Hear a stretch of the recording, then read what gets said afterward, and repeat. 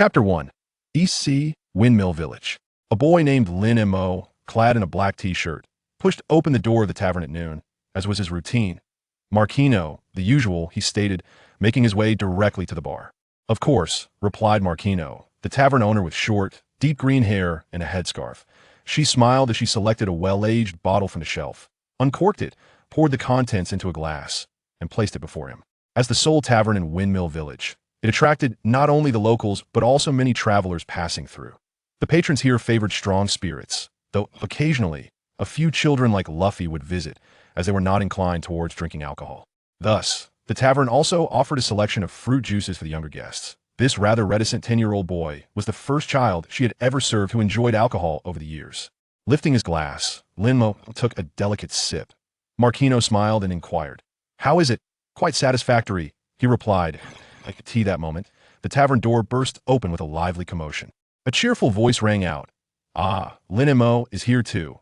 It was Shanks, the red-haired pirate. Following him were Yasopp and Lucky Roo, along with other members of the red-haired pirates, who jovially entered the tavern, calling for Marquino to serve them drinks. Shanks plopped down beside Lin Mo, removing his straw hat and placing it on the bar top. At this time, he had yet to lose his left arm while rescuing Luffy. Marquino promptly brought forth the fine spirits. Shanks uncorked a bottle, took a hearty swig, and then heartily patted Lin Mo on the back, exclaiming, "Ha ha, kid, have you found the answer to my question from yesterday?" Lin Mo calmly set down his glass and replied nonchalantly, "I refuse." "What? So straightforwardly denied? You've given me no face at all." Shanks feigned disappointment. The members of the red-haired pirates burst into laughter. "Ha ha ha, the captain has been rejected. Can't even win over a kid. Captain, you're slipping. Ah ha ha. Boss, keep trying, we believe in you." Then, Shanks took another generous gulp of his drink and joined in the laughter as if nothing had happened. The atmosphere among the red-haired pirates was so exuberant that Lin Mo, as a time traveler, couldn't help but chuckle along. Indeed, Lin Mo was a time traveler, having arrived in this world 10 days prior. His special ability, or golden finger, was the traveler system, which assigned him a task to sign in at designated locations. However, completing the sign-in was not merely a matter of arriving at the location. He had to wait until the progress bar was entirely filled. The conditions for filling the progress bar were somewhat enigmatic. When Lin Mo first appeared in Windmill Village, the progress bar increased by only 30. After enjoying a drink at Marquino's tavern, it rose by another 30. Subsequently, after becoming acquainted with Shanks and sharing a drink with him, the total progress bar reached 90. Upon the completion of the final 10% of progress, it would be time for Lin Mo to rise and head towards the next checkpoint. However, since his acquaintance with the red-haired individual a week prior, this progress bar had remained stagnant. "Hey kid," the redhead suddenly draped an arm around Lin Mo's neck, grinning widely as he inquired, "Have you ever contemplated what you wish to pursue in the future? To set sail, indulge in fine wine and hearty feasts, and behold the wonders of the world?" Lin Mo replied, pushing the redhead away. "I aspire to be a free-spirited traveler." At this, the redhead burst into laughter, thumping the table. "Ah, traveler, don't you think that with your talents, being merely a traveler would be a waste?" Talents? Could it be that he has discerned something?" Lin Mo remained silent. The redhead continued, "Kid, perhaps others cannot see it, but do not think you can hide it from me." In truth, they had known each other for less than a week, and although the other appeared to be merely a taciturn 10-year-old, the occasional utterances he made were often imbued with a level of maturity and audacity that belied his age. Though Lin Mo frequently faced ridicule from other patrons, he remained unfazed and never engaged in disputes. Were it not for his age, the redhead might have even been led to believe that he was conversing with an adult who had experienced a multitude of stories. Ultimately, despite their brief acquaintance, the two resonated well together due to Lin Mo's carefree disposition, becoming friends who shared everything. Moreover, while others might overlook Lin Mo's prowess, it was unmistakable to the redhead. He was certain that the boy had awakened the full extent of the 3 types of Haki. Haki is a latent power that nearly everyone possesses, an innate ability that encompasses aura, killing intent, and fighting spirit, an immense force that transforms willpower into a weapon by manipulating these invisible sensations. Haki is categorized into 3 types: Observation Haki, Armament Haki, and Conqueror's Haki. While most can attain this power through training, it is not something that can be achieved in a short span of time. To awaken and master Armament Haki and Observation Haki at the age of 10 undoubtedly marks one as extraordinarily gifted. What if he were to possess Conqueror's Haki, a rare trait found in only one among millions? Most alarmingly, Lin Mo is merely 10 years old. That is truly formidable. Yet this is not the aspect the redhead admires most about Lin Mo. When he first encountered Lin Mo at the tavern a week ago, he recognized that the boy possessed the 3 types of Haki, albeit his aura was still quite disordered. Even with the awakening of all 3 types, it seemed he had yet to fully master them. However, with each passing day, the redhead could distinctly sense the boy's aura becoming increasingly stable, his strength growing stronger. The redhead was certain that there was no one in Windmill Village capable of guiding Lin Mo. He was achieving remarkable growth entirely on his own, a feat not easily accomplished by the average person. Particularly, the stabilization and enhancement of Haki are not results that can be realized in a brief time frame. Thus, it is evident that this young boy is extraordinarily formidable. Had it not been for the past few days of daily encounters, he would scarcely have believed that someone could experience such astonishing growth. He was utterly convinced that, in the near future, this young lad would undoubtedly become a figure of immense significance, shaking the very foundations of the world. Thus, yesterday, the red-haired captain extended an invitation to Lin Mo to join his ship, allowing him a night to ponder the offer. Although he had just been declined, regardless of innate talent or rapid advancement, how far could a 10-year-old child navigate the treacherous seas alone? The captain did not wish for Lin Mo, still in his formative years, to meet his demise in the vast ocean at such a tender age. In truth, you have already awakened the 3-color Haki, have you not? With your exceptional gifts, merely becoming a traveler is a gross understatement, the red-haired captain insisted, reluctant to let go. Join my crew, and we shall traverse the globe together, indulging in feasts and merriment without restraint. Moreover, you will gain a band of trustworthy companions worthy of your life. Lin Mo. Indeed, his secret had been uncovered. No wonder he would eventually become one of the 4 emperors, as the captain had rightly stated. With Lin Mo's affable nature, life aboard his ship would indeed be filled with joy. The allure of having a group of loyal and intriguing companions was undeniably compelling. Regrettably, Lin Mo had never intended to align himself with any faction from the outset. He shook his head resolutely, declaring, "I'm accustomed to solitude. No matter how many enticing conditions you present or how much you plead, I remain disinterested. For me, my dream is simply to be a free-spirited traveler, unbound by constraints." Momentarily taken aback, the red-haired captain had not anticipated yet another rejection. Were it not for the unwavering determination reflected in Lin Mo's eyes, he might have continued his persuasion. "Young one, consider this carefully. You are the first person I have invited aboard my ship on 2 consecutive occasions. Are you truly certain you do not wish to reconsider?" Shanks, the red-haired captain, was known for his generous and carefree spirit, possessing an amiable temperament and maintaining harmonious relations with his crew. He placed great value on friendship. Regardless of his future as one of the formidable 4 emperors, Lin Mo was genuinely inclined to befriend him. But to join his pirate crew? That was out of the question. Lin Mo shook his head firmly, stating, "My decision is resolute. There is no need for further persuasion." As he uttered these words, a prompt resonated within his mind. Ding! Successfully declined Shanks' invitation. Completion of signing and increased by 10. Ding! The sign-in task for Windmill Village has been completed. Congratulations, host. You have acquired the all-attribute chakra physique and the skill fire release. Great Dragon Fire Technique. The Great Dragon Fire Technique. This was a formidable ninjutsu from the world of Naruto, where the user channels chakra to conjure a high-temperature flame, forming a dragon that charges toward the enemy with tremendous power. Lin Mo could hardly believe that he had obtained a skill from Naruto within the world of pirates. Nevertheless, amidst his joy, he felt a hint of perplexity. If declining Shanks' invitation could lead to the completion of the final progress, then why had the initial refusal not achieved the same outcome? It seemed that Shanks' first invitation was merely a casual remark. Lin Mo promptly accessed the attribute panel visible only to him. Name: Lin Mo. Age: 10. Check-in location: Frostmoon Village 0. Physique: all attribute chakra. Haki: armament color LV2. Observation color LV2. Conqueror's color LV2. Skill: fire release. Great Dragon Fire Technique entry level. System space: 10 by 10 by 10 cubic meters. The 3 types of Haki and the system space were part of the novice package awarded to Lin Mo upon binding with the Traveler system. The levels following Haki denote its intensity. Unlike the natives of the pirate world, Lin Mo could enhance his Haki levels solely by completing check-in progress tasks. Upon becoming acquainted with Shanks and treating him to drinks, he had increased his progress by 30, while simultaneously earning a level up for each type of Haki as a reward. His gaze shifted to Frostmoon Village, the location of his check-in. Indeed, upon completing a check-in at one location, the next would be revealed. With the next check-in location now unveiled, it signified that he ought to depart. However, before leaving, he felt it necessary to treat Shanks and the others to a hearty drink that a smile played at the corners of Lin Mo's mouth. Today, I shall cover the entire bill, everyone. Drink freely. The endeavors he had undertaken over the past few days, fighting wolves, bears, and tigers, were not in vain. He had not only enhanced his Haki proficiency, but also amassed a fair amount of berries, double the benefit. What's with the sudden extravagance? Shanks inquired with a chuckle. Lin Mo casually replied, I am preparing to leave. Momentarily taken aback, Shanks had yet to respond. Lockie approached, one hand gripping a piece of meat, the other dragging a transponder snail. Boss, this is for you. Who's looking for me? Shanks asked as he took the transponder snail. A roar erupted from the device. Hey, Shanks, you bastard. Have you gone Windmill Town?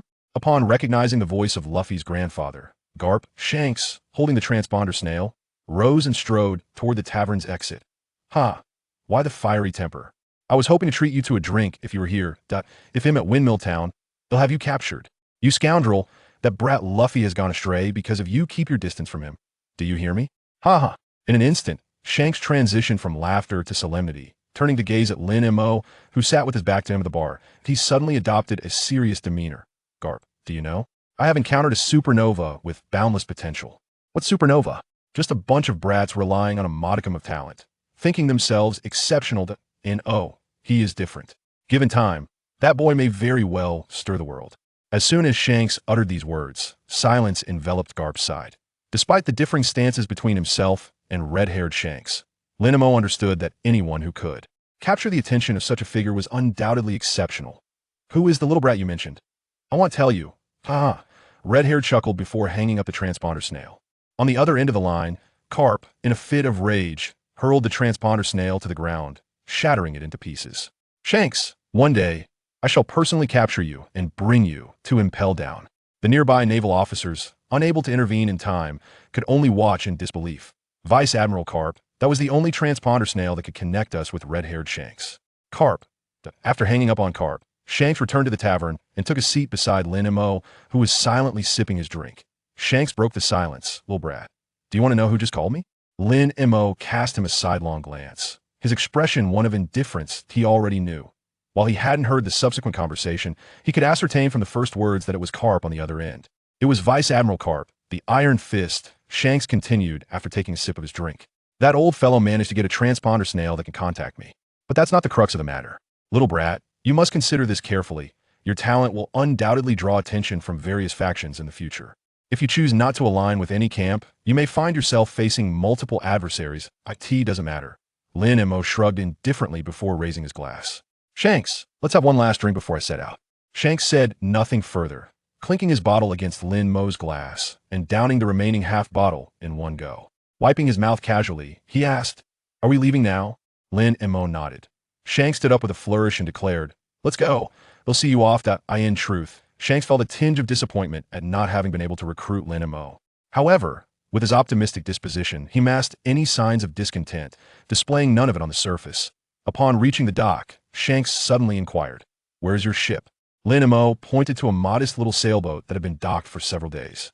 It's over there. That he had procured this vessel a few days prior, intending to leave immediately after completing his task. Are you sure that such a simple little boat can handle the open sea? Yes, Lin Mo replied, leaping onto the boat and untying the rope from the dock. I'm off now.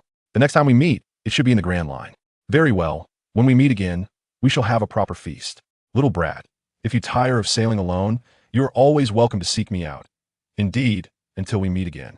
As Lin Mo's small boat began to drift away, the next destination was Frost Moon Village, where Zoro resided. The system provided navigation, eliminating any concern of becoming lost at sea. Barely 50 meters from the dock, the waters beneath suddenly erupted with a tumultuous and powerful wave. In a moment, a colossal sea monster resembling a giant crocodile burst forth from the waves, its gaping maw filled with menacing fangs. Lunging towards the small boat, carrying Lin to the dock, the villagers of Windmill Village gasped in alarm. The king of the near sea? It is indeed the king of the near sea. Boy, flee for your life. What do we do? He's going to be devoured. Someone, hurry and save him. In stark contrast to the villagers' anxiety, the red-haired group appeared remarkably composed. The red-haired captain was aware of Lin Mo's formidable strength. Yet he had yet to witness the boy in action. This presented a prime opportunity to assess the young one's capabilities. However, to err on the side of caution, he decided to prepare for contingencies. Hey, Beckman, Jesus Burgess.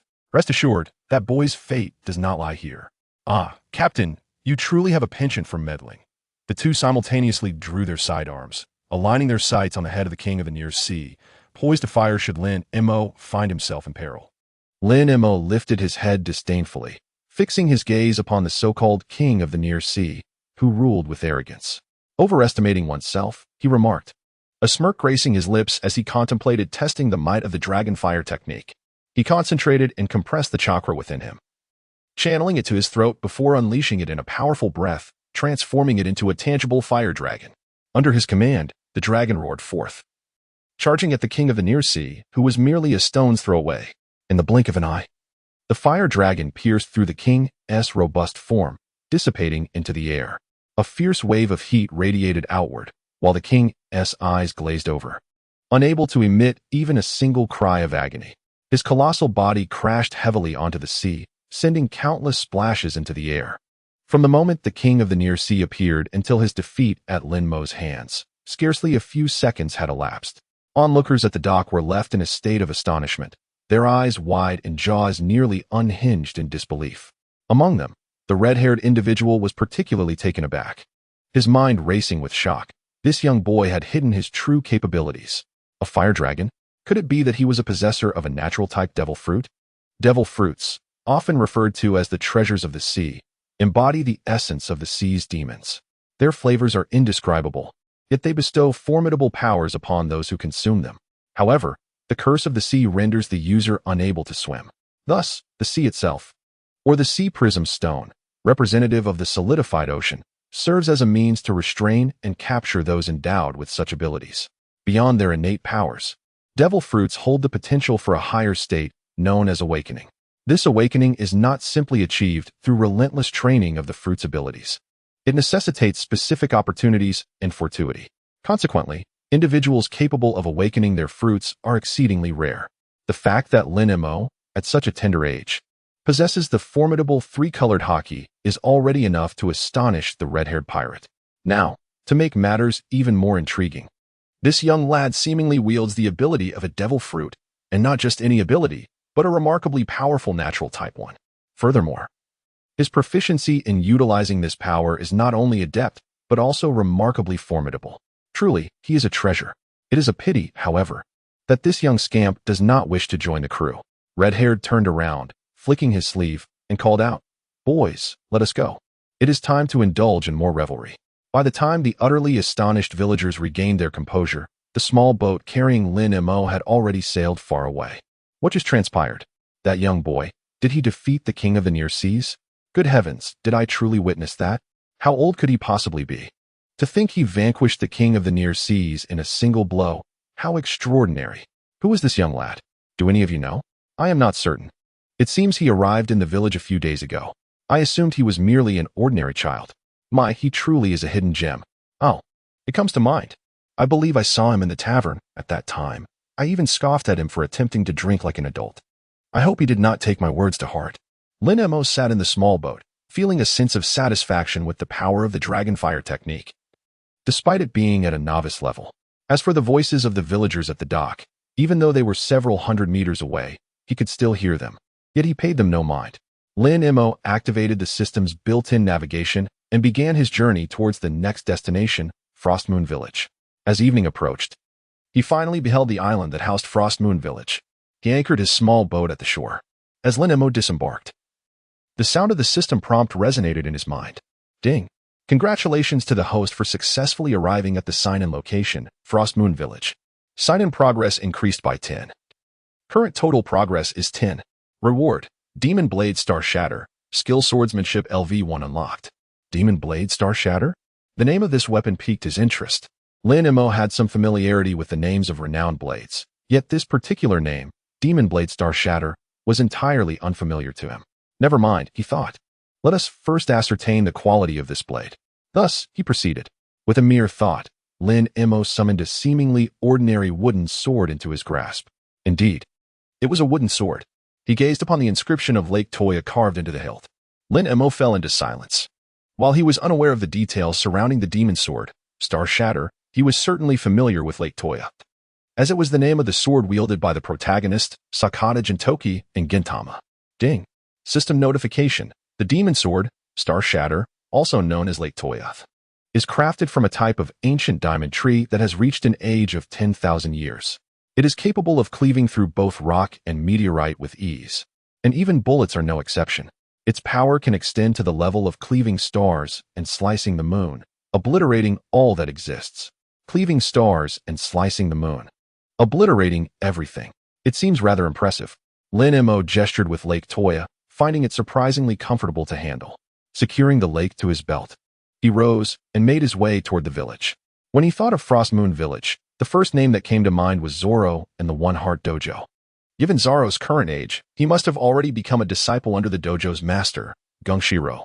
Furthermore, the initial rewards for coming ashore included swordsmanship and Lake Toya, indicating that this particular sign-in task was undoubtedly related to the way of the sword. With this in mind, Lin Mo decided to first visit the One Heart Dojo to assess the situation. Guided by the enthusiastic villagers, he soon arrived at the entrance of the dojo. Even though night had fallen, the dojo remained brightly lit, with the sounds of children practicing their sword strikes emanating from within. Ding. Arrived at the One Heart Dojo. Sign-in progress increased by 10, current total progress at 20, swordsmanship level increased by 1. In an instant, a warm current flowed through his meridians, and various sword techniques of level 2 naturally appeared in his mind, compared to the subtle enhancements of level 1. Level 2 provided Lin Mo with a clear sense of having grown stronger. A smile played at the corners of his mouth.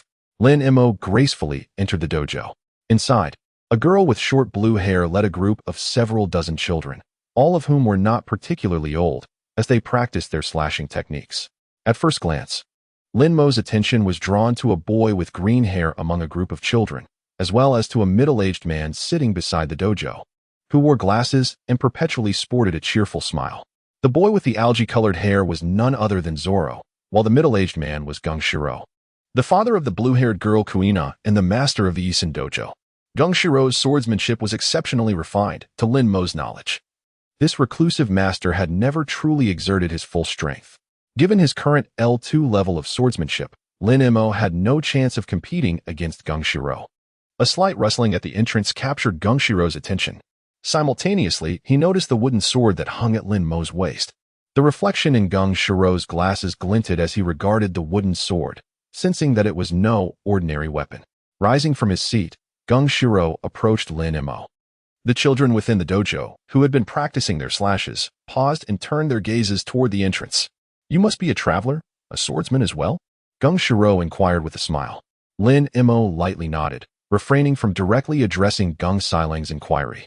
His initial intention for coming here was merely to exchange pleasantries with Gung Silang and Zoro. With that objective accomplished, it was time for him to take his leave. Lin Mo was just about to depart when Gung Silang gazed curiously at the receding figure of Lin Mo. While many might overlook certain nuances, Gung Silang was different. Having encountered countless individuals throughout his life, he could discern the child's extraordinary prowess merely from the steadiness of his gait and the composed aura that surrounded him. Moreover, from the very first moment he laid eyes on the child, he recognized in Lin Mo's tranquil gaze a profound equanimity, a rare quality that suggested an indifference to worldly matters. Most practitioners of the sword are often restless and impetuous, yet those who truly achieve a state of inner stillness are exceedingly few. Only by genuinely immersing oneself in the understanding of the myriad facets of existence, unperturbed by the whims of desire, can one become a truly formidable swordsman. Gung Silang perceived a glimpse of the future within Lin Mo. Wait a moment. Gung Silang called out to Lin Mo. Lin Modern came to a halt, turning back with an indifferent tone. "What is it?" Gung Silang inquired with a smile. "What is your name?" "Lin Mo," he replied. "Do you enjoy drinking tea?"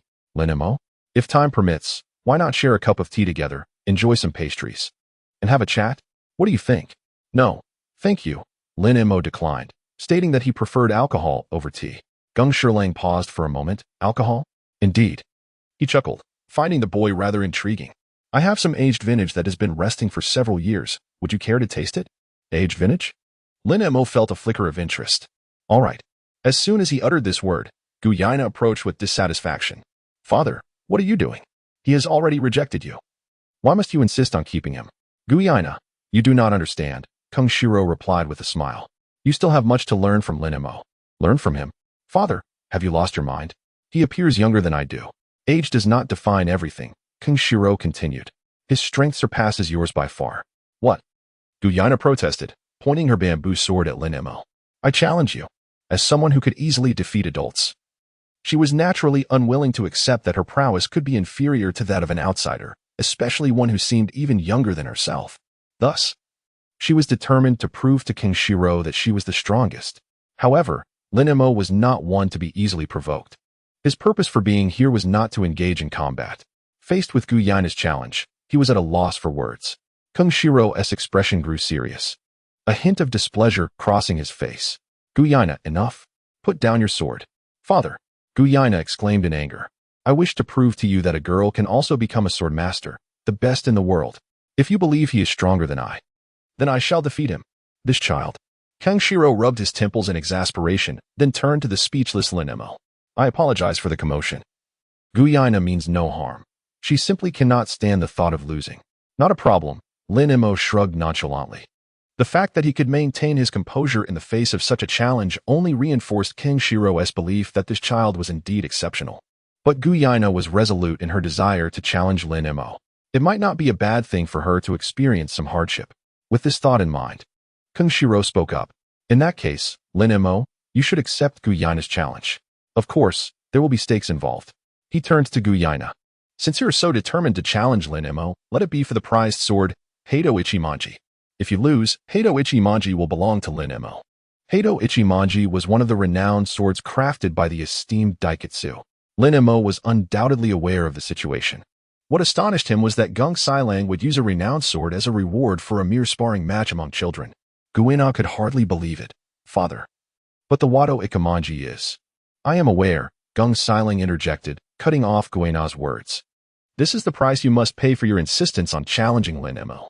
If you fear loss, then you should forego the challenge.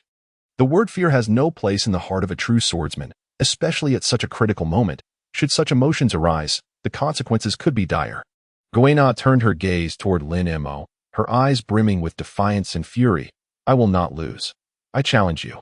Lin Mo was, in fact, disinclined to accept this perplexing challenge. Even the allure of a renowned sword failed to pique his interest.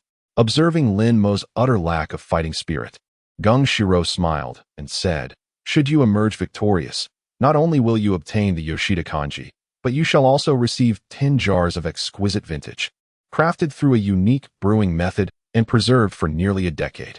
Lin Mo's gaze flickered slightly. 20 jars. I only possess 15. You may have them all. Deal. Upon Lin Mo's acceptance of Kuina's challenge, the children of the dojo, including Zoro, swiftly took their seats around the arena. Go for it, Kuina. You are the strongest in the dojo. Charge forth and defeat him. Indeed, let this outsider witness the prowess of our dojo. Yes, just like how you usually best Zoro.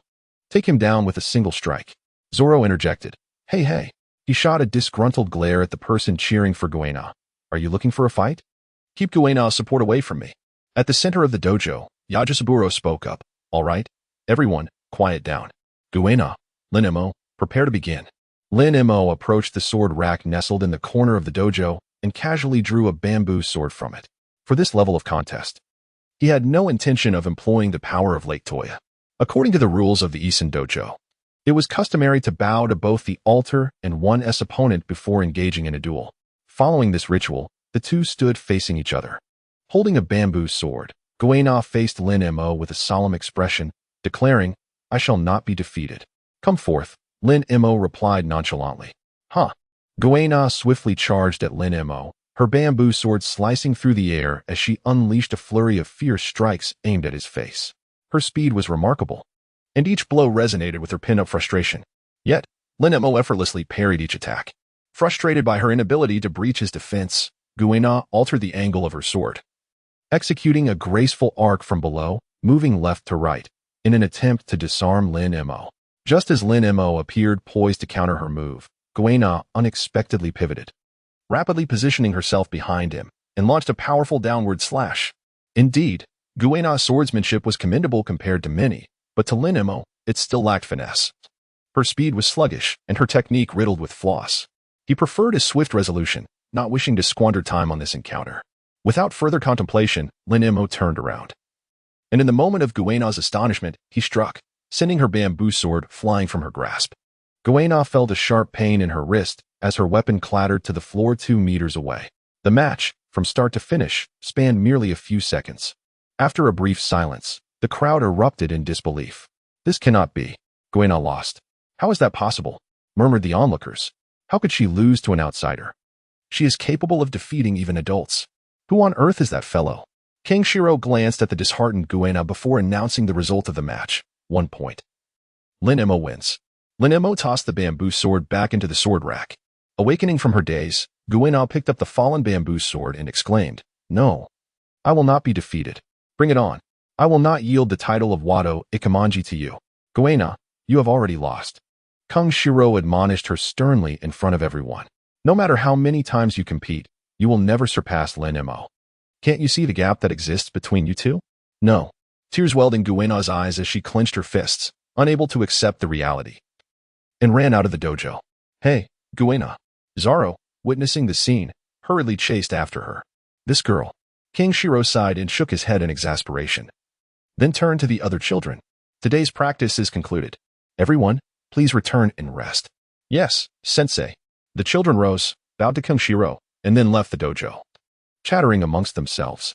Once the children had departed, King Shiro looked towards Lin Mo and said, "Come with me." Lin Mo nodded gently and followed Gung Sailang to the tea room in the backyard of the dojo. The two sat facing each other. Before them, on the tea table, rested a pot of freshly brewed tea and a vessel exuding a delicate and fragrant brew. Gung Sailang presented to Lin Mo a blade he had just retrieved from the storeroom, its hilt and scabbard both pristine white, appearing simple and unadorned, yet concealing profound depth. "From this moment forth, this blade is yours," he declared. "This is the renowned sword, Hidawi Wenzi." Lin Mo accepted it without hesitation, fastening it alongside Lake Toya at his waist. Then, the two raised their respective teacups and wine glasses, taking a sip together. To be fair, the vintage that Gung Sailang spoke of was rather delightful. Although not particularly strong, it possessed a refreshing and delicate cherry blossom flavor that was truly invigorating. Lin Mo was quite fond of it. "What do you think?" Gung Sailang said with a smile, explaining that the brewing technique had been passed down from a rather unique place, making such wine unattainable elsewhere. "Not bad." Lin Mo nodded in affirmation. At that moment, a notification chimed. Ding. Engaging in a toast and conversation with Gung Sailang has increased progress by 10, bringing the total to 30. Reward. Swordsmanship level has risen by 1. Current level is LV3. As the swordsmanship level ascended to L3, an intense aura enveloped Lin Mo, radiating a palpable yet fleeting sword intent that emanated from him. A flicker of astonishment crossed Lin Mo's eyes. His willingness to share a drink with Gung Sailang stemmed merely from a sense of goodwill, a slight gesture of camaraderie. Yet, he was taken aback to discover that this seemingly casual act inadvertently fulfilled his progress towards a milestone. What an unexpected delight it turned out to be. Inside the tea room, the two, one large, one small, sat across from each other, savoring tea and spirits in blissful contentment. However, as Lin Mo downed a cup of wine, an overwhelming aura of sword intent suddenly enveloped the space, an invisible force radiating from him, pulsating within the confines of the modest room before dissipating in an instant. Gung Sailang's previously smiling countenance momentarily faltered under the oppressive presence of this sudden sword energy. His fingers tightened around the teacup, and even his gaze towards Lin Mo shifted in intensity. "Your swordsmanship," Gung Sailang remarked with surprise, "it seems to have elevated just now." Though uncertain of what had transpired, he was convinced that Lin Mo, in comparison to the Lin Mo who had sparred with Kuina, had achieved a profound understanding and mastery of the sword that was on an entirely different plane. This child was indeed a prodigious talent in swordplay. After a moment of contemplation, Gung Sailang could not refrain from inquiring, "Might I ask who taught you your swordsmanship?" "I am self-taught." "Self-taught? So, you have no school or master." "Indeed. With no guidance, how had he honed his sword skills?" "I cannot disclose that," Lin Mo replied. Gung Sailang was not one to pry excessively, and he smiled. "Since you prefer to keep that to yourself, I shall refrain from further questioning. I have a suggestion. Why not stay at the dojo? Not only will you have wine to enjoy, but I can also teach you the art of the sword." In truth, Gung Sailang had been intrigued the moment Lin Mo mentioned his lack of a master. A talent as exceptional as his was rare, and he was reluctant to let such an opportunity slip away. Thank you, but no, Lin Mo declined. I am a traveler and do not intend to linger in one place for too long. A traveler? Gung Sailang paused, taken aback. With your gifts, to merely be a traveler seems a tragic waste. If you were to remain, I would gladly impart all my knowledge to you. I believe, with your talent, you could master the art in no time and then continue your travels. No, I appreciate your kindness, Lin Mo replied, maintaining his stance. Echoing the earlier rejection of the red-haired individual, he turned down Gung Sailang's offer, stating, I'm not interested in the legacy of swordsmanship or becoming a revered swordsman. For me, my dream is simply to be a free-spirited traveler, unbound and unrestrained, and nothing more. Gung Sailang, undeterred, pressed on, are you truly unwilling to stay? Lin Mo nodded firmly, yes. Seeing that he could no longer persuade him, Gung Sailang had no choice but to relent. Well then, since that is the case, I shall not press further. How long do you intend to stay in Xuanyue village this time? Lin Mo pondered for a moment. The total progress of the sign-in was merely 30, based on previous experiences in Windmill Town. It was unlikely that he could conclude this endeavor smoothly in less than 10 days to half a month. Approximately 2 weeks would be necessary. Upon hearing this, Gung Sailang lifted his teacup and took a sip before continuing. The village lacks an inn. Before you depart, it would be prudent to stay at the dojo. Very well. Lin Mo replied without objection. After exchanging a few more words, Gung Sailang arranged a guest room for Lin Mo and instructed someone to deliver the promised wine. After stowing away the 15 barrels of wine, each nearly as tall as a human, into his system space, Lin Mo noticed that the hour was still early and decided to take a stroll around the village. As he stepped into the courtyard, an ominous aura suddenly enveloped him from behind. He deftly sidestepped an incoming attack. Under the moonlight, upon recognizing the assailant with the distinctive green hair, Lin Mo effortlessly struck Zoro, who wielded 2 bamboo swords, to the ground with a swift hand maneuver. Damn it! Zoro exclaimed as he rose from the ground. Kazuki Kuina would never lose to you. You must have resorted to underhanded tactics to claim victory. If you are a true man, pick up your sword. I challenge you. Should I prevail, you must return the sword of Daoi Wenzi to Kuina. Lin Mo, what is this supposed to be? Lin Mo felt utterly speechless. He had no desire to engage with Zoro. However, just as he turned to depart, Zoro lunged at him once more, wielding 2 bamboo swords, proclaiming, take this. Just as before, Lin Mo effortlessly evaded Zoro's myriad of attacks without even facing him, ultimately delivering a decisive blow that sent Zoro crashing to the ground. As Lin Mo attempted to leave for the 3rd time, Zoro once again scrambled to his feet and charged at him. Lin Mo felt somewhat exasperated. Was this fellow always so bothersome in his childhood? If I defeat you with my sword, will you cease to trouble me? Lin Mo drew his sword, Donya Lake, effortlessly parrying several of Zoro's strikes. At the same time, he noticed that in terms of sheer strength, Zoro was indeed somewhat stronger than Kuina. However, when it came to technique and insight, the disparity between the two was quite pronounced. No wonder this fellow had always struggled against Kuina. Lin Mo did not ponder further.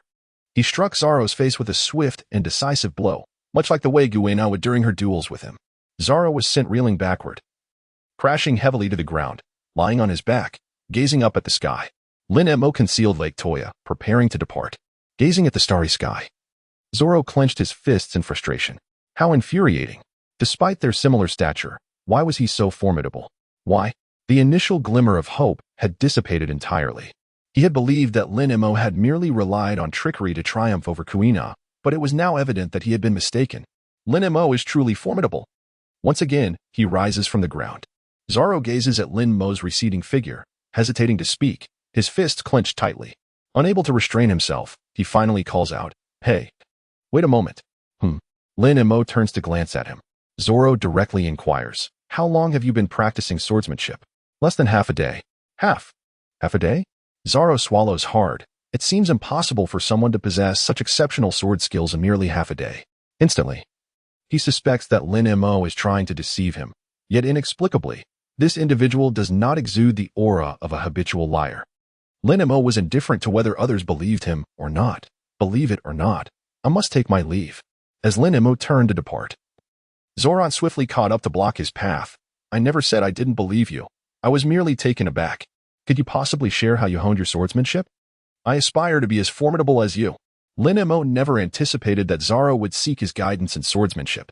However, considering the relentless determination Zoro had just displayed, he realized that if he simply walked away without a word, this fellow would undoubtedly persist in his pursuit. Thus, it seemed more prudent to offer some advice, allowing Zoro to ponder it himself, which would enable Lin Mo to enjoy a tranquil life in the days to come. With this thought in mind, Lin Mo spoke. How long have you been training at the One Mind Dojo? Almost a year, Zoro replied. The fruits of a year's training amounted to recklessly charging forward and overpowering opponents with brute strength? Oh well, Zoro stammered, somewhat flustered. Lin Mo continued. Do you know why you have consistently been unable to defeat Kuina? I do not know. Despite my relentless efforts, I still cannot surpass her. Do you know the reason? Your combat lacks any semblance of technique, Lin Mo replied bluntly. In terms of strength, your dual-wielding technique currently matches Kuina's. Even if, in the future, your power surpasses hers, she can still overcome you with her exceptional swordsmanship. From the very beginning, your approach has been fundamentally flawed. Flawed? Zoro interjected eagerly. Then what must I do to conquer Kuina? Alongside honing your fundamental skills, you must also enhance your sword techniques. Do not merely charge forward with brute force. You must analyze your opponent's attack patterns and counter them effectively. As long as you possess sufficient strength, you will be able to discern the flaws in even the most perfect sword techniques. Just as he finished speaking, a notification chimed. Ding. Guidance on Zoro's swordsmanship. Sign-in progress increased by 20. Current total progress stands at 50. Reward. Swordsmanship level increased by 1. Current swordsmanship level is LV4. Upon hearing this, Lin Mo immediately sensed a shift within himself, a formidable and terrifying aura emanating from him. Indeed, to complete the sign-in progress, it is essential to be in the company of key individuals. The fact that guiding Zoro's swordsmanship alone granted a 20-point increase in sign-in progress is a testament to that. What was that just now? Zoro's voice broke the momentary silence. Was it merely an illusion? I seem to have felt an indescribable sense of oppression. Lin Mo cast a glance at Zoro, acknowledging the prowess of the formidable swordsman who would undoubtedly become the right-hand man of Luffy, the future pirate king. Shifting the conversation back, Lin Mo inquired, Do you understand what I just explained? Zoro, snapping back to reality, scratched his head and replied, somewhat perplexed. You mean I need to contemplate and analyze my opponent's moves to identify weaknesses and defeat him, right? In genuine combat, the enemy 1T grant you much time to decipher their techniques. What should I do then? Discover it for yourself, Lin Mo responded. At that moment, he suddenly posed a question. Do you believe there exists a sword capable of severing anything? Zoro was taken aback, his eyes gleaming with intrigue. Is there truly such a sword? Lin Mo's lips curled into a subtle smile as he casually picked up a bamboo sword belonging to Zoro. Watch closely, he said. Just then, a gust of wind arose, and a single leaf danced through the air. Lin Mo swung the bamboo sword towards the leaf. When the leaf gracefully descended to the ground and scathed, Zoro couldn't help but scoff, a bamboo sword attempting to sever a leaf. How is that even conceivable? Lin Mo chuckled softly, offering no explanation. At that moment, a sharp crack resonated through the air, and not far from the leaves, a towering stone shattered instantaneously, scattering fragments across the ground. Eh? Zoro exclaimed, bewildered. What on earth just transpired? How did the stone break? In the tranquil courtyard, the luminous moonlight elongated the two diminutive figures standing still amidst the stillness. Lin Mo tossed the bamboo sword back to Zoro, who fumbled to catch it, his eyes wide with astonishment. Could it be that you shattered that stone? Yet you clearly did not strike it. What exactly transpired just now? Lin Mo cast a glance at Zoro, a faint smile gracing his lips, and spoke. Listen well, Zoro. In this world, there exist swordsmen who cannot be severed by anything. Yet, such a swordsman can wield the same blade to cleave through all earthly matters. A truly formidable swordsman possesses the ability to protect what he cherishes, as well as the power to sever all that he desires to cut away. Your path of learning is still long. Persevere. With that, Lin Mo gently patted Zoro's shoulder before turning to stride out of the courtyard. The evening breeze stirred, ruffling the hem of his garments and tousling his hair as he departed. Zoro stood in a daze, watching Lin Mo's retreating figure, his mind swirling with thoughts. Could one truly be incapable of being severed yet able to cleave through everything? Had he encountered such a person in the past, he would have certainly dismissed the notion as absurd. Yet, Just moments ago, Lin Mo had demonstrated through action that a genuinely powerful swordsman could indeed achieve such feats. With merely an ordinary bamboo sword, he had accomplished this remarkable act. They were nearly the same age. That fellow is undeniably a monster. Hey, what are you doing alone in the courtyard? At that moment, Kuina's somewhat cold voice broke through Zoro's reverie.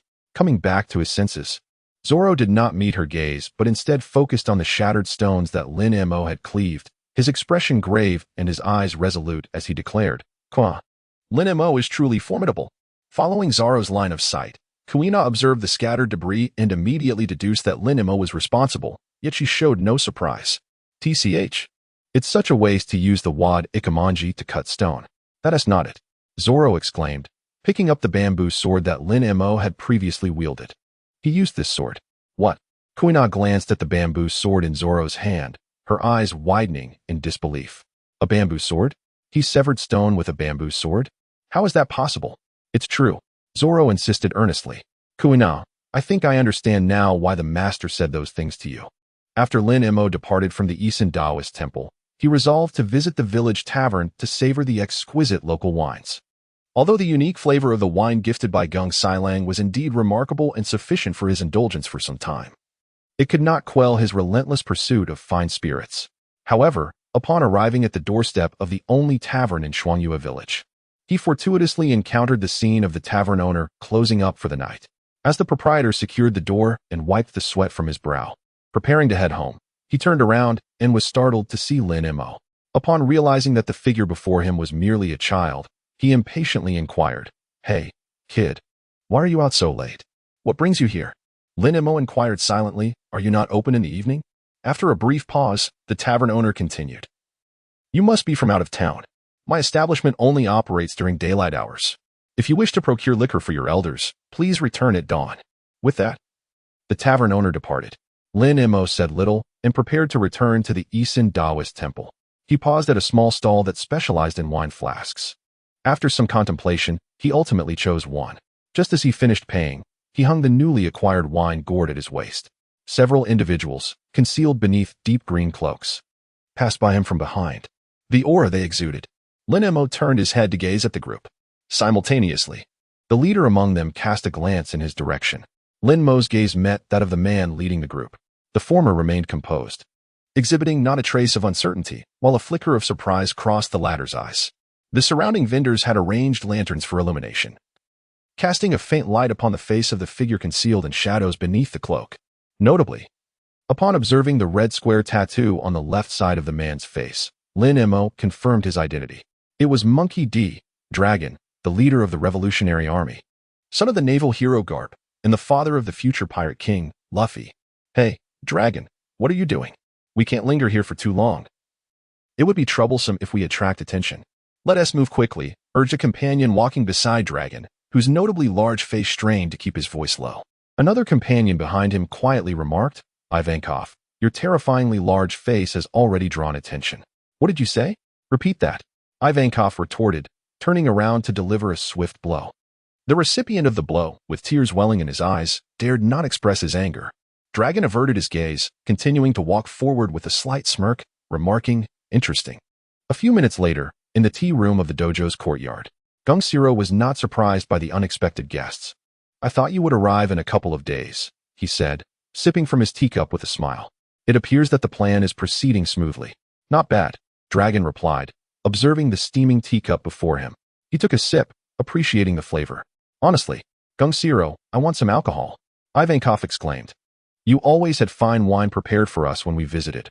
Why are you being so stingy today?" Gung Siro shook his head with a smile. "It's not that I do not wish to provide it for you. It's simply that all my treasured wines have been given away." "What? Are you joking? Given away?" Ivankov exclaimed in disbelief.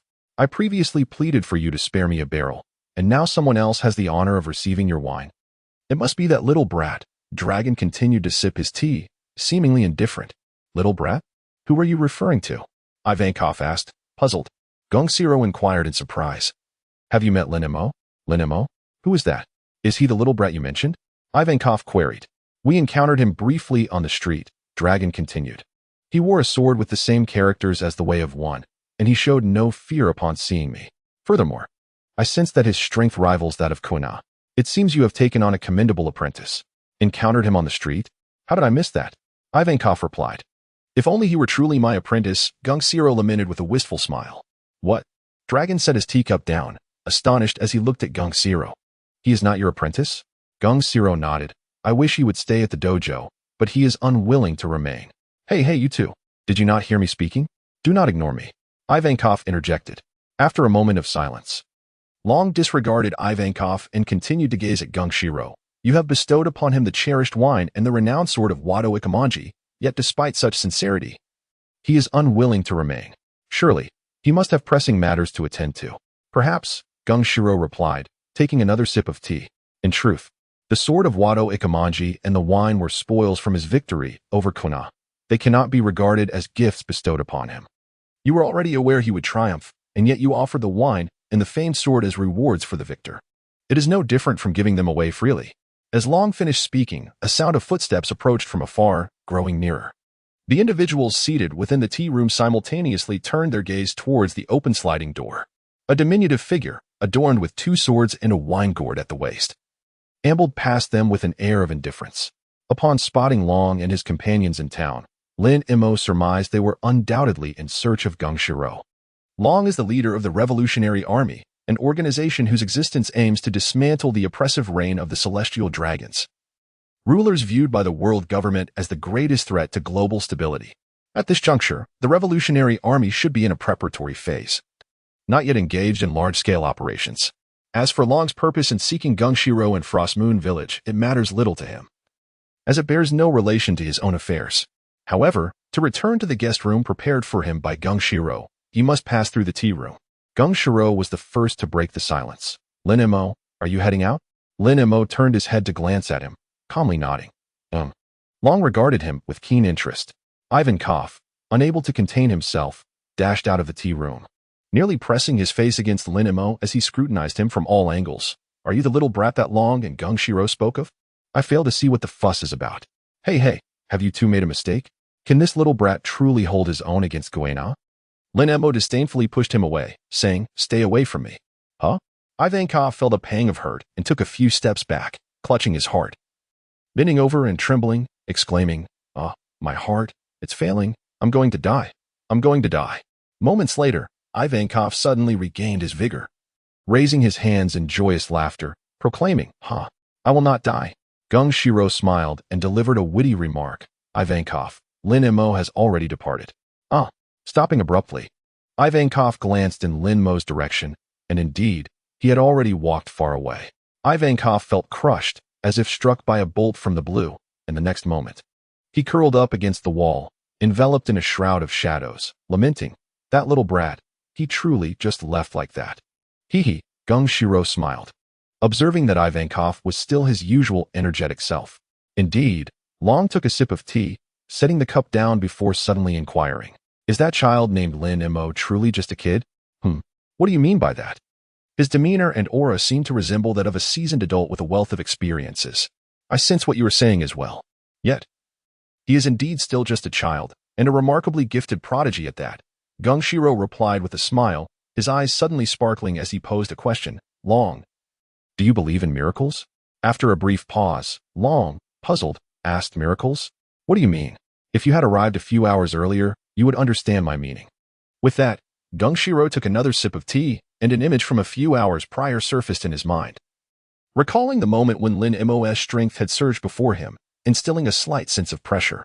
The following day, as dawn began to break, Lin Mo rose early in the morning. As soon as he stepped out of his room, a shadow imbued with a menacing aura darted past him. Lin Mo silently sidestepped, having long sensed the imminent attack from someone lurking outside. With a swift motion, he struck decisively, sending the audacious individual crashing to the ground. Zoro exclaimed as he fell face first. Lin Mo did not even spare him a glance, walking past him without a second thought. Zoro, rising from the ground, grasped 2 bamboo swords and followed closely behind. Rather than being disheartened by his defeat, he felt an exhilarating thrill. Lin Mo, I remember everything you said to me yesterday. Although I pondered over it all night and still find many aspects perplexing, I shall not surrender. One day, I will fully grasp the essence of your words, surpass you, and ultimately defeat you. Lin Mo replied dismissively. Zoro continued, I am serious. You may not regard me highly at present, but that is inconsequential. I shall prove myself through tangible actions and will strive with doubled effort to demonstrate my capabilities to you. Lin Mo. This little brat is so bothersome. Lin Mo walked silently ahead. As he passed the tea room, the voice of Gungshiro suddenly emerged.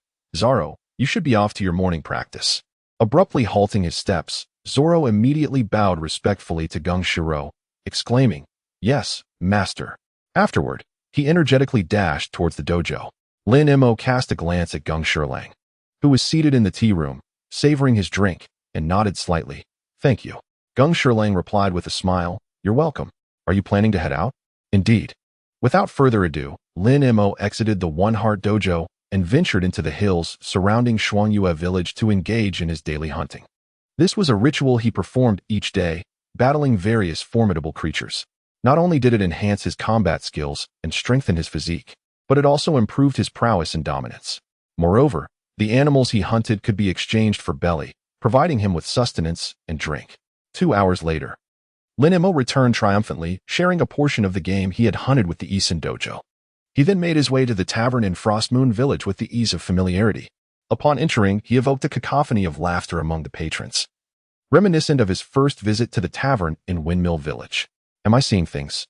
It appears a little imp has wandered into the tavern. Hey there, little one. This is a tavern.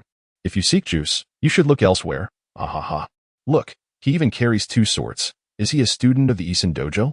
Instead of practicing swordplay at the dojo, is he here to entertain us with his sword skills? Ah ha ha. Little one, this is no place for you. You should hurry back to the dojo and continue your training. Ha ha ha. Lin Mo disregarded the surrounding chatter and approached the bar counter. He effortlessly took a seat on the tall stool before the bar and casually placed a handful of coins on the counter, stating, I would like the finest drink you have here.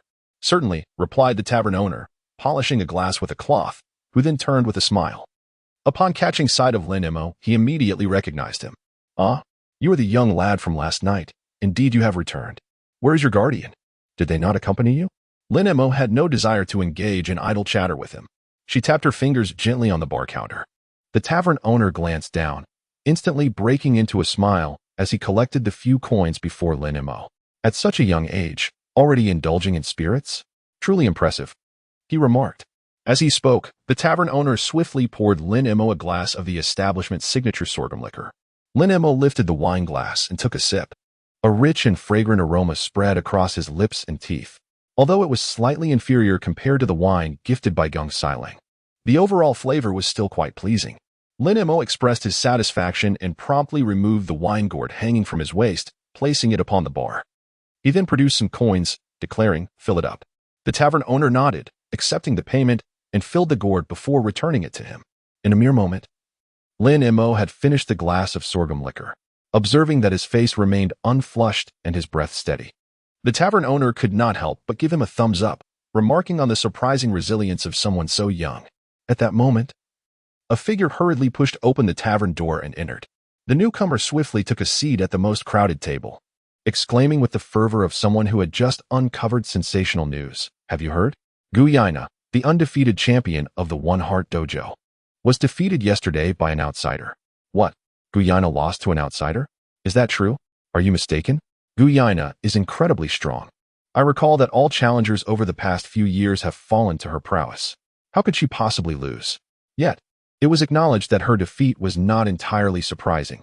Given her tender age of merely 11, there remain many adults far more formidable than she.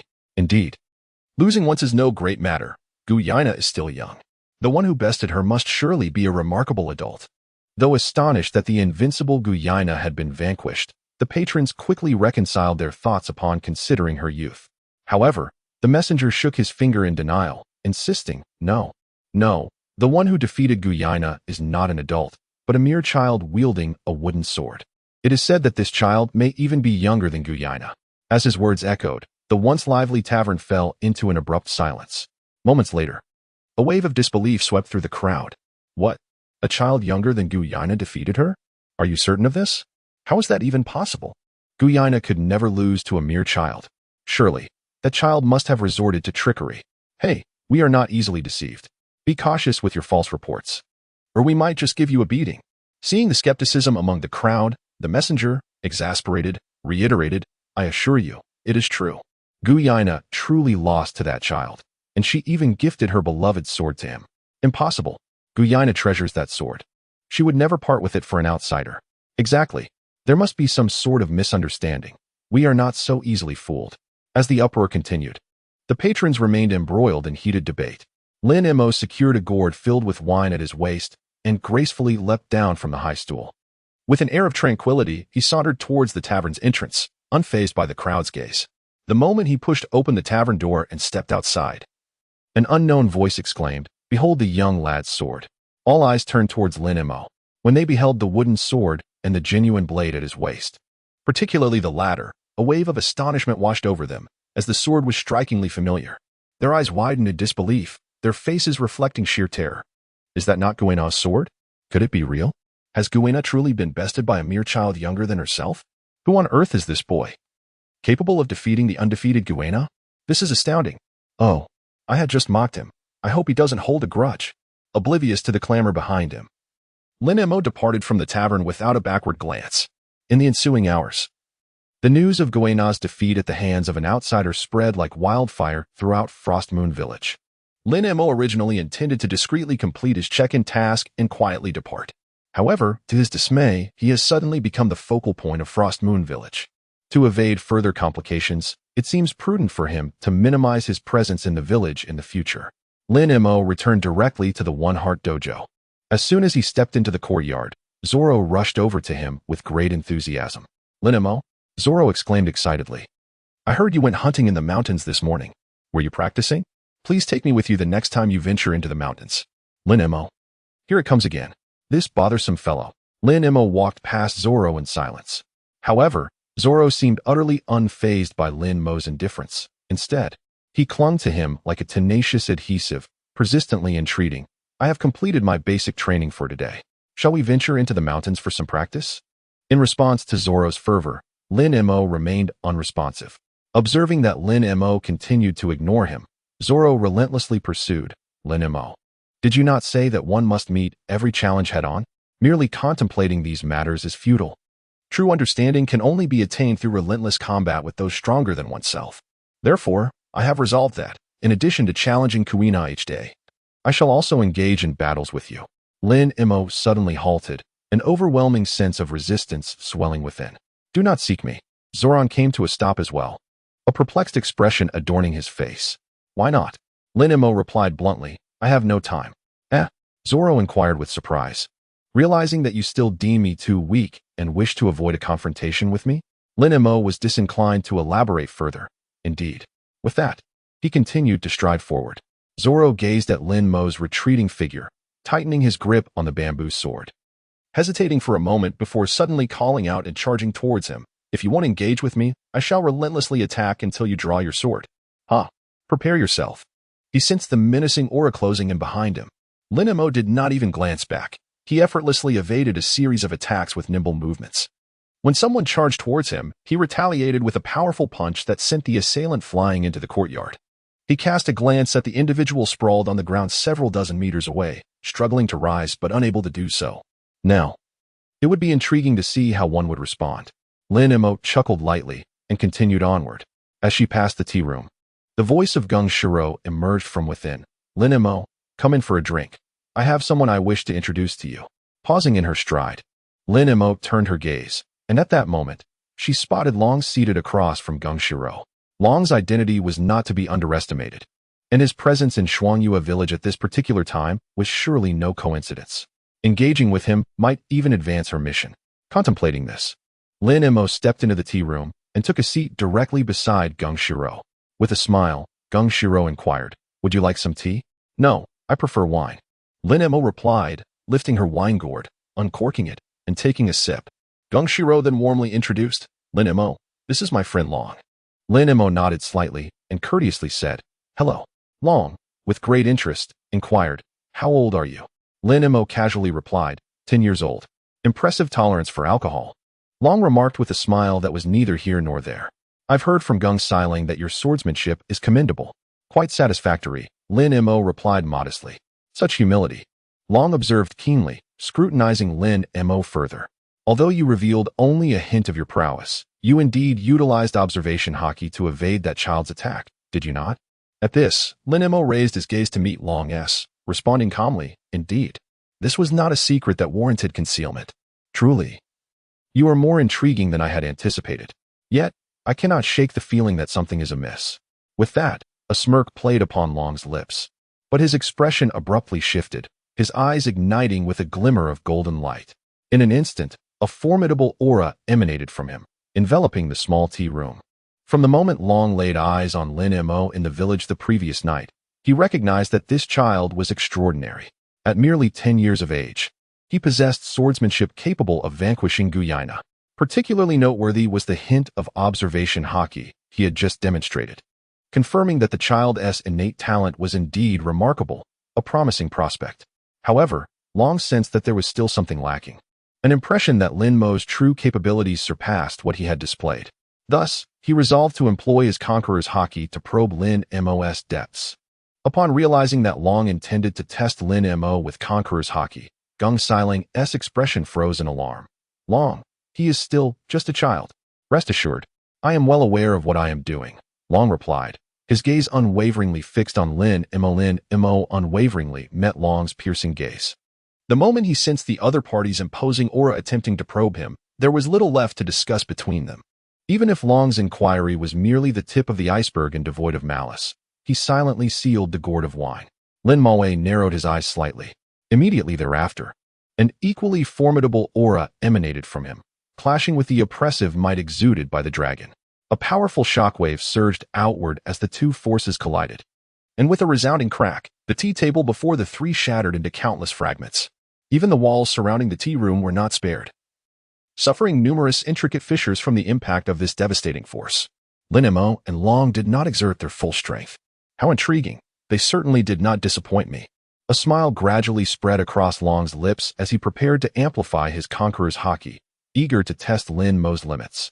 At that moment, Gung Silang's suddenly grasped a person's shoulder, promptly halting their actions, and spoke with displeasure. Enough. Are you too intent on destroying my dojo? Cease at once. Although he was astonished that Lin Mo possessed Conqueror's Haki, this was not the time for surprise. The clash of Conqueror's Haki was no trifling matter. A careless mistake could annihilate the entire dojo, or even the whole of Shuangyue village. He discerned that neither of them was unleashing their full power. Merely engaging in a tentative spar had already resulted in such destructive potential. If they were not stopped, the destruction of this tea house would be minor. Should any of the children training in the dojo be harmed, the consequences would be dire. Gung Silang's words prompted both individuals to retract their Haki simultaneously. Long, feeling slightly apologetic, remarked, I apologize. I couldn't hold back for a moment. Gung Silang sighed in exasperation. You two are truly a handful. Long, why are you an adult? Squabbling with a child? Haha. Long chuckled, then turned to Lin Mo and inquired. Lin Mo, are you familiar with the Revolutionary Army? Lin Mo gazed at Long in silence. He was acutely aware that this fellow might be extending an olive branch to him. Before Lin Mo could respond, Long continued. This is a world governed by survival of the fittest, where incompetent rulers abound, subjecting countless helpless individuals to relentless suffering. The existence of the Revolutionary Army is to overthrow the unequal dominion of the celestial dragons who control the world, liberating the oppressed and forging a realm of harmony, equality, and freedom. After a brief pause, Long pressed on, I heard from Gung Silang that you aspire to be a traveler. What merit lies in being a traveler? It is a sheer squandering of your talents. Instead, why not join the Revolutionary Army and stand with me to dismantle this decaying world, restoring brilliance to it? What do you say? Not at all, Lin Mo replied candidly. Be it the Revolutionary Army or the Navy and pirates, I harbor no interest in either. I merely wish to be an unrestrained traveler of freedom. Regardless of how noble your future endeavors may be, they bear no relevance to me. As soon as Lin Mo finished speaking, a notification chimed. Ding. Engaging in combat with the leader of the Revolutionary Army, Long, has increased your progress by 10. Your current total progress is now 60. Reward, 1 level increase in Conqueror's Haki, bringing your current level to LV3. In that instant, Lin Mo's entire demeanor elevated significantly, reflecting the enhancement of his Haki. Lin Mo had yet to revel in his newfound joy when the system notification echoed in his mind once more. Ding. Rejecting the invitation of the Revolutionary Army leader, Long, Increases sign-in progress by 10. Current total progress, 70. Momentarily taken aback, Lin Mo felt a surge of elation. His sign-in progress had remarkably increased by 20. It appeared his intuition was correct. Long's appearance was no mere coincidence. Indeed, engaging with this individual triggered the completion of the sign-in task. However, despite the consecutive boosts to his sign-in progress, he had received only a single reward thus far. After some contemplation, a thought emerged in his mind. The rewards from the sign-in task were likely linked to the individuals one encountered, and each related figure could only yield a reward once. At the moment Lin Mo's imposing aura heightened, the expressions of Long and Gung Silang suddenly shifted to one of gravity.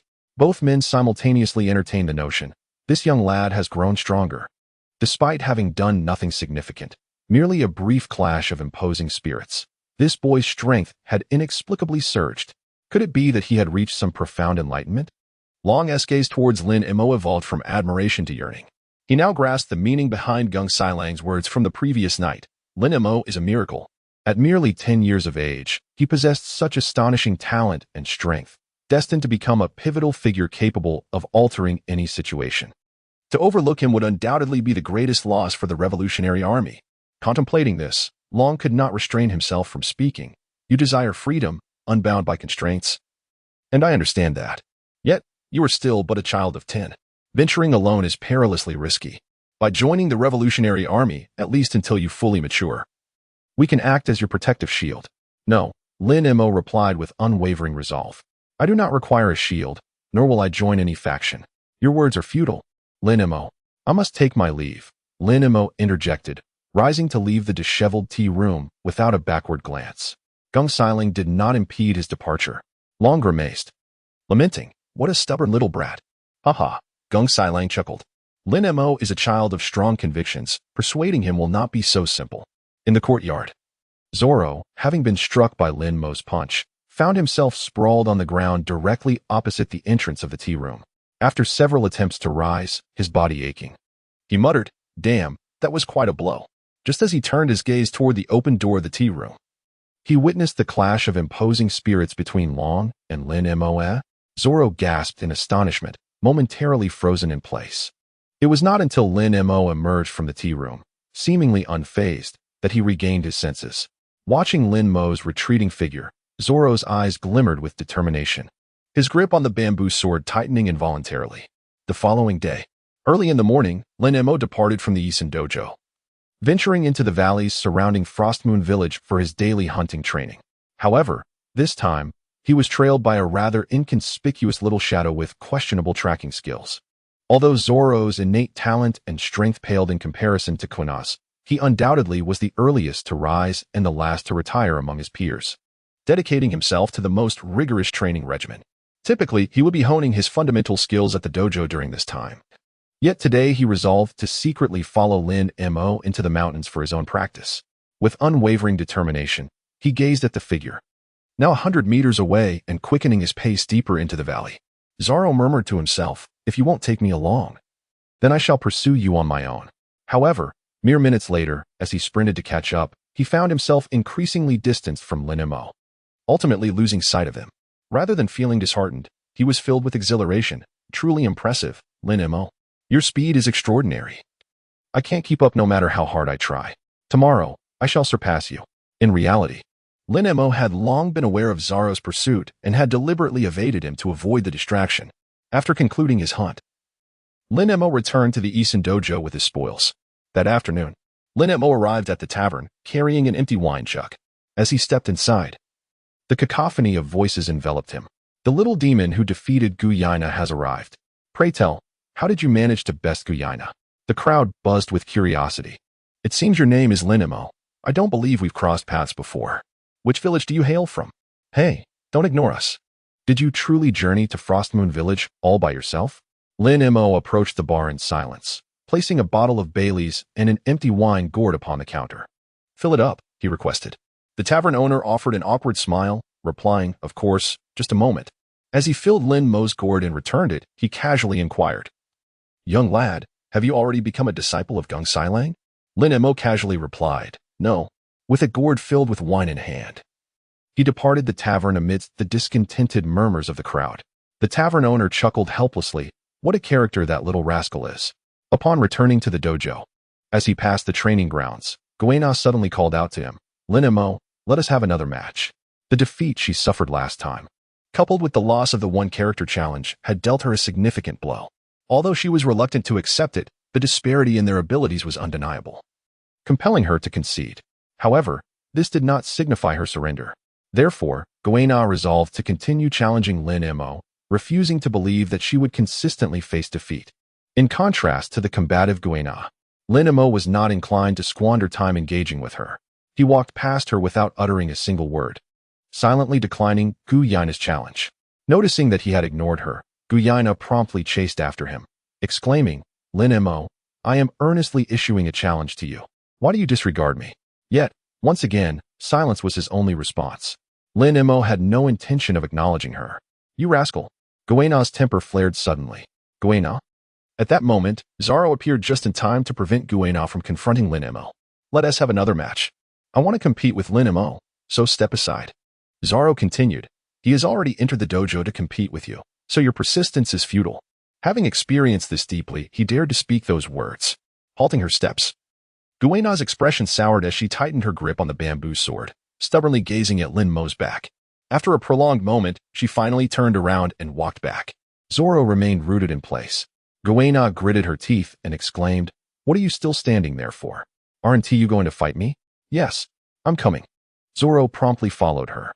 The match concluded in just a few minutes. With the outcome remaining consistent, as ever, Kuina emerged victorious once more. However, this time, Zoro had managed to withstand several of Kuina's strikes and nearly landed a hit. Had this been 2 days prior, he would have had no chance of touching her. Was it mere coincidence, or had his swordsmanship genuinely improved within those 2 days? Kuina felt a growing unease in her heart. She had witnessed Zoro's relentless efforts over the past year, and in her desire not to be surpassed, she had imposed stringent demands upon herself. When no one was watching, she diligently worked to better herself. Yet, with every encounter, she sensed Zoro gradually closing the gap between them. The distance that once seemed insurmountable was now diminishing. It had previously increased slowly, but in the last 2 days, his swordsmanship had evidently ascended to a new level. Was someone guiding him? Kuina sheathed her bamboo sword, her expression complex as she gazed at the figure she had just bested. Zoro rose from the dojo floor, dusted himself off, and fell into silence, replaying Kuina's recent moves in his mind. Had it been the old him, he would never have engaged in such reflection. Kung Shiro approached with a smile, saying, You lost again, Zoro. You've truly grown stronger, especially in these past 2 days. As soon as Kung Shiro finished speaking, other children from the dojo flocked over. Teacher, you're not secretly training her just because Kuina is your daughter, are you? That is too unfair. Kung Shiro replied helplessly, No. I wouldn't do such a thing. Zoro has indeed grown stronger, but Kuina has become increasingly formidable as well. I'm going to wash my face, Zoro said, not lingering in the dojo for long, and turned towards the backyard. After washing his face, he made a resolute decision. He would challenge Kuina one last time tonight. That evening, Kuina, upon passing the makeshift tea room hastily repaired by Goro, overheard remarks that struck her deeply. Her father, Goro, held the belief that a girl could never ascend to the pinnacle of swordsmanship in the world. Although she acknowledged that certain prerequisites for becoming a swordsman might indeed seem more challenging for a girl, she steadfastly refused to accept this notion. Why should a girl not attain the title of the world's greatest swordsman? Sitting quietly by the rice paddies in her village, Kuina sought to process her emotions in solitude. At that moment, Zoro arrived. What are you doing here? Zoro inquired. Wiping her nose with a handkerchief, Kuina retorted, I was about to ask you the same thing. What brings you here at this late hour? I have come to engage in our 2001st duel. This shall be our final confrontation, Zoro declared earnestly, suggesting they settle matters with a true sword fight. Kuina paused, a smirk playing on her lips. Very well. Initially, she intended to duel with her sword, the Wada Ikamanji. But now she would have to utilize someone else's blade to face Zoro.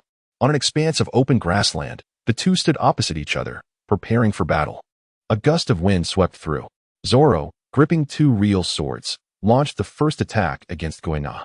They exchanged numerous blows, and each time Kuina seemed poised to triumph. Zoro clumsily evaded her strikes by the narrowest of margins. Kuina detected a flaw in Zoro's defense and charged forward. attempting to disarm the visibly fatigued swordsman by targeting the blades he wielded from below.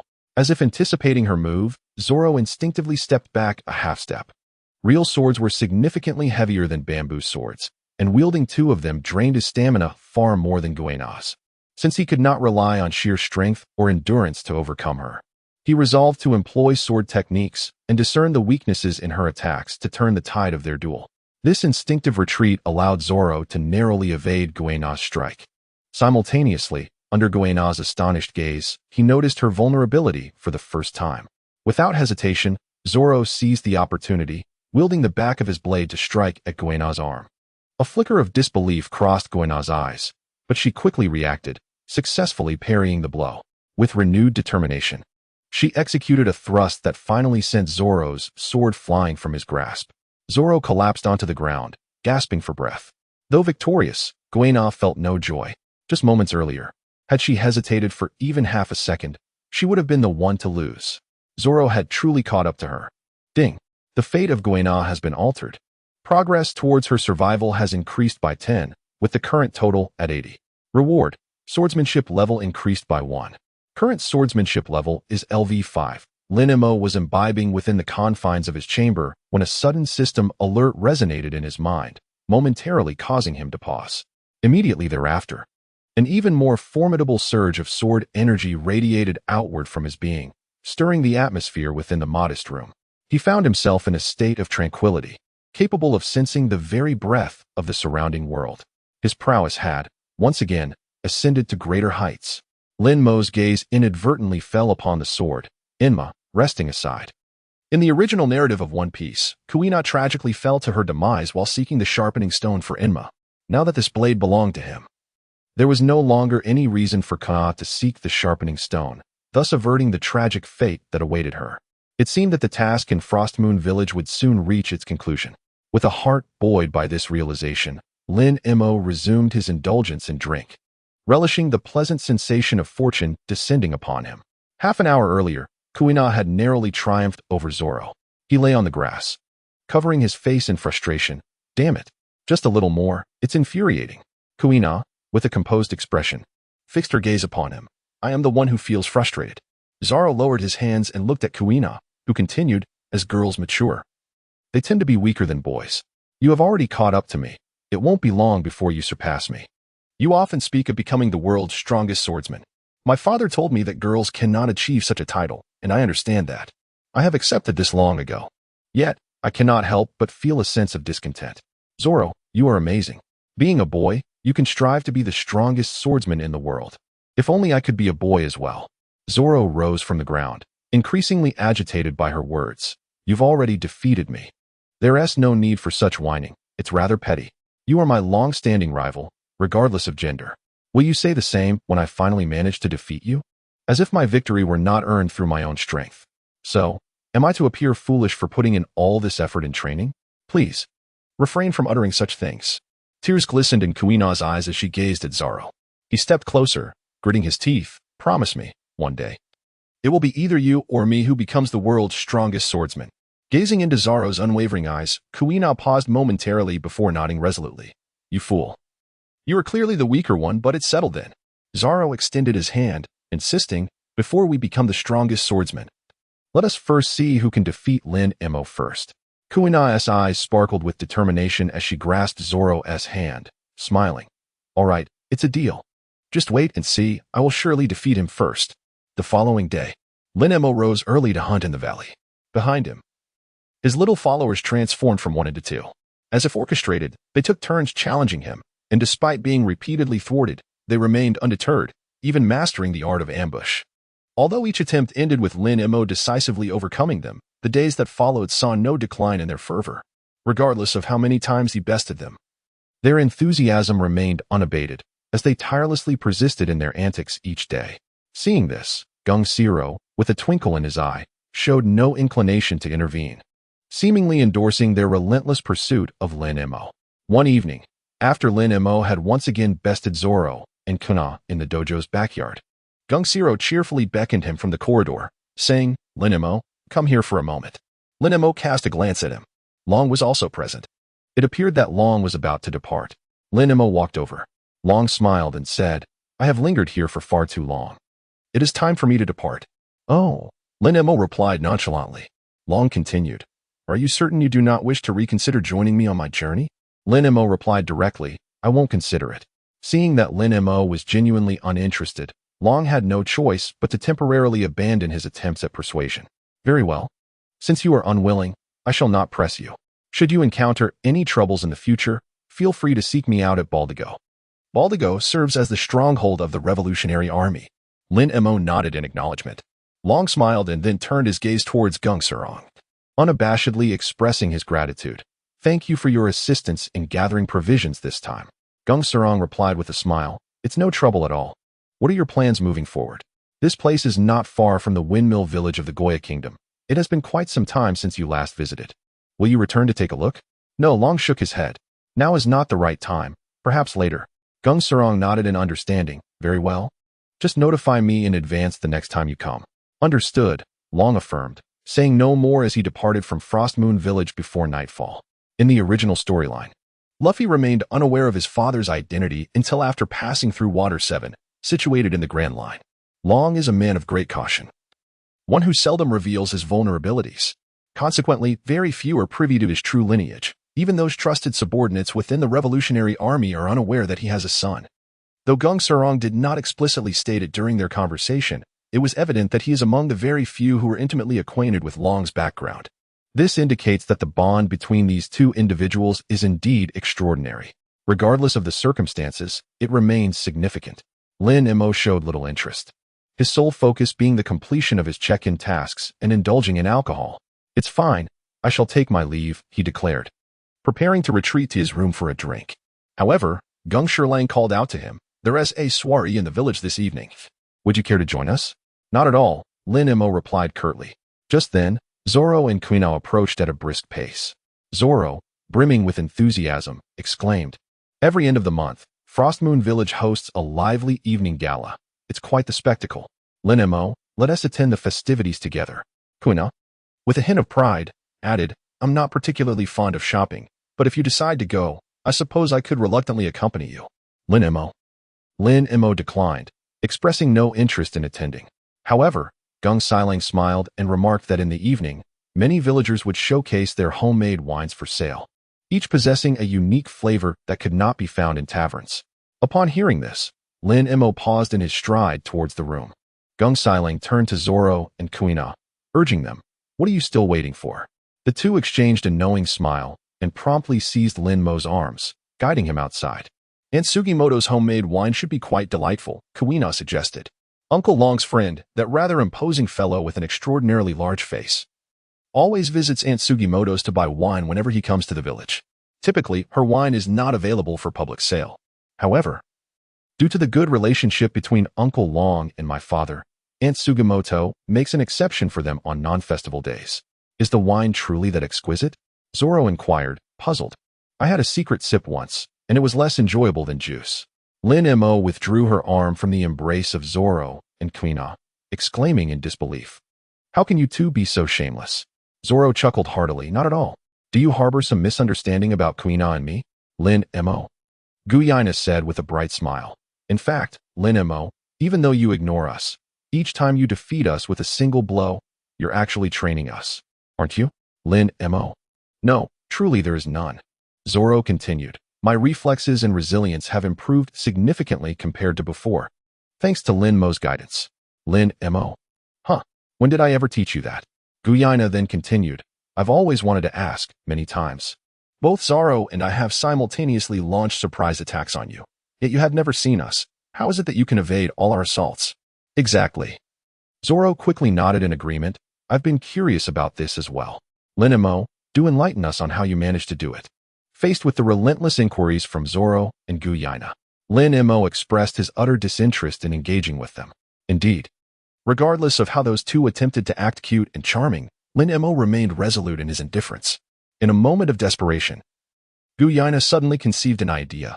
Lin Mo, if you simply tell us, I shall willingly offer all the pocket money I have saved over the years to buy you a drink. What do you say? Not a chance.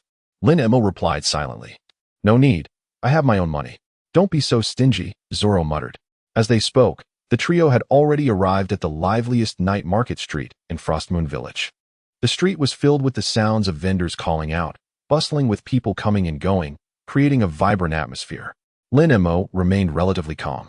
Zoro and Kuina, however, were both flushed with excitement, their little faces glowing as they gazed around eagerly. Indeed, children are ever so childlike. Over there. Kuina pointed to a line of stalls on the left side of the street, indicating a middle-aged woman calling out from a cart, "That's Aunt Sugimoto. Her homemade liquor sells the fastest and best. If we arrive even a moment later, it is likely to be sold out." Even as she spoke, a number of people had already gathered around the modest cart, forming a line to purchase the limited stock of beverages. Lin Mo and the others promptly proceeded, positioning themselves at the end of the queue. "You may amuse yourselves." Lin Mo did not wish for these two individuals to persistently trail him. Kuina chuckled. "The wine from Aunt Sugimoto's stall is indeed limited. Each person is allowed only a small barrel. Zoro and I could assist you in procuring a couple more barrels." Just as Kuina finished her sentence, a group of menacing figures forcefully pushed through the crowd, arriving at Sugimoto's stall. At the forefront stood a tall man with a long face, a cross-shaped scar adorning his forehead, and a sword hanging at his waist. He was the mountain bandit, Sig. He had once dared to throw wine upon Shanks, one of the future 4 emperors. Although Shanks, at that moment, had chosen to overlook the incident due to his magnanimous nature, considering the present timeline, Sig and his crew had yet to encounter Shanks in Windmill Village. With the crowd so extensive, it was evident that the wine was exceptional, and Sig proclaimed arrogantly, "I'll take the entire cart." The villagers, trembling with fear, instinctively recoiled. "But the wine is limited to 1 small barrel per person," Sugimoto nervously interjected. "If you wish to purchase, could you please line up?" "Line up?" Sig scoffed. "I am a bounty criminal worth 8 million berries. Do you expect me to wait in line?" Sugimoto was on the verge of tears, while the villagers dared not voice their anger. An 8 million berry bounty was no laughing matter, and they, being mere villagers lacking strength, certainly did not wish to provoke him. Both Zoro and Kuina instinctively reached for their bamboo swords. Kuina's icy voice suddenly pierced the tension. "I care not how high your bounty is. This is Frostmoon Village, and your tyranny will not be tolerated here." Indeed, Zoro tightened his grip on his 2 bamboo swords, asserting, "We will not allow you to act with impunity here." Sig turned his head to glance at Lin Mo and the others, letting out a derisive laugh. His subordinates joined in, mocking, "Ha! A few kids dare to stir trouble? They truly do not know their place. While our boss remains calm, you should scram. Our leader aspires to be the king of bandits. Those with sense should keep their distance." Observing Sig's brazen demeanor, Zoro whispered, "Kuina, do you think we can defeat them?" Kuina glanced at Lin Mo, who remained silent, took a deep breath, and replied, "Even if we cannot, we must fight. We cannot allow them to wreak havoc in Frostmoon Village." "Hey." Kuina fixed a cold gaze upon Sig, taunting, "What are you but a group of bullies? What king of bandits do you claim to be? You are merely a pack of scoundrels who prey on the weak. I will not permit your lawlessness here." "What?" Sig's brow furrowed slightly, sensing the escalating tension. Sugimoto anxiously urged, "Kuina, cease your words. You must leave at once." Although Kuina's swordsmanship is among the finest at the One Heart Dojo, and many adults find themselves unable to best her, she remains but a child wielding a bamboo sword. How could she possibly contend with the ferocious mountain bandits? The villagers surrounding them were deeply concerned, urging Kuina and her companions not to provoke Sig thinking of leaving. Sig drew his sword, pointing the blade ominously at Kuina's forehead. "You may go, but leave behind an arm." Kuina clenched her teeth in determination. Suddenly, Zoro pulled her behind him, brandishing 2 bamboo swords aimed squarely at Sig. "Kuina, step back. I shall confront this scoundrel." Kuina protested, "You fool, you are weaker than I am. It should be I who faces him." "Aha." Sig laughed heartily, finding the scene quite touching. 2 individuals vying for their demise. "Very well, I shall grant your wish. You shall both perish together." And as Sig's words echoed, the tension in the air was palpable. Lin Mo suddenly spoke, "Aren't you all waiting in line?" The surrounding villagers fell silent, none daring to utter a word. Their silence was taken as acquiescence. Lin Mo cast a glance at Sig, stating, "You have arrived late. You must take your place behind me." With that, Lin Mo gracefully walked past Sig. A collective gasp arose from the surrounding villagers, their gazes fixated on Lin Mo, who had already approached the cart brimming with beverages. Lin Mo inquired, "How much for a jar?" Sugimoto paused for a moment before instinctively responding, 50 belly per jar. Lin Mo casually pulled out 2 berries and handed them to Sajimoto. Then, he took a jar of wine, uncorked it, and took a sip in front of everyone. Not bad. Lin Mo nodded in approval. Sig's face turned ashen, his gaze fixed on Lin Mo with fierce intensity. Lin Mo paid no heed to him and turned his gaze towards Zoro and Kuina, who were equally lost in thought. You too. Are you not supposed to assist me in procuring some wine? The pair, momentarily taken aback, promptly set aside their bamboo swords and hurried over. Sig pressed his sword against Lin Mo's neck, his tone laced with displeasure. Hey, kid, who granted you permission to buy wine? Lin Mo cast a glance at him. His tone remarkably calm. Put away your sword. To everyone's astonishment, Sig indeed lowered his weapon. Yet, in the next moment, a fierce glint flashed in his eyes as he lunged forward, swinging his sword towards Lin Mo's neck. Oh, run, Lin Mo. This is it. The boy is doomed. Who will come to his rescue? Where is Mr. Gung Silang? Is it too late to summon him? The anxious voices of the villagers echoed in his ears. Zoro and Kuina could not help but break into a cold sweat.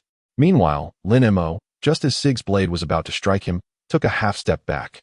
The sword brushed perilously close to his throat, a mere half-inch away. Sig's lips twitched. When had he ever felt his ferocity so diminished? And by a mere child no less. Now he was furious. You little brat. You have chosen your own demise. Sig raised his sword menacingly, preparing to strike Lin Mo down. Lin Mo still ignored him and turned her head to Zoro and Kuina, saying, "Buy some wine." How ridiculous. Even at a time like this, thoughts of drinking persisted. Nevertheless, Kuina obediently paid the money, and together with Zoro, they each carried a barrel of wine. The mountain bandit Sig had never endured such humiliation. Each swing of his sword was infused with immense rage and a palpable thirst for blood. Even so, Lin Mo effortlessly evaded all of his attacks.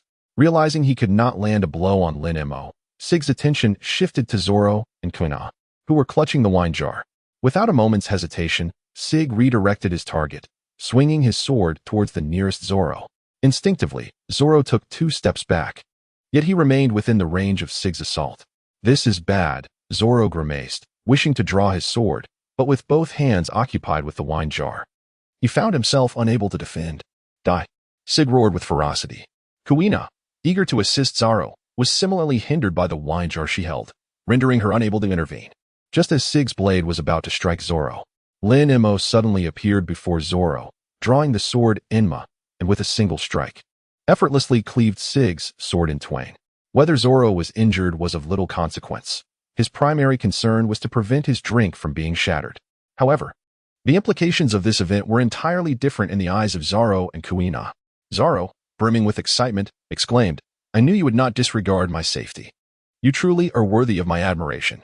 Lin Mo remained silent as Sig fixed his gaze upon him, intent on the blade of the sword, the Wadikamanji, which he had severed. The weapon exuded an extraordinary aura.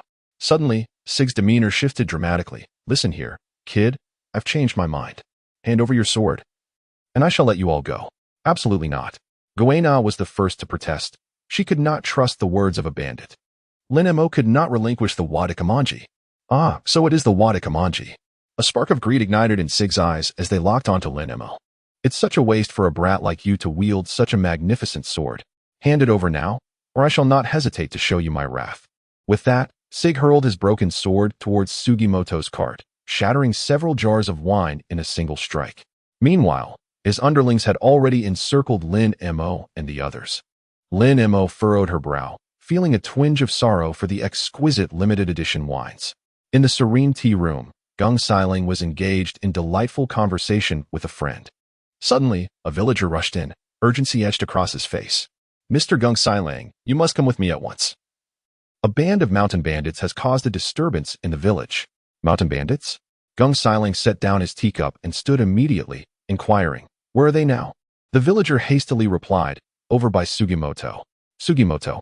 Gung Siling paused momentarily, then asked, "Are Lin Mo, Kuina, and Zoro there?" The villager nodded, saying, "Yes, they are. But they are still children. Against the fierce mountain bandits, they are far too vulnerable. Mr. Gung Silang, we must hurry." "It is of no concern," Gung Silang reassured him, settling back onto his knees with a smile. "Since Lin Mo is present, we need not worry." "Ah?" The villager looked perplexed. Even Gung Silang's friend bore a look of deep concern. "Mr. Gung Silang, are you truly not going?" Not at all, Gung Siling replied with a smile. Lifting his teacup once more, rest assured, nothing will go awry. Meanwhile, back with Lin Mo, the threat from the mountain bandit, Sig, loomed large. Lin Mo felt utterly devoid of sensation, even finding the situation rather tedious. However, the villagers surrounding him held a markedly different perspective. They were filled with urgency. Lin Mo, quickly hand over the knife. There is no need to sacrifice your life for a mere weapon. Indeed, you are still young and cannot possibly match so many bandits. It would be wise to comply and relinquish the knife. Preserving your life should be the priority. Child, do not hesitate. These bandits are not to be trifled with. They will truly take your life. How infuriating! Zoro exclaimed, growing increasingly agitated as he addressed the villagers. Do not underestimate Lin Mo. He is quite formidable. The bandits erupted in laughter. Huh. So what if he dodged a few of our leader's attacks? How utterly laughable. The only reason he managed to sever our leader's sword was due to your use of a renowned blade. Little boy, if you wish to live, you had better hand over that knife at once. Lin Mo silently surveyed his surroundings, noting that Sig's group comprised more than 40 individuals. It seemed that he could not depart without addressing them. How vexing it was, for he had no desire to engage in combat. Nevertheless, considering that he had procured the wine, it would be best to return to the dojo sooner rather than later. Lin Mo remained silent. Shiga, believing him to be intimidated, arrogantly declared, "You possess commendable skills. If you obediently submit to me, I might contemplate granting you a place in my band of mountain bandits." Lin Mo, weary of engaging in further trivial conversation, allowed his gaze to flicker momentarily. A formidable sword aura emanated from him, radiating outward like a powerful force. At that precise moment, as Sig had just arrogantly concluded his statement, in a swift motion, Lin Mo appeared behind Sig. With an air of calmness, he gradually sheathed the He Dao Ez. Sig, in disbelief, turned to look at him. As the He Dao Ez was fully returned to its sheath, two exceedingly long gashes appeared on Sig's body, blood gushing forth uncontrollably. The surrounding villagers stood in stunned silence. "You." Sig's eyes widened, but before he could complete his sentence, he collapsed to the ground, unconscious.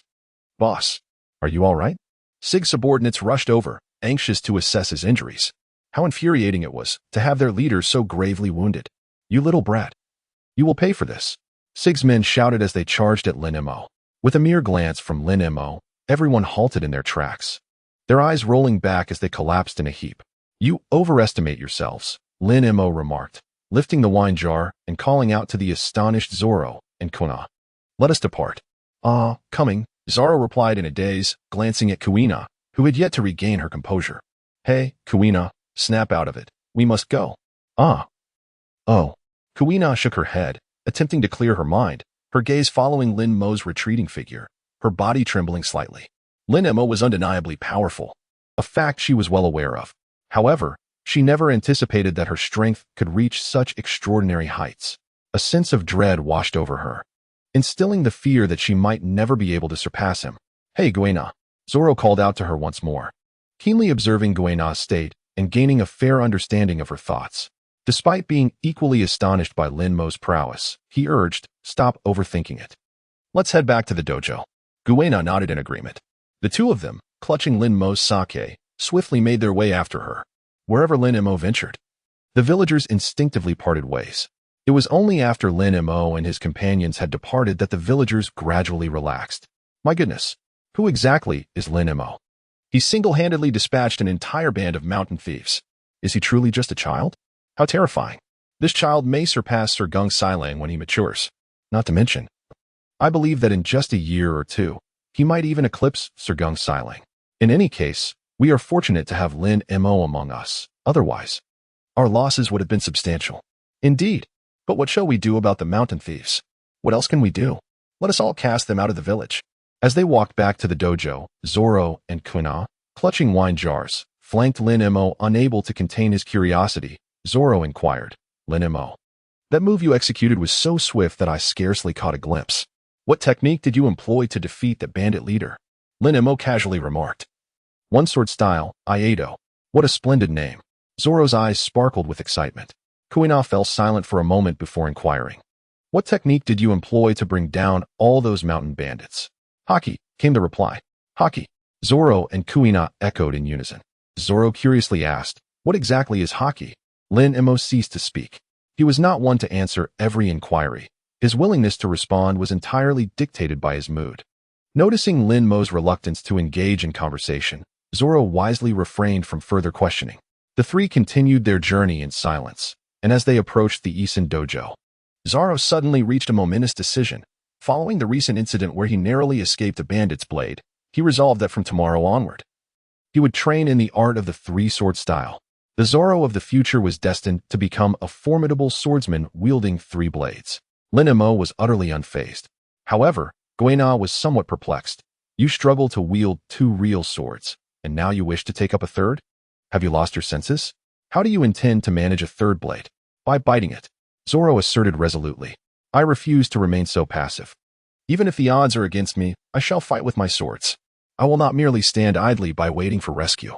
In fact, over the past year, Zoro had been training his jaw strength, but he had never truly committed to mastering the three-sword style. Kuina gazed at him in silence for a long time. What a fool, she thought. He doesn't even fear shattering his own teeth. She continued, the stamina required for three swords is significantly greater than that for two. Since you've made up your mind, you will need to intensify your training regimen to sustain the demands of wielding three blades. I understand, Zoro replied with a smile. I am fully prepared to exhaust myself each day, pushing my limits to train relentlessly. Lin Mo did not utter a word, nor was there much to say. As the trio passed through the illuminated corridor of the tea house in the dojo's backyard, Gung Shiro smiled and remarked, You've worked hard today, Lin Mo. Lin Mo responded casually, continuing his stride without pause. After Zoro and Kuina delivered the beverages they were carrying to Lin Mo's room, they promptly returned to Gung Shiro's tea house, both gazing at him with eager anticipation. What is the matter? Do you have something to ask me? Gung Shiro inquired with a smile. Kuina quickly asked, Father, what is Haki? How did you come to know about Haki? Gung Shiro pondered for a moment before asking. Did Lin Mo use Haki to deal with those mountain bandits? Yes. Zoro nodded vigorously. Teacher, you weren't there, but you should know, Lin Mo was incredibly impressive. With just one move, he took down the leader of that band of bandits. Oh, that is indeed quite remarkable. Gung Shiro took a sip from his teacup. Absolutely astonishing. Zoro exclaimed in admiration. That move is called one-sword style Iaido, right? What a cool name. Gung Shiro paused momentarily, recognizing Lin Mo's extraordinary talent in Iaido. Zoro's eyes sparkled with excitement. Teacher, can you teach me? I want to learn too. Gung Shiro smiled and replied, I can teach you, but not just yet. First, you must master the fundamentals. Kuina, feeling somewhat dissatisfied, interjected, Father, you still haven't explained to us what Haki is. Gung Shiro continued with a smile. Haki is divided into observation Haki, armament Haki, and conqueror's Haki, a latent power that resides within each of us. As the conversation unfolded, Gung Shiro succinctly elaborated on Haki to Zoro and Kuina, who grew increasingly excited as they listened. In the days that followed, Lin Mo continued his daily routine, moving through a cycle of hunting, visiting the tavern for drinks, and returning to the One Heart Dojo. Unbeknownst to him, he had already lingered in Frost Moon Village for nearly 20 days. He had sampled every variety of alcohol available in the tavern and had nearly hunted all the beasts in the surrounding valleys. It was time to fulfill the final 20% of his progress task and depart. Previously, in Windmill Village, he had accomplished 2 progress tasks with the assistance of the Red-Haired Shanks. Here in Frost Moon Village, he had similarly relied on Long to achieve 2 tasks. Notably, both Gung Sira and Zoro had only contributed to 1 task each. This suggests that the final task is likely connected to either Gung Sira or Zoro. Perhaps a confrontation with Gung Sira would suffice to complete the objective. With this thought in mind, Lin Mo, having finished his hunting training for the day, prepared to return to the dojo in search of Gung Sira. However, he had not walked far when he encountered Zoro, who was approaching him with 3 real swords hanging at his waist. Since the last encounter where he defeated the bandit Sig and his gang, Zoro and Kuina had ceased their pursuit of him. These past days, Lin Mo had enjoyed a rather comfortable existence. Yet, the timing of Zoro's visit now prompted curiosity about his intentions. Lin Mo continued to walk forward with a blank expression. Lin Mo, let's have a showdown. Zoro exclaimed excitedly as he approached Lin Mo, just like before. Lin Mo circumvented him directly, not intending to engage. Observing this, Zoro hurriedly caught up. Speaking as he walked, I am no longer the person I once was, truly. During this period, I have been undergoing rigorous training every day. Now, I am capable of matching Kuina with my three-sword style. Lin Mo replied casually. Oh, Zoro continued, moreover, I've come to a realization. I will no longer resort to ambushes against you. Instead, I shall challenge you openly and honorably. Lin Mo stood in silence as Zoro swiftly dashed to a stop 50 meters before him. Facing Lin Mo, he clutched one sword in his mouth while firmly grasping two others in his hands, poised for action. As Lin Mo approached within 10 meters, Zoro crossed his arms. Positioning the two swords he held parallel to the one clenched between his teeth. Accept my challenge, Lin Mo, he proclaimed, his words muffled by the blade. A subtle yet potent aura of swordsmanship radiated from him, enveloping the atmosphere. This stance, this presence. Lin Mo's gaze shifted slightly. Could it be the hellish demon slash? He recalled that this technique was supposed to be mastered 2 years after the separation of Zoro and Luffy, a decade from now. Although it was merely a nascent form at this stage, Zoro's posture was not particularly precise. Lin Mo had not anticipated that, after merely a few dozen days apart, this individual could make such remarkable progress. He had even begun to grasp the essence of swordsmanship. Truly, he was destined to become a great swordsman in the future. Lin Mo had always held a certain admiration for those who strive diligently. I have longed to engage in a proper duel with you, Lin Mo. I implore you. Accept my challenge this time. Zoro gazed intently at Lin Mo. Lin Mo halted his steps, silently gazing at him. Suddenly, a smirk appeared at the corner of his mouth as he drew his sword from its sheath, proclaiming, Very well, I shall grant you this opportunity before my departure. Over the past 10 days, Zoro had been training at the very limits of human capability, frightening the children around him who were also practicing their swordsmanship. Concerned for Zoro's well-being, Yagyu had even sought a conversation with him, urging him to lessen his training regimen. However, Zoro had resolutely declined. Yagyu then approached Kuina, hoping she would persuade Zoro to ease up, only to discover that her stance mirrored Zoro's. In fact, Kuina's training intensity had increased several-fold compared to before. The catalyst for this frenzied training among the two children was the day following Lin Mo's annihilation of the Bandit Sigs group. Yagyu felt quite disheartened, yet found himself powerless to intervene. Within the valley, Lin Mo accepted Zoro's challenge. The two stood facing each other, fully prepared for battle. A glimmer of determination flashed in Zoro's eyes as he surged forward, taking the initiative. As he approached Lin Mo, his hands deftly maneuvered the swords, creating two intersecting arcs. While the sword clenched between his teeth was expertly controlled, all three swords came crashing down towards Lin Mo with fierce intensity.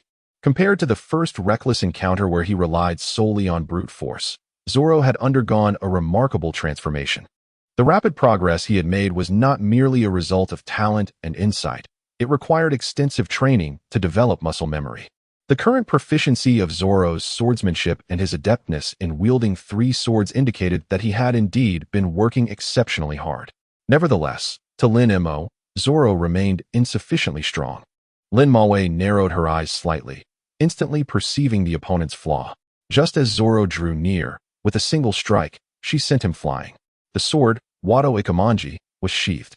Lin Mo gazed at the figure lying on the ground, not far away. Zoro, with his teeth clenched, stared blankly at the sky. After a considerable pause, he finally rose from the ground, dusted himself off, and with a grin remarked, Indeed, I am still far from being your match. It seems I must strive even harder. Lin Mo gazed at him, a sudden spark of inspiration igniting within his heart. Zoro, he began, when you initiate that move, elevate your shoulder a tad more. Focus your attention with greater intensity, and lower your stance slightly. Zoro, taken aback for a moment, did not dwell on it for long. He promptly picked up the sword that had fallen beside him and, adhering to Lin Mo's guidance, positioned himself in the same posture as before. Is it like this? Zoro inquired, his words muffled as he bit down on the hilt of his sword. Lin Mo nodded and continued, try delivering another strike. All right, Zoro responded, his gaze shifting to the tree nearest to him. Lin Mo had already sensed that the sword aura Zoro was now unleashing was slightly more formidable than before. Zoro swiftly dashed towards the towering tree and, with a single stroke, left 3 deep gashes, nearly 10 centimeters in depth, on its bark. Huh. Zoro gazed at the marks he had carved, his eyes sparkling with excitement. Previously, I could only manage 5 centimeters. Lin Mo, you are truly remarkable. Your casual guidance has enabled me to break through. One must endeavor to try more. Lin Mo continued. This technique can be even more potent. Keep pushing yourself. Yes, I will. Zoro nodded vigorously. Just as he uttered these words, a sudden crack resonated. The sword gripped in his right hand unexpectedly fractured, with half of the blade clattering to the ground. Zoro's eyes widened in disbelief as he stared at the severed sword piece, his expression shifting dramatically. How could it break? I saved up for so long to buy this. This is disastrous. With one less sword, how can I practice swordsmanship in the future? During this period, he had been training with a real sword. Ordinary swords could not withstand the intensity of Zoro's rigorous training. Consequently, all three of his swords had sustained varying degrees of damage, particularly the one in his right hand, which was in a more severe state of disrepair, and its breaking was merely a matter of time. Lin Mo's gaze was fixated on the broken sword blade that lay upon the ground. He pondered. Was it merely a coincidence that it shattered at this very moment, and that it was just a sword? After a brief silence, he drew the sword sheathed in the words of the Tao from his waist. Zoro, Lin Mo called out to him. Zoro, with tears welling in his eyes, still immersed in the sorrow of his beloved sword's destruction, turned to regard Lin Mo upon hearing his name. Lin Mo tossed the sword Wado Ikamanji to him. Zoro instinctively reached out to catch it, glancing at Wado Ikamanji and then at Lin Mo. What is this? He inquired. It's a gift for you. Lin Mo replied nonchalantly. Huh? Zoro exclaimed in astonishment. But why? I lost to you, didn't I? This blade suits you perfectly. Lin Mo uttered no further words and turned to head towards the Eastern Taoist Hall. After taking just a few steps, a notification from the system echoed in his mind. Ding. You have sent the character Dao E to Zoro, and your sign-in progress has increased by 20. Ding. The sign-in task for Shuangyue village has been completed. Congratulations, host. You have unlocked the 6 styles, and your swordsmanship level has increased by 1, bringing your current swordsmanship level to LV6. Lin Mo suddenly halted his steps. An overwhelming aura, capable of instilling a sense of trepidation, emanated from him. Just as before, this formidable presence swiftly dissipated. It appeared there was no need to issue a challenge to Gung Sailang. However, this final progression truly took him by surprise. Lin Mo smiled gently and opened his attribute panel. Name, Lin Mo. Age, 10 years. Check-in location, Baratie Restaurant on the C0. Dominance, Armament Haki LV2, Conquerors Haki LV3. Observation Haki LV2. Skills, Fire Release, Great Dragon Fire Technique, Beginner, Swordsmanship LV6, 6 forms, Finger Pistol LV1, Iron Body LV1, Shave, unlocked, Moonwalk, unlocked, Tempest Kick, unlocked. Paper Drawing, unlocked. Weapon, Demon Blade Star Shatter, Lake Toya. System Space, 10 by 10 by 10 cubic meters. The 6 forms represent 6 extraordinary martial arts that transcend human limits within the world of pirates. Mastering all 6 forms would confer immense power. Unfortunately, only the Finger Pistol and Iron Body have been unlocked thus far. The Finger Pistol is a technique reputed to possess the striking force of a gun, concentrating the body's energy into the index finger, unleashing a blow with the speed of lightning. The fingertip possesses bullet-like offensive power, capable of effortlessly piercing through flesh and even steel. The Iron Body is a defensive technique among the 6 forms, reinforcing the body with strength to attain iron-like hardness, rendering it impervious to ordinary bullets and blades. As for the remaining unactivated martial arts, explanations will be provided once they are unlocked. The attribute panel was then retracted. Lin Mo continued towards the One-Heart Taoist Temple. Having completed his task, it was time to depart. After residing there for such an extended period, it was only fitting to bid farewell to Gung Sailang.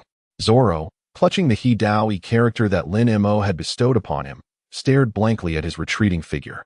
Just moments ago, a chilling and terrifying force had suddenly manifested, causing his legs to weaken and him to collapse onto the ground.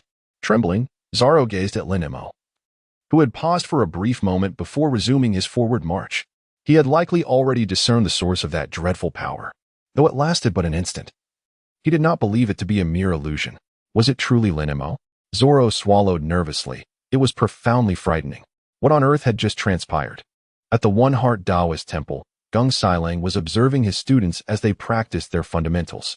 Sensing Lin Mo's presence, he turned to the entrance where Lin Mo had just arrived, smiling as he remarked, "You have returned earlier than usual today." Lin Mo replied directly. "I am about to leave."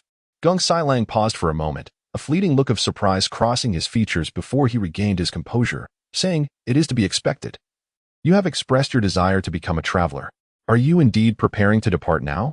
Lin Mo nodded. At that moment, Kuina, who was leading the practice of fundamental skills, swiftly approached the entrance of the dojo, her face a canvas of disbelief, while her heart simmered with frustration. You are leaving? Why? Zoro and I have yet to defeat you. I cannot allow you to go. Kuina felt a deep sense of unwillingness. She could not bear the thought of Lin Mo departing. How utterly despicable. She had not yet triumphed over him, so how could he simply choose to leave? Lin Mo. Kuina bit her lower lip, striving to contain her rapidly fraying emotions, and continued, do you truly have to go? If you leave, I will never forgive you. Is there truly no way for you to stay? No. Lin Mo shook his head. I am a traveler and cannot remain in one place for an extended period. But I have yet to defeat you.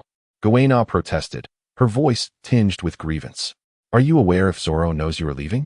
Prior to their battle, Lin Mo had mentioned it to him. Given the circumstances at that time, Zoro likely had not paid much attention, even if he had not noticed. It had still been said. Lin Mo nodded. I have spoken to him about it. That fool. Kuina clenched her fists, exasperated. What on earth is Zoro doing? Allowing you to leave? Enough, Kuina. King Shiro interjected with a sense of resignation. Parting is always painful. And your separation now does not preclude the possibility of meeting again in the future. When you and Zoro grow up to become exceptional swordsmen, I will not stand in the way of your journey across the seas. Lin Mo never anticipated that his departure would evoke such profound emotional turmoil in Kuina. Indeed, she remains but a child. At the very least, prior to your departure, let us engage in one final duel.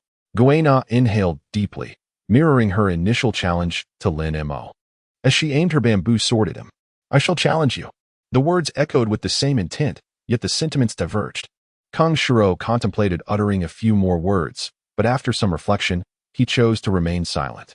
Lin Mo gazed at Kuina in silence. He had merely come to bid farewell, nothing more.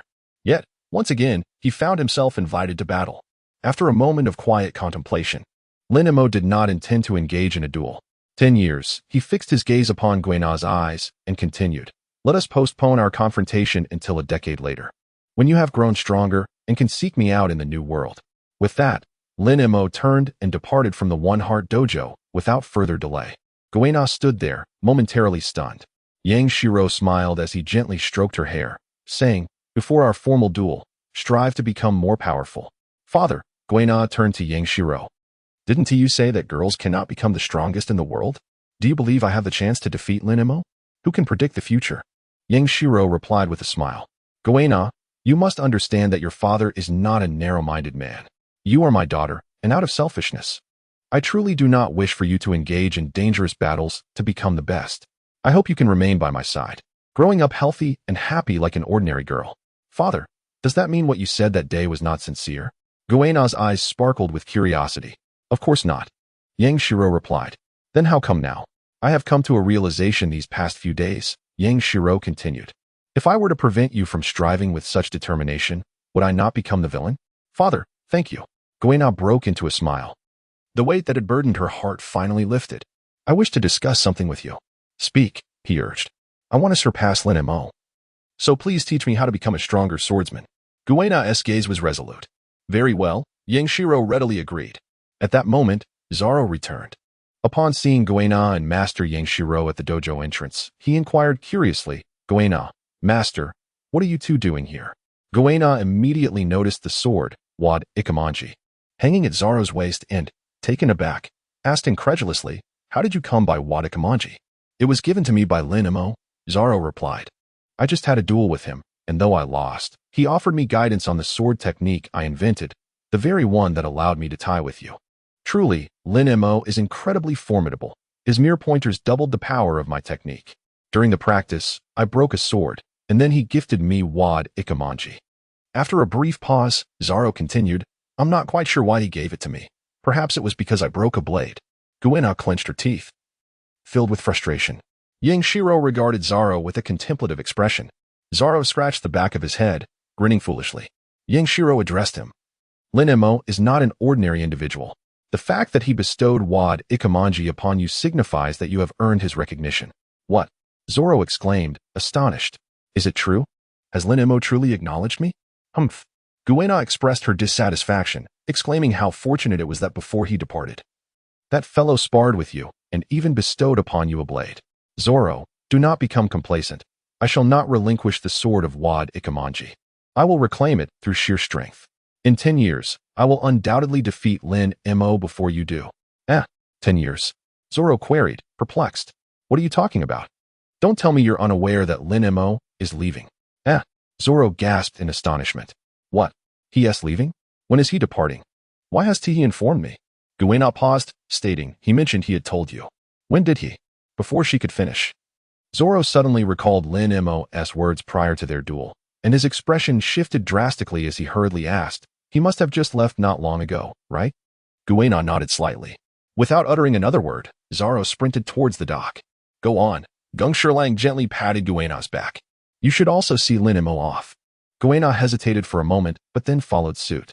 Frostmoon Village was not far from the dock. Lin Mo walked for about 10 minutes before arriving at the dock, where he located the small sailboat he had previously anchored by the shore. Lin Mo boarded the vessel directly, untying the ropes that secured it to the shore. He activated the navigation system and set course towards the maritime restaurant, Baratie. On the shore, Zoro's voice suddenly rang out. Lin Mo? He gazed at Lin Mo's silhouette on the small boat, now several dozen meters away, and called out loudly, Thank you. Lin Mo glanced back. At that moment, Kuina had also reached the shore and, like Zoro, shouted at him. In 10 years, I will definitely seek you out in the new world. Before our duel, you must live well. You are not permitted to lose to anyone else before I defeat you. Lin Mo. Zoro raised his sword, Wadakamanji, and continued to shout. I will surely defeat you before Kuina does, and then, with Wadakamanji, I shall become the world's greatest swordsman. Lin Mo turned around in silence to glance at Zoro and Kuina. What on earth were these two doing here? After a moment of contemplation, he extended his hand and waved at them. The two on the shore immediately reciprocated with a wave, speaking in unison, Safe travels. Lin Mo departed from Frostmoon Village and sailed upon the sea for an entire week. At last, on the 8th day at noon, he beheld the silhouette of Baratie. Renowned as a celebrated maritime restaurant in the East Sea, dining at Baratie mandates adherence to the principle of absolutely no food waste. This is due to the presence of numerous fully armed battle chefs, earning Baratie the epithet of a combat restaurant. Based on Lin Mo's understanding of maritime dining establishments, the head chef and proprietor, Redleg Zeph, along with Sanji, who would briefly serve as sous chef, are likely the pivotal figures in accomplishing the task at hand. As Lin Mo's small vessel approached Baratie, it was precisely lunchtime, and a multitude of ships were anchored nearby. He casually moored his small boat between two larger vessels, securing the ropes with care. As Lin Mo stepped onto the deck of Baratie, a long-forgotten notification chimed in his mind. Ding! Congratulations, host, for successfully arriving at the designated check-in location, the Sea Restaurant Baratie. Check-in progress increased by 10. Current total progress is 10. Reward, new skill instant step, LV1. System space expanded tenfold. Current total system space is 100 times 100 times 100 cubic meters. A volume of 100 by 100 by 100 cubic meters is indeed quite substantial. Should it be filled with food and beverages, it would suffice for Lin Mo to eat and drink to his heart's content for an entire year.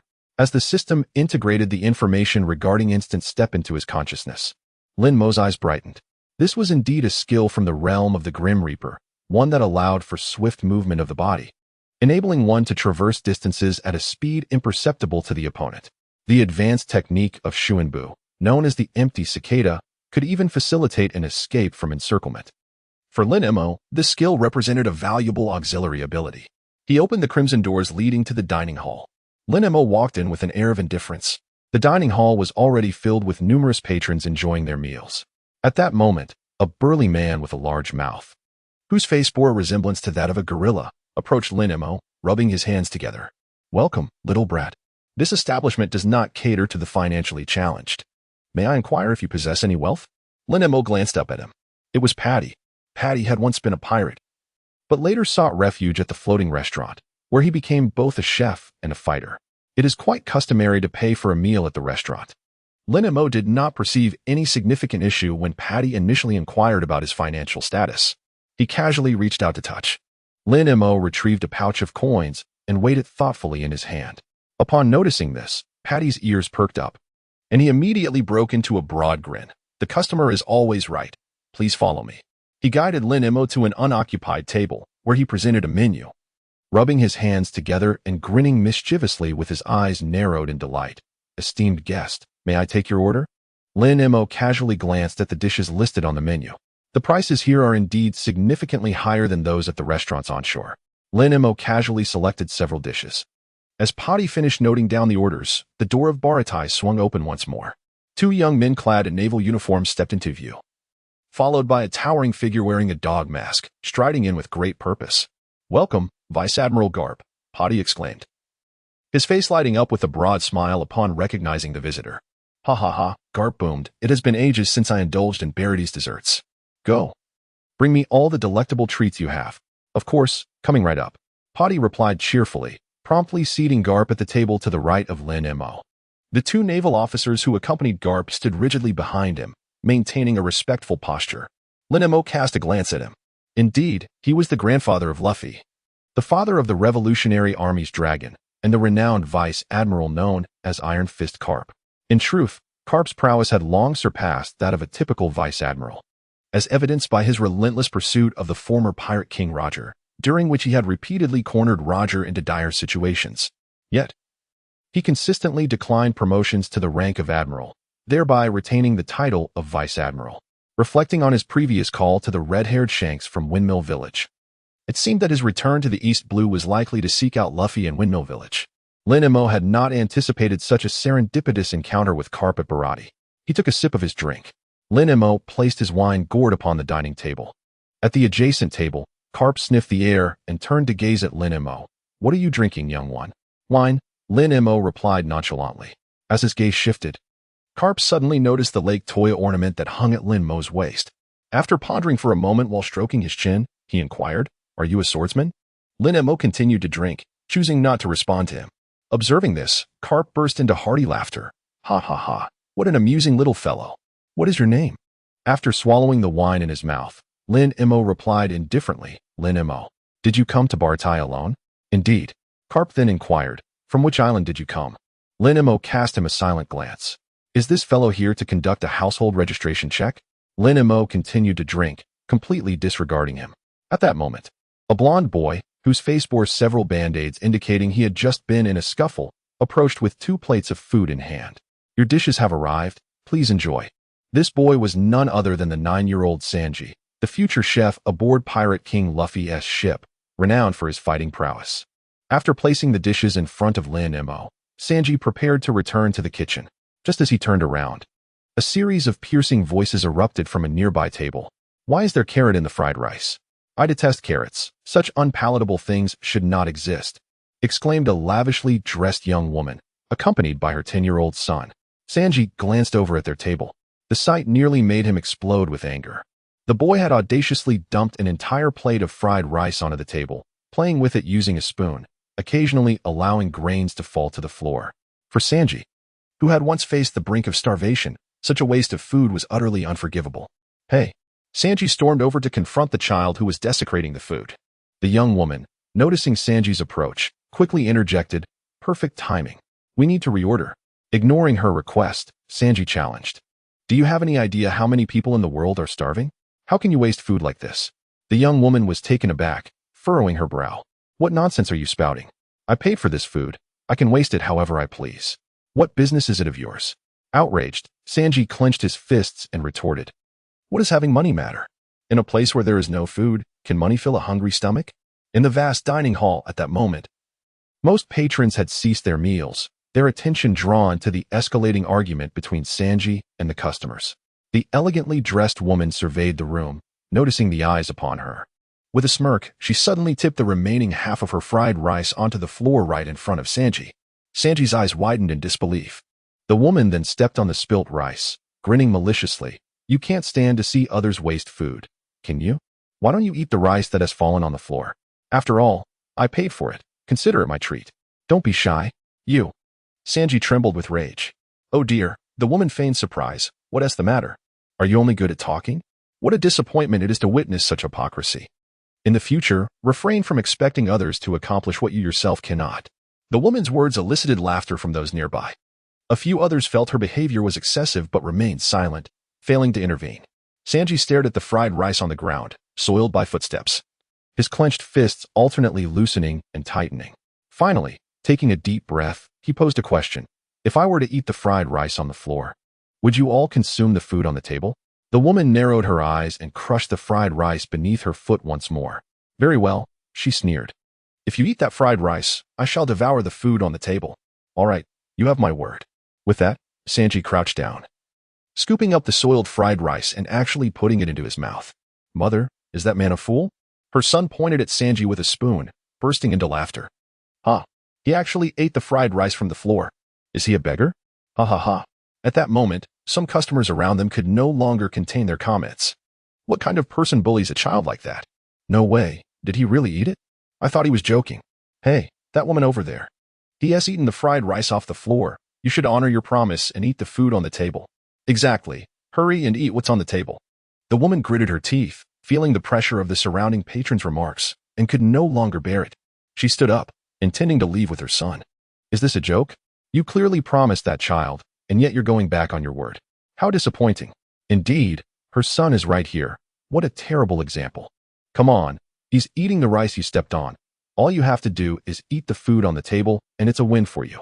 The incessant chatter pierced the woman's ears. Enraged, she glanced at Sanji, who was still on the ground consuming the fried rice she had sullied. Grinding her teeth, she swiftly grabbed the fried rice her son had spilled on the table, devoured it in a few bites, and, taking her son's hand, hastily exited, muttering, "What a wretched establishment. Just wait, you little brat."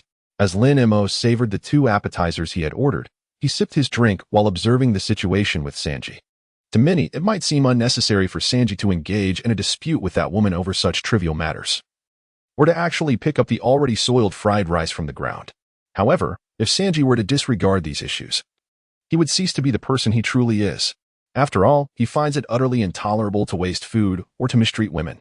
Thus, Sanji's actions fell well within Lin Mo's expectations. At that moment, Patty emerged from the kitchen, carrying a large tray filled with desserts, a cheerful smile on his face. However, upon noticing the scene involving Sanji, his expression darkened. He hurriedly delivered the desserts to Garp before approaching Sanji from behind. Seizing the collar of his shirt and lifting him up, the mother and son who had wasted the food had already departed. Patty was unaware of the specifics of the altercation between Sanji and the patrons. But seeing the pile of trampled fried rice on the floor and a grain of rice stuck to Sanji's mouth, he could surmise the situation. "Let go of me. You bastard, Patty," Sanji protested, struggling vigorously.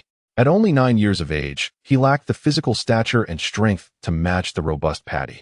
No matter how he squirmed, he could not break free from Patty's grip on his collar. Patty delivered a swift blow to Sanji's head, exclaiming, "You little brat, you've certainly quarreled with the customers again. Do you have any idea how many patrons you've driven away this month? Your reckless behavior is costing us a fortune." Sanji retorted defiantly, "It's always about money with you. Can money fill our stomachs?"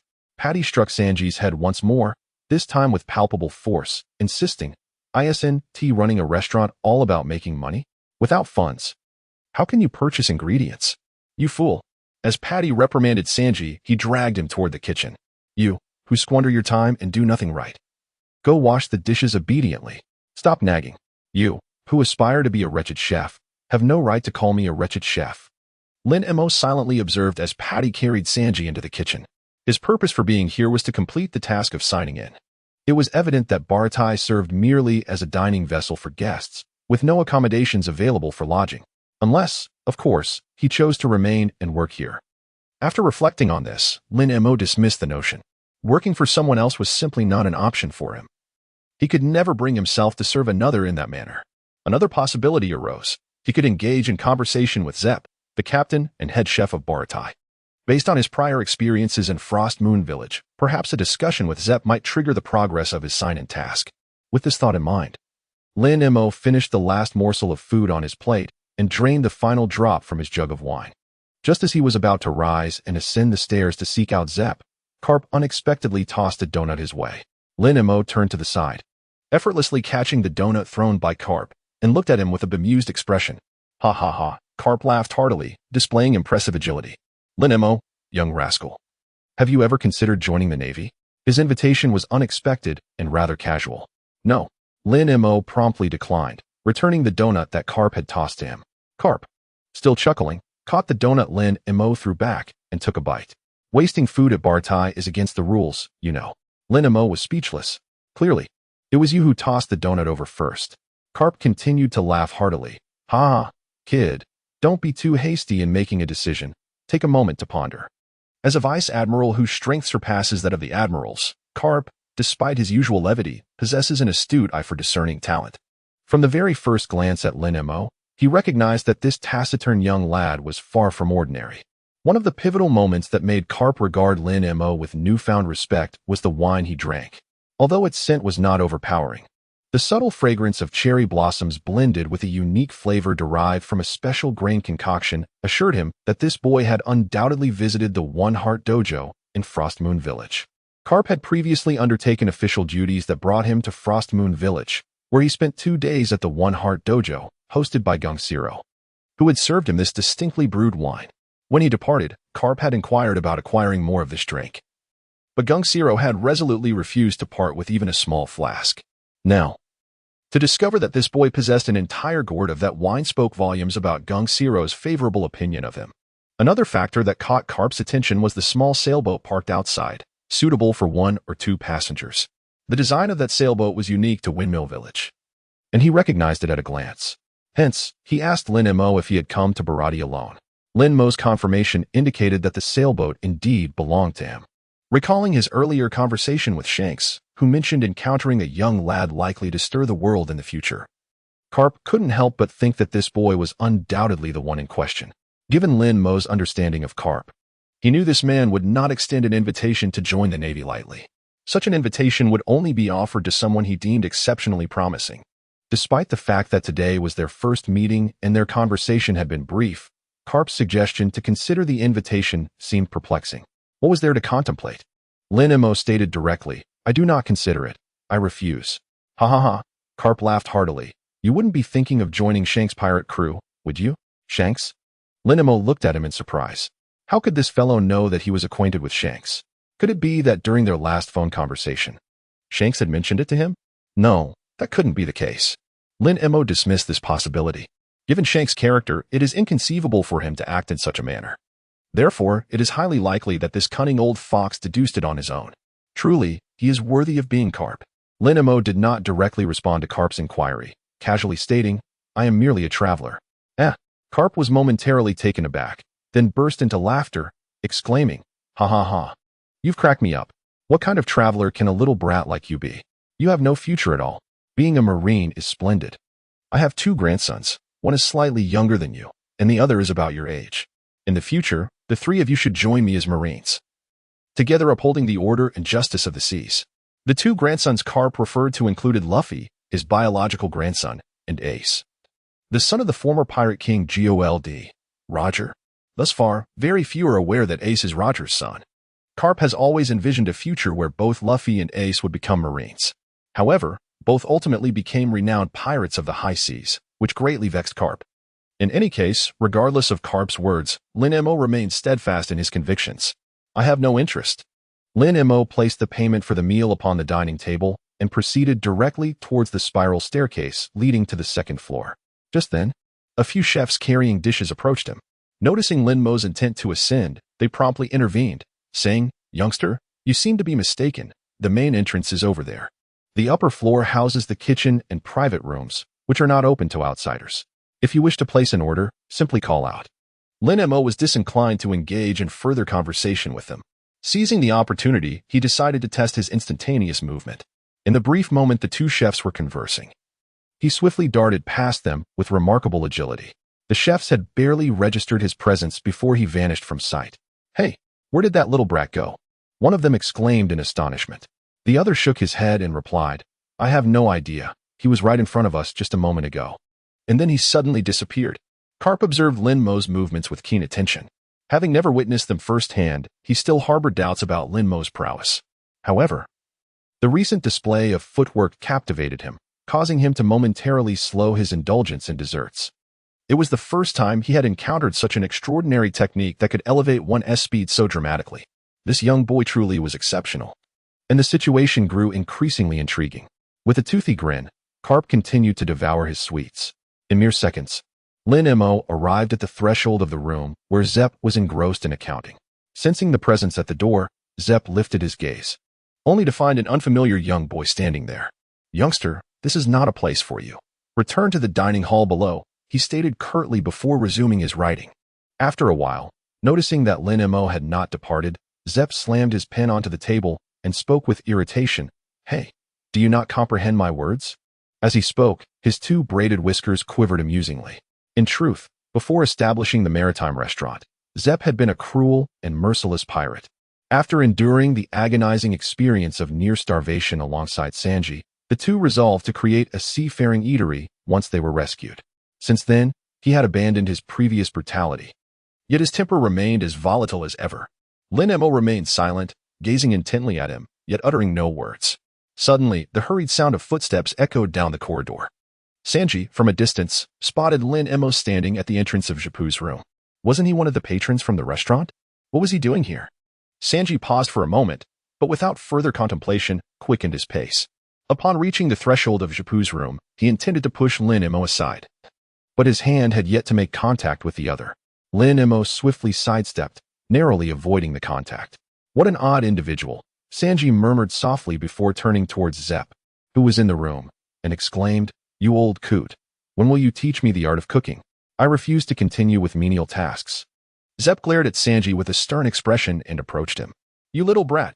Zep unleashed a powerful kick with his prosthetic right leg, sending Sanji flying. "What right do you have to make such demands? Return to your chores." Zep's leg had been sacrificed to save Sanji before their misfortune. "Damn it." Sanji scrambled to his feet after being flung several meters away, expressing his discontent. "You always say that, but when will I ever be worthy of learning to cook?" "Hey." Zep did not respond to Sanji's inquiry. Instead, he shifted his focus to Lin Mo, unceremoniously delivering a kick in his direction. "And you? Have you watched the spectacle long enough? Get back to the kitchen." Just as Zep's prosthetic limb was about to strike Lin Mo, Lin Mo swiftly employed the technique of instant step, effortlessly evading his assailant's strike.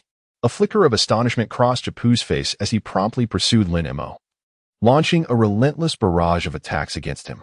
Lin Mo adeptly evaded Zeppu's assaults using the instant step technique. With only a level 1 proficiency in this skill, he barely managed to dodge the attacks. Had Zeppu been more earnest, he might have indeed landed a hit. The moniker red-footed Zeppu was not without merit. His leg techniques were quite formidable. "Oh, little brat, you possess some skill," Zeppu remarked, narrowing his eyes slightly, his aura partially unleashed as he accelerated. Lin Mo initially had no intention of taking action. However, pushed to this extent, he resolved not to remain in a passive state any longer. Realizing he could not evade Zeppu's impending strike, Lin Mo's gaze flickered as he infused his hand with Haki. With a swift motion, he seized Zeppu's rapidly approaching prosthetic limb and, following the trajectory of Zeppu's attack, forcefully spun him around before flinging him away. A resounding crash echoed as Zeppu collided with the adjacent wooden wall, crashing into his own room. Not far away, Sanji stared in disbelief. His eyes wide. "This can't be real. That old codger was defeated by a kid roughly my age? Damn it." Garp grimaced as he climbed out of the wooden debris. Glaring furiously at Lin Mo, "You little brat. How dare you damage my ship?" Lin Mo shrugged and said, "Self-defense. It has nothing to do with me." Zeppu retorted angrily, "What self-defense? You damaged my ship, and you must compensate me." Lin Mo inquired indifferently, "How much?" Zeppu narrowed his eyes slightly and replied without hesitation, 10,000 berries. In the world of pirates, 10,000 berries is indeed a substantial sum for an ordinary family. It is evident that the cost to repair the wall that Zeppu had shattered does not warrant such an exorbitant amount. Previously, Lin Mo would hunt in the valleys surrounding Windmill Village and Frost Moon Village, exchanging his catches for a modest sum to indulge in some drink. He never traded much, merely enough to last him for a while. Thus, he currently possessed less than 1,000 berries, a sum woefully insufficient to meet Zep's exorbitant demand of 10,000 berries. At that moment, in the adjacent kitchen, several cooks, having heard the commotion in the corridor, hurried out. Upon seeing Zep, who was covered in wood shavings and bore a few scratches, appearing somewhat disheveled, they became agitated. "Boss, are you all right? What happened? Who attacked you? How dare they harm our boss? I will settle the score with them." "Enough," Zep shouted at the cooks. "I'm fine. Return to the kitchen and continue preparing meals for the guests." "But you're injured. Let me fetch the medicine box for you," one cook insisted. "Who did this? Tell us, and we shall not let that person go unpunished." The cooks remained reluctant to return. "It was him." Sanji pointed at Lin Mo, who appeared to have no connection to the incident. He did it. I saw it with my own eyes. The cooks turned to Lin Mo. After a brief silence, they erupted into laughter. Ha ha, Sanji, are you joking? That little brat is about your size. Isn't he? He hasn't even grown hair yet. How could he possibly injure the boss? Exactly. I could send that little rascal flying with a mere finger. Sanji, if you're going to boast, at least draft a proper script first. Ah. Hey, what I said is the truth. Sanji retorted angrily. Old man, speak up. It was him who sent you flying. With a stern expression, Zep interjected, you rascals, if you don't get back to work, you can leave Baratie. This declaration unsettled the cooks, who hurried back to the kitchen to resume their tasks. And you? Zep glared at Sanji, shouting, if you don't want to be kicked out, then start washing the dishes. Eh? Sanji was taken aback. Despite his myriad complaints, he had no choice but to comply. Above all, he could not leave Baratie. He could not abandon Zep. Clenching his fists, Sanji returned to the kitchen and began washing dishes as per Zep's orders. Soon, the corridor was left with only Zep and Lin Mo. Hey, little brat. Zep dusted himself off, his expression impassive. If you cannot afford the 10,000 berries in compensation, you will have to stay and work. No, Lin Mo flatly refused. He had no intention of working for anyone. Zep furrowed his brow slightly. If you don't want to stay, then you must pay the full amount in compensation. Lin Mo produced 2 pouches filled with 300 berries each and tossed them to Zep, stating, this should suffice for the repairs. Zep, with a stern expression, scrutinized the 2 pouches in his hands, narrowing his eyes slightly. It is you who has damaged my ship, and the compensation is entirely at my discretion. If I declare that this amount is insufficient, then it is indeed inadequate. Considering your youth, I may offer you a leniency, stay here and work for 2 months. And then you may leave. The circumstances at Baratie were rather unique, as the chefs were all combative individuals. Pirates frequently visited to dine and caused disturbances, leading to many confrontations between the chefs and these marauders, which frightened away numerous potential workers. Despite the constant influx of patrons to Baratie, the staffing was inadequate, resulting in everyone being exceedingly busy. Thus, Zep's initial intention was not solely to demand a substantial sum, but rather to persuade Lin Mo to remain and assist. Lin Mo naturally contemplated this notion. He certainly would not acquiesce to Zeppu's wishes. No, Lin Mo once again declined. At that moment, the prompt sound of the system echoed in his mind. Ding. Rejection of Zeppu's work request grants 10 progress points, bringing the total to 20. Reward. New skill Night Kai LV1. Night Kai. Lin Mo's eyes sparkled with joy, his heart brimming with elation. He was aware that engaging with Zeppu would enable him to progress in his sign-in tasks. Yet he was utterly astonished that the system would bestow upon him a new skill. This skill, reminiscent of a climactic moment in Naruto, was one that could nearly kick the story to its conclusion. The Night Kai is the ultimate secret technique of the 8th Gate of Death, requiring the practitioner to assume a starting position, channeling chakra with a force that transcends the realm of physical martial arts, delivering a powerful kick to the opponent that possesses the ability to even warp space itself. This skill could be deemed extraordinarily formidable. However, the use of Night Kai comes with a grave drawback. It necessitates the sacrifice of one's own life force. This concern weighed heavily on Lin Mo's mind. Lin Mo couldn't help but silently inquire, System, will using Night Kai consume my life force? Ding. It will not consume your life force. In the early stages, levels below LV6 have no effect on the host. However, upon exceeding LV6, each use of Night Kai will deplete a significant amount of chakra and stamina. Upon hearing this, Lin Mo felt a slight sense of relief. Zeppu observed that Lin Mo had remained silent, and his expression had been peculiar since a moment ago, as if he had suddenly received some extraordinarily joyous news. Hey kid, Zeppu remarked, exasperated, what are you doing? Are you even paying attention to what I'm saying? Do you believe you are in a position to bargain with me right now? Lin Mo snapped back to reality. Lin Mo composed himself, lifting his gaze to glance at Zeppu, with a faint smile playing at the corners of his mouth. I reiterate, I refuse. Zeppu inhaled deeply, launching yet another assault. You little rascal, a man must learn to acknowledge his mistakes and take responsibility for his misdeeds. All I ask is for you to work for 2 months. I refuse. This time, Lin Mo did not evade. Seizing the rare opportunity, he charged towards Zeppu. A faint wisp of crimson vapor emanated from Lin Mo's body. As the two drew closer, a swift kick was unleashed, sharply striking the prosthetic limb of Zeppu. Despite being an artificial limb, the damage it could inflict was not to be underestimated. In truth, Zhapu had sensed something amiss the moment Lin Mo began to exude vapor. During his time on the Grand Line, he had encountered formidable individuals who instilled a sense of threat, yet those individuals were typically over the age of 20. However, this time, he felt a hint of menace emanating from a mere child. At this juncture, it was too late for him to withdraw his leg. Their limbs collided, remaining interlocked for a full 3 seconds before both were propelled backward, retreating several steps. Zhapu had only exerted 30% of his strength, which, for an ordinary person, would be sufficient to send them flying. Child, who exactly are you? Zhapu inquired, his brow furrowed. What was that strike you just executed? Lin Mo shifted his right leg slightly and casually remarked, Night Kai. Zhapu responded, perplexed. Is that the name of your move? Lin Mo gently nodded. Zhapu was momentarily taken aback. How could there be such an odd name for a technique? Nevertheless, the peculiar little one before him had begun to earn his respect. Zhapu's leg techniques were, aside from his culinary skills, his proudest physical prowess. Many had fallen before him, their blood staining his feet, earning him the moniker Red-Footed Zhapu. Little one, what is your name? Zhapu inquired. Lin Mo, very well. I shall accept this compensation you have offered, but you must at least work as a helper at Baratie for a month. Impossible. Hey, Zhapu furrowed his brow. You're merely taking orders and serving customers. You needn't concern yourself with the kitchen's chores. At that moment, a voice suddenly echoed from the spiral staircase in the corridor. How much does that little one still owe you? Lin Mo and Zeph simultaneously gazed at Garp. Zeph exclaimed in surprise, You are the legendary Navy hero, Garp?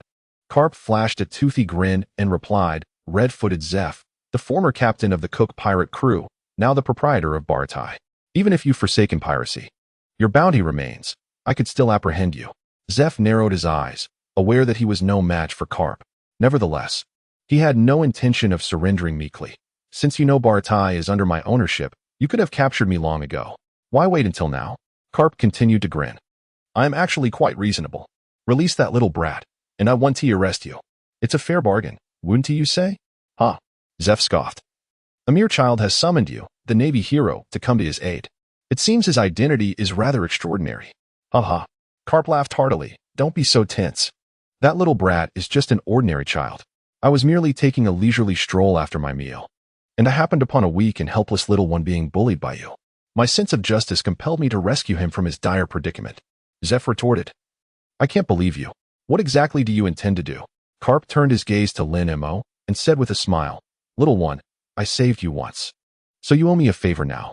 I have no other demands. Simply join the Navy. Lin Mo stared at him in silence. What was wrong with Garp? Why did he always fixate on him? In truth, after finishing his snacks in the restaurant, Garp had sensed some commotion upstairs. Driven by curiosity, he ascended the stairs and fortuitously witnessed the scene of Lin Mo and Zhapu engaged in a spirited exchange. He recognized Zhapu, the red-footed fighter. Although Zhapu's strength did not surpass his own, dealing with those overconfident youngsters was typically quite effortless. Yet, this time, he found himself evenly matched against a mere child. What stood out the most was the wooden sword hanging from Lin Mo's waist, indicating that the boy was likely a swordsman. Rather than employing his proficient swordsmanship to confront Zhapu, he responded to the attacks with his legs. Garp immediately contemplated a possibility. This child aimed to defeat his opponent using their own strengths against them. How audacious! His admiration for the boy grew, and he began to understand why the red-haired one held such high regard for him. Lin Mo expressed his utter disbelief, a profound sense of bewilderment. As for Zhapu, he stumbled upon a rather intriguing matter. Zhapu chuckled and inquired, Kapu, did you not once extend an invitation to this young rascal to join the Navy, only to be declined? Kapu, scratching his head, burst into laughter. Haha, I must admit, it is somewhat embarrassing. Zhapu continued, however, judging by the young one's demeanor, he seems quite reluctant to enlist in the Navy. If you were to compel him to join, how would that differentiate you from those ruthless pirates who stop at nothing to achieve their goals? Haha, one cannot say it that way. Who claims I intend to force him into the Navy? Kapu replied with a grin, glancing at Lin Mo. Young one, I shall assist you this time, in return. If you join the Navy, we shall be even. Before Lin Mo could respond, Zhapu interjected, Young rascal, I understand your hesitance to join the Navy. Why not remain at Baratie? You will not have to undertake any menial tasks. You may go wherever you wish and do whatever you desire, as long as you do not cause trouble. How does that sound? You can stay here for as long as you like. It was evident that Zhapu was deliberately opposing Kapu. Hey, Zhapu, Kapu remarked, exasperated. Must you insist on this? Haha, Zhipu laughed heartily. I merely offered this young rascal another option. As for his choice, that is entirely up to him. So, young one, what do you think of the choice I just presented? Lin Mo chuckled softly. All right. The request from Zhipu was essentially that all he, Lin Mo, needed to do was remain here, without any obligations. What was there to hesitate about? Naturally, he agreed. Repaying favors can be quite troublesome. And he had no intention of being indebted to anyone in this world, allowing them to lead him by the nose. Haha, I have triumphed. Zhipu grinned. Unexpectedly pleased to witness Kapu facing rejection for once. Kapu fell silent for a moment, then burst into hearty laughter, seemingly unfazed by Lin Mo's decision to decline his proposition. Haha, Kapu exclaimed, clearly entertained by the spirited young lad. In that case, I have made my decision as well. I shall remain here temporarily. Whenever Lin Mo chooses to leave, I shall depart alongside him. Eh? Zhipu was taken aback. Are you truly willing to do this for a mere child? Don't forget your own status. Do you not have pirates to apprehend? Kapu pointed at Zhipu and laughed. Of course, pirates must be caught.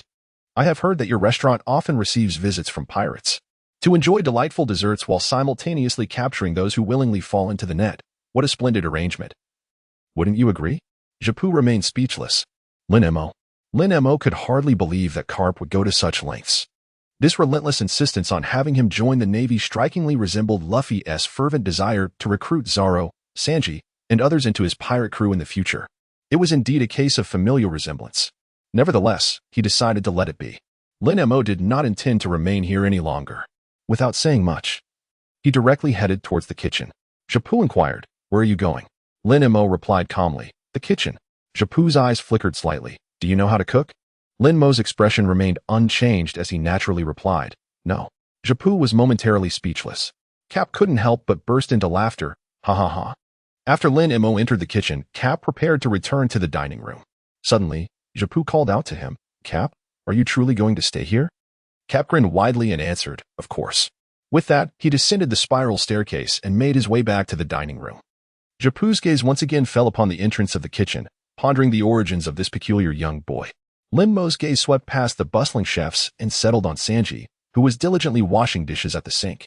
From his experience in Shuangyue village, it was evident that Sanji's progress on the task was substantial.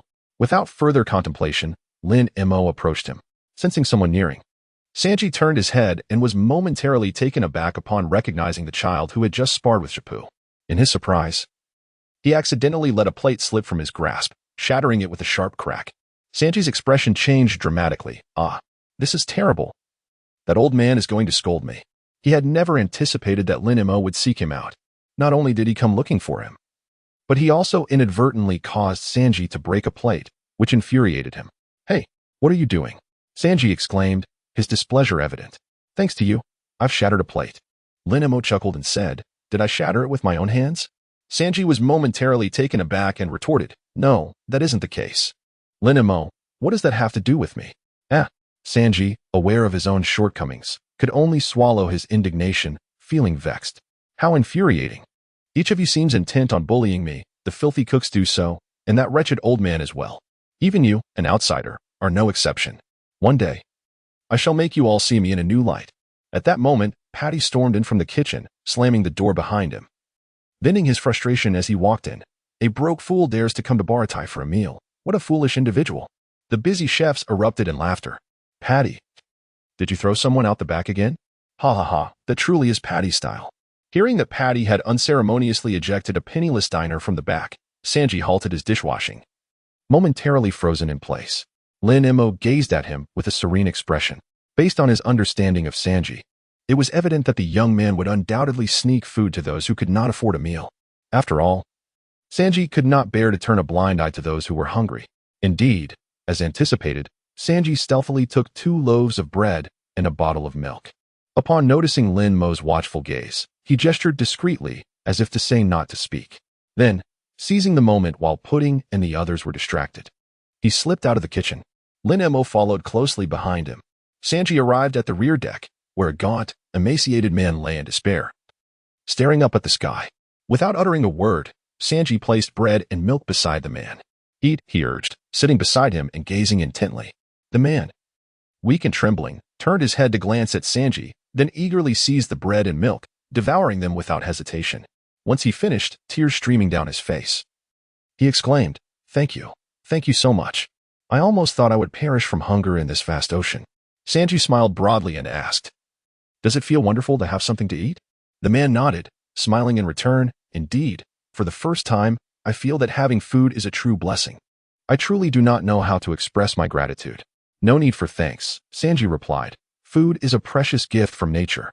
Just promise me that even when your life becomes abundant, you will never waste food."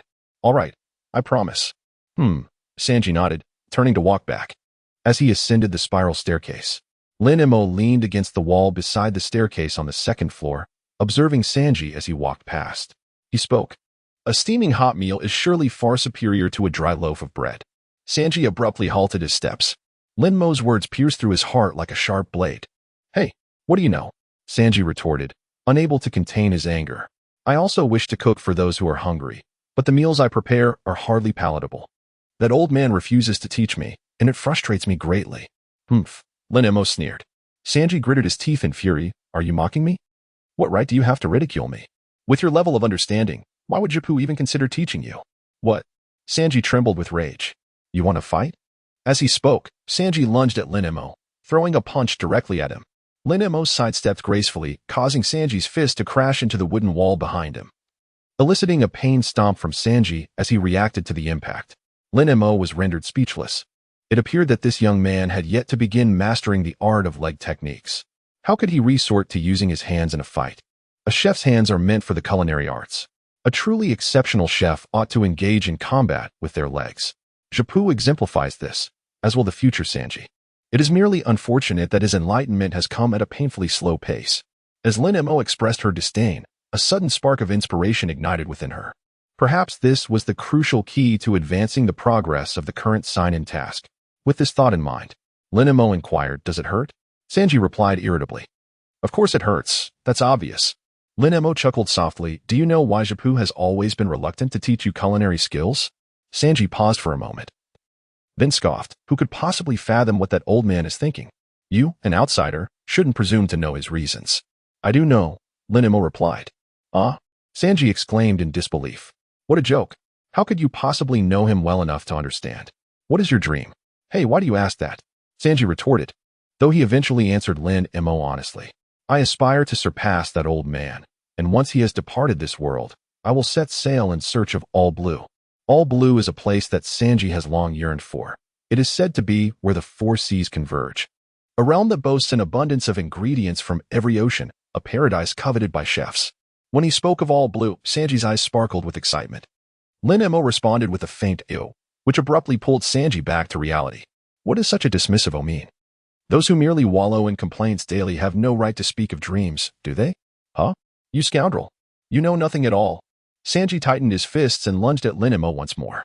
This time, however, Lin Mo did not evade. Hands are the most vital tools for a chef. If they are injured, do you intend to cook with your feet? Sanji's fist halted a mere 5 centimeters from Lin Mo's face. Lin Mo's lips curled slightly as he continued. Those who are incapable of even making an effort have no right to speak of dreams. With that, Lin Mo sidestepped and prepared to wander around Baratie, familiarizing himself with the surroundings. After all, he had already conveyed his thoughts. In his mind, Sanji was not someone of poor comprehension. He would surely grasp the essence of his words swiftly. Sanji glanced at his own hands, then turned his gaze towards Lin Mo's receding figure, unable to restrain himself from asking, "What exactly were you trying to convey with those words?" Lin Mo did not turn his head, calmly stating, "Discover it for yourself." Sanji stared blankly as Lin Mo walked away, then glanced down at his own hands. Memories from the past flooded his mind. It seemed he had never witnessed that old man Jipu engage in a brawl using his hands. Whenever trouble arose, or when reprimanding the chefs for their mistakes in the kitchen, that old man resorted to kicking. Indeed, hands are the lifeblood of a chef.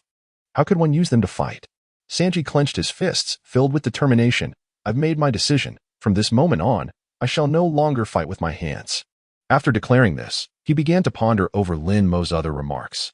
Was he truly so inept? Merely a person who wallowed in complaints and lacked the will to strive?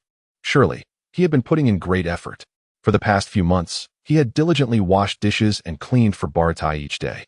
How could he claim he had not been striving? Wait a moment. A sudden realization struck him. Sanji broke into a cold sweat. What have I been doing these past few months? Ding. Guide Sanji and earn his admiration. Sign in progress increased by 20. Current total progress is 40. Reward instant step level increased by 1. Current instant step level is LV2. Not long after Lin Mo had departed, the familiar chime of the system echoed in his mind. A wealth of comprehensive information regarding the instant step technique surged into his consciousness, leaving him feeling considerably lighter in body. It appeared that Sanji's perceptiveness was indeed commendable, and Lin Mo felt a sense of satisfaction. However, he found himself perplexed by the nature of the admiration. Why did it factor into the progress of his task? This particular aspect left him in a state of confusion. Nevertheless, as long as the outcome was favorable, he was content. He stretched languidly. Lin Mo had arrived at the deck of the rear entrance on the second level of Baratie. The warm sunlight enveloped him, creating a cozy ambience that made him feel a bit drowsy. Perhaps a nap would be in order. He retrieved a reclining chair from the system's space and comfortably settled into it, squinting his eyes as he drifted into a light slumber. However, he had barely closed his eyes for a few minutes when, not far away, a pirate ship adorned with an unknown pirate flag began to approach slowly. As Baratie fell within the range of that vessel, the cannons fixed upon the ship were immediately ignited. A series of explosive sounds echoed, with several cannonballs hurtling menacingly towards Baratie. This group of pirates intended to launch a surprise attack, striking from behind the establishment. The thunderous booms of the cannonballs jolted Lin Mo awake from his slumber, causing him to furrow his brow as he opened his eyes. At first glance, Lin Mo beheld the ominous black projectile drawing ever closer to him, and without uttering a word, he reacted. Lin Mo immediately rose from the lounge chair. Leaping from the deck, and with a swift motion, he kicked all the cannonballs into the sea, landing back on the deck. Lin Mo gazed expressionlessly at the pirate ship several hundred meters away that had disturbed his slumber. Without a moment's hesitation, he unsheathed the Tia Lake sword from his waist and struck at the vessel with a single decisive blow. He then returned the sword to its sheath and reclined back onto his chair. In the fleeting moment that his eyes closed, the pirate ship was suddenly cleaved cleanly in two, slowly sinking beneath the waves. The surface of the sea echoed with anguished cries and wails. Soon, tranquility was restored. Sanji had initially intended to express his gratitude to Lin Mo, for the latter's words had alleviated a long-standing burden in his heart. However, as he pursued the direction Lin Mo had taken, he stumbled upon the sight of Lin Mo kicking cannonballs and effortlessly cleaving another pirate ship with a wooden sword. Fear gripped him, rendering him hesitant to approach Lin Mo. Swallowing hard, Sanji cautiously retreated, his steps becoming a light jog. The image of Lin Mo's audacious kick lingered in his mind, igniting a growing excitement within him. Unable to contain himself, he playfully kicked his own foot. Lin Mo was truly remarkable. Despite being of similar age, he could not afford to squander any more time. With this resolve, he arrived at Zeph's door. Upon seeing Sanji once more, Zeph scowled. "Have you finished washing the dishes in the kitchen?" Sanji grinned. "Old man, I've made up my mind. I want to learn your leg techniques." Zeph was momentarily taken aback, then burst into laughter. "Ha! You think you can learn my techniques? Don't delude yourself. Focus on your duties first. I will work diligently," Sanji asserted earnestly. "And I will also hone my culinary skills. When I have spare time, you will teach me your leg techniques." Zeph stared at Sanji, puzzled. How had this boy changed from just half an hour ago? Had he finally awakened? Furrowing his brow, Zeph replied, "I never intended to teach you culinary skills." Sanji responded playfully, "That's fine. I work in the kitchen every day. If you won't teach me, I shall learn on my own. I am no longer the Sanji of the past, old man. Just you wait, I will surpass you soon. In both culinary arts and leg techniques." "Uh-huh, you will never surpass me in this lifetime. Just stick to being a lowly assistant. Say what you will. But once I make a decision, no one can alter my resolve." With that, Sanji dashed away. The laughter that had graced Zeph's face instantly faded into calmness. Had someone spoken to that boy? It couldn't have been those brutes, Patty, and the others. Besides them and Zeph, only one other person had recently been granted special privileges in the kitchen. Zeph narrowed his eyes slightly. Could it be that boy? Lin Mo had blissfully slumbered for over an hour, and upon awakening, his first act was to reach for his wine gourd. Alas, it was empty. Before departing from Frost Moon Village, he had taken the precaution of purchasing a considerable stock of wine at the tavern. However, after nearly 8 days of navigating the seas, during which he had spent his time indulging in wine and slumber, occasionally fending off audacious sea creatures that dared to attack him, His reserves had dwindled to merely 2 jars of the exquisite aged brew gifted by Gung Sailang. After a moment's contemplation, he resolved to forego the temptation of consuming Gung Sailang's wine. Rising to his feet, he retracted the reclining chair back into the system space. Lin Mo yawned, inhaling the faint aroma of wine that lingered in the air as he approached the door of a room on the 2nd floor dedicated to the storage of liquor. Just then, Sanji emerged from within, cradling a bottle of wine. Upon opening the door and spotting Lin Mo outside, Sanji momentarily froze. What brings you here?" he inquired hastily. Lin Mo's gaze fixated upon the bottle of wine cradled in Sanji's arms. "How much for this?" he inquired. This is 5 berry per glass. You wouldn't be contemplating having a drink, would you?" Sanji asked cautiously. Lin Mo replied nonchalantly, "Then this bottle is for you.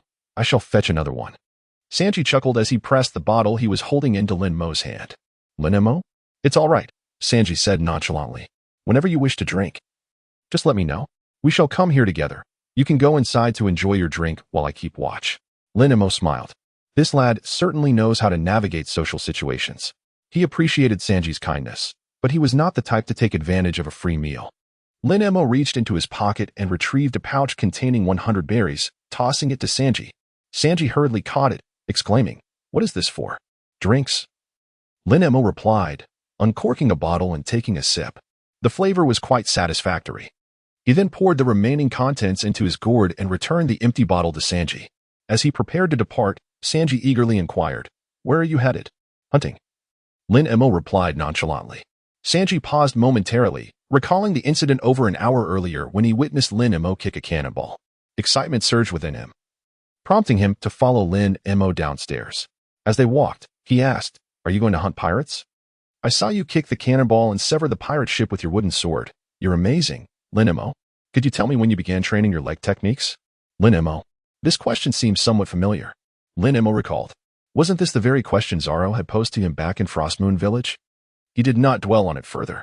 Lin Mo responded to Sanji using the words he once said to Zoro, "Not even half a day." "Eh?" Sanji exclaimed in astonishment, nearly dropping the bottle of wine he was holding. "Is it possible that in less than half a day, you could hold your own against that old man?" Believe it or not, Lin Mo continued to give the same evasive answer, deflecting Sanji's curiosity. Sanji paused for a moment, then continued to match Lin Mo's unceasing pace. Although it was difficult to comprehend, there was something about you that did not seem to suggest deceit, Lin Mo.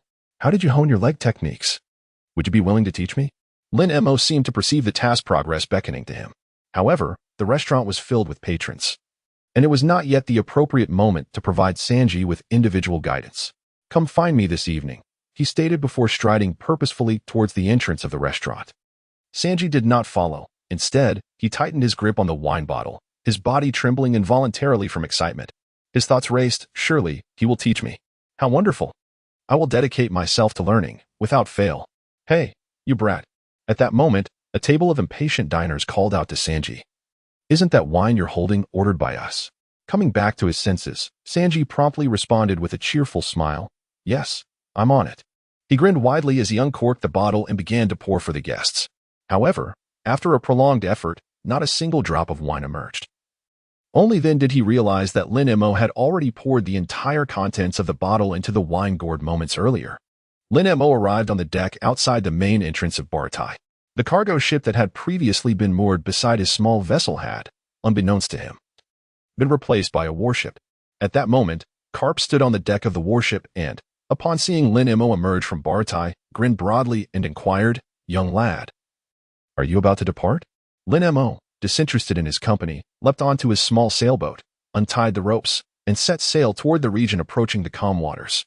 He had no intention of departing from Baratie. Rather, he sought to engage in a bit of fishing, honing his skills while bringing back a catch as a gesture of gratitude.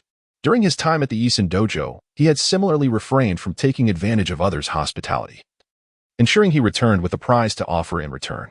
Upon witnessing Lin Mo embark on his vessel, Garp promptly ordered his men to launch a military boat and followed closely behind. Garp maintained a distance of 50 meters from Lin Mo at all times. Initially, he paid little attention to it, but after sailing for nearly half an hour, he sensed something amiss. "Hey kid, do you know what lies ahead?" Garp shouted towards Lin Mo's retreating figure. Lin Mo did not respond to him. Kapu immediately accelerated the vessel, And as he was on the verge of catching up with Lin Mo, he continued, "We are about to reach the doldrums ahead. Once the ship enters, it will become immobile. Please do not proceed further." Lin Mo remained indifferent to him and continued onward. Garp scratched his head and suddenly burst into laughter. The doldrums are teeming with numerous sea creatures, and even the surrounding areas are inhabited by plenty of them. With your meager frame, you wouldn't even suffice as a snack for them. Ha. Just as Garp's laughter faded, a multitude of bubbles suddenly emerged from beneath the surface of the water directly ahead of them, followed by a tumultuous rolling of the waves. The surging waters violently rocked the small boat they occupied. A gigantic sea monkey erupted from the center of the splashing water, roaring as it swung a massive paw towards Lin Mo and Garp. Lin Mo stepped back. Garp grinned, though his expression grew more serious. Lin Mo chuckled softly, displaying no intention of intervening, and gestured invitingly towards Garp. With a sudden burst of energy, Garp leapt from his small vessel, clenched his fist, and flashed a grin as he delivered a powerful punch to the head of the sea monkey. A flash of lightning followed. The sea monkey's eyes bulged, and with a roll of its eyes, it collapsed onto the ocean's surface with a resounding splash, sending droplets of water cascading in all directions. At that moment, a colossal sea king frog emerged from behind them. "Watch out, kid," Garp shouted, realizing he could not reach Lin Mo in time. The gigantic frog opened its foul-smelling maw, and a long, dark red tongue, lined with barbs, shot towards Lin Mo with alarming speed. Lin Mo cast a serene glance at it, unfazed as he withdrew the lake toya and seemingly casually swung his sword. The enormous frog's tongue abruptly halted less than half a centimeter from him, without even a sound of protest. Just as Lin Mo returned the lake toya to his waist, the frog's head severed itself from its body. Cap was taken aback, staring at Lin Mo. As Lin Mo turned his back, ready to proceed, a black needle over 3 meters long shot forth from the severed head's mouth, hurtling towards Lin Mo with astonishing speed. Cap was about to call out for Lin Mo to evade, but the words had yet to escape his lips. Lin Mo slightly tilted his head, and the long needle, laden with lethal poison, grazed his face at less than half a centimeter away, swiftly plunging into the sea with a hiss. Garp was left astounded, his mouth agape.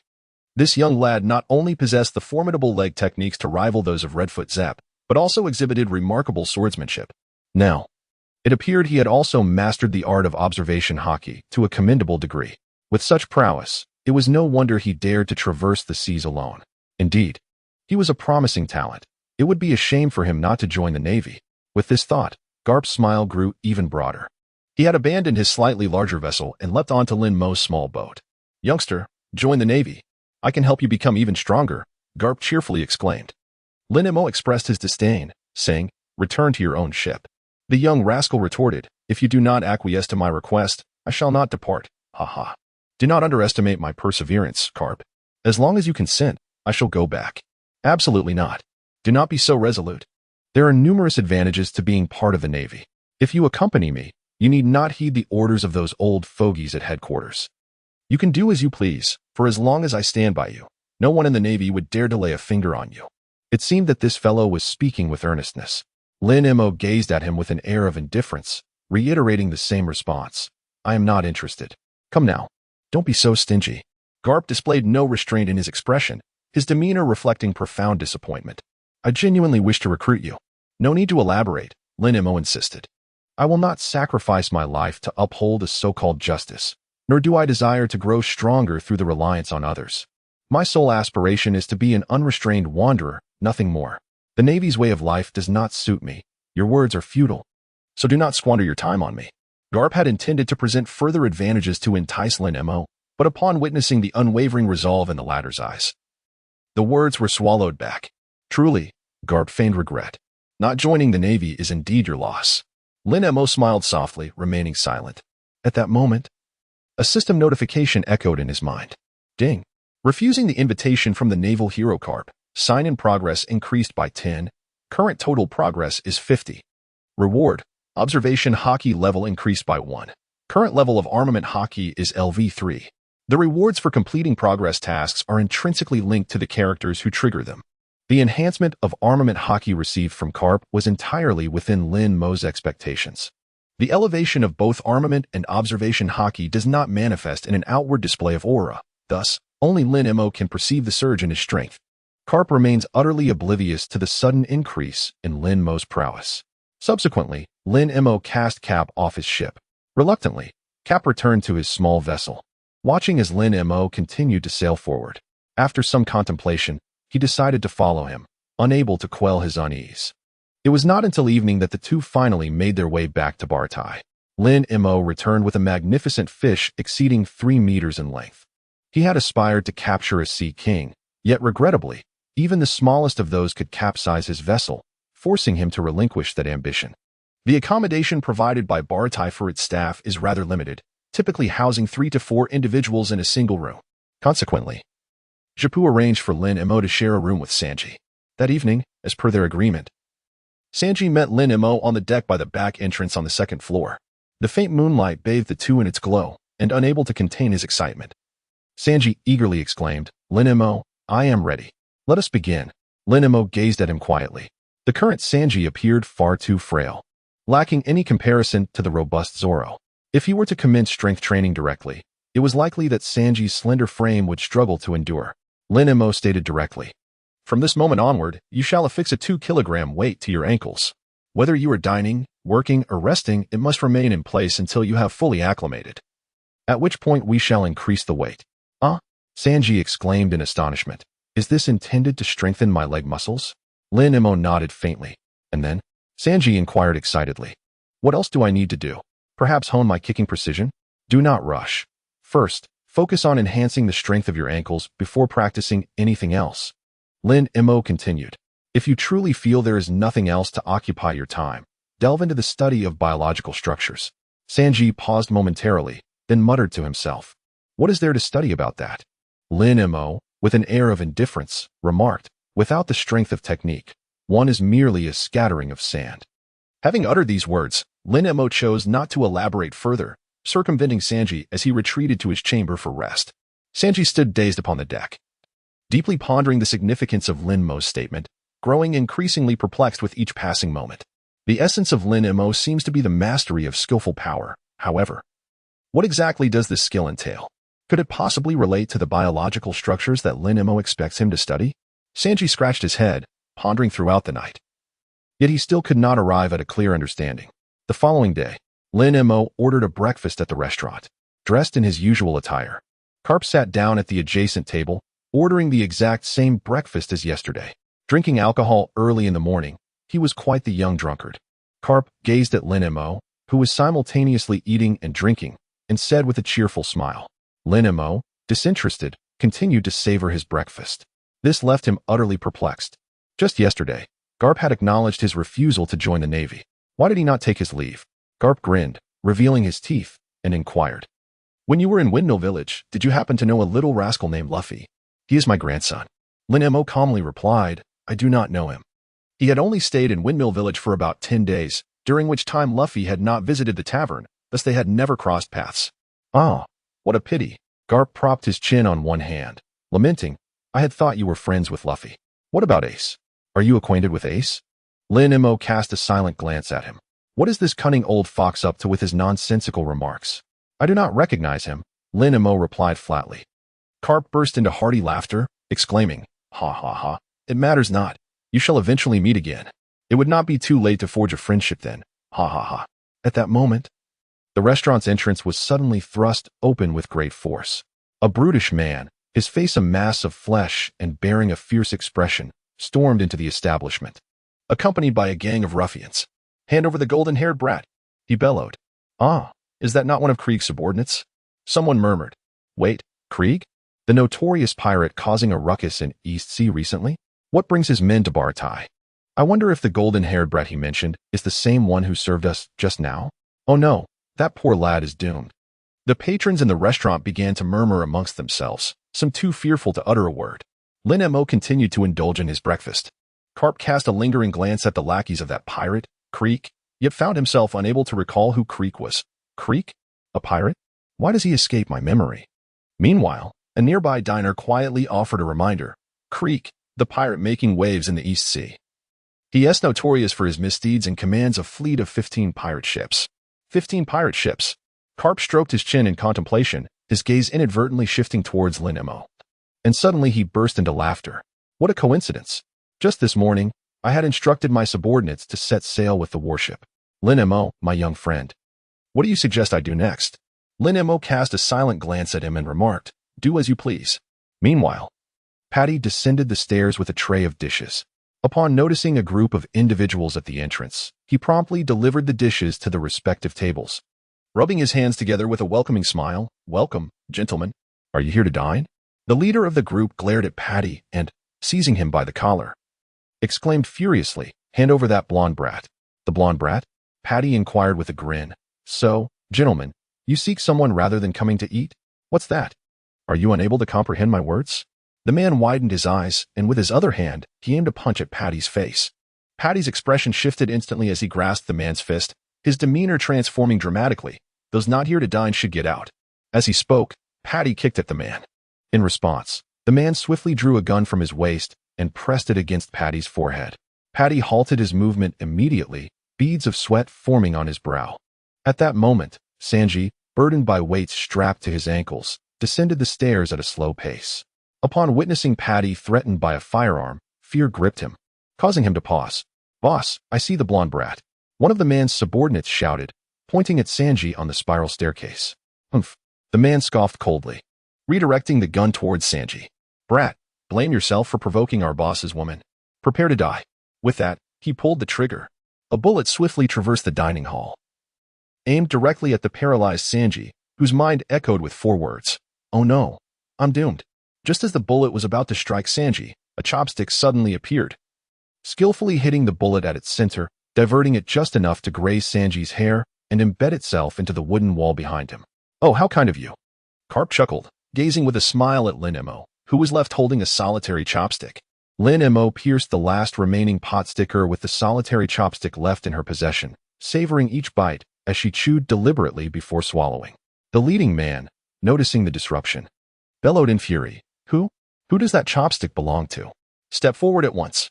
Lin Mo took a final sip of wine, concluding his breakfast, and hung the wine gourd back upon his waist. Lin Mo rose to his feet and slowly made his way towards the main entrance where the band of pirates gathered. Oh, what is that child intending to do? Do not approach them. They are ruthless pirates who would surely take your life. Little one, return to your seat at once. The anxious murmurs of the surrounding patrons filled his ears. Lin Mo appeared to be oblivious, continuing to stride forward. Kapu gazed at Lin Mo with a gentle smile, utterly unconcerned for his well-being. Instead, it was the band of pirates who should dread the impending events.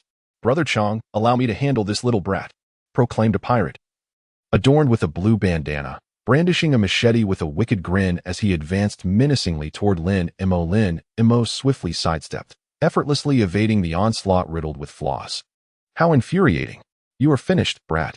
The pirate, adorned with a headscarf, immediately gathered his strength and launched another ferocious assault towards Lin Mo. Lin Mo deftly evaded a couple of blows, countering with a swift strike that landed forcefully on the man's back, sending him crashing to the ground. The man known as Brother Chang narrowed his eyes, his gaze fixating on the wooden sword hanging from Lin Mo's waist. With a derisive smirk, he declared, You little brat playing tricks. Today I shall send you to the afterlife. With that, Brother Chang aimed his gun at Lin Mo and fired several shots in quick succession. At that moment, Sanji shouted in urgency, Lin Mo, be careful. Quickly dodge. Lin Mo skillfully evaded all attacks with swift movements, appearing before Brother Chang in a mere instant and delivering a decisive kick to his knees. Losing his balance, Brother Chang fell to the ground. You scoundrel! You little brat! Do you have any idea who I am? He exclaimed in fury, springing to his feet. Boys, together now. I want this brat to have no place for burial. Yes, Brother Chang. In an instant, the restaurant erupted into a cacophony of chaos as a horde of pirates charged toward the 10-year-old child. Lin Mo observed them with a calm demeanor. He shifted his feet slightly, then swiftly and accurately delivered a series of powerful kicks to the pirates' waists, chests, and ribs. In no time, the entire group of pirates was brought to the ground, writhing in pain. Lin Mo cast a detached glance over the defeated adversaries strewn across the ground. Circumventing them, he proceeded toward the grand entrance, leaving behind a poignant remark. As long as one identifies the right position, even with insufficient strength, one can topple the enemy. After a brief silence, the entire restaurant erupted in cheers. Wow, that little rascal is incredible. He single-handedly defeated so many pirates. Perhaps those pirates were merely weak. Ha. This kid has some skill. Yet, the meaning behind his earlier statement puzzled many. I don't know, but that was truly spectacular. Ha. Initially, Garp found it peculiar that Lin Mo did not simply wield his sword or utilize the leg techniques he had demonstrated against Zepp the previous day to vanquish the pirates. Instead, he went to great lengths to employ basic attacks. It was only when he noticed Sanji trembling slightly on the staircase that the reason became clear. Especially in light of Lin Mo's prior words, this boy is indeed intriguing. Sanji's trembling was not born of fear. Rather, he comprehended that final remark was intended for him. It was the realization of its significance that stirred such excitement within him, causing him to shake. As Lin Mo stepped aboard the vessel, a prompt echoed in his mind. Ding. Sanji's kicking technique. Progress towards sign-in increased by 20. Current total progress stands at 70. Indeed, there were no rewards. Yet, it was acceptable. Only a mere 30 remained to complete the task, indicating that the mission at Baratie was proceeding quite smoothly. Lin Mo untied the ropes that were secured to the deck and continued his voyage towards the doldrums. As evening fell, upon his return, he discovered that the military vessel, which had previously been docked, had vanished. This indicated that Cap had departed. Lin Mo felt a sense of relief at the absence of an annoying companion as he secured his small boat. Lin Mo tossed the large octopus he had brought back to the kitchen staff, just as he was about to leave. He was intercepted at the kitchen door by a group of chefs led by Patty. Patty, with a cheerful grin, remarked, Lin Mo, I heard from the boss that you are only temporarily staying at Baratie. Given your impressive skills, why not consider a long-term position here? No, Lin Mo firmly declined. I cannot cook. Not to worry, we can teach you, they insisted. Indeed, although we haven't seen your abilities, if Patty speaks so highly of you, you must be quite remarkable. You should stay. After all, you have nowhere else to go. What a perplexing bunch, Lin Mo thought, utterly bewildered by their insistence. Lin Mo, rendered speechless, remarked, I am but a traveler, destined for numerous places. It is simply impossible for me to linger anywhere for long. I harbor no interest in assuming the role of a chef. Instead of wasting time on my presence, it would be far more beneficial for you to refine your culinary skills. Wait, are you truly rejecting us? Such candor is rather blunt. A touch of subtlety would be appreciated, came a voice filled with surprise. Hey, what are you all doing? Have the dishes ordered by the guests been completed?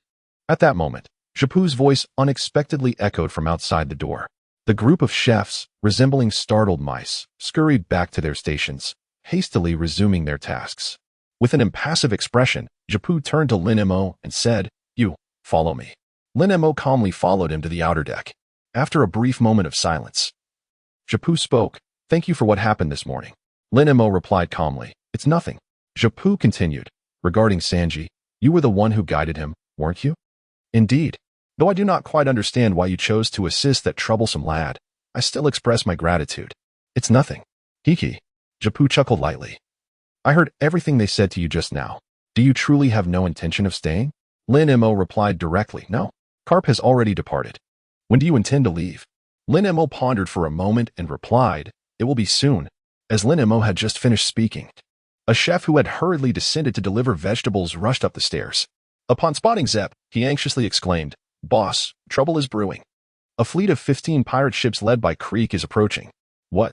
Zepp furrowed his brow slightly. He claims to have come to settle scores with Sanji and Lin Mo. Humph.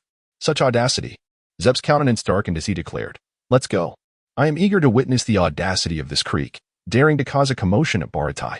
In Lin Mo's recollection, the encounter between Creek and Zepp was supposed to take place a decade later, when Luffy arrived at Baratie. How could they be confronting each other now?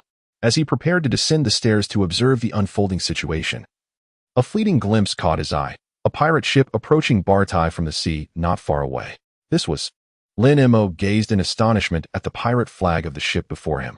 The emblem featured a skull, with a crossbones motif formed by 2 bones beneath it, accompanied by a crescent-shaped mustache that arched upwards. Was this not the insignia of the Whitebeard pirates? The Whitebeard pirates, established by the formidable Edward Newgate, famously known as Whitebeard, wield the unparalleled powers of the Tremor fruit. At this moment in time, the Whitebeard pirates undoubtedly stand as the mightiest pirate crew in the world. Lin Mo recalled that the main ship of the Whitebeard pirates was a grand vessel adorned with the head of a whale. However, what was currently approaching Baratie was a sleek sailing boat. It seemed likely that one of Whitebeard's captains had arrived, though the identity of the visitor remained a mystery. He withdrew his gaze. Lin Mo did not linger on his thoughts, promptly making his way towards the staircase. Upon reaching the downstairs dining area, he was met with an eerie silence. The patrons who had previously dined within the restaurant had fled in a state of panic. Meanwhile, Zepp confronted Clique and his entourage, accompanied by the cook who had alerted him earlier. Behind Clique, alongside his minions, stood a woman, the very same individual who had taunted Sanji the day before. As Lin Mo had anticipated, Clique's eyes widened in astonishment upon spotting Zepp. "It's you. You are the incomparable pirate, Red-Leg Zepp, who masqueraded as a chef. I heard rumors of your demise at sea, yet here you stand." Zepp, with narrowed eyes, retorted with a cold smirk, "And what of it? My survival is of no concern to you. I am merely a chef now." Clique paused momentarily, then erupted into laughter, his simian features becoming even more pronounced. "Ha. It's quite amusing to hear you say you live as a chef. It would be more accurate to say you are fit only to be a cook." Clique's gaze fell upon Zepp's prosthetic limb, his grin widening. "Were you whole, I might have regarded you with caution, but your lost leg signifies your diminished combat prowess. You pose no threat to me now. And what of it?" Zepp replied, maintaining his composure. "I am no longer a pirate, and besides, I still possess these hands. Speak your mind." "Ha. Clique sneered. "Red-Leg Zepp, you are a man who once navigated the Grand Line and returned unscathed. You must possess a logbook chronicling that year at sea. Hand it over to me, and I shall release you today." "Humph." Zepp scoffed. "Indeed, I have a logbook, but I cannot surrender it to you. It represents the pride of all my companions who sailed alongside me. To relinquish it to you would be an affront to its significance." Clique's expression darkened, his fists clenching in frustration. "If that is the case, then I shall take it by force." Just as the words left his lips, a light-hearted male voice echoed from the entrance of the restaurant. "Oh dear. We finally find ourselves at a maritime dining establishment, hoping for a delightful dinner, yet it seems our timing is unfortunate." A tall, slender man with golden punk hair, a dagger at his waist, and a tattoo of the Whitebeard pirates emblazoned on his chest appeared at the entrance, flanked by several lackeys. Lin Mo instantly recognized the newcomer. It was Marco, the Pineapple Head, the unequivocal second-in-command of the Whitebeard pirates. Crick, feeling impatient, turned his gaze towards the entrance. Upon noticing the tattoo emblazoned across Marco's chest, he was momentarily taken aback. The design seemed rather familiar. "Hey, can't you see our captain is here?" One of Crick's subordinates shouted at Marco and his companions. "What are you still doing here? Get lost. How dare you speak so disrespectfully? Do you even know who our captain is?" Marco's subordinate retorted defiantly, initially intent on continuing the argument, only to be restrained by Marco. "Xiaopeng, there's no need to bicker with these ignorant fools," Marco remarked, stroking his chin with a bemused smile. "It's been over a decade since anyone has dared to tell me to get lost. Such audacity. Boss, you needn't lift a finger. Allow us to teach them a lesson." Crick's men rallied together, preparing to encircle Marco and his crew. At that moment, Zhappu suddenly chuckled softly. Crick furrowed his brow. "What are you laughing at?" Zhappu replied with scorn, as expected from the most active pirate crew in the East Blue. They even dare to bully members of the Whitebeard crew. "What? Whitebeard?" Crick suddenly recalled that the tattoo was indeed the insignia of the Whitebeard pirates. This was dire news. He could not afford to provoke Whitebeard.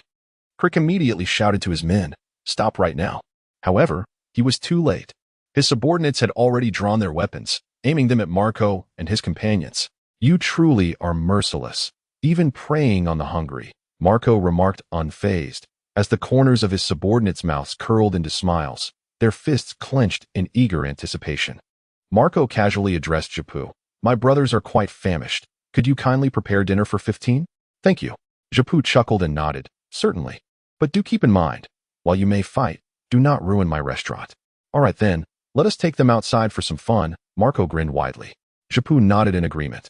As he prepared to head to the kitchen, a concerned chef behind him inquired, "Boss, is this truly all right? Crick commands 15 pirate ships." "Not to worry. The men of Whitebeard are formidable. Besides, we have the second-in-command, the Phoenix Marco, here. Dealing with Crick will be child's play." With that, Zhappu made his way towards the spiral staircase. Spotting Lin Mo near the stairs, he smiled again. "Little one, it seems you haven't had dinner yet, have you?" Lin Mo cast a glance at him and nodded. "Then you shall help me keep watch here. I shall treat you to dinner. I have money. I will also buy you a fine bottle of wine. It's a deal." Haha. Japu laughed heartily as he ascended the stairs. Marco and his companions initially refrained from retaliating against the assaults from Click's men, opting instead to retreat steadily. It was only after Click's subordinates exited the restaurant that they struck back, sending them one by one into the sea. Click was unable to halt his men in time, and by the moment he pursued them, all of his henchmen had been vanquished. Rage coursed through him, causing his body to tremble. The woman behind him was so frightened that she could not stop shaking. "Darling, what shall we do? They seem quite formidable. Get away." Click glared at her, prompting her to retreat several steps in fright. Marco smiled. "What is a ferocious woman worth? You must be the captain of that large ship nearby. Let us negotiate. How about you and your crew leave this place?" As soon as Marco finished speaking, his subordinates erupted into laughter. Click, infuriated, removed his coat, revealing a suit of golden armor, and coldly scoffed, "Do not think I fear you just because you are from the Whitebeard pirates. You merely reached the Grand Line before I did. I am armed to the teeth, and annihilating you would be a trivial task." "Oh, it seems you have yet to venture into the Grand Line," Marco chuckled. "I wonder if your capabilities are as grand as your bravado. Come, let me witness your strength." Outside the restaurant, on the narrow deck, Marco's men occupied a substantial portion of the area. Click suddenly brandished 2 guns, revealing 10 more gun barrels on either side of his golden armor. "Die!" he shouted. In an instant, a barrage of bullets erupted, densely raining down upon Marco. A smirk graced Marco's lips as he instantly transformed, sprouting a pair of wings engulfed in azure flames. Click's bullets passed through him, creating numerous bullet holes in his form. Just when Click believed Marco was doomed, the gunshot wounds rapidly became enveloped in azure flames, restoring him to his original state. Marco remained unscathed. He was the possessor of the mythical Zoan-type bird fruit, a rare ability even among Zoan types, one of only 5 creatures capable of flight. Marco's ability allowed him to encase his wounds in resurrecting azure flames and regenerate, rendering attacks futile. His powers not only healed his own injuries, but also had a certain effect on others, accelerating their healing process. Thus, as a captain of the Whitebeard pirates, he also served as the ship's doctor. Damn it, he is a devil fruit user. Click realized that his attacks were utterly ineffective, which brought a sudden calmness to him. He had not intended to resort to this tactic. So what if you are a power wielder? I am destined to dominate all seas in the future.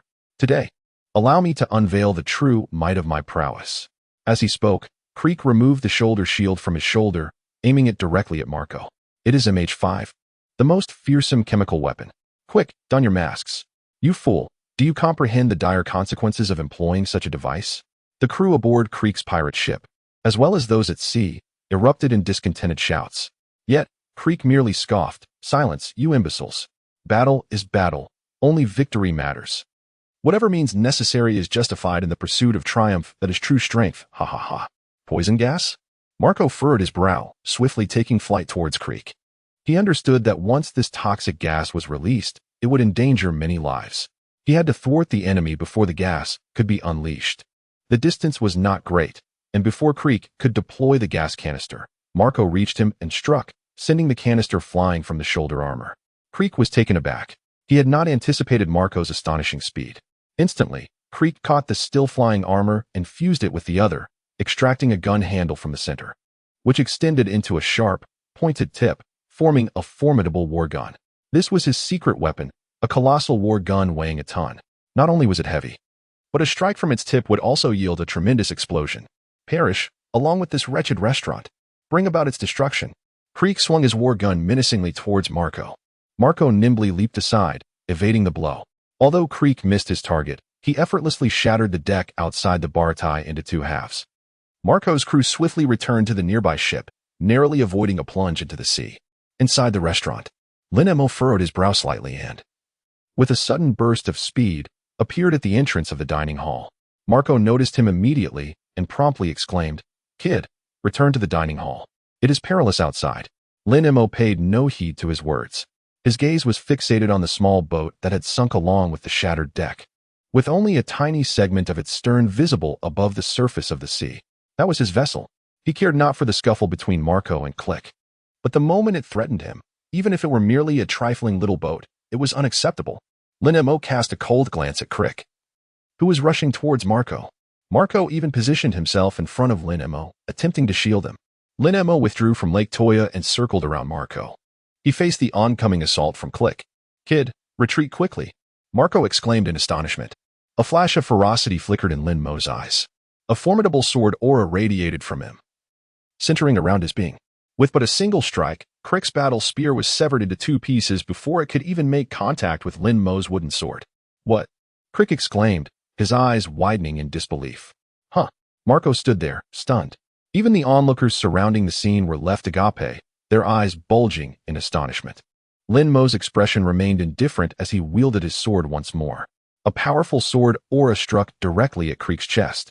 Crick's eyes rolled back, and with a resounding thud, he fell straight backward. His subordinates were visibly frightened, wanting to rush forward to assess Crick's condition, but hesitating in fear.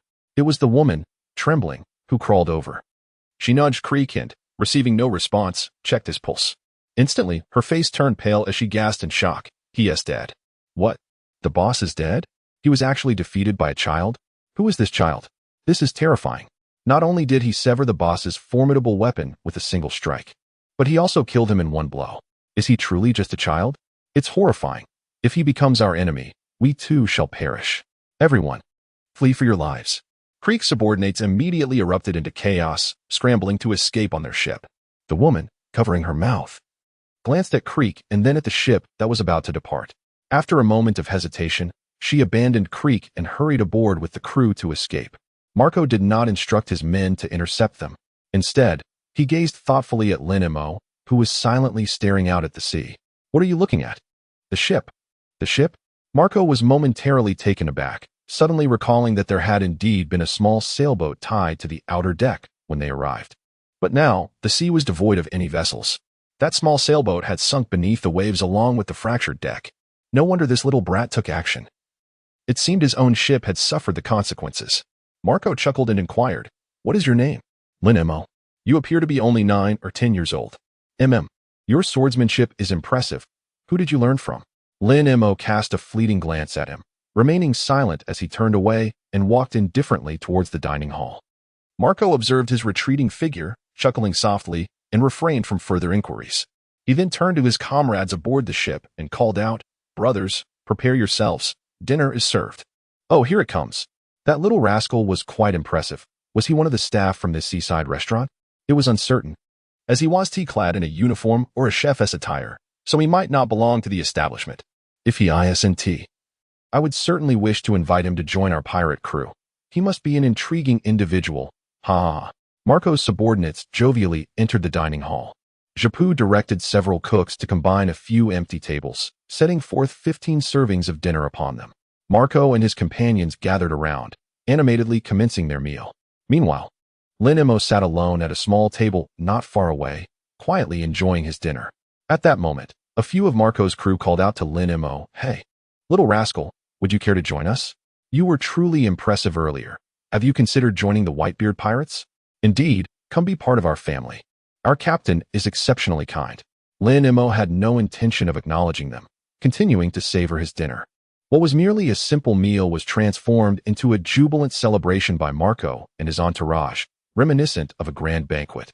They indulged in hearty portions of meat and drink, their laughter ringing out as they engaged in boisterous conversation. Before long, they even began to sing the song Bink Sake, a melody familiar to nearly every pirate.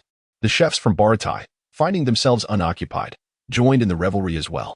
In stark contrast, Lin Mo appeared to inhabit an entirely different realm. With a solemn expression, he dined and drank in solitude, his mind preoccupied with thoughts of his sunken ship. It seemed imperative that he devise a means to procure a new vessel, otherwise he would be unable to set sail. At that moment, Marco approached Lin Mo's table, a glass of wine in hand, and smiled. "Lin Mo, would you care to join me for a drink?" Lin Mo did not even raise his head, simply grasping the bottle of wine. Marco, unfazed, proactively clinked his glass against Lin Mo's bottle. Observing Lin Mo take a generous gulp from the bottle, Marco downed the contents of his own glass in one go, then burst into hearty laughter. "Ha ha ha, I never would have guessed you had such a capacity for alcohol. When I was your age, I could only sip on soft drinks." Lin Mo ignored him. Marco simply sat down directly opposite Lin Mo, gazing at him with a half smile, and inquired, "You are not a patron of this restaurant, are you?" Lin Mo nonchalantly hummed in response and continued to enjoy her meal. Shunpo and Sanji descended from the upper floor together. Upon noticing Marco and Lin Mo seated at the same table, a flicker of curiosity crossed his eyes. Without further contemplation, he instructed Sanji to deliver a platter of meat from his hands to Lin Mo's table. It had been quite some time since Baratie experienced such joy. Sanji placed the dish of meat before Lin Mo, grinning broadly as he spoke. Lin Mo cast a glance at him, remaining silent. Shunpo approached as well. His gaze directed towards Marco, who was fixated on Lin Mo, and inquired, "You are the captain of the Whitebeard Pirates, the Phoenix Marco, are you not?" Marco withdrew his gaze, meeting Shunpo's eyes with a smile. "Indeed, I am. It surprises me that someone in the East Blue recognizes me." Shunpo chuckled softly and continued, "Shouldn't you be aboard the Moby Dick with Whitebeard? Why have you come to the East Blue alone, bringing your crew with you? Are you on a mission? Just a small task. I shall return in a few days. By the way, thank you for your assistance at the restaurant today." "Haha, you should not be thanking me," Marco replied, his attention shifting back to Lin Mo. Shunpo followed Marco's gaze. Momentarily taken aback, "Are you saying Lin Mo was the one who dealt with Kuro and his crew?" Marco smiled, without even batting an eye. "He dispatched that weapon-laden fellow with merely 2 strikes. He is truly an extraordinary child." "What? 2 strikes?" Shunpo exclaimed in astonishment. "Kuro commanded a fleet of 15 pirate ships, demonstrating that he is not weak at all, yet he was slain in just 2 blows? This." "Indeed," Marco continued. "Lin Mo, do you have any particular destination in mind for your next venture?" Lin Mo remained silent in response to his inquiry. Shunpo, however, answered on his behalf. "He is a traveler." "A traveler?" Marco remarked, slightly astonished. "Alone?" "Indeed." Lin Mo finished the last morsel of his meal, wiped his mouth, and replied nonchalantly. Marco smiled wryly. "Traveling alone across this vast ocean, does that not feel lonely? Have you considered joining the Whitebeard Pirates?" "No." Lin Mo stood up, no longer wishing to linger in this lively atmosphere that did not suit him. He intended to retire upstairs for the night. Observing this, Marco promptly called out to him, "Your ship has sunk. Without a vessel, you cannot set sail. You may harbor some apprehension regarding our pirate identity. Yet not all pirates are alike. The Whitebeard Pirates are distinct. Our captain is the most magnanimous man in the world. He embraces all of us as his sons and family. Trust me, once you meet him, you will surely come to admire him." "No," Lin Mo firmly declined. "I am merely a traveler, devoid of the need for a home, family, or attachments. I appreciate your kindness, but I must take my leave." With that, Lin Mo continued onward. In his mind, the system notification chimed. Ding. Refusal of Marco the Phoenix's invitation. Sign-in progress increased by 10. Current total progress at 80. Reward. Observation Haki level increased by 1. Current observation Haki level at LV3. Lin Mo halted in his tracks. Although others remained oblivious to his heightened observation Haki, he was acutely aware of his newfound ability to perceive the breathing of those within several hundred meters, as well as the presence of fish swimming in the water. However, he was yet unable to sense their heartbeats. Shunpo, noticing Lin Mo's sudden pause, inquired with curiosity, "What's the matter, little rascal?" As he snapped back to reality, a thought suddenly crossed his mind. Lin Mo turned to Shunpo and inquired, "Is there a bounty on Crick?" Shunpo, perplexed, replied, "He has just emerged in the East Sea. The bounty is not substantial, perhaps only a few million berries." "What's the matter?" "His corpse is still outside." Lin Mo responded nonchalantly, "The bounty is yours. Provide me with a small boat." Taken aback for a moment, Shunpo chuckled. "Trading a few million berries for a small boat? You are quite generous." "Money is of no significance to me," Lin Mo declared, then turned and continued ascending the stairs. Sanji hesitated briefly before hastily trailing after him. "Hey," Marco lamented, "is my charm insufficient? I cannot even manage to sway a mere child." "Aha," Shunpo laughed. "That little rascal, Lin Mo, possesses quite an eccentric temperament. It's not just you. He outright refused both my and Garp's invitations." Garp?" Marco exclaimed. "You mean the Vice Admiral, the Iron Fist Garp?" "Indeed," Shunpo confirmed. "That fellow pursued Lin Mo for 2 days without success. He departed this morning. Fortunately, you arrived in the evening. Otherwise, encountering Garp would have complicated matters for you." Marco lapsed into silence, his gaze drifting toward the spiral staircase where Lin Mo had long since vanished. Without further thought, he rose and exited toward the dining hall. Shunpo observed his retreating figure, a smile of anticipation gracing his lips, to calmly reject both a naval hero and the strongest pirate crew. "I wonder what the future holds for you," Lin Mo Marco returned to the ship alone and promptly contacted the Moby Dick, the flagship of the Whitebeard pirates. Using a transponder snail, the call was soon connected. Hand the phone to Dad quickly, Marco urged, his tone urgent. The person on the other end was startled and swiftly passed the transponder snail to Edward Newgate, known as Whitebeard, who was drinking with his crew. What's the matter? Marco, have you encountered trouble in the East Sea? Whitebeard queried. Marco grinned. Dad, I have come across an extraordinary child. An extraordinary child? Whitebeard asked, intrigued. In what way? He effortlessly dispatched a pirate with 15 ships using merely 2 swords, Marco replied. Oh, he certainly possesses commendable strength. Moreover, Marco continued, he also rejected an invitation from the naval hero Garp. What? Garp? Whitebeard responded, somewhat surprised. The Navy is attempting to recruit that child. Indeed. We missed our chance to confront Garp directly. According to the owner of this maritime restaurant, Garp pursued that child for 2 days without success. Garp is not one to engage in such trivial matters, Whitebeard mused, then inquired, what is the child's name and age? His name is Lin Mo, and he is approximately 10 years old. Whitebeard gasped, what? Only 10? Originally, Marco sought to recruit Lin Mo solely out of admiration for his prowess and his composed demeanor in handling matters. Even if the latter were to decline, it would not pose a problem. However, now, to everyone's astonishment, this young lad, Lin Mo, has caught the attention of the Navy.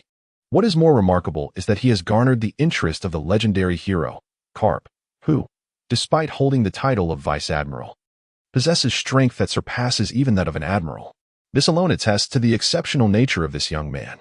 Consequently, Marco felt compelled to inform Whitebeard of the situation at hand. Whitebeard was considerably taken aback by Lin Mo's circumstances and entertained the notion of recruiting him. However, upon reflection, he recalled that Garp had been unable to sway Lin Mo despite 2 days of effort, indicating the young man's resolute and unyielding character. Marco, have you extended an invitation to him? Whitebeard inquired, his tone composed and neutral. Marco sighed in response, yes, I did invite him, but he declined, stating that he is a traveler and has no need for a home or family. It truly is perplexing. Ha ha ha. Whitebeard suddenly erupted into laughter. A traveler, indeed. What an intriguing young fellow. I find myself rather eager to meet him. In the employee quarters on the 2nd floor of Baratie. As Lin Mo stepped into the room, Sanji hurried over with great enthusiasm. Lin Mo, is it truly you who defeated that creek? Sanji inquired, his eyes glimmering with excitement. Lin Mo casually responded, You are truly remarkable. Everyone fears Kellic, and yet you, being of a similar age to me, not only stand unafraid but also effortlessly vanquished him. I am utterly envious of your strength. How did you manage to defeat him? Was it with your sword? But yours is made of wood, so it shouldn't be lethal, right? Did you perhaps use kicks instead? Oh, I am so thrilled. Lin Mo, would you share the details of that encounter with me? Lin Mo, is Sanji truly a loquacious individual? Surely, he recalls that in the world of pirates, Sanji's discourse was never this abundant. Even if he were to be verbose, it would solely be in the presence of beautiful women. What on earth is this? It is utterly exasperating. Just as Lin Mo was lamenting Sanji's incessant chatter, a notification from the system echoed in his mind once more. Ding. You have gained the recognition of Edward Newgate, the Whitebeard. Sign-in progress has increased by 10, bringing the total progress to 90. Reward. Observation Haki level increased by 1. Current observation Haki level, LV4.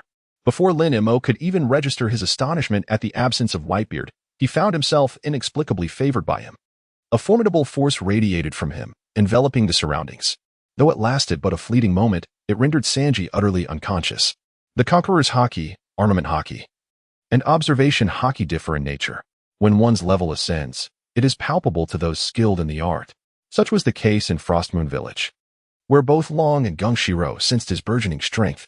However, this time, the surge of Conqueror's Haki spread forth with the same intensity as an enhancement in swordsmanship, even extending farther than when he had progressed to level 6 in swordsmanship. Downstairs, the once lively chatter in the restaurant abruptly ceased. Marco's subordinates and the cooks from Baratie collapsed where they stood. Only Zepp and Marco, who had just returned from a call with Whitebeard, remained unaffected. What just transpired? Marco exclaimed in shock. Was that Conqueror's Haki? Who wielded it? Zepp's expression darkened, yet he could feel that the overwhelming presence emanated from the upper floor. At that moment, only Sanji and Lin Mo were upstairs. Without further thought, Zep hurried upstairs, closely followed by Marco. Upon reaching the staff quarters, they found Sanji unconscious, while Lin Mo appeared unscathed. With a grave expression, Zep inquired, "So it was indeed you, Lin Mo?" Lin Mo glanced back at the two individuals by the door and replied nonchalantly. Zeppu pressed his hand against his forehead, lamenting, "I never expected you to possess Conqueror's Haki. Even if you do, it shouldn't be unleashed recklessly. It's far too perilous. I fear it may not have been intentional on his part." Marco, with a grave expression, remarked, "It seems his mastery of Conqueror's Haki has intensified, unconsciously exuding its formidable presence." "Is that so?" Zeppu replied, astonished. "If merely emanating such a potent aura can yield such strength, what would occur if he were to unleash it fully?" Marco chuckled lightly. "I fear that both you and I would suffer the consequences." Zeppu shuddered, involuntarily gasping. "That is utterly terrifying." "Lin Mo," Marco inquired, "are you truly unwilling to join the Whitebeard pirates?" Lin Mo, rendered speechless, replied, "No. I just had a conversation with my father, who is very eager to meet you in person." Lin Mo. "I see. No wonder I suddenly received the task progress from Whitebeard." Noticing Lin Mo's silence, Marco smirked and said, "Next, you will be heading to the Grand Line, won't you?" Lin Mo nodded. "Indeed. Very well. When the time comes and you happen to encounter the Pequod, do remember to pay a visit to my father. Both you and he share a fondness for fine spirits, and who knows, you might become excellent drinking companions," Marco said with a light-hearted tone. Lin Mo nodded perfunctorily. Marco noticed it immediately, but chose not to confront him. "Very well, I shall not disturb you further. My crew has nearly finished their meal, and it is time we return to the ship. I wonder when those fellows will awaken. It seems I must carry them back myself." With that, Marco spoke as he departed the room without delay. Zeppu silently observed Lin Mo for a prolonged moment before finally exhaling. "Very well. Let us close early today and take our rest." With those words, he too exited the room. After considerable effort, Marco managed to haul his subordinates onto the ship. He promptly placed a call to Whitebeard. "Father, I believe I have discerned why Garp holds such high regard for that boy Lin Mo. Not only is he exceptionally skilled in swordsmanship, but he has also awakened a formidable Conqueror's Haki. Perhaps he possesses proficiency in armament and observation Haki as well." The following day, Sanji awoke in a daze. The events of the previous night were hazy. He only recalled conversing with Lin Mo when an overwhelming sense of dread had suddenly engulfed him, after which his memory faded into oblivion. He sprang from his bed in haste. Upon glancing outside, he spotted Lin Mo at the corridor railing, enjoying the sea breeze with a drink in hand. Momentarily taken aback, Sanji rushed out to Lin Mo's side and inquired anxiously, "Lin Mo, what transpired last night? I seem to have collapsed for no apparent reason." Lin Mo remained silent. Sanji continued, "And you? Are you all right?" Lin Mo glanced at him and shook his head, saying, "It's nothing." Sanji couldn't help but breathe a sigh of relief. "Thank goodness. It's all right." Lin Mo smiled and hung the wine gourd back on his waist. At that moment, a familiar voice suddenly resonated from downstairs. What is happening at the deck by the door? Did pirates come yesterday?" Upon hearing this, Lin Mo's expression momentarily faltered, and he was rendered speechless within. How could that rascal Garp have returned once more? Lin Mo initially believed that Garp had gone to Windmill village in search of Luffy. However, to his surprise, the old fox returned early in the morning with a net full of seafood, heading back to Baratie. Zeph, who was fixing the deck outside with his crew of cooks, remarked with irritation upon seeing Garp's return, "You're just in time. That guy's head is worth a few million berries. I don't need more than 10,000. Just take him away." Garp turned to glance at the already stiffening corpse nearby, scratched his head, and replied, "Who is that?" With a serious expression, Zeph responded, "Click. The captain of the crew that caused a ruckus at the restaurant yesterday morning." "Oh, right. I remember now." Garp grinned, revealing his teeth. "Impressive, Zeph. You managed to kill this notorious pirate even with a broken leg. Truly, you are aging like fine wine." Zeph, feeling exasperated, retorted, "I didn't kill him." Garp raised an eyebrow. "If it wasn't you, then who was it? Could it be Lin Mo?" "Ha. Yes, it was him," Zeph replied, a mischievous smile on his face. "Marco visited last night, and he personally witnessed Lin Mo kill Click in 2 strikes. He even extended an invitation for Lin Mo to board his ship." "What?" Garp's previously cheerful expression froze, his eyes widening. "You mean the captain under Whitebeard, the Phoenix Marco?" "Indeed, that's him," Zeph confirmed. Garp, now anxious, asked, "Did that little brat accept his invitation?" Shrugging, Zeph chuckled, "Who knows? He is upstairs right now. You can ask him yourself. Damn it. I was the first to extend an invitation to that brat. Garp angrily tossed the net of seafood onto the deck and stormed towards the spiral staircase leading inside the restaurant. Zeph, watching Garp's retreating figure, added with a grin, "Oh. By the way, you should have known that Lin Mo possesses Conqueror's Haki." Garp halted in his tracks, a look of shock crossing his face. Conqueror's Haki? That little brat can use Conqueror's Haki? Seeing Garp pause, Zeph continued, "Indeed, that brat's Conqueror's Haki is quite formidable. It unintentionally knocked out both my men and Marcos." Garp, taken aback, wasted no time and hurried upstairs. Upon finding Lin Mo, he wasted no words and threw a punch without hesitation. Lin Mo nimbly evaded with a swift step. Garp continued to throw punches, saying, "Kid, you wouldn't possibly agree to join the Whitebeard Pirates, would you? Lin Mo, why are you silent? Could it be that you truly agreed to that foolish bird Marco?" Garp struck again with a punch. No. Lin Mo felt somewhat vexed. He enveloped his fist with the third level of Haki, no longer evading. He struck out with a powerful punch, colliding with Garp's iron fist. Instantly, a formidable shockwave emanated from the point of impact between their fists. A flicker of surprise flashed in Garp's eyes. Typically, he employed his iron fist with merely a fraction of his strength when striking Luffy and Ace, using only 10% of his power. Aware of Lin Mo's formidable prowess, he decided to exert 30% of his strength against him. However, to his astonishment, not only did Lin Mo withstand the blow, but he also seemed to possess Haki. With leg techniques that rivaled Zephyr's, and the mastery of all three types of Haki, it appeared he was also a swordsman. Just how many secrets did this young lad conceal? Garp's interest in Lin Mo grew ever more profound as they both withdrew their fists. In Lin Mo's mind, the system notification suddenly resonated. Ding. Engaged in combat with the naval hero Garp, progress towards signing an increased by 10. Ding. The signing task at the Sea Restaurant Baratie has been completed. Congratulations, host. You have unlocked the Moon Step and Gale Foot techniques. Rewards include an increase in Instant Step level by 1 and Night Shadow level by 1. Your current Instant Step level is LV3 and Night Shadow level is LV2. The Moon Step is one of the 6 styles, a technique that employs powerful leg strength to tread upon the air, creating significant buoyancy, allowing one to traverse the skies as if ascending a staircase. The Gale Foot is another of the 6 styles, utilizing rapid contraction and extension of the leg muscles to generate kinetic energy, followed by a swift kick that compresses the air ahead, unleashing a vacuum attack akin to a sharp slash, capable of cleaving through an opponent. Lin Mo raised his brow. With the unlocking of new skills and the enhancement of Shunpo and Yakai, a formidable power surged forth from beneath his feet, radiating outward in an instant. He stood there, motionless, yet the deck beneath him, centered around his feet, began to fracture, splitting into countless intricate fissures resembling a spider's web. The sound of a sharp crack echoed through the air. The position where Lin Mo and Garp stood was rent asunder, creating a gaping chasm. The two reacted with remarkable swiftness, immediately leaping onto the adjacent intact deck, thereby avoiding plummeting alongside the collapsing structure.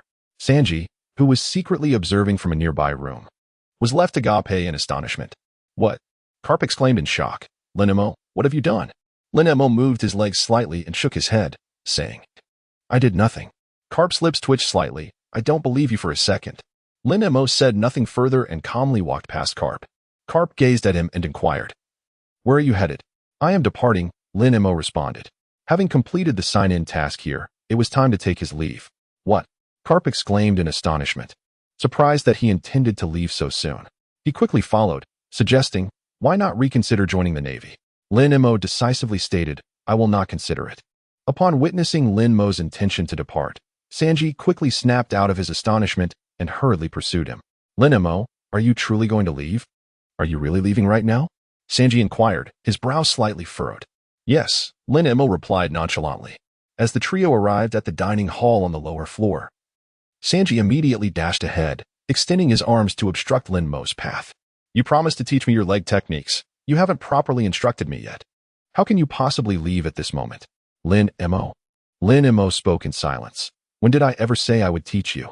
Sanji was taken aback, reflecting that indeed, Lin Mo had never explicitly stated an intention to instruct him. However, did you not tacitly agree? Sanji expressed his grievances. Lin Mo gazed towards the deck outside the restaurant, where Shunpo was instructing the chefs on repairing the deck, and remarked, You already have quite a commendable mentor. Sanji bit his lower lip tightly, appearing as though he were on the verge of tears. Lin Mo walked past him. As he approached the entrance of the restaurant, he pondered for a moment before finally uttering the words, "All blue truly exists." Sanji's heart suddenly quivered. He immediately turned around to gaze at Lin Mo, who had already walked some distance away. Had he ever mentioned All Blue to Lin Mo? That guy, how could he? That night, Lin Mo had inquired about his dreams, and he had seemingly mentioned it in passing. That fellow actually remembered. It seems you have made a wonderful friend. Garp approached Sanji, grinning widely, and together they watched Lin Mo's retreating figure. Sanji turned to glance at Garp, his previous dissatisfaction and grievance replaced by a relieved smile, and he nodded emphatically, saying, "Indeed." Lin Mo arrived at the first deck and directly informed Shunpo of his intention to depart. Shunpo, surprisingly agreeable, instructed his subordinate, the cook, to prepare a small wooden boat for procurement. Lin Mo gazed at the procurement vessel, which was twice the size of his original sailboat. Lin Mo leaped onto the deck without a moment's hesitation, activating the system navigation to chart a course towards the next checkpoint. Having not ventured far, the voice of Sanji suddenly resonated from the deck of Baratie behind him. "Lin Mo, when we meet again, I promise to prepare the finest dishes crafted from the best ingredients in the world, without fail." Cap's voice followed suit. "Even if we cannot become comrades in arms, we can still be friends. Lin Mo, when next we meet, let us indulge in delectable donuts together." Shunpo chimed in as well. "Little Lin Mo, if you ever find yourself without a place to go, return to Baratie. Here, I can assure you that you will never go hungry." Lin Mo did not respond to them, nor did he glance back, merely extending his hand to wave. The group of Shunpo watched Lin Mo depart from the deck. At that moment, a chef hurriedly rushed from the dining hall, anxiously exclaiming, "Boss, it's terrible. There's a huge hole in the second-floor deck." "What?" Shunpo's eyes widened in astonishment as he immediately turned to Sanji, seeking an explanation for the situation. Previously, it had only been Sanji, Lin Mo, and Garp on the upper floor. Sanji turned his head away and mumbled, "It was done by Vice Admiral Garp." Garp pointed at himself, bemused. "Was it really me who did it?" Lin Mo sailed across the vast ocean aboard the procurement vessel of Baratie. His next destination for sign-in was Roguetown. He opened his personal attributes panel. Name, Lin Mo. Age, 10 years. Sign-in location, Roguetown. 0, physique, all attributes chakra Haki. Armament color LV3, Conqueror's color LV4. Observation color LV3. Skills, fire release, Great Dragon Fire Technique, beginner, Swordsmanship LV6, Shunpo LV3, Night Kai LV2. 6 styles, Finger Gun LV1, Iron Block LV1, Shave, unlocked, Moonwalk LV1. Storm Leg LV1, Paper Drawing, unlocked, Weapon, Demon Blade Star Shatter, Lake Toya, System Space, 100 by 100 by 100 cubic meters. He cast a cursory glance. Lin Mo then retracted his attribute panel. When it comes to Roguetown, the first figure that springs to his mind is the former pirate king, Joel D. Roger. This town is not only the birthplace of Roger, but also the site of his execution. Thus, Roguetown is often referred to as the town of beginnings and endings. As for the town's most renowned landmark, it is undoubtedly the gallows located in the central square, where Roger met his fate. After all, the former pirate king is a figure of aspiration for many pirates. Virtually every pirate who visits Roguetown makes it a point to pay homage to the gallows. Therefore, it is highly likely that visiting Roger's gallows will trigger a progress task for a sign-in event. Upon arriving in Roguetown, a visit to the gallows is imperative. As for whom he might encounter in Roguetown, Lin Mo was indifferent. As long as the task could be accomplished, nothing else mattered. He did not dwell on it further. Lin Mo picked up the gourd of wine and indulged in its rich flavor. Before departing from Baratie, Shunpo had prepared ample provisions and beverages for him. He had no need to concern himself with matters of sustenance. After sailing for a full 3 days upon the sea, on the morning of the 4th day, he finally beheld a small island adorned with numerous buildings. The new checkpoint, Roguetown, had been reached. He anchored the wooden vessel at the shore. As soon as Lin Mo's feet touched the ground, a system notification echoed in his mind. Ding! Congratulations, host, on successfully arriving at the designated check-in location, Roguetown. Check-in progress increased by 10. The current total progress is 10. Reward, entry-level swordsmanship skill, divine evasion. Armament color level increased by 1. The current armament color level is LV4. Information regarding the divine evasion swordsmanship immediately materialized within his consciousness. Lin Mo's eyes brightened. The technique of divine evasion is a swordsmanship mastered by the pirate king Joel D. Roger, characterized by swift, blade-wielding strikes imbued with haki that spiral toward the target, deftly bypassing the opponent's weapon to directly strike the body. This is indeed a formidable sword technique. Although currently at a novice level, its power should not be underestimated. Lin Mo expressed his satisfaction with this reward. As he entered the town from the port, he noticed that it was still early, and the streets were sparsely populated, with many shops yet to open their doors. Lin Mo walked steadily along the street. Due to the intricate maze of pathways within the town, it wasn't long before he found himself lost. He descended the steps of a narrow alleyway. Lin Mo was just about to inquire for directions when he suddenly spotted a tavern named after Joel D. Roger. Is this not the very tavern that Luffy will visit a decade later? Lin Mo raised an eyebrow, and without uttering a word, he pushed open the door and strode inside. Just in time, his drink was nearly finished, and he sought to replenish it. He descended the spiraling stone staircase, moving steadily downward. Before long, he arrived at a small wooden door, barely half a person's height, leading to the underground tavern's hall. At that moment, the tavern's interior was occupied solely by an elderly man with silver hair, who was setting upright the overturned stools at various tables, seemingly preparing for the establishment's opening. Upon hearing the commotion at the entrance, the tavern owner glanced over, noting that it was merely a young child who appeared no older than a few years. He coldly remarked, "Be off with you, little brat. This establishment is not meant for someone of your age." Lin Mo nonchalantly pushed open the small wooden door and entered, directly taking a seat on the high stool at the bar. With an air of indifference, he stated, "I'll have a bottle of rum." The infamous pirate king, Roger, had once savored this very rum in the tavern, and Lin Mo was intrigued to taste the spirit that had crossed the lips of such a legendary figure. The tavern owner, noticing that Lin Mo not only remained but had also seated himself at the bar, immediately halted his previous actions and approached him with a look of incredulity. "Young lad, do you even know how to drink?" he inquired. Lin Mo nodded slightly. The tavern owner chuckled and remarked, "So, do you possess any wealth? I do not entertain the destitute." Lin Mo directly retrieved a handful of coins from his pocket and placed them upon the bar. Glancing at the pile, the tavern owner unceremoniously accepted the payment and casually selected a bottle of rum from the shelf, setting it before Lin Mo. "This spirit is quite potent," he cautioned. "Do not blame me for the warning. A young lad like you will surely find himself inebriated after just a few sips." Lin Mo disregarded him entirely. He uncorked the bottle and took a hearty swig. Indeed, just as the tavern owner had proclaimed, he was immediately met with an intense spiciness accompanied by a hint of rich undertones that tantalized his throat.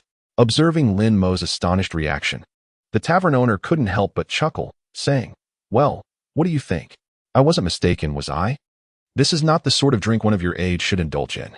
Lin Mo set down the bottle of wine, a faint smile gracing his lips.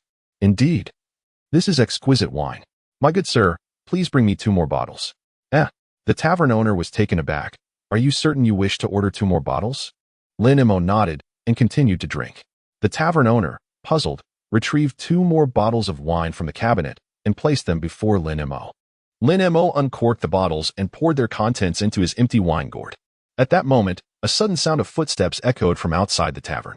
A tall figure entered, adorned with a shock of silver hair, 2 cigars clenched between his lips, and a grand coat emblazoned with the word justice on the back. He bore a formidable 10-handed weapon slung across his back. "Old man, I desire a glass of rum," came the voice. Lin Mo turned his head and immediately recognized the newcomer as Smoker, the young naval officer stationed in Roguetown. At this point in time, Smoker appeared to be in his 20s, likely having just graduated from Naval Academy. He was accompanied by a girl named Tashigi, who bore a striking resemblance to Kuina. Though Tashigi was still a student at the Naval Academy, yet to graduate, the tavern owner seemed quite displeased with Smoker's presence and remarked irritably, "Seeing an annoying person so early in the morning is truly unfortunate. There is no drink for you here. Be gone." Undeterred by the proprietor's ungracious demeanor, Smoker casually took a seat beside Lin Mo, a cigar held between his lips. The tavern's business appeared so dismal that even children were being served, suggesting that its closure was imminent. Casting a glance at Lin Mo, who was indulging in his drink, Smoker chuckled lightly at the tavern owner. "Whether you close or not is my concern, not yours." The tavern owner retorted angrily, "You are not welcome here. Leave." Get out now. Ha ha ha. Smoker laughed heartily, showing no intention of departing. At that moment, a Marine rushed through the door. Smoker, there's news of pirates at the port. You are to report to the scene immediately. Upon hearing this, Smoker stood up without hesitation and exited the tavern. Meanwhile, Lin Mo filled his flask to the brim and downed the remaining rum before leaping off the bar stool. Noticing this, the tavern owner inquired, "Are you leaving?" Lin Mo lightly nodded, leaving behind the money for the drink, and departed with an air of nonchalance. Just as he stepped out of the tavern, a boy with a green mohawk swiftly dashed past him.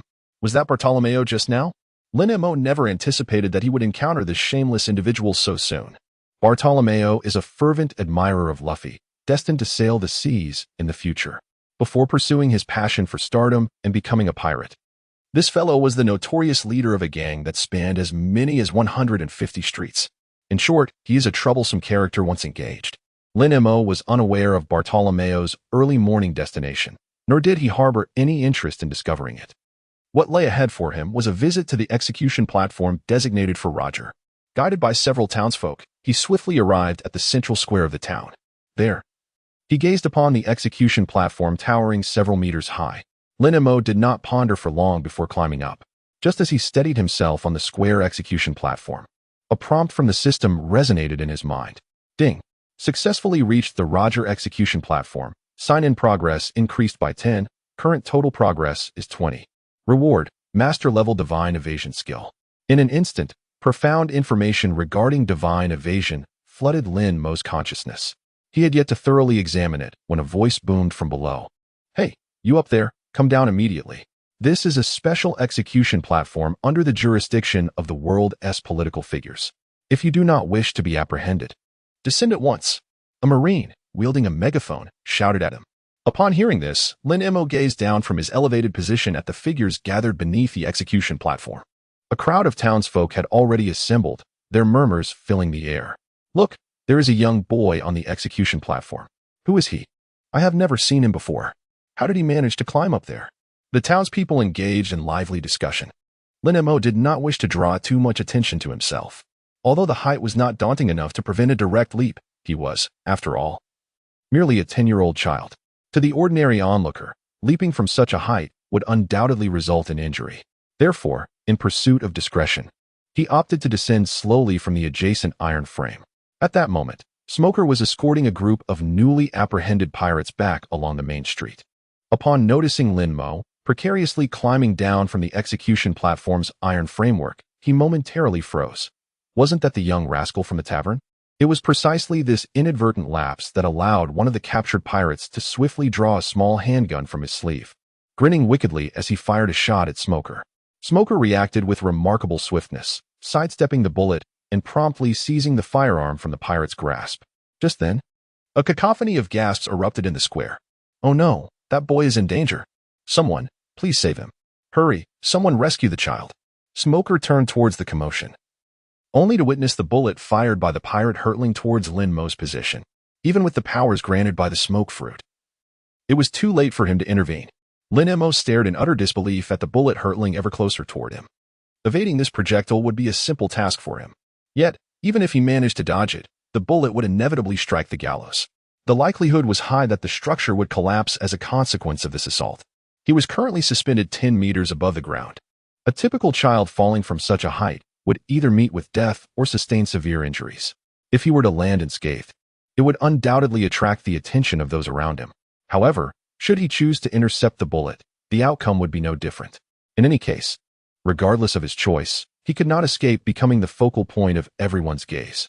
He yearned for a semblance of anonymity. Yet fate seemed determined to deny him such an opportunity. It was a lamentable predicament. Lin Mo grasped the iron frame of the execution platform with one hand, while cloaking the other in armament Haki. In front of the gathered crowd, he effortlessly caught the high-speed bullet in the palm of his hand.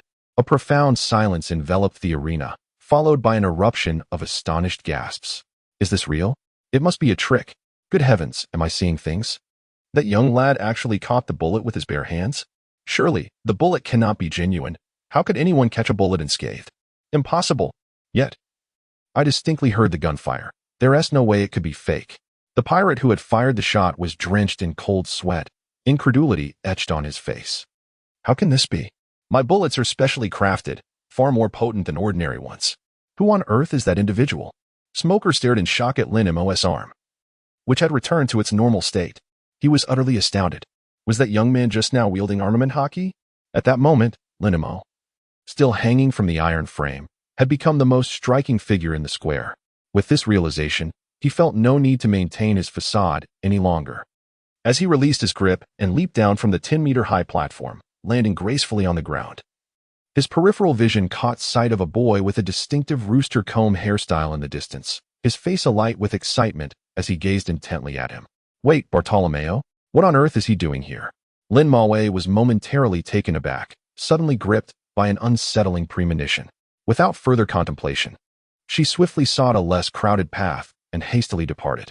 Smog, witnessing Lin Mo's retreat, commanded his astonished subordinates to escort the captured pirates back.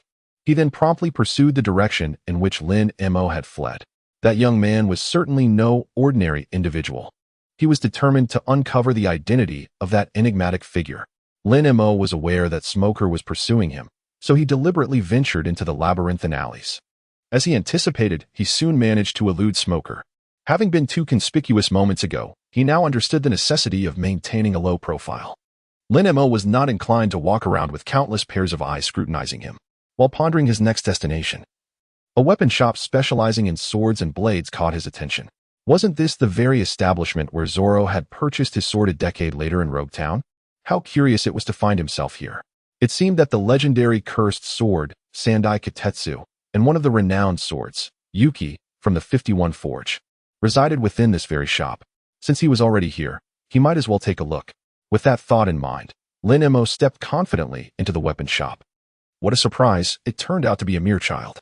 The shopkeeper, who had been ready to greet customers with a smile, was taken aback upon seeing a child enter, and his expression immediately soured, muttering in displeasure. Lin Mo casually glanced at the weapons adorning the wall, his gaze settling upon the 3 sword barrels nestled in the corner, filled to the brim with blades. Observing Lin Mo's apparent interest in the inexpensive wares, the merchant impatiently remarked, "The swords in that barrel are the cheapest, priced at 50,000 berries each. If you possess the means, feel free to select one. If not, be on your way." Lin Mo paid him no heed and directly approached the 3 sword barrels, intent on locating the 3rd generation of the ghostly blade. Just as he reached the barrels and was about to commence his search, a slender figure, just passing by the entrance of the weapon shop, caught his attention. Seemingly sensing a gaze upon him, the individual outside the shop abruptly halted and cast a glance inside. Their eyes met in that moment. The figure possessed long, silvery hair and a similarly hued beard adorning his chin, complemented by glasses and a vertical scar running down his right eye. It was unmistakable. It was the Underworld King. Rayleigh. Silver's Rayleigh, known as the Underworld King, was the former first mate of the Roger Pirates. Revered as the right hand of the Pirate King, after the disbandment of the Roger Pirates, did he not remain in Sabaody Archipelago as a coding craftsman? What could have brought him to Roguetown now? Before Lin Mo had the chance to ponder further, Rayleigh unexpectedly turned back and entered the weapon shop. The shopkeeper, eager for customers, was momentarily pleased at the arrival of a patron. However, upon noticing Rayleigh's modest attire and the tattered white hooded cloak adorned with several holes, it was evident that he was not a man of means. The shopkeeper's expression soured once more as he grumbled, "What is happening today? The first customers are all destitute. Hey, old man, do you have any money to spend?" Rayleigh smiled gently and replied, "Is it not permissible to browse without wealth?" With that, he approached Lin Mo with a warm smile. Lin Mo thought, could it be that this fellow, Rayleigh, is here for him? Never mind, I shall ignore him. Lin Mo turned around and resumed his search within the sword barrel. At last, he found it. Lin Mo withdrew a seemingly unadorned knife from the sword barrel, its hilt adorned with a small strip of white cloth, while the blade was cross-shaped, exhibiting a simple yet elegant design. As he drew out the 3rd-generation ghost cutter, the previously complaining vendor, who had been lamenting his ill fortune that day, suddenly grew anxious. Even Rayleigh, who had just approached Lin Mo's side, could not help but express surprise. Is this truly the 3rd-generation ghost cutter? Lin Mo silently drew the 3rd generation of the Ghost Slayer from its scabbard, casually swinging it a couple of times.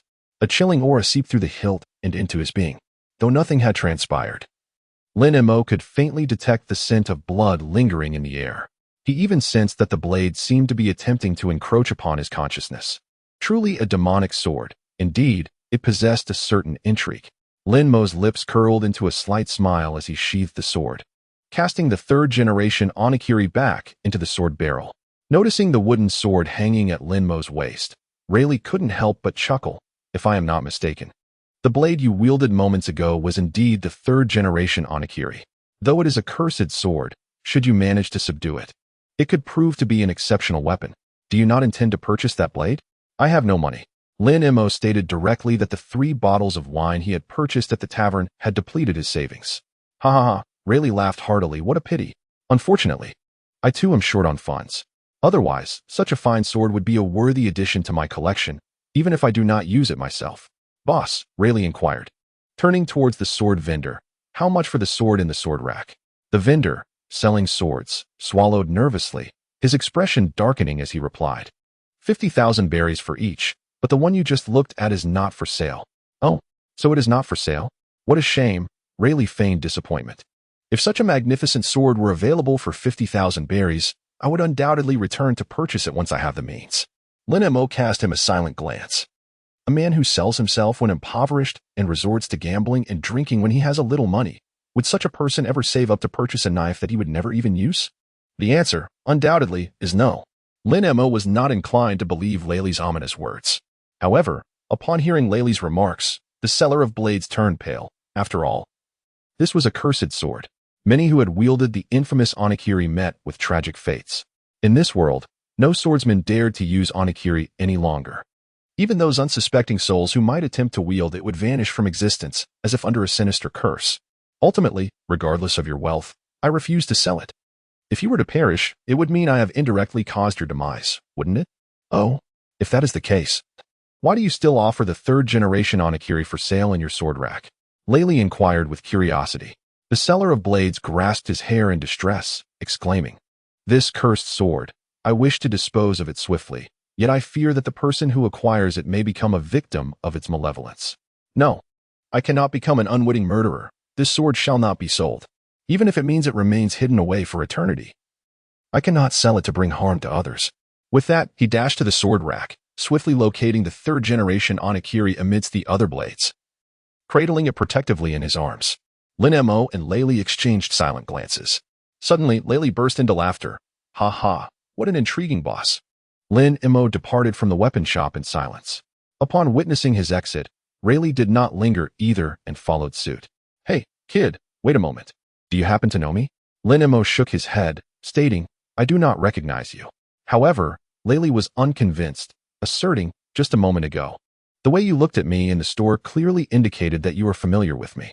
Lin Mo. Rayleigh continued, It has been 5 years since I last visited Roguetown. I truly miss it. This town remains just as it was, unchanged. Lin Mo walked forward in silence. Seeing that Lin Mo was indifferent to him, Layleigh continued speaking to himself. Your aloof demeanor resembles a little brat that someone once mentioned to me. Your name is Lin Mo, isn't it? Lin Mo paused, casting a glance at Rayleigh. How could this fellow possibly know his name? Had Rayleigh encountered someone on his way to Roguetown who revealed it to him? Noticing the hint of surprise on Lin Mo's face, Rayleigh smirked slightly and continued. No need to speculate. On my journey here, I ran into Shanks, and he was the one who informed me.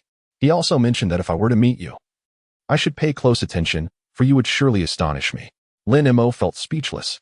It was hardly surprising, considering that Shanks had once been an apprentice crew member on the ship of the former pirate king, Roger, while Rayleigh served as the vice captain.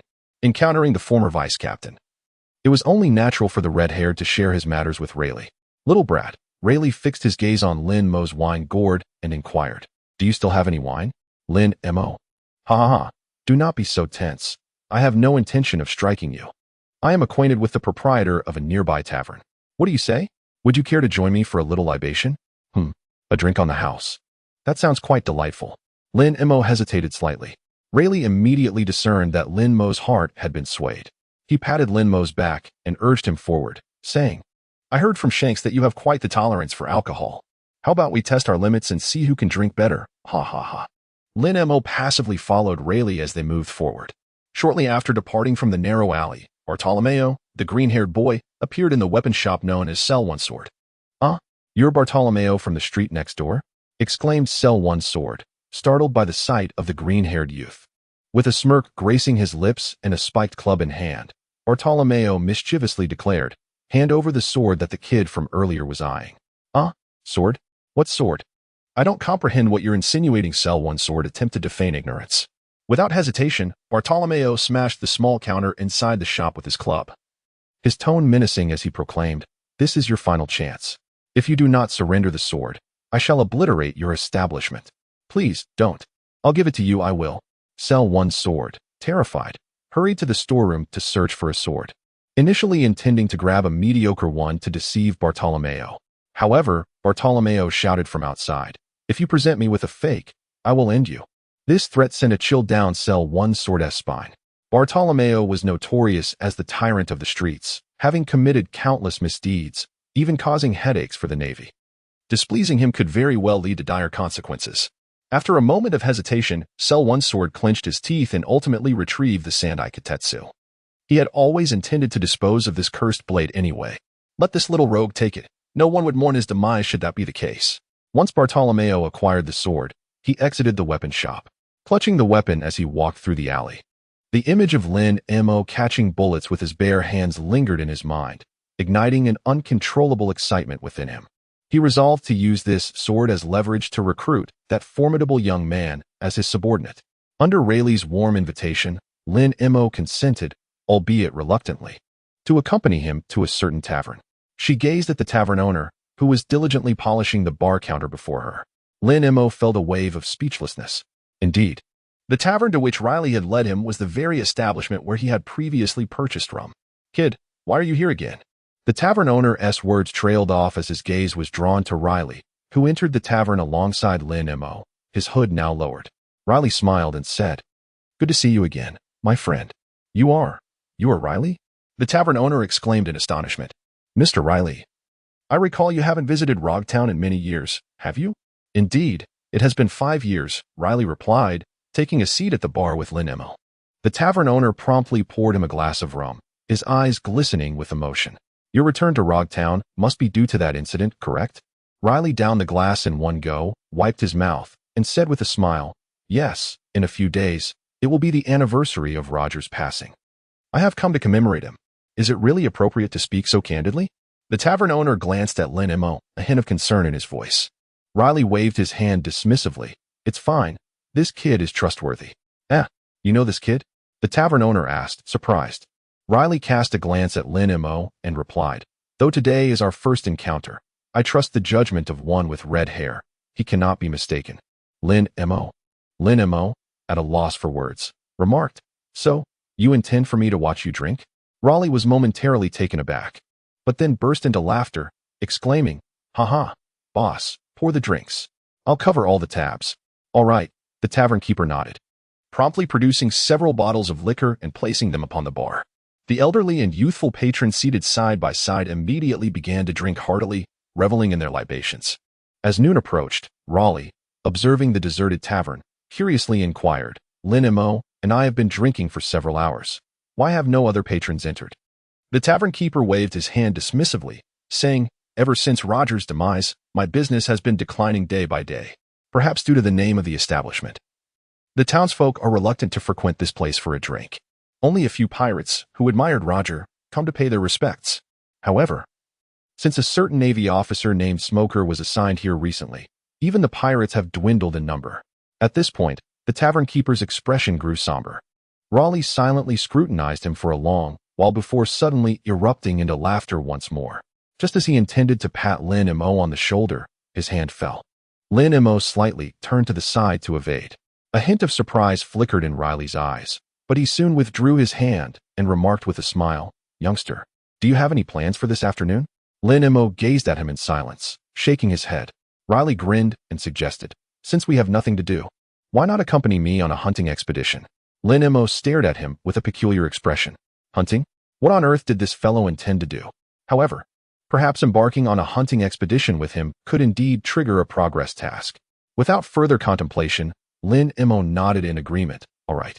Riley turned to the tavern owner and stated, "I shall settle the bill for this evening." The tavern owner hastily waved his hand. "No need for that. How could I accept your money? Consider this meal as my treat to you both." "That's simply one tea due," Riley insisted. Rising from his seat and looking at Lin Mo understood, Lin Mo replied with a nonchalant nod, leaping down from the high stool and departing the tavern alongside Riley. The two made their way to the busiest street in Roguetown. Observing the bustling crowd, Riley grinned. Roguetown is the nearest town to the Grand Line, Lin Mo. I presume you will be heading there soon? Lin Mo responded indifferently. Riley continued, I encountered Shanks at the entrance of the Grand Line, and he praised you to the heavens. Initially, I thought he was exaggerating, but it seems I was mistaken. You may possess a talent that exceeds my expectations. Lin Mo, what on earth is this fellow rambling about? Riley chuckled softly and continued, from the very moment I laid eyes upon you, I discern that you are unlike the average person. Observing the wooden sword you bear, it is evident that you are a swordsman. A formidable swordsman possesses a rare and invaluable trait, a heart that remains tranquil amidst all turmoil. Throughout the years, I have encountered many individuals and engaged with numerous powerful swordsmen. However, among those I have met, very few have achieved a state of serene composure. Yet you, the youngest among all I have encountered, possess an extraordinary potential to become a master swordsman. Lin Mo asked, and then? Riley replied with a smile. The red-haired Shanks mentioned that you have awakened the 3 types of Haki, and your mastery is quite remarkable. If that is indeed true, then you truly deserve the title of an unparalleled little monster. Lin Mo, at a loss for words, inquired, what is it that you wish to convey? Riley replied with a smile, I can discern that you are a person who yearns for freedom. Becoming a traveler is indeed a splendid choice. However, the future is shrouded in uncertainty. What transformations may occur, what events may unfold, and whom you may encounter is beyond anyone's prediction. It is quite a challenge to remain true to one's original aspirations and to live in accordance with one's desired way of life. Yet I sincerely hope you can achieve it. So what exactly are Riley's intentions? Lin Mo now feels a twinge of regret for agreeing to accompany him on this hunting expedition. Observing Lin Mo's apparent exasperation, Riley could not help but burst into laughter, exclaiming, haha, I might have said too much. From this moment onward, let us engage in a contest, young Lin Mo. Let us see who can capture the most bounty criminals. If you emerge victorious, I shall grant you one favor. If I win, you shall treat me to a fine feast of wine. What do you say? It seems that regardless of the outcome, Lin Mo stands to lose nothing. Thus, what purpose does this wager serve? Lin Mo could not fathom the purpose behind Laylee's actions. However, after some contemplation, he concluded that it might not be such a bad thing. As long as he was not deceived, it would suffice. Coincidentally, his pockets were empty. Capturing a few bounty criminals to exchange for berries with the Navy was indeed the quickest way to earn some money. With this thought in mind, Lin Mo nodded in agreement to the challenge. Laylee grinned, revealing his teeth, and declared, let us set a time limit of 2 hours. After 2 hours, we shall gather here with the bounty criminals we have captured and see who has apprehended the most.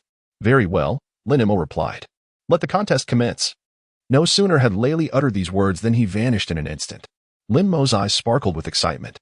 How swift! He could hardly discern Rayleigh's movements.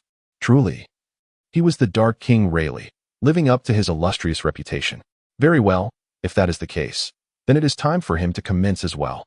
Lin Mo immediately accelerated his pace, first locating several bounty notices. With the assistance of his keen observation, he swiftly apprehended his targets. In just 1 hour, he had captured 5 bounty criminals. However, when he identified his 6th target and prepared to strike, a tremendous explosion suddenly resonated from the direction of the port. The situation over there was alarming. Lin Mo was neither aware nor interested in understanding. His sole desire was to capture more bounty criminals, surpassing Rayleigh. Having pledged to compete with Rayleigh, he had no intention of losing. However, the 6th bounty criminal he had set his sights on had inadvertently blended into the crowd of onlookers due to the explosion at the port. Without further contemplation, Lin Mo followed suit. As he maneuvered through the throng, drawing ever closer to his target and preparing to strike, Rayleigh suddenly emerged from nowhere, swiftly incapacitating Lin Mo's target right before his eyes. In a flash, he seized the man and vanished into the crowd with astonishing speed. Before departing, Rayleigh flashed Lin Mo a triumphant smile. Lin Mo, it was intentional. That fellow Riley is undoubtedly doing it on purpose. Lin Mo felt a surge of silence within him. Now he had no choice but to seek a new objective. As he prepared to turn back, his gaze shifted and he unexpectedly spotted an alleyway. There stood Bartolomeo, his coxcomb hairstyle prominent, holding a sword and scanning the surroundings as if in search of something. Lin Mo's gaze fell upon the sword held by Bartolomeo. Could it truly be the renowned San Daigueche? How could it possibly be in the possession of that fellow? Before Lin Mo had the chance to ponder further, Bartolomeo had already noticed him. Their gazes met, and Bartolomeo's eyes gradually filled with excitement. Lin Mo. Indeed. That fellow was indeed searching for him. As Bartolomeo approached, without uttering a word, Lin Mo swiftly dashed through the crowd. He had no desire to be entangled with that fellow Bartolomeo. Yet, despite Lin Mo's remarkable speed, in the unfamiliar streets of Roguetown, he was ultimately intercepted in a narrow alley by a local. Bartolomeo, clutching the third-generation ghost cutlass, blocked Lin Mo's path, his face alight with excitement as he exclaimed, "At last, I have found you, the one who can catch bullets with bare hands." Lin Mo. Bartolomeo generously handed over the third generation of ghost cutter. Remarking on how he noticed your fondness for the blade at the weapon shop this morning, clearly indicating that you would cherish this sword. It is a gift for you. Lin Mo cast a glance at the third-generation ghost cutter presented by Bartholomew, feeling a wave of exasperation wash over him. When had he ever exhibited such an attachment to this cursed blade? Noticing Lin Mo's silence, Bartholomew continued, "Ha ha. I understand that you might feel awkward about receiving a gift for free. Fear not, for this dagger is merely a token of our first meeting. I, Bartholomew, hereby extend a formal invitation for you to become my exceptionally formidable right-hand companion." Lin Mo responded directly, "I refuse." With an impassive expression, he strode past Bartolomeo. Bartolomeo was momentarily taken aback, but quickly turned around and once more positioned himself in front of Lin Mo. With earnestness, he declared, "I am now the leader of the underworld in 3 streets. If you accompany me, I assure you a life of indulgence and luxury. And no one would dare to bully you." Lin Mo, indifferent to him, walked past once more. Bartolomeo, deeply shaken, furiously drew the third generation of Guay from its sheath, pointing the blade at Lin Mo. "Hey, I am earnestly inviting you. How can you refuse me?" Just as he finished speaking, a sudden shiver coursed through him. He had no intention of genuinely attacking Lin Mo, yet his body moved involuntarily forward, gripping the third generation of Guay, and he fiercely swung it towards Lin Mo. "What is happening? What is wrong with my body? Hey, get out of the way." Bartolomeo's face paled as he urgently shouted to Lin Mo. Lin Mo sidestepped gracefully, causing Bartholomew to strike nothing but air. As he raised his blade once more to strike at Lin Mo raised his hand and struck fiercely at Bartolomeo's sword-wielding hand. A surge of excruciating pain caused Bartolomeo to release his grip, and the Santorio sword fell to the ground. In that moment, Bartolomeo reverted to his original state. Gazing at his own hands and then at the blade on the ground, a shiver of dread coursed through Bartolomeo. What manner of cursed blade is this, that it could compel me to strike another?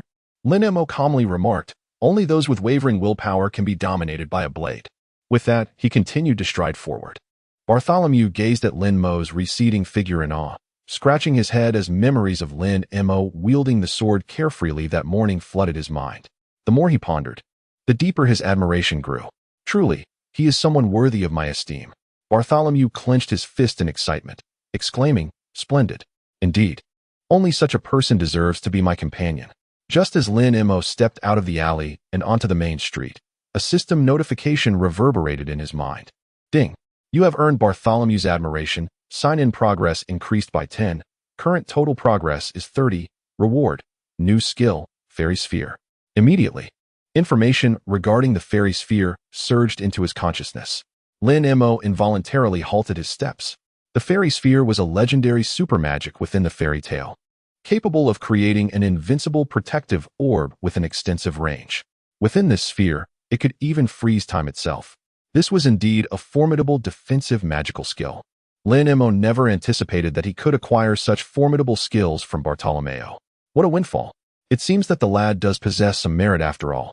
Lin Mo was in high spirits, preparing to resume his hunt. While perusing the bounty list, a tall man with a green-eye mask, dressed in a white vest and a deep blue shirt, his curly hair adding to his imposing presence, rode past him on a bicycle, exuding an air of chill. Lin Mo involuntarily raised his gaze. Although the other party had already cycled away, the distinctive hairstyle and attire were enough for Lin Mo to recognize him. It was Admiral Akiji of the Navy. As for Rayleigh, that was understandable. His purpose in Roguetown was to pay tribute to Roger. But why was the esteemed Admiral Akiji present in Roguetown at this moment? Could it be that he was searching for Smoker? In Lin Mo's memory, the relationship between Akiji and Smoker indeed seemed to be quite amicable. Lin Mo had not yet had the opportunity to ponder further when the unmistakable roar of a motorcycle engine pierced the air. Smoker arrived, riding his amphibious tricycle, which emitted a trail of smoke as its driving force. A chance meeting unfolded seamlessly between Akiji and Smoker, as the two came to a halt in the middle of the road to exchange a few words. As for the content of their conversation, it remained undisclosed. Lin Mo was utterly disinterested and was just about to leave. However, Smoker's gaze suddenly caught sight of Lin Mo, prompting him to swiftly rev up his three-wheeled motorcycle and speed toward Lin Mo's direction. With a stylish drift, he came to an abrupt halt right before Lin Mo. Lin Mo gazed at him in silence. Smoker, with a cigar clenched between his teeth, spoke with a grave expression, "Little brat, I wonder where you think you're running off to." Kazan rode up on his bicycle, coming to a halt beside Lin Mo. He scrutinized the boy before turning to Smoker and inquired, "Smoker, why are you so eager to stop this lad? Has he committed some sort of offense?" Smoker's gaze remained fixed on Lin Mo as he replied, "This kid is no ordinary person. Earlier this morning at the execution platform, he intercepted a special bullet fired by a pirate using Haki." "Oh, Haki, you say?" Kazan remarked, noticing the wooden sword hanging at Lin Mo's waist. He asked, "Little brat, are you a swordsman?" Lin Mo, with an air of indifference, remarked, "I suppose so."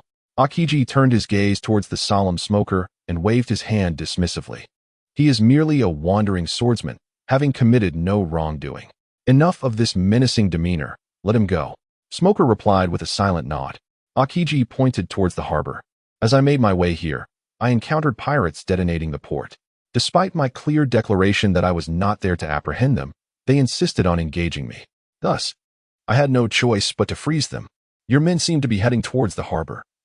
They are likely unaware that those I have encased in ice are quite fragile and can easily shatter upon impact. If you do not hasten, many lives may be lost. Though they are pirates, if you believe their demise is inconsequential, then so be it." Akiji, wielding the powers of the ice fruit, possesses the ability to freeze any object he touches, transforming any part of his body into ice. The pale blue ice he creates can morph at will, allowing him to craft any shape of weapon to strike his foes.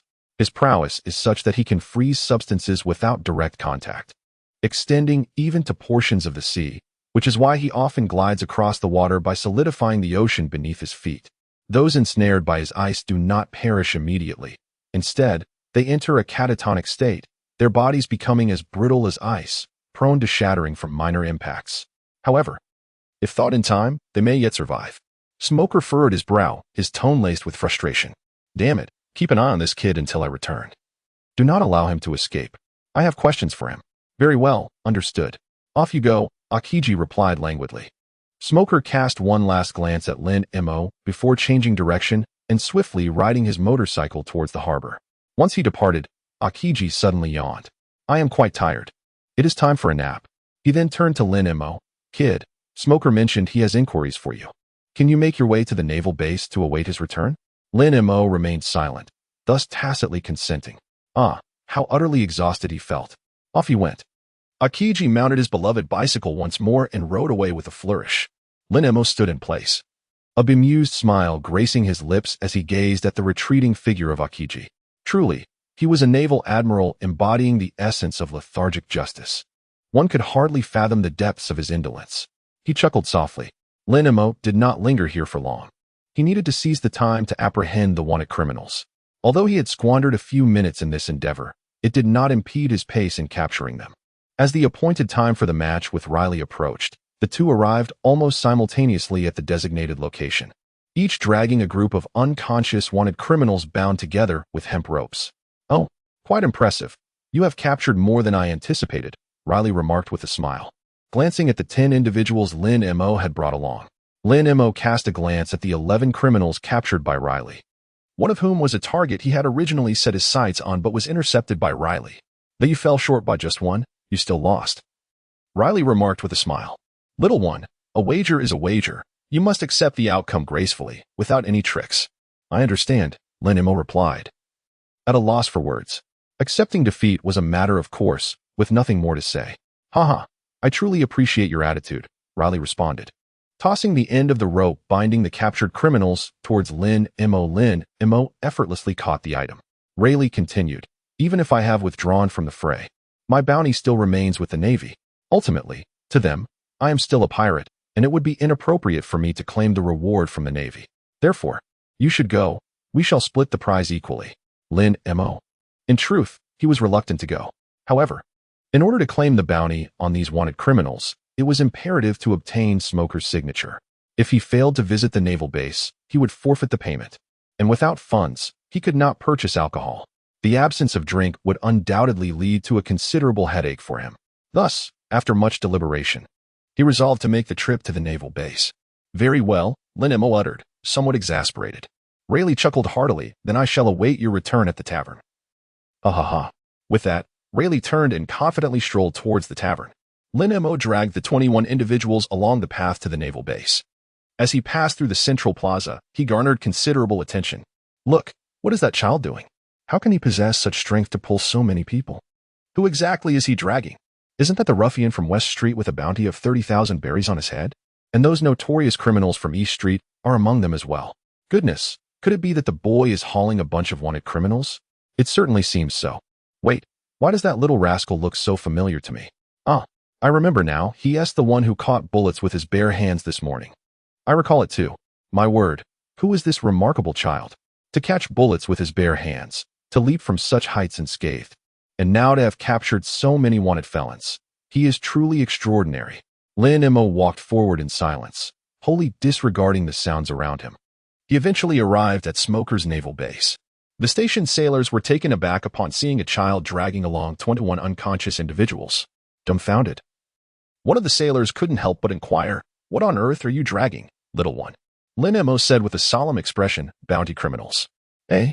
exclaimed the Navy officer in astonishment. Could it be that all these individuals are bounty criminals? Lin Mo, my goodness, did you capture all of this by yourself? Lin Mo replied, "No." "Coughs, then let us assist you in bringing these individuals to Smog's office." Lin Mo nodded lightly. Soon, several enthusiastic naval officers gathered around to assist him in carrying these bounty criminals into Smoker's office. Originally, Smoker's office was not particularly spacious, and it was quickly filled by these 21 unconscious individuals, occupying more than half of the available space. Lin Mo did not wait for too long. Soon, the sound of Smoker's voice echoed from the corridor. "Smoker, did anyone come looking for me while I was away?" "A Navy officer." "No, Captain." "Smoker, forget about Akiji. You all go and thaw those frozen pirates." "A Navy officer." "Yes, Captain." Subsequently, Smoker opened the door to his office. Upon witnessing a mountain of people piled inside, he abruptly halted at the entrance, his lips twitching. "Can someone explain to me what is going on with all these people?" Roguetown is the town closest to the entrance of the Grand Line. Consequently, it has become a gathering place for numerous bounty hunters eager to venture into the Grand Line. Where there are bounty hunters, particularly in abundance, bounty hunters are sure to follow. Since Smoker was reassigned to guard Roguetown, bounty hunters have frequently approached him with captured criminals seeking his signature to claim their rewards. Typically, bounty hunters bring 2 or 3 criminals at a time. But what is the situation now? "Ah, Captain Smoker, you're back." A hurried Marine rushed over, reporting, "Captain, these are all bounty criminals, and we have verified their identities." "What? All of them are bounty criminals?" Smoker was taken aback. His gaze was immediately drawn to Lin Mo, who was leaning against the wall of the office, indulging in a drink. "It's that little brat." Smoker furrowed his brows tightly. Navigating around the pile of people in the center of the office, he approached Lin Mo. "Little brat, did you capture all of these guys?" Lin Mo set down the wine gourd and cast a nonchalant glance at Smoker, giving a slight nod. Although only half of the bounty was captured by him, to voice this truth would likely arouse the suspicions of the smokeman. Smoker narrowed his eyes slightly, inquiring, "Are you a bounty hunter?" "I am but a traveler." "A traveler?" Smoker was incredulous. What need would a traveler have to apprehend so many wanted criminals? "Are you truly in such dire need of money?" Lin Mo acknowledged with a noncommittal HM. Although there remained some doubt regarding his identity, Smoker could ascertain one thing with certainty. This young lad was undoubtedly not a pirate. "Pray tell, what is the combined bounty of these rascals?" Smoker inquired, casting a glance at the soldier stationed by the door. The soldier immediately stood at attention and reported, "Sir, the total amounts to 4,550,000 berries." "Ensure that all of them are registered," Smoker commanded. "Sir, the registration is complete." Smoker continued, "Bring me the list for my signature." "Yes, at once." The soldier promptly presented the pre-recorded bounty list. Smoker signed his name without hesitation and then handed the document to Lin Mo. Lin Mo accepted it without reservation. With his objective accomplished, it was time to withdraw. Just as he was about to leave, Smog intercepted him, saying, "I still have a question for you. What is your name?" Lin Mo remained silent and said, "Lin Mo, age 10 years old." 10 years old? Smoker was momentarily taken aback, then continued to inquire. "When did you begin practicing Haki?" Lin Mo stared at him in silence. "Less than a month." "What?" Smoker was taken aback, and then burst into laughter, exclaiming, "Ha ha. Are you telling a lie without any preparation? It is absolutely impossible to catch a bullet barehanded after merely a month of training in Haki." Lin Mo was disinclined to elaborate further. At that moment, a languid voice suddenly echoed from outside the office. "Oh, why are there so many people gathered here?" Akiji appeared at the doorway. Upon noticing Lin Mo in Smoker's office, he scratched his head in surprise. "Oh, you really came? What do you mean by really came?" Smoker inquired. Puzzled, Akiji waved his hand dismissively. "It's nothing, just an unimportant matter. So what brings you to Roguetown?" Smoker, somewhat speechless, replied, "Is it not permissible to visit without a reason? I happened to be passing by and thought I would drop in on you." "Well, it's fortunate you did," Smoker continued, clenching his cigar. "In a few days, it will be the anniversary of Roger's death, and many pirates who admire him will come to pay their respects. If you have nothing else to do, perhaps you could assist in capturing some pirates." Akiji grimaced. "I did not come to capture pirates. That is your duty. You handle it yourself." Smoker retorted, "You are also a member of the Navy. Isn't capturing pirates part of your obligation?" "Oh, what a bother," Akiji muttered, scratching his head. Devoid of enthusiasm. "I was merely taking a stroll and happened to pass through. A few minor pirates? You can manage them on your own." Smoker replied, "Is it appropriate for you, a vice admiral, to say such things? You truly have not changed at all." Akiji waved his hand. All right. Since you insist, I shall reluctantly assist you this one time." "What do you mean reluctantly assist me this one time?" Smoker's forehead twitched in irritation. "You are also part of the Navy. Capturing pirates is inherently your responsibility." Fine, I understand. Please do not be angry. And what about this little fellow?" Akiji gestured toward Lin Mo, who was walking toward the door.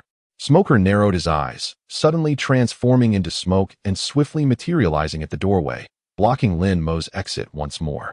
As a user of the smoke fruit, Smoker could utilize his powers to become smoke, which could also be solidified to ensnare his foes. Although his ability appeared troublesome, it was rather unremarkable among the natural-type fruits in the pirate world. The fact that he had not won a single fight since pursuing Luffy into the Grand Line was telling. "Lin Mo, wait until I finish my questions before you leave," Smoker said, standing firmly before Lin Mo, his expression grave. "Lin Mo. Smoker, you are not from Roguetown, are you?" Although Lin Mo was reluctant to engage in conversation, he realized that refusing to cooperate would only lead to further complications with this fellow. After a moment's contemplation, he nodded slightly. Smoker continued, "Where do you hail from?" "Windmill Village." Windmill Village? That name rings a bell. Smoker pondered for a while, but couldn't recall. It was Akiji who, stroking his chin, offered a reminder. "Is that not the hometown of Vice Admiral Garp?" Smoker jolted right. Windmill Village is indeed the birthplace of Vice Admiral Garp. Since you come from there, do you know him? While Lin Mo did indeed know Garp and had recently dealt with that old coot at Baratie, he feared that admitting this would lead to relentless inquiries from the smoke man. Without much thought, Lin Mo shook his head and replied, "I've heard of him. But I have never met him." "Never met him? Are you certain?" Smoker asked, clearly skeptical. At that moment, Akiji suddenly sat cross-legged on the ground. Smoker looked at him in exasperation. "What are you doing?" "I'm tired of standing. I'm taking a seat."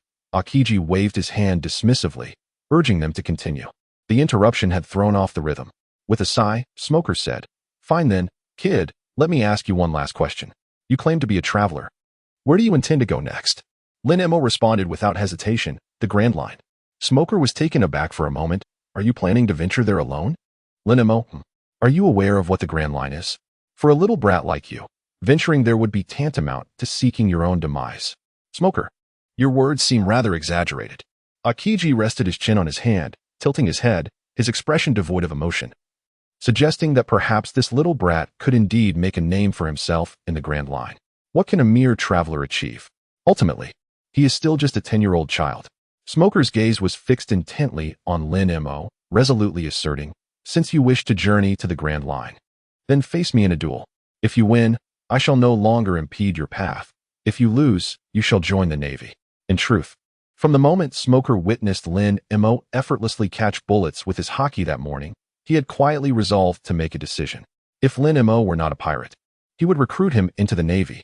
Smoker was not merely impressed by Lin Mo's prodigious talent for Haki at such a tender age. He was equally captivated by Lin Mo's calm demeanor and keen observational skills. The speed of bullets is remarkably swift for an ordinary person. Even if they could withstand such an attack, it would be exceedingly difficult to possess the insight necessary to accurately catch a bullet. A single moment of error could result in a grievous and bloody consequence. Yet Lin Mo accomplished it with ease. Thus, Smoker's interest in him was piqued. If he could seize this opportunity to enlist Lin Mo into the Navy, it would undoubtedly be a venture with nothing to lose. Smoker's intentions were crystal clear. Lin Mo was at a loss for words. It seemed that Smoker had meticulously crafted his scheme from the very beginning, patiently awaiting Lin Mo to fall into his trap. If he genuinely aspired to join the Navy, he would have accepted the offer when Garp initially sought him, rather than waiting until now. Lin Mo had no intention of accepting the challenge, nor did he wish to join the Navy, just as he was preparing to decline. The languid voice of Akiji resonated once more. This little brat isn't a pirate, is he? He bears no bounty, and it seems he has committed any offenses. It appears rather unbecoming of you, Smoker, to bully the weak in such a manner. Smoker shot a pained glare at Akiji, exasperated. Whose side are you on, anyway? Akiji waved his hand dismissively. I am undoubtedly on the side of justice. Must you incessantly dwell on violence? The weather is splendid. Wouldn't it be more pleasant to find a sunlit spot and indulge in a nap? Smoker remained speechless, feeling as though it was he who was bullying Lin Mo. A bead of cold sweat trickled down his forehead. After all, he was merely in his 20s, still quite youthful, and he valued his pride. Hey, Lin Mo. Smoker cleared his throat and continued. It's merely a friendly competition. You wouldn't refuse, would you? Lin Mo declared resolutely, I refuse. Smoker was caught off guard by the cigar he had just drawn, coughing several times. Cough, cough. If you do not wish to join, then simply enlist in the Navy. No, child, do not overreach. Akiji interjected unexpectedly. It seems you are the one overreaching here, Smoker. Smoker, visibly irritated, responded. Are you here in Roguetown solely to undermine me, Akiji? Not at all, Akiji replied, scratching his head innocently. I am merely stating the facts. If he does not wish to join the Navy, then he should not be compelled to. Why must you insist on dragging him into the Navy? It would be a pity for Lin Mo's talent to go unrecognized by the Navy. He speaks eloquently of being merely a traveler now. But what if he decides to become a pirate in the future? Smoker remarked, his brow furrowed in concern. Akiji turned to Lin Mo and inquired, Child, do you aspire to become a pirate? Lin Mo responded with silence. I have no interest. Look, Akiji turned his gaze towards Smoker once more, continuing. He claims to have no interest in pirates. Perhaps you could allow him to leave? Smoker found himself at a loss for words. Outside the door, several Marines were awkwardly staring, leaving him in a predicament where he could neither advance nor retreat. Should he stubbornly insist on confronting Lin Mo, regardless of victory or defeat, his reputation would undoubtedly suffer. What irked him most was that insufferable Akiji, who offered him no assistance. If Lin Mo had been a pirate or a wanted criminal with a bounty, he would have had justification for an altercation. Yet, the unfortunate reality was that Lin Mo was neither a pirate nor did he carry a bounty, complicating matters significantly. After weighing the pros and cons, Smoker, with a cigar clenched between his teeth, reluctantly declared, Very well, you may leave. But be forewarned, should I find any evidence against you, I will pursue you to the ends of the earth to bring you to justice. Lin Mo, with your abilities, it would be wise to refrain. Lin Mo softly uttered an oath. Smog stepped aside, granting him passage. Lin Mo left the office and, under the guidance of the Marine, received his bounty. He emerged from the naval base. Lin Mo followed the route etched in his memory and returned directly to the Roger Tavern. Rayleigh was engaged in light conversation with the tavern owner, and upon seeing Lin Mo's return, he smiled and inquired, So, how much did you earn? Lin Mo took out the shared bounty, retaining $2 million for himself while bestowing the remaining $255,000 upon Rayleigh. Considering Rayleigh had captured one more individual than he, Rayleigh, in turn, kept $1 million for himself and graciously offered the $155,000 to the tavern owner. Isn't that rather excessive, Mr. Rayleigh? I cannot accept such a sum, the tavern owner protested, attempting to return the money to Rayleigh. With a sly smile, Rayleigh replied, I shall be residing in Logtown for the next few days, lodging in your tavern. Consider this my payment for drinks and accommodation. But this is still too much. The tavern owner stammered, visibly troubled. I genuinely cannot accept your generosity. If you refuse, then I shall simply take Lin Mo to another tavern for our drinks, Rayleigh quipped. Rising from his seat, left with no alternative, the tavern owner reluctantly yielded. Very well, I shall accept this money, if only to avoid further complications. He then turned to Lin Mo and inquired, Young lad, you aren't from Logtown, are you? If you find yourself without a place to stay, you may join Mr. Rayleigh in the tavern. Until your departure, feel free to indulge in the drinks here at your leisure. Lin Mo nodded slightly. All right. After all, it made little difference to him where he resided. Lin Mo, Rayleigh suddenly spoke up. You owe me a fine drink. Lin Mo remained silent and replied, Understood. Rayleigh continued. Since the boss has stated that he will cover all the drinks we had before our departure, we shall wait until we leave Roguetown. Next time we meet, it will be your turn to treat me. Lin Mo remained silent, while Rayleigh erupted in laughter, raising his drink and presenting a bottle to Lin Mo, sliding it across the table towards him. Lin Mo silently lifted the wine bottle and had just taken a sip when a sudden commotion erupted at the tavern entrance. A group of menacing figures kicked open the small wooden door of the establishment, clamoring loudly as they entered. Bring out the drinks, commanded the leader. A corpulent man adorned with 2 hefty axes at his waist, exuding an intimidating presence. Apologies, the tavern owner replied, his expression devoid of emotion. This establishment has been reserved, and I must kindly ask you to seek refreshments elsewhere. Hey, do you have any idea who our boss is? How dare you speak to him in such a manner? You wish to court death. The followers of the stout man jeered, their voices dripping with arrogance. If you know what's good for you, hand over the drinks quickly, or we shall demolish your establishment. At that moment, a slender man clad in a garment emblazoned with a red serpent and wearing a blue and white striped headscarf appeared at the tavern entrance, trailing behind the rowdy group. Step aside, he uttered coldly. The 2 men blocking his path turned to regard him with disdain. Who is this? One scoffed. Never seen him before. Who does he think he is, telling us to move? Ridiculous. If you don't want to get hurt, scram. They erupted into raucous laughter.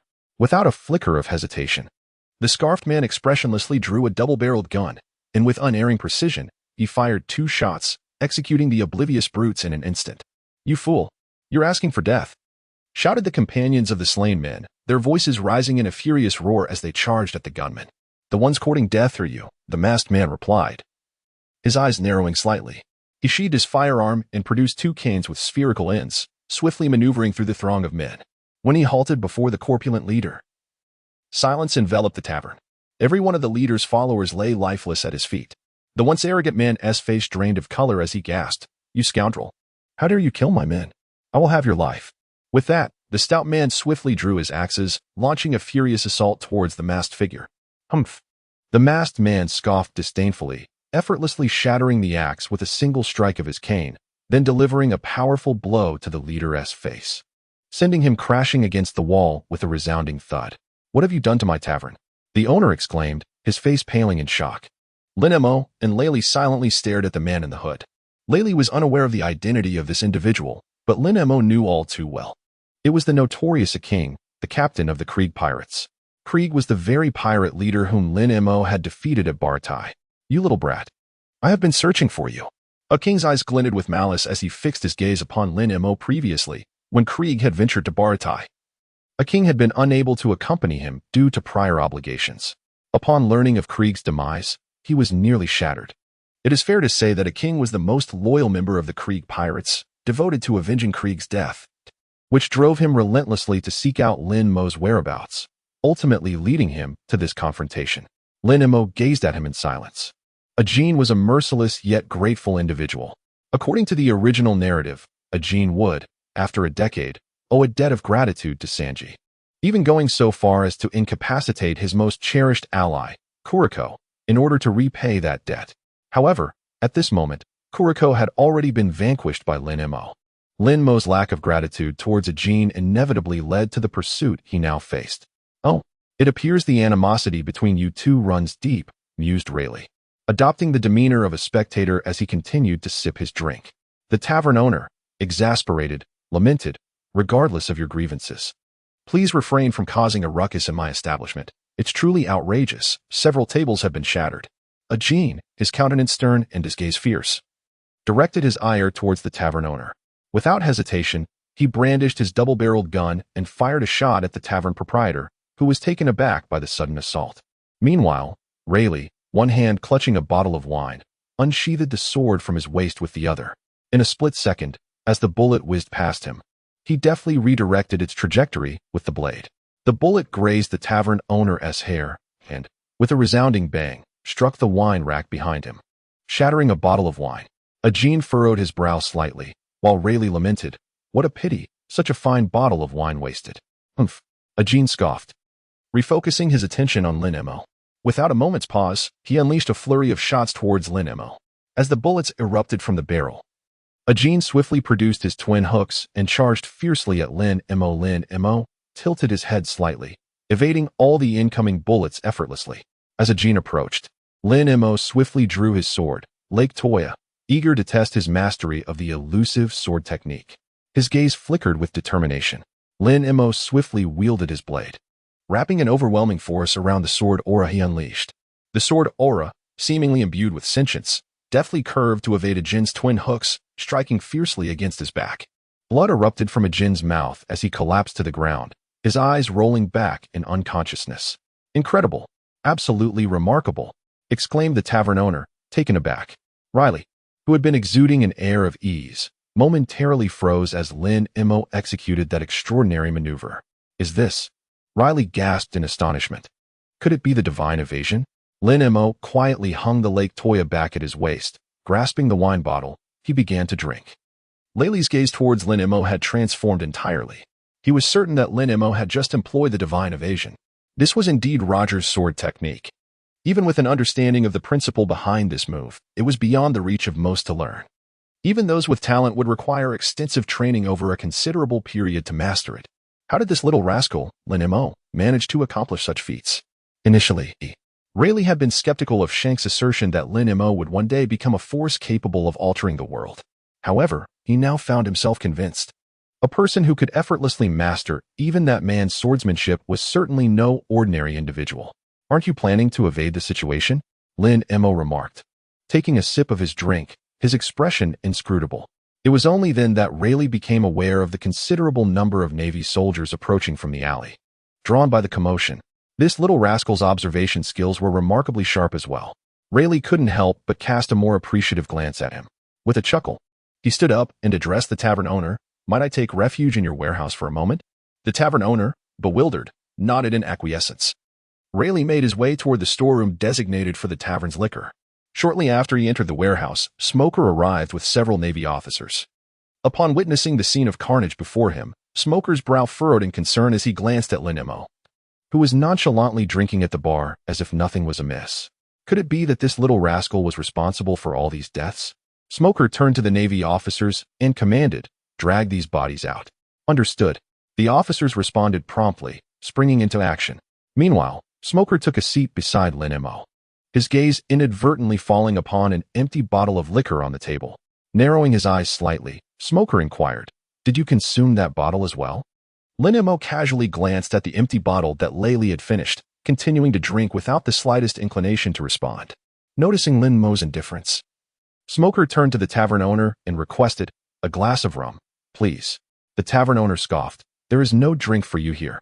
Unfazed by the proprietor's frosty demeanor, Smoker retrieved a bottle from the cabinet, uncorked it, and took a hearty swig. "Kid, were those people on the ground slain by you?" Smoker inquired, his expression devoid of emotion. Lin Mo replied with calm composure, "No." At that moment, a naval officer suddenly exclaimed, "Smoker, there's still one alive." Smoker turned his gaze toward the individual carried by the naval officer, and upon recognizing the person's face, he was taken aback. "Is that the infamous Captain Gin of the Krieg Pirates? I recall that Krieg perished just a few days ago. Gin has been relentlessly seeking vengeance for Krieg, hunting down the one responsible for his demise. But why is he here? Could it be that the one who killed Krieg is you?" Smoker's eyes were filled with astonishment as he looked once more at Lin Mo. Lin Mo continued to sip his wine with an air of nonchalance, as if the matter at hand bore no relevance to him whatsoever. Suddenly, a notification from the system pierced the silence. "Ding. You have gained the favor of the Underworld King, Rayleigh. Progress increased by 20. Current total progress is 50. Reward. Observation Haki level increased by 1. Current observation Haki level is LV4.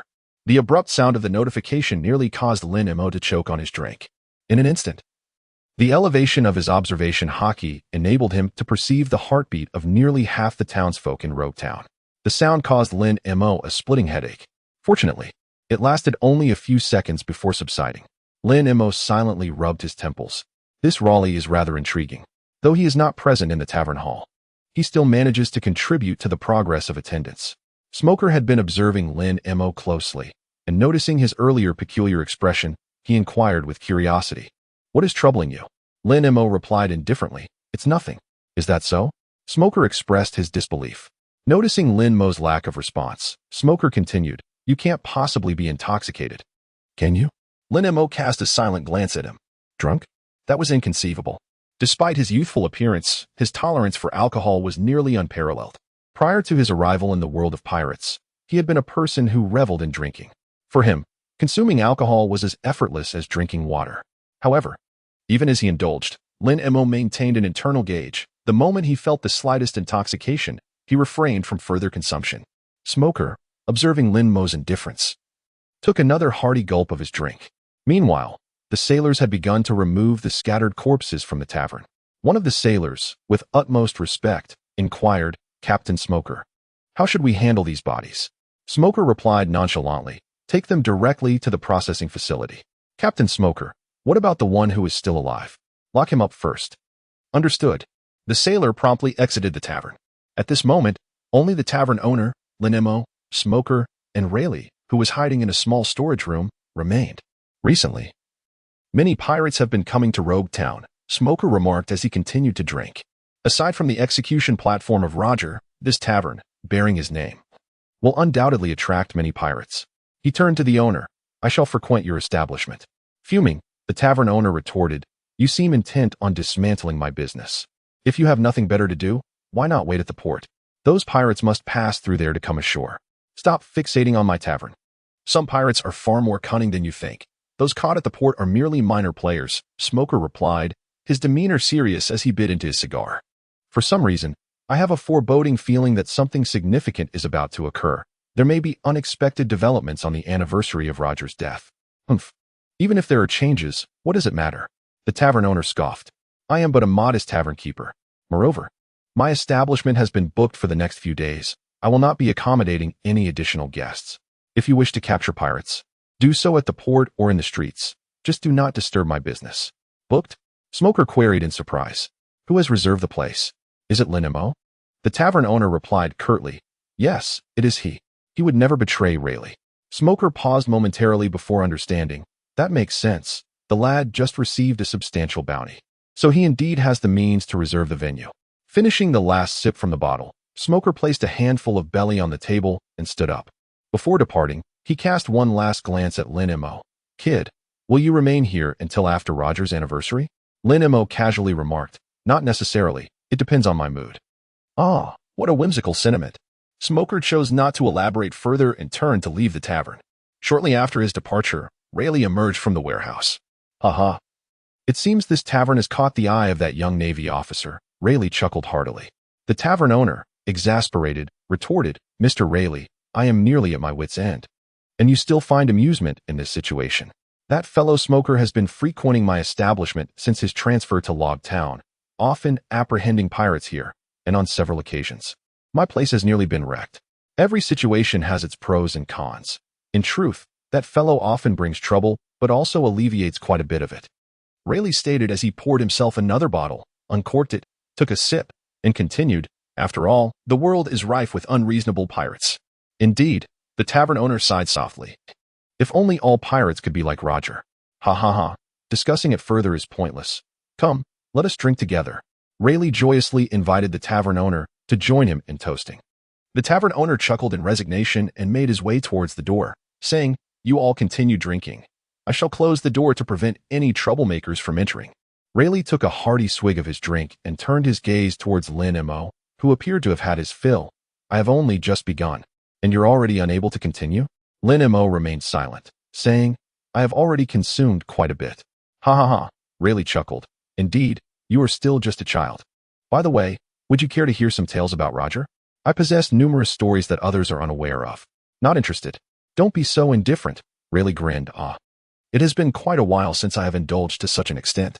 I plan to venture out shortly to seek some amusement. Care to join me? Not at all. Lin Mo declined outright.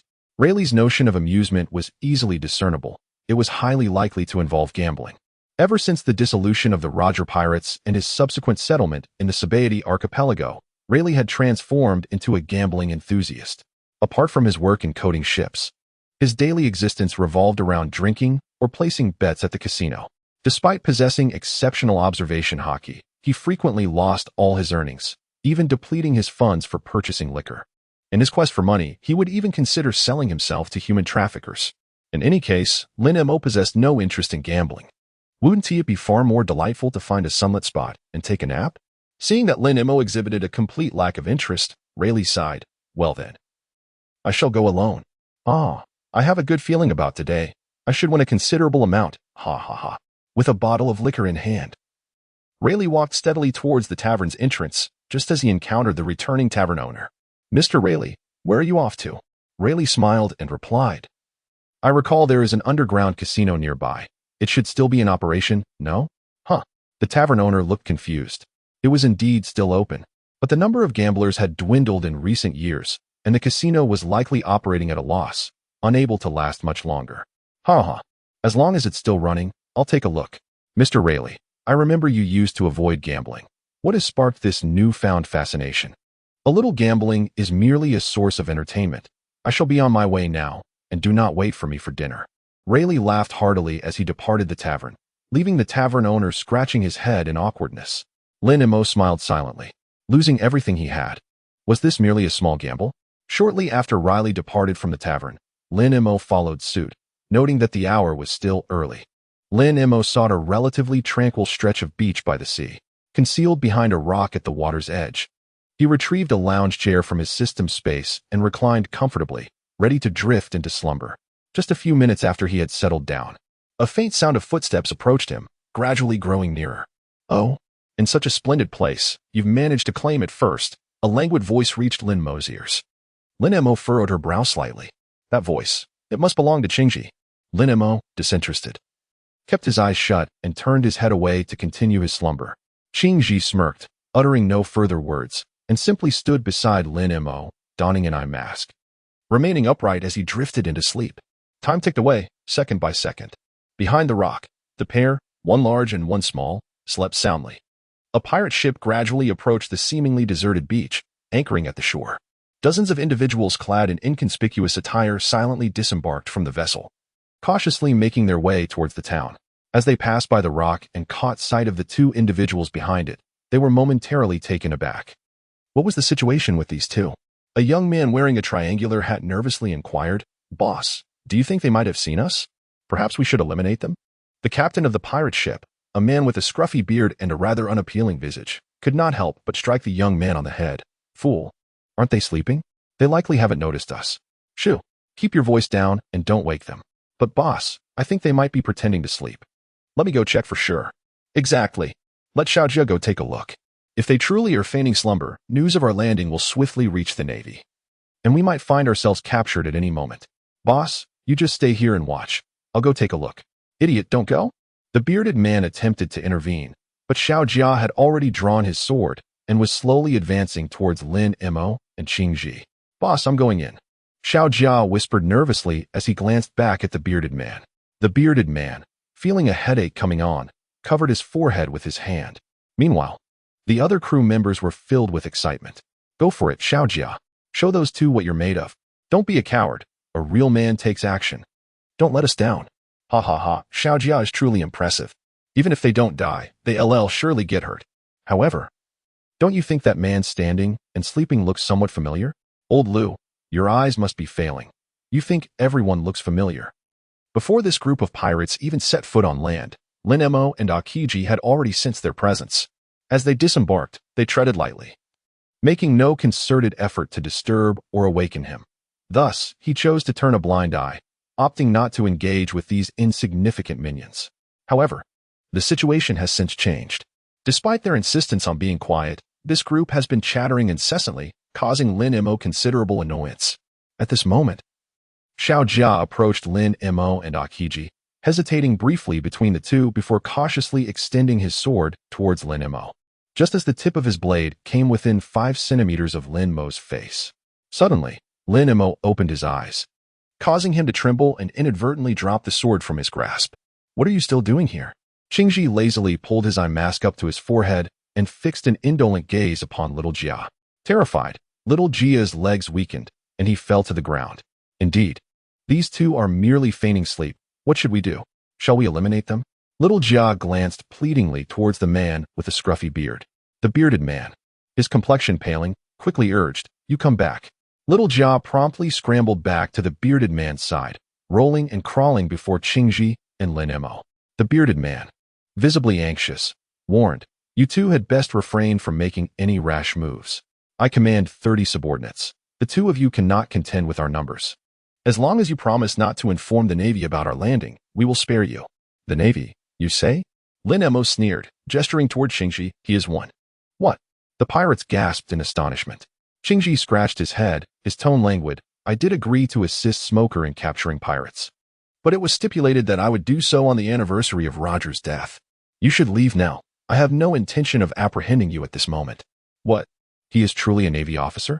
Oh heavens, how unfortunate. Why must we encounter the Navy the moment we land? We're doomed. He will undoubtedly report us." "Ah, it dawned on me. I have indeed seen his photograph in the newspaper recently. He is a vice admiral of the Navy, Qingji." "What? A vice admiral? Old Boo. Are you certain you are not jesting?" "I assure you, every word I speak is the absolute truth. He is indeed Vice Admiral Qingji of the Navy headquarters." "Oh no. We are finished. A single finger from a vice admiral could annihilate us. What shall we do, Captain?"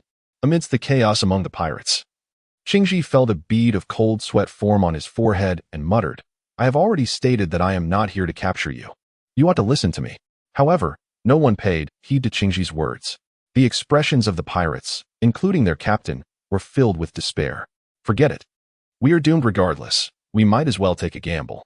Even if hope is slim, a miracle might occur. Brothers, charge. Indeed, rather than waiting here to die. We may as well take our chances. Let us take them down. Onward, brothers." As he beheld the onrushing horde, Qingji's heart was engulfed in profound frustration. He turned his gaze toward Lin Mo. Lin Mo had descended from the lounge chair with an expressionless demeanor, casually adjusting his attire, appearing as an outsider. Akiji, somewhat exasperated, remarked, "Honestly, I have already stated that I am not here to apprehend you. Can none of you listen attentively? You could have simply departed. What a chaotic mess you've created." The pirates had surged forward. Akiji, initially reluctant to engage, deftly evaded several of the pirates' haphazard attacks. However, there was no alternative. He unleashed an icy assault, a frigid blast sweeping toward the group of pirates. Amidst a chorus of wails, every single pirate was encased in ice. Akiji scratched his head with a sigh, muttering, "What a disobedient bunch. They could have just left." Lin Mo chuckled softly, remaining silent as he dragged the lounge chair. Preparing to depart, Akiji observed Lin Mo's retreating figure, stroking his chin, deep in thought. This young man truly possesses remarkable composure. Before Akiji could ponder further, the phone bug in his pocket suddenly buzzed. He retrieved it to answer. Garp's voice immediately resonated from the device. "Hello, Akiji. Have you ventured to Roguetown? Have you encountered a lad named Lin Mo?" "Lin Mo?" Akiji scratched his head and replied, "Ah, he was just here." "Hey, did you hear? The underground casino on West Street, which was on the brink of collapse, has been revitalized by an old man." "What? What are you talking about? That casino was nearly finished. How could anyone possibly save it?" "I assure you, it's all true. That old man is quite extravagant every time he plays. He does so lavishly. Yet, he only won on his first bet, and since then, he has been losing continuously, making it seem as though the casino is rigged. Indeed, I have also heard that the old man is quite the character. He refuses to accept his losses and keeps gambling, seemingly oblivious to the need for a timely exit. It appears he has lost over 1,000,000 berries. Haha, I believe he has become somewhat senile. Over 1,000,000 berries could sustain a family of 3 for several years." On his way back to the tavern, Lin Mo overheard snippets of idle chatter from a group of individuals. Without needing to inquire further, he was well aware that their discourse undoubtedly revolved around Layli. Whether it was true that Layli, through sheer force of will, had managed to revive the nearly moribund casino remained uncertain. However, the fact that substantial losses had been incurred was undeniably attributable to Layli's actions. Fortunately, that fellow had handed over a significant portion of his funds to the tavern owner prior to his visit to the casino. Otherwise, he would have lost everything. Lin Mo continued to walk forward. As he turned a corner into a narrow alleyway, he fortuitously encountered Layli, who approached with a cheerful demeanor. "Ah, Lin Mo," Layli said, smiling and waving in greeting. Lin Mo nodded expressionlessly, as if to acknowledge the statement. "Ha ha ha, my luck is rather poor today. In the final round, while watching others play, I placed a bet as well. Although I lacked the funds to wager significantly, the outcome was indeed as I had anticipated. What a pity. If only I had money, I would have certainly recouped my losses." As Layli spoke, his gaze towards Lin Mo subtly shifted. "You must still have quite a bit of money left. Wouldn't you lend me some?" Lin Mo, "Goodness, have you truly fallen to the point of borrowing money? You are none other than the illustrious king of the underworld, Rayleigh." Lin Mo replied silently, "I shall not lend." "Oh, truly, you won't lend?" Layli lamented. "If you were to lend me, I would undoubtedly recover both the principal and interest. How about I return you an additional 10% interest then?" "That is not an option." Lin Mo suddenly recalled something and chuckled softly. "I might consider lending you the money, but let us settle my debt for that meal with a clean slate." Layli stared at Lin Mo in surprise, then burst into hearty laughter. "Ha ha ha. I never anticipated that you would resort to such measures to evade a meal. In that case, I shall refrain from lending." Lin Mo. Thus, in the end, money and gambling cannot compare to the pleasures of drinking. Lin Mo found himself perplexed as to why this fellow insisted on him treating him to a drink. Even if presented with the choice of a million belly or a bottle of wine, he would undoubtedly opt for the latter. Ha, enough of that, come. Let us return to the tavern and continue our revelry. Riley jested heartily, patting Lin Mo on the back, intending to gently nudge him forward. However, just as his hand was about to make contact with Lin Mo's back, Lin Mo took a swift step ahead, causing Riley to miss his mark entirely. It appeared coincidental. Yet Riley was fully aware that Lin Mo had deliberately evaded him. Retracting his hand, Riley pondered aloud, "It seems you truly dislike being touched by others. I also dislike being disturbed. Could you perhaps be a tad quieter?" Lin Mo retorted, exasperated. Riley could not help but burst into laughter once more. You truly are an amusing little rascal." Lin Mo, uninterested in engaging in further conversation, quickened his pace ahead. Rayleigh followed closely behind him. Upon reaching the entrance of the tavern, Bartolomeo was squatting on the stone steps in front of it. When he saw Lin Mo approaching, Bartolomeo sprang up from the steps, beaming with enthusiasm, and said, "I inquired with the owner of this tavern, and you are Lin Mo, correct?" "My name is Bartolomeo. May we become friends?" Lin Mo. "Oh, quite popular, aren't you?" Layli smiled. Bartolomeo exclaimed, "Lin Mo, you are truly amazing. You look even younger than me." "Oh, I really want to be your friend. Please agree to it, okay?" "No." Lin Mo decisively rejected him and walked past him into the tavern. Bartolomeo was instantly petrified in place, his expression filled with agony. "Oh no, I've been disliked." As Layli passed by him, he patted his shoulder and smiled. "True friends can withstand trials. If you can't handle this little test, you should give up early. That kid, Lin Mo, is not someone to be dealt with in an ordinary manner." After saying this, Layli followed Lin Mo into the tavern. Bartolomeo stared blankly at the pair entering the tavern, feeling a surge of renewed determination. Clenching his fists, he declared, "That's right. If I can't withstand this minor trial, then I am unworthy of being Lin Mo's friend. Ahaha, I will surely earn your recognition, Lin Mo." Lin Mo heard everything Layli said to Bartolomeo as they entered the tavern. The tavern owner, upon seeing their return, promptly served them drinks. Lin Mo uncorked the bottle and took a sip, then remarked in silence, "Why bother saying all that nonsense to that guy?" Rayleigh chuckled heartily. "Having one more friend is certainly better than having one more enemy, isn't it? That green-haired lad may appear hot-tempered, resembling a little delinquent, but in truth, he is quite a simple-hearted child. Perhaps he cannot offer you much assistance now, yet who knows what support he might provide in the future." Lin Mo. He chuckled. "No need. No one understands the future of the rooster-headed fellow better than I do." He had no desire for a future filled with blind idol worshippers. Let them revere Luffy instead. He continued to sip his drink, indifferent to the trivialities. Rayleigh smiled silently. The tavern owner, polishing a glass, remarked, "You are indeed remarkable. Lin Mo, daring to speak to Mr. Rayleigh like that? Even if you're not the first, you are certainly the youngest. It matters not. Rayleigh waved his hand dismissively. What he said holds truth. I have indeed meddled unnecessarily, ha. Just as Rayleigh was laughing and enjoying his drink, an aura of chill entered the tavern. With a resounding crash, the lock on the tavern's door was shattered. A tall figure descended the spiral stone staircase. Before the tavern owner could react, Akiji appeared at the small wooden door of the tavern, slightly bending to peer inside. Upon recognizing who was drinking with Lin Mo, a look of surprise crossed his face. Ah, is that the Dark King Rayleigh? Has he come to Roguetown for GOLD, Roger's death anniversary? Akiji gently pushed open the wooden door and stepped inside. The tavern owner, terrified at the sight of Akiji recognizing Rayleigh, was left speechless. Meanwhile, Rayleigh remained unfazed, continuing his drink with a smirk. I have already retired. Yet you Navy folks relentlessly pursue me. Your bounty still hangs. Even in retirement, you remain a pirate, Akiji replied.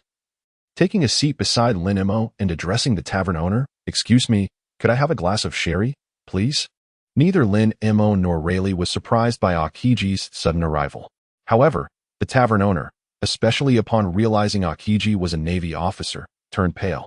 When Akiji requested sherry, he remained oblivious, his mind racing with thoughts of how to protect Rayleigh from capture. Seeing that the tavern owner was unresponsive, Akiji repeated, excuse me, can you hear me? I would like a glass of sherry, thank you. The tavern owner jolted awake, his expression darkening as he replied curtly, we have no sherry here. If you want a drink, go to another tavern in town. Oh, so you don't have any? Akiji scratched his head, glancing at the rum Lin Mo was drinking, and continued, then just bring me a bottle of what this little brat is having. The tavern owner clenched his fists in anger, exclaiming, I told you, we have nothing. You can have whatever you want, but this tavern has been booked out since noon by Mr. Rayleigh and this young lad. Everything here belongs to them. And I want to sell you a single drop. If you understand, leave immediately. Why get so upset? The blue pheasant sighed in resignation, expressing, I merely wish to indulge in a drink. Given that this place has been reserved, it seems there is no alternative. Boss, bring him a bottle, Rayleigh remarked nonchalantly. The tavern owner, incredulous, replied, Mr. Rayleigh, he is intent on apprehending you. Why would you invite a naval officer for a drink? Rayleigh waved his hand dismissively. No need for concern. Even if he truly intends to seize me, it ultimately hinges upon his capabilities. Ha. The tavern owner appeared torn, uncertain of how to proceed. The blue pheasant continued, rest assured, I am not here to capture Rayleigh. Although I must admit, I am quite astonished to encounter him here. In truth, he was even more surprised to find Lin Mo in Rayleigh's company. The tavern owner shook his head in exasperation, then retrieved a bottle from the shelf. Placing it before the blue pheasant, he uncorked the bottle and took a sip, then turned his gaze towards Lin Mo, stating, I never imagined you would be acquainted with the Dark King Rayleigh. Perhaps Smoker's concerns may indeed come to fruition. Smoker's anxiety stemmed from Lin Mo's reluctance to join the Navy, ultimately fearing he might align himself with pirates. Lin Mo remained silent and replied, rest assured, it will not come to pass. Humanity is the most capricious of species. Qingxi took another sip of his drink and continued. Even you cannot make choices for your future self at this moment. After all, no one can guarantee what circumstances will arise in the future. Lin Mo understood the reasoning. But what of it? Not to mention that the system he was bound to, the traveler's system, already limited his choices. Even without the system, given his disposition, he would not align himself with any faction. Some things are eternally immutable. Lin Mo chuckled softly and replied, I am fully aware of my actions. Whether it be the Navy or pirates, I harbor no interest in either, now or in the future. Whether you choose to believe this is of no consequence to me, and I see no need to elaborate further. Hee. Akiji chuckled lightly and inquired, are you truly unwilling to contemplate joining the Navy? I have no intention of considering it. As soon as Lin Mo finished speaking, the system's prompt echoed in his mind. Ding. Rejecting the invitation from Admiral Akiji, sign-in progress increased by 10. Current total progress is 60. Reward, enhancement of armament Haki level by 1. Current armament level is LV5. In an instant, Lin Mo sensed a substantial surge in the power within him. The elevation of his armament level would not be perceived by those around him. Thus, Akiji and Rayleigh remained oblivious to his newfound strength. How intriguing. Lin Mo couldn't help but chuckle softly. Previously, during his interactions with the Red-Haired and Garp, it took several invitations to trigger the completion of the progress task. However, Akiji appeared to casually inquire and, to his surprise, directly activated the sign in progress. Indeed, seeing is not always believing. Oh well, that's that. Unlike Garp, who would stubbornly cling on or even resort to tricks, Akiji seemed indifferent to further pursuit. If the other party was unwilling, so be it. Silently taking another sip of his drink, Akiji continued, "My current forbearance does not imply future leniency. I promised Smoker that I would assist him on the anniversary of Roger's death. Should you display any unusual behavior then, I shall not hesitate to take action against you." Rayleigh laughed. "Haha, I am merely here to pay my respects to Roger. Once that is done, I shall take my leave. Rest assured, as long as it is not an unavoidable circumstance, I shall not cause any commotion, haha. It is best to keep it that way." Akiji remarked as he finished his last sip of drink and prepared to depart. "Care for a few more bottles before you leave?" Rayleigh inquired with a smile. Akiji waved his hand. "No need. I have to return a call to Garp." Lin Mo finally understood why Akiji had made a special trip to the tavern. It seemed to be the work of Garp, that old fox. Even in his absence, he still managed to stir things up. After leaving the tavern, Akiji called Garp. On the other end, Garp anxiously inquired, "So, what is the verdict? Did that little brat Lin Mo agree?" Akiji chuckled, scratching the back of his head. He declined. Garp sighed, "Really now, it's as I expected." "Well, let him be." Akiji continued, "By the way, when I went to the tavern to find Lin Mo, I ran into Rayleigh." "Huh? Who?" "Silver's Rayleigh." Garp paused, then said, "Wait. How could he be in Roguetown? And why is he with Lin Mo?" "I'm not sure, but they seem to be drinking buddies." Akiji scratched his head again, adding, "Rayleigh mentioned that he has retired from piracy, and Lin Mo has made it clear that he wants to join either the Navy or any pirate crew. Given that, their friendship over drinks makes sense." Garp laughed heartily. "Ah, I suppose that's the case. As long as that kid Lin Mo doesn't become a pirate, it's all good. Luffy, you better stop right there." "What? You want to become a pirate?" "You brat. You and Ace can only be Navy. There's no other option." After hearing the sounds of Luffy being pummeled by Garp's iron fist, Akiji hung up, returning the din mushy to his pocket. Akiji yawned and lazily made his way toward the Navy base in Roguetown. Inside the tavern, after Akiji's departure, the owner finally breathed a sigh of relief. It seemed that this Akiji fellow was quite amicable, much more so than Smoker.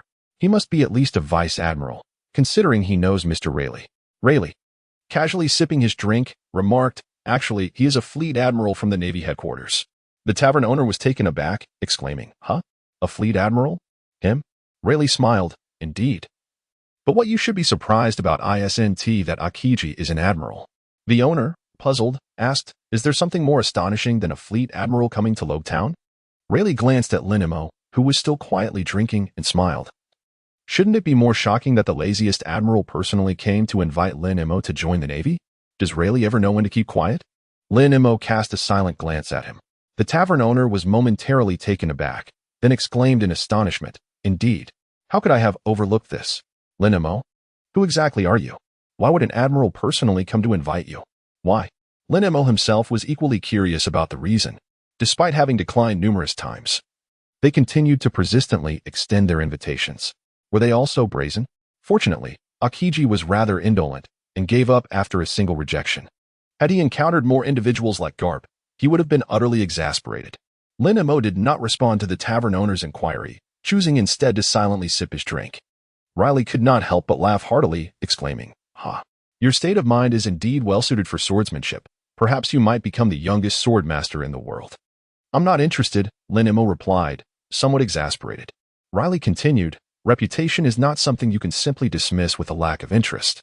Once your prowess reaches a certain level, people will undoubtedly bestow upon you the title of the strongest.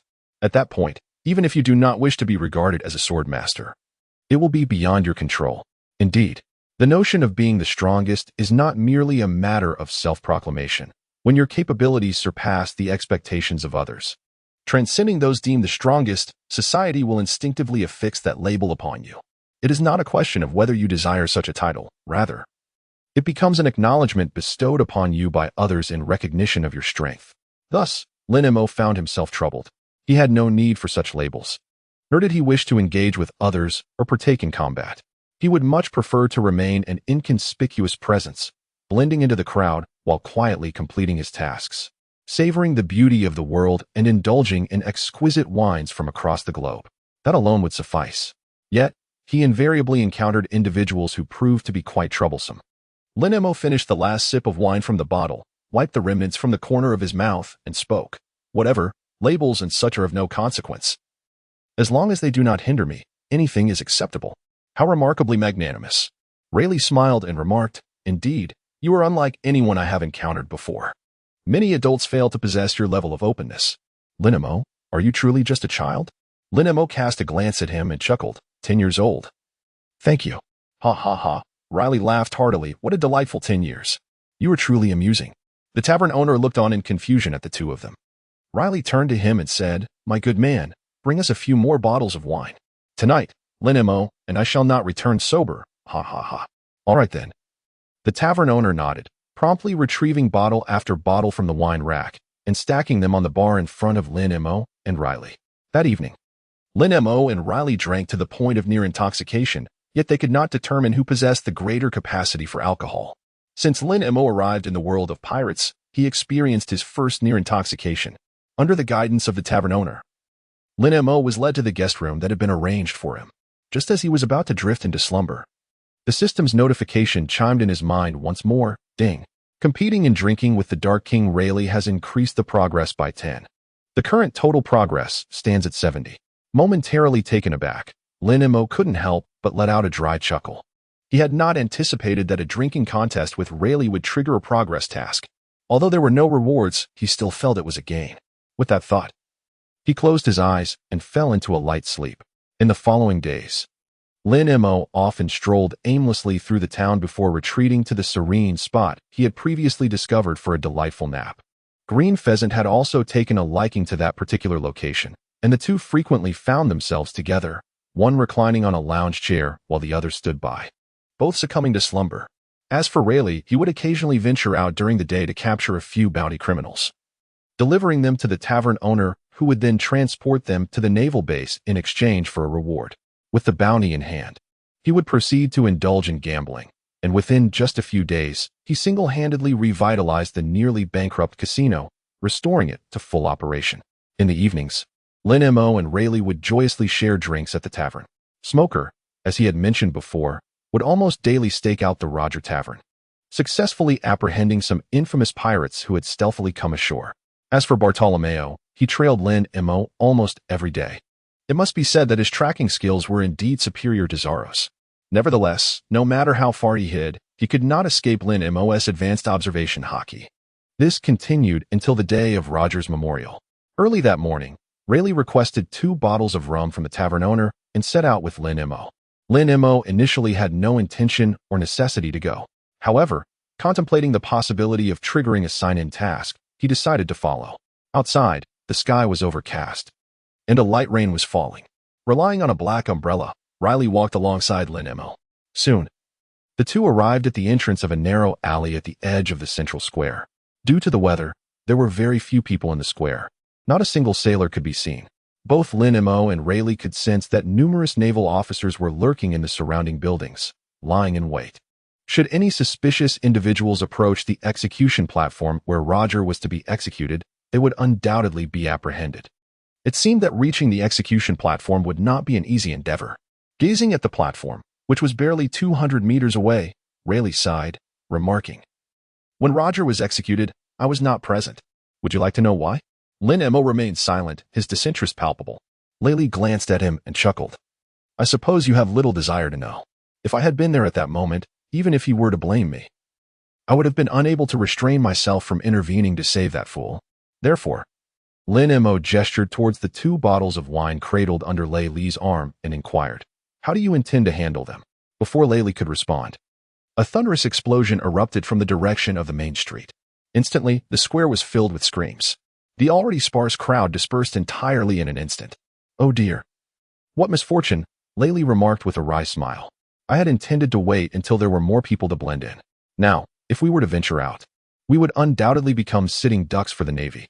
Lin Mo cast him a silent glance. With your capabilities, do you still fear the most ineffectual bullets in the world of pirates? Lin Mo directed his gaze towards the main street, now enveloped in thick, billowing smoke following the explosion. As the haze began to dissipate, the street lay eerily empty, save for a large crater that marred the ground leading to the central square, as if the bomb had materialized from thin air to be detonated. Within a certain building, Smoker, cigar clenched between his teeth, observed the situation on the main street through binoculars. To his astonishment, not a soul appeared once the smoke cleared, causing his brows to knit together in a frown. At that moment, a Marine approached with a report. "Sir, there are 2 suspicious individuals at the alleyway to the southwest." Smoker immediately shifted his binoculars towards the indicated direction. Indeed, at the mouth of a narrow alley, beneath a black umbrella, stood 2 figures, one tall and hooded, obscuring his features, while the other, noticeably shorter, was distinctly visible to Smoker's keen eyes. Lin Mo? Smoker's brow furrowed slightly. What business did he have here? Moreover, the person beside him did not resemble the owner of the Roger Tavern. Who could it be? Early that morning, Smoker had orchestrated the positioning of hundreds of Marines in the surrounding buildings of the central square, lying in wait for the pirates who would come to pay their respects to Roger. Many believed that those pirates, lacking any blood relation and having never even met him, had no need to risk their safety on the anniversary of Roger's death. Yet, Roger's demise had heralded the dawn of the great pirate era. Especially for those pirates hailing from the East Blue, most held Roger in deep admiration and reverence. Thus, as they prepared to challenge the Grand Line, many chose to visit Roguetown, to behold the birthplace of the former pirate king with their own eyes. Smoker peered intently in Lin Mo's direction, striving to discern the identity of the individual accompanying him. However, due to the weather and the fact that the person was sheltered under an umbrella while wearing a hood, Smoker found it impossible to make out the face. At that moment, Akiji, reclining nonchalantly on the floor behind him, remarked lazily, "It's Rayleigh, isn't it?" Smoker paused, turning to Akiji with a furrowed brow. "What did you just say?" Akiji scratched his head, sitting up cross-legged on the ground, his expression neutral as he replied, "The one with him should be Silver's Rayleigh." "What?" Smoker exclaimed, astonished. "You're serious?" "Yeah," Akiji nodded in affirmation. Smoker's expression shifted dramatically. This was problematic. If the opponent was indeed Silver's Rayleigh, even with my assistance, it may not be sufficient to subdue him. Moreover, with Lin Mo aiding him, that scoundrel had clearly deceived me, claiming he would not become a pirate, yet here he was, aligned with Rayleigh. How infuriating. Now, hold on. Don't be so quick to anger. Rayleigh said he has retired from piracy, and Lin Mo has insisted he won't join the pirates either. They are merely ordinary drinking companions, and one tea stir up any significant trouble. Akiji waved his hand, signaling Smoker not to be angry. Smoker stared at him in silence and asked, "How do you know they are merely drinking companions? Have you met them before today?" "Sort of." Akiji scratched his head and continued, "I encountered them at Roger's Tavern, and that is what they claimed. There should be no significant issue." "What do you mean no significant issue?" "I see a considerable problem." Smoker retorted angrily. "Lin Mo can choose whomever he wishes as a drinking buddy. But why is it specifically Rayleigh? You know well the stature Rayleigh holds. Do you truly believe their words alone? You are a vice admiral of the Navy. How can you be so easily swayed by a pirate's claims?" Akiji sighed. Smoker, you are overthinking this. I genuinely believe they are not deceiving me.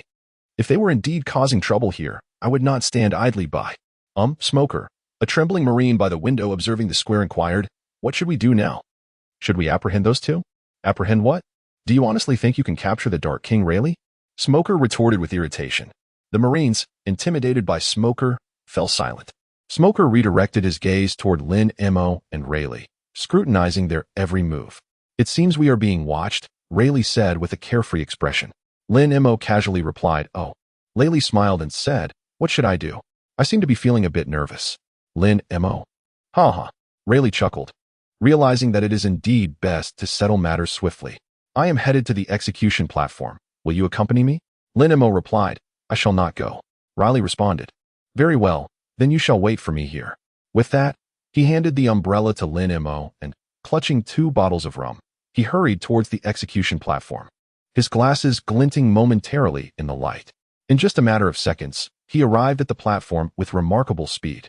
Without a hint of hesitation, Rayleigh seated himself upon the executioner's platform, uncorking the 2 bottles of rum he held. One bottle was poured slowly onto the platform, while he drank directly from the other. There was a plethora of thoughts swirling within him, yet not a single word escaped his lips. All his emotions found solace within the depths of the alcohol. Once he had drained his bottle and emptied the one meant for Roger, he placed the 2 empty vessels aside. With a solemn demeanor, he bowed his head, a faint tremor in the corners of his mouth forming a quivering smile. Raindrops fell upon him, soaking his garments, and a gust of wind swept through, dislodging his hood, causing his shoulder-length silver curls to cling to his face, dampened by the rain. Lin Mo stood at the mouth of the alley, holding an umbrella, his expression devoid of emotion as he gazed at Riley, who was drenched by the rain. Despite the gloomy weather and the distance of over 200 meters between them, Lin Mo could discern from Riley's demeanor, even through his glasses, that he was enveloped in sorrow. It remained uncertain whether Riley had shed tears, as the rain cascading down his face effectively concealed any signs of distress. Smoker had been vigilant, monitoring Riley's movements. Noticing that Riley had become still atop the execution platform, he narrowed his eyes slightly. A nearby Marine cautiously inquired, "Smoker, should we not intervene with the person on the execution platform?" "Let us wait a moment," Smoker replied, his cigar clenched between his teeth. Kizaru also approached the window, observing the situation at the execution platform before speaking. "Though it is troublesome and the likelihood of success is minimal, if you insist on capturing Riley, I could give it a try. Let us assess the situation first." Smoker replied, scrutinizing the square. "I am indeed inclined to capture Riley, but I am well aware of the disparity in our strengths. Moreover, the explosion from earlier on the main street should not be connected to Riley or Lin Mo. We shall act once the culprit behind that explosion reveals themselves." Just as Smoker finished speaking, a sudden eruption from the main street opened a gaping hole, from which emerged a group of individuals clad in armor, fully equipped and indistinguishable in appearance. Each carried an assortment of bizarre weapons, individuals whom Lin Mo had never encountered before. "Attack!" a voice called out, prompting the armed figures to unleash their weapons upon the surrounding structures in a frenzied assault. Smoker furrowed his brow and immediately commanded, "Arrest those ruffians." "Yes, sir." The Marines responded, seizing their weapons in preparation to confront the mysterious assailants. Upon noticing that these unknown individuals had abruptly shifted their target, Kizaru and Smoker wasted no time and leaped from the window of their building. Upon landing, the unknown assailants fell to the ground almost instantaneously. Smoker exclaimed, "What on earth is happening?" When the mysterious group had first appeared, Lin Mo had no intention of intervening, as he knew that with Smoker and Kizaru present, outsiders would not be permitted to wreak havoc in Roguetown. However, as the attackers launched their offensive, several of them had inexplicably set their sights on him, launching an array of weapons in his direction. Lin Mo had evaded numerous attacks, but growing weary of the incessant dodging, he enveloped his arm in Haki and delivered a powerful punch that sent several overconfident individuals flying, witnessing their comrades being dispatched by a mere child. The remaining assailants redirected their aggression, charging towards Lin Mo en masse. The inclement weather already dampened his spirits, so Lin Mo merely glared at them. Under the pressure of his conqueror's Haki, all those rushing towards him collapsed in a heap. Riley, observing the skirmish from the execution platform, noted how Lin Mo was being pursued and attacked, yet felt no inclination to intervene. Though unaware of Lin Mo's true capabilities, he was certain that these individuals were no match for him. The moment Lin Mo displayed his conqueror's Haki, a glimmer of gold flickered in Riley's eyes. "Conqueror's Haki, is it?" Riley smirked. "It seems you are even more formidable than I had imagined, Lin Mo Roger. This young boy named Lin Mo might very well alter the era you once transformed. If you were still alive, you would undoubtedly be eager to witness his potential." Just as Riley finished speaking, he sensed the arrival of Smoker and Akiji from the nearby building. Without further ado, he rose from the execution platform, clutching 2 empty bottles, and approached them. Smoker narrowed his eyes, questioning, "Did you do this?" Riley gestured towards Lin Mo in the distance, smiling as he replied, "He did it." Akiji, stroking his chin thoughtfully, mused, "Conqueror's Haki, you say?" "What?" Smoker exclaimed incredulously, "Are you implying that Lin Mo used Conqueror's Haki to deal with those individuals? How is that even possible? Conqueror's Haki is not something just anyone can possess, even if Lin Mo truly has it. How could he wield it so adeptly at such a young age?" "I am quite surprised as well," Riley remarked with a smile, "but he indeed accomplished it. If Roger were still alive, he would certainly find Lin Mo intriguing. Haha, my purpose here has been fulfilled. It is time for me to take my leave. Farewell, everyone." With that, Riley laughed heartily and walked away. Smoker clenched his weapon tightly, watching Riley's retreating figure, gritting his teeth in frustration. "Damn it, I am still too weak." He was acutely aware of the vast disparity in strength between himself and Riley. In a one-on-one encounter, Akiji stood less than a 50% chance of victory against Riley, while Smoker himself could not even claim a third of a chance against Akiji. Thus, even if they teamed up, they would undoubtedly be defeated by Riley, especially with the unpredictable variable of Lin Mo in play. Smoker found it impossible to gauge Lin Mo's true allegiance. Should Lin Mo side with Riley against them, their chances of winning would diminish even further. "Oh dear, Smoker, you are overthinking this," Akiji remarked, having already surmised Smoker's concerns. If Riley intended to cause trouble, he would have acted by now. There was no need to wait until this moment. There is also that mischievous child named Lin Mo. Over the past few days, during our shared slumber, I have exchanged words with him on occasion. It is evident to me that he has no intention of aligning himself with any faction. There exists no possibility of him taking sides. Suddenly, Smoker's expression changed dramatically, and he exclaimed, "What? You have slept with him?" Akiji replied, somewhat exasperated. "What are you so astonished about? It was merely a nap together." Smoker coughed awkwardly. At that moment, his subordinates had already emerged from their concealed positions within the various buildings. "Hey, have these intruders been dealt with? What shall we do with them?" Smoker responded, "First, confine them all. Once they regain consciousness, we will inquire about their origins." Understood. The Marines promptly rushed toward the group of unconscious individuals. Akiji, gazing in the direction Lin Mo and Rayleigh had departed, inquired, "So, are we simply allowing them to leave?" Smoker cleared his throat and replied, "Let them be. Also, I will keep your matter confidential." Akiji appeared bewildered. "What are you talking about?" Smoker, feeling somewhat embarrassed, muttered, "It's nothing." As I prepared to take my leave, Rayleigh smiled and remarked while walking toward the port. Lin Mo responded with a faint He felt rather disheartened at the moment. He had initially anticipated that he would trigger the sign-in-progress task, yet nothing occurred. Noticing Lin Mo's distracted demeanor, Rayleigh continued, "What about you? When do you intend to depart from Roguetown?" "Soon," Lin Mo replied casually. "Will you see me off?" Rayleigh inquired with a smile. Lin Mo was poised to decline. Riley continued, "Having indulged in so much wine for these past few days, could you not accompany me just this once?" Lin Mo remained speechless and replied, "Very well." Raleigh chuckled heartily as he continued onward. Before long, the pair arrived at the harbor. Despite the persistent rain, numerous individuals clad in raincoats were busily engaged in their tasks. Raleigh gazed at the several vessels docked at the port and, with a playful smirk, inquired, "Can you guess which ship belongs to me? A prize awaits if you guess correctly." Lin Mo cast a silent glance at him. "A boat? Could it be that you, Rayleigh, are someone who would set sail alone?" In Lin Mo's recollection, Rayleigh was the audacious individual who swam solo from the Sabaody Archipelago, traversing the calm belt directly to the land of women. Such a person would have no need for a vessel, would they? Observing Lin Mo's silence, Rayleigh let out a hearty laugh and said, "What is the matter? Can you figure it out? Why not take a wild guess at a ship?" Lin Mo, disinclined to engage in further idle chatter, casually pointed to a small wooden boat moored at the shore. Rayleigh burst into laughter once more, exclaiming, "Ha! Just as I expected from you. You guessed correctly. That boat indeed belongs to me." Lin Mo, Rayleigh continued, "Since you have guessed correctly, I shall agree to do one thing for you. As long as it is within my capabilities, whether it be good or ill, I will assist you." Lin Mo was at a loss for words. How could a boat he pointed to at random truly belong to Rayleigh? Yet, even if it were true, he had no need for Rayleigh's reward. "No need," Lin Mo declined. "I do not require such a reward. Do not be so hasty in your refusal." Rayleigh replied with a smile, "Who can predict the future? After all, you owe nothing to anyone. If such a favor is offered freely, why not accept it?" "Ha ha. It is settled then. Should you encounter any troubles in the future, feel free to seek me out on Sabaody Archipelago." With that, he leaped onto the small wooden boat, waved goodbye to Lin Mo standing on the shore, and set sail towards the Grand Line. Lin Mo gazed silently at the receding silhouette of the ship carrying Riley.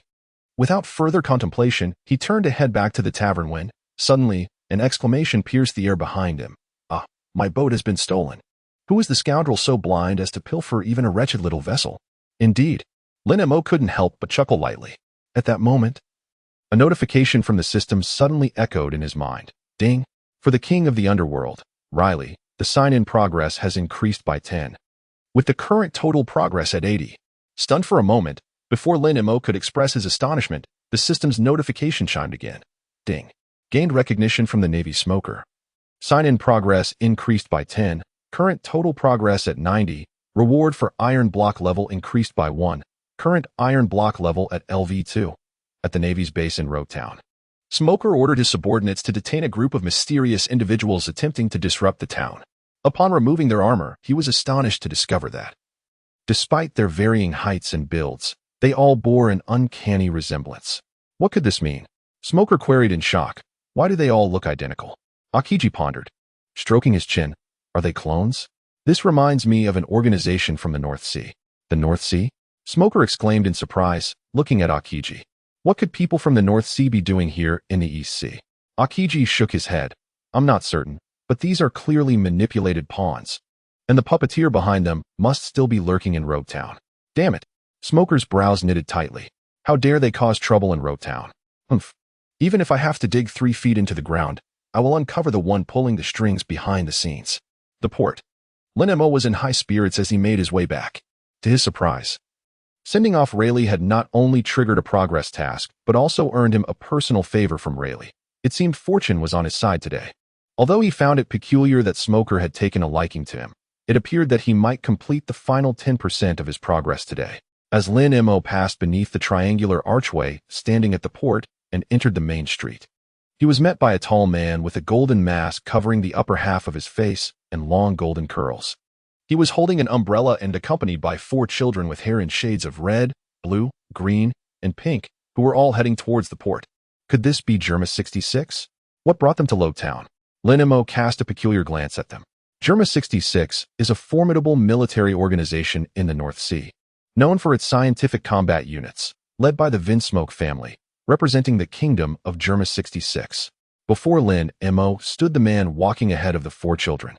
Vinsmoke Judge, the leader of the Vinsmoke family. The 4 children trailing behind him, each with distinct hair colors, were his offspring, born through genetic modifications.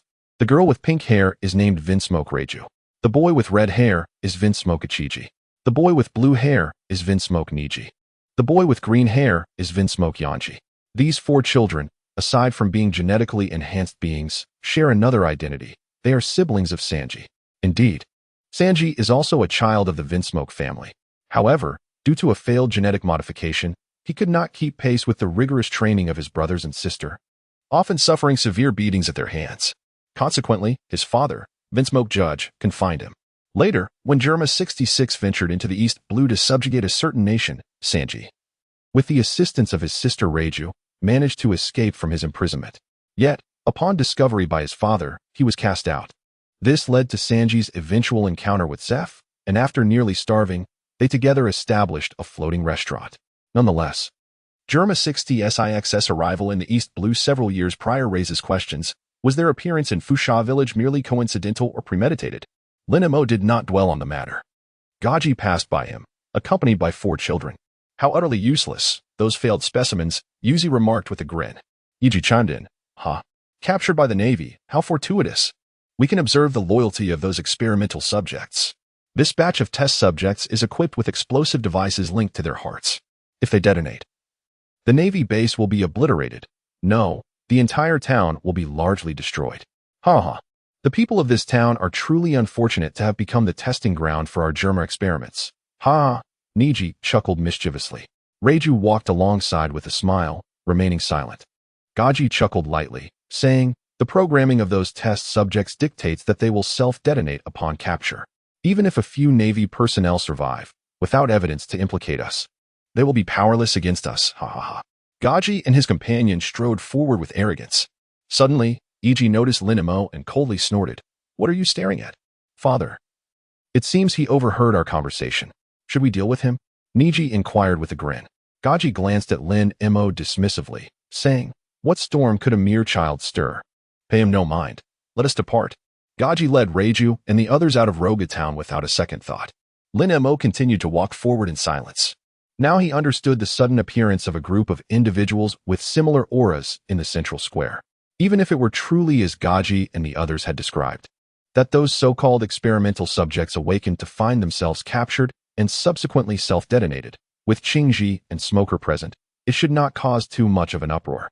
As Lin Mo pondered, a tremendous explosion suddenly erupted from the naval base, only to cease abruptly. According to Gaji and the others, if all the experimental subjects had detonated, a significant portion of Roguetown would have been obliterated. However, from Lin Mo's vantage point, nothing seemed amiss. This indicated that the remaining explosions must have been contained by Akiji and Smoker. At the naval base, when the first clone awoke and bit through the detonative device in its mouth, it self-destructed. As all the clones detonated simultaneously, Akiji swiftly activated his freezing moment, encasing the entire naval base in ice and forming a massive protective layer to contain the ensuing chain reactions of explosions. "Damn it!" Smoker exclaimed, disheveled as he surveyed the devastation wrought upon the naval base. Fuming, they actually self-destructed. Akiji released the surrounding area he had frozen, gazing mournfully at the debris scattered about. Lamenting, now there is no evidence to ascertain the origins of these clones. Damn it!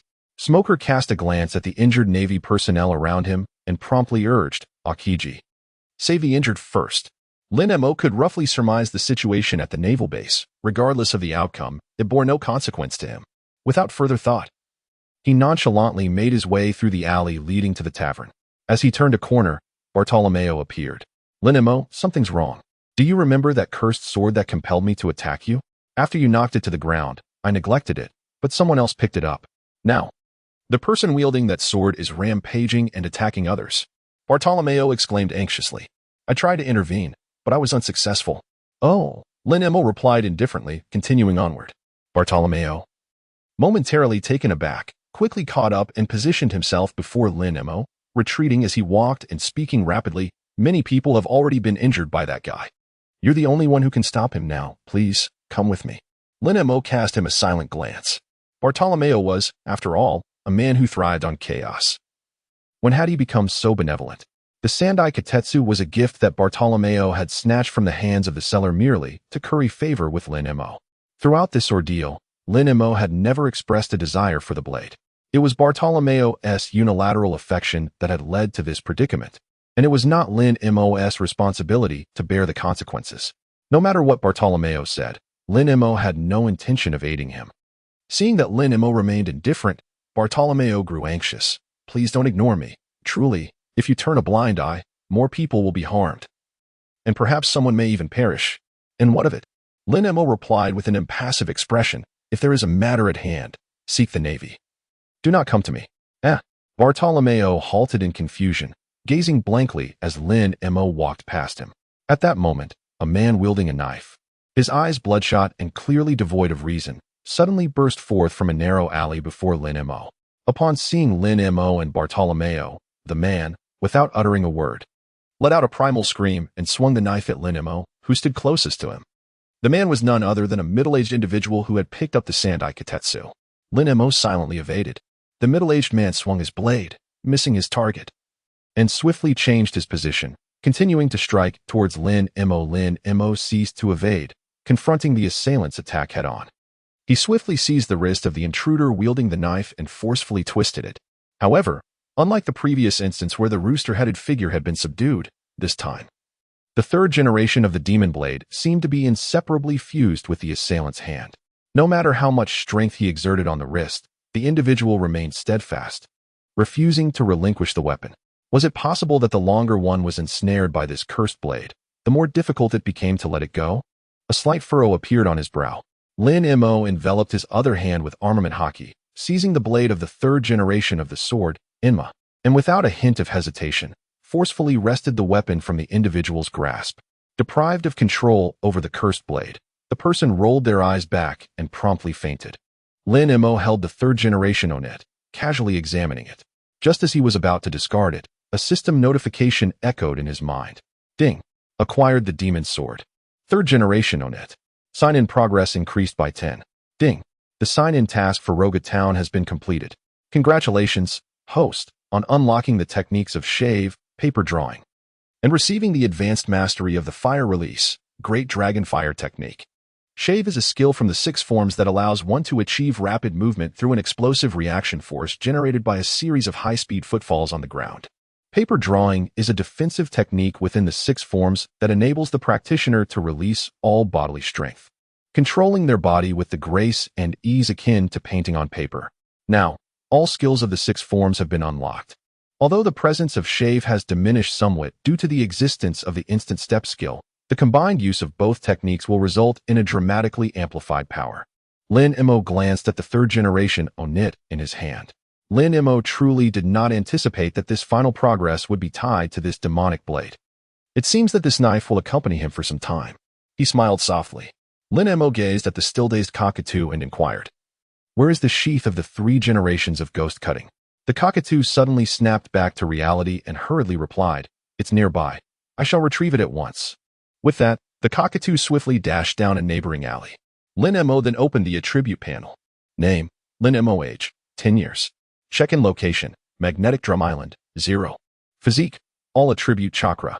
Haki, armament Haki LV5, Conqueror's Haki LV4, observation Haki LV4, skills, fire release, Great Dragon Fire Technique, mastered, Swordsmanship LV6, Shunpo LV3, Night Kai LV2, Swordsmanship Divine Evasion, mastered, Fairy Sphere LV1, 6 forms, Finger Gun LV1, Iron Block LV2, Shave LV1, Moonwalk LV1, Storm Leg LV1, Paper Drawing LV1.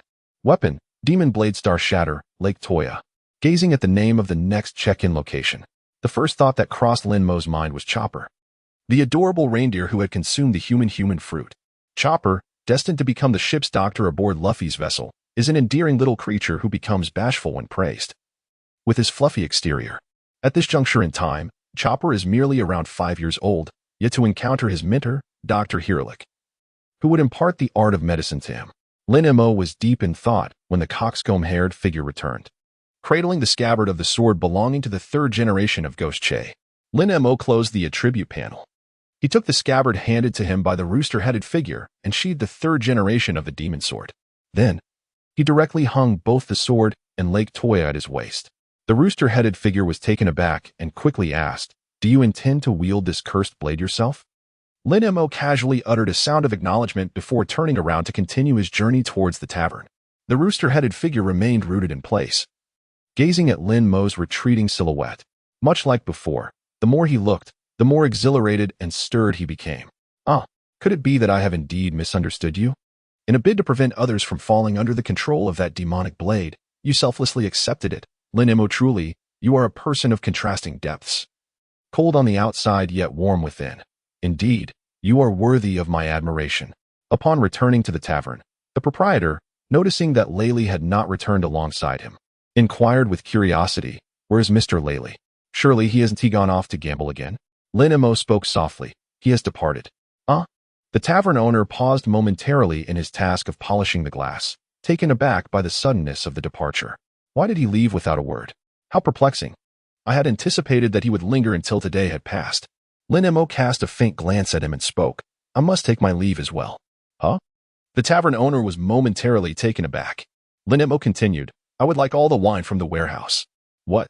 exclaimed the tavern owner. "There are thousands of bottles in the warehouse. Can you possibly carry them all by yourself?" Lin Mo nodded.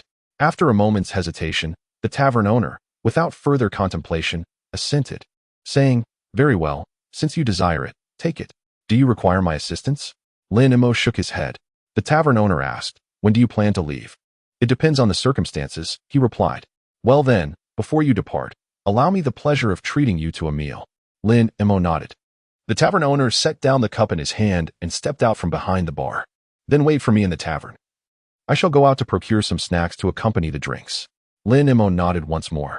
After observing the tavern owner exit, he made his way into the storeroom behind the wine cabinet, where he promptly transferred all the liquor into his system space.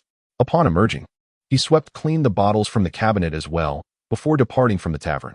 Lin Mo comprehended Laylee's intent in departing without a word. Some farewells should not be mired in hesitation. He harbored a similar resolve. Thus, after taking all the liquor from the tavern, he procured a small wooden boat at the harbor and set sail for his next destination. The procurement vessel from Baratie had been destroyed in the earlier explosion at the port. Bartolomeo, known for his rooster crest, had been following Lin Mo closely. Upon witnessing Lin Mo's departure, he anxiously rushed to the harbor, shouting, "Lin Mo, are you truly leaving just like that? I have so much left to say to you. Please, don't go. Come back, will you?" Lin Mo did not turn back. He simply raised his hand in a dismissive gesture. The crestfallen figure of the rooster-headed man lingered. One of his underlings came rushing over, clutching a wooden box. "Boss, I've discovered something remarkable. It's a devil fruit." At the Roger Tavern, when the owner returned, Lin Mo had already departed. Staring at the completely emptied liquor cabinet, the tavern owner stood in shock, causing the bag of food he held to slip from his grasp. "No way, that kid has left as well." He hurried to the storeroom behind the cabinet, flung open the door, and indeed, all the liquor within had vanished. Gazing at the 1,000,000 berries Lin Mo had left behind in the storeroom, the tavern owner felt a tumult of emotions. The seas of the world of One Piece comprise the Grand Line and the four seas, east, south, west, and north, divided by the Red Line. The Grand Line is a circular sea that intersects perpendicularly with the Red Line, known as the most extraordinary and perilous route in the world. Lin Mo's next sign-in location, Drum Island, is situated atop the Grand Line. For individuals from the four seas to access the Grand Line, they must either traverse the Reverse Mountain or pass through the Calm Belt. The Reverse Mountain, also known as Mount Levis, features 5 waterways arranged in an X shape, where the currents flow in 4 directions, converging at a single exit of these waterways for direct the flow upward to the summit, each connecting to one of the 4 distinct seas, east, south, west, and north, culminating in a singular return channel that leads into the Grand Line. Due to the extreme turbulence of the waterway currents at Reverse Mountain, many vessels are wrecked before they can navigate through. Even those fortunate enough to reach the peak often struggle to maintain their course, risking a plunge off the summit before they can enter the channel leading into the Grand Line, resulting in catastrophic damage. In summary, traversing the waterways of Reverse Mountain is exceedingly hazardous. The vessel upon which Lin Mo is traveling would certainly not pass through Reverse Mountain unscathed. Thus, his only option is to navigate through the Calm Belt to enter the Grand Line. The Calm Belt is an expanse devoid of wind and currents, characterized by absolute tranquility. Once a sailing ship enters the Calm Belt, it loses all propulsion and becomes trapped, and this area is also home to numerous gigantic sea creatures.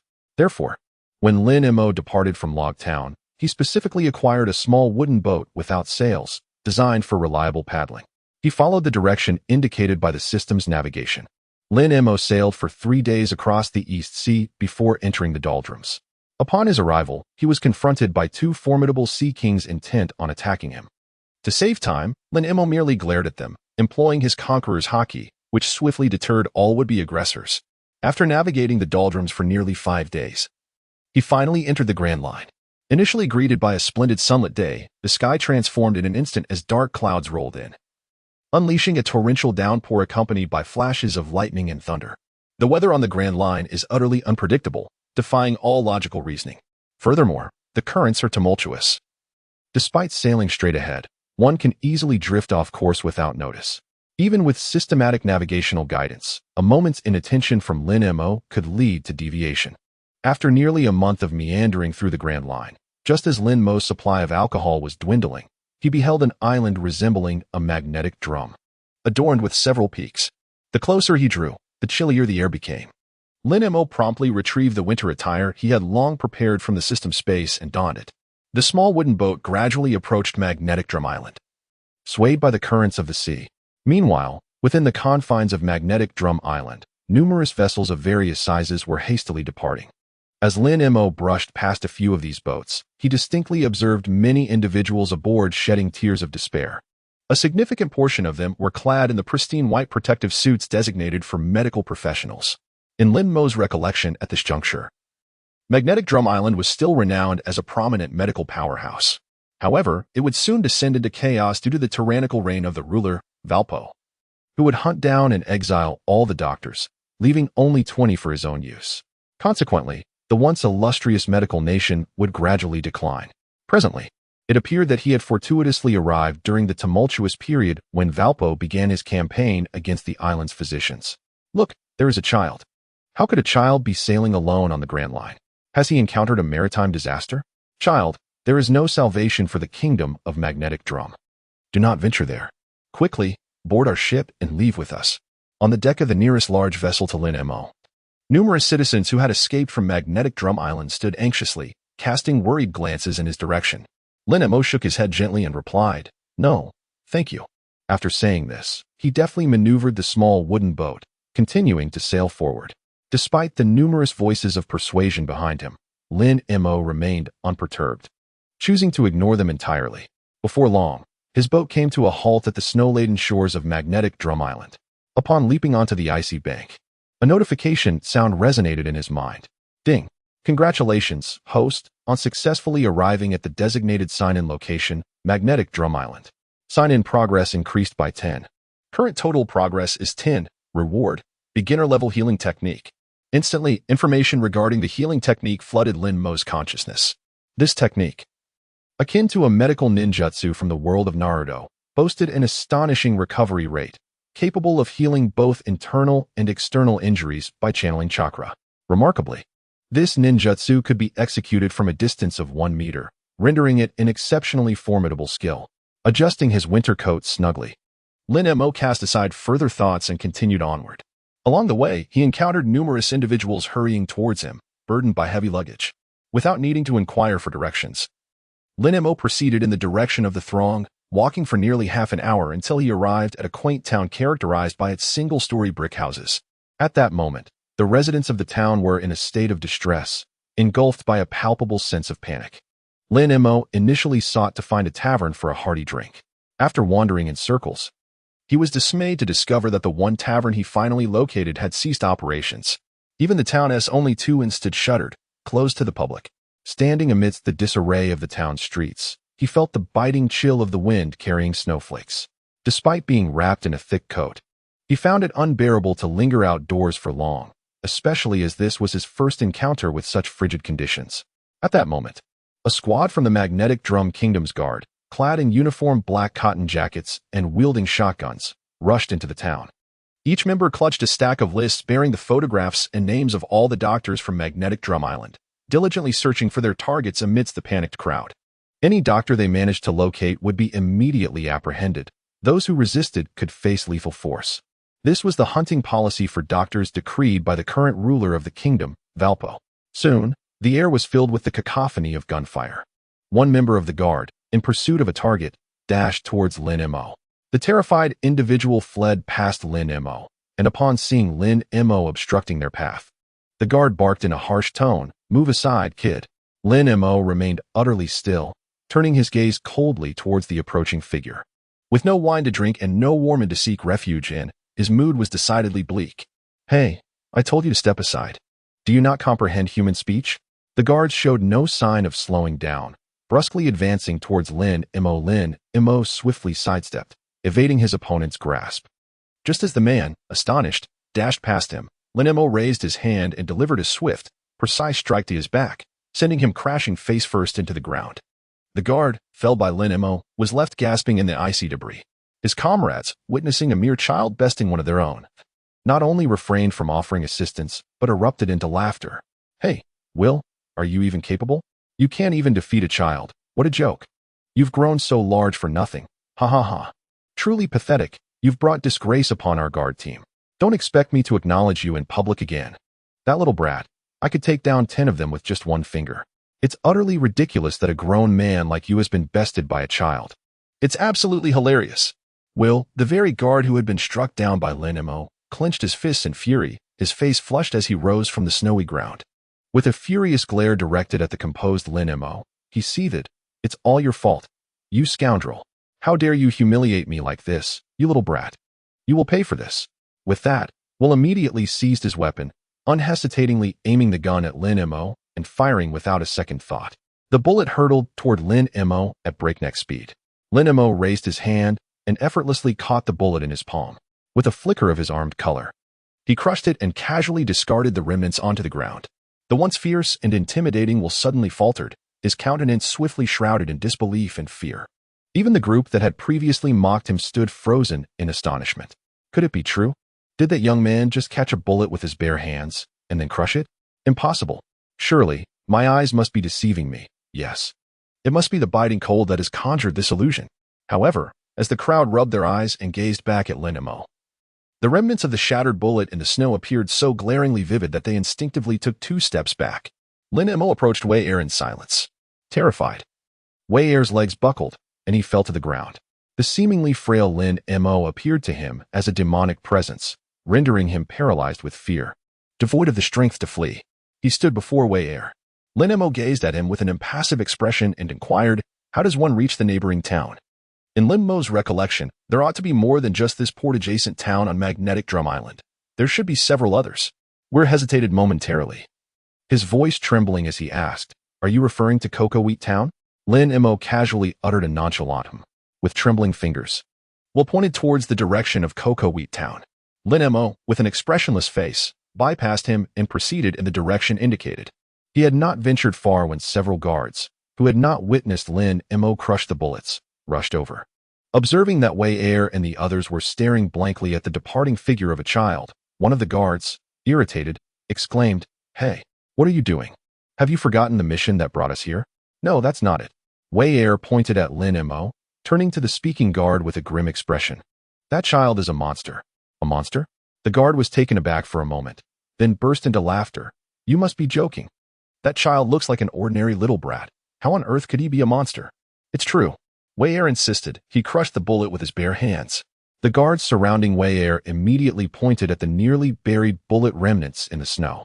The later arrivals glanced at them, failing to recognize the inconspicuous fragments in the snow as bullets, and erupted into laughter. "What a joke. Those fragments are bullets. Even if you don't want to work, can't you come up with a more credible excuse?" "Ha. Really, it's true. Those fragments are bullets. They are indeed bullets." Wei Er stammered. The guards who arrived later grew annoyed and directly aimed their guns at the back of Lin Mo's head. How useless. To be frightened by a child like this. I must see if this little brat is as formidable as you claim. With that, a gunshot echoed. A bullet sped towards Lin Mo's head. Just as it was about to strike, Lin Mo slightly tilted his head, and the bullet grazed his hair, piercing through a pine tree in front of him. The shooter was momentarily stunned, thinking it was merely luck that Lin Mo had avoided the shot. He then raised his gun and fired 2 more shots. 2 bullets simultaneously soared toward Lin Mo. Lin Mo appeared to casually sway his body, evading both bullets with remarkable finesse.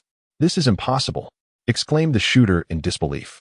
As everyone opened fire, he could scarcely believe that the young lad could possibly dodge their relentless hail of gunfire. Subsequently, apart from Will and the individual who had previously witnessed Lin Mo crush a bullet, all the other guards seized their weapons and commenced an incessant barrage towards Lin Mo. Countless bullets rained down upon him in a dense storm of metal. Lin Mo halted in silence, turning to face the barrage of bullets hurtling toward him. In an instant, he focused his thoughts, channeling his energy to conjure a radiant golden sphere that enveloped him completely. Ever since he acquired the skill of the fairy sphere, Lin Mo had yet to utilize it. This moment presented the perfect opportunity for a trial. Every bullet that struck the fairy sphere seemed to lose all its force, dropping helplessly to the ground. As the final bullet fell, tranquility enveloped the scene. Lin Mo released the fairy sphere, then cast a cool, indifferent glance towards a group of guards nearby, whose faces had turned pale with astonishment, their mouths agape in shock. With a mere display of his overwhelming presence, he silenced these ignorant souls, causing them to collapse in awe. Afterward, Lin Mo turned and continued his journey towards Cocoa Wheat Town. Once he had distanced himself, the townsfolk, who had been hiding behind their homes, cautiously emerged, their expressions a mix of astonishment and fear. Lin Mo trudged through the snow for over half an hour, at last arriving at Cocoa Wheat Town. However, Cocoa Wheat Town was scarcely better than the previous settlement he had visited. The townsfolk had already been thoroughly searched by the kingdom's guards, and those who remained were left to pick up the pieces, each visage reflecting a mix of indignation and despair. Lin Mo entered the town with a stoic expression. As he passed by an ordinary household, a man burst out of the house, cradling a feverish girl in his arms, his face streaked with tears. He cried out in anguish, "Is there a doctor? Please, I implore you, save my child." Yet, the only response he received was a chorus of sympathetic sighs. Despair enveloped the man as he knelt in the snow, clutching his child. "Is there an inn in this town?" Lin Mo then approached the man, his expression unchanged, and inquired. The man looked up at him, his tear-stained face revealing a moment of anger, but after a pause, he replied through his sobs, "There is no inn here. Only the town near the port has one." The man did not cast blame upon Lin Mo. Instead, the surrounding townsfolk erupted in indignation. "What is wrong with this child? Can't you see he is in distress? Indeed, how could someone be so oblivious? Such lack of upbringing."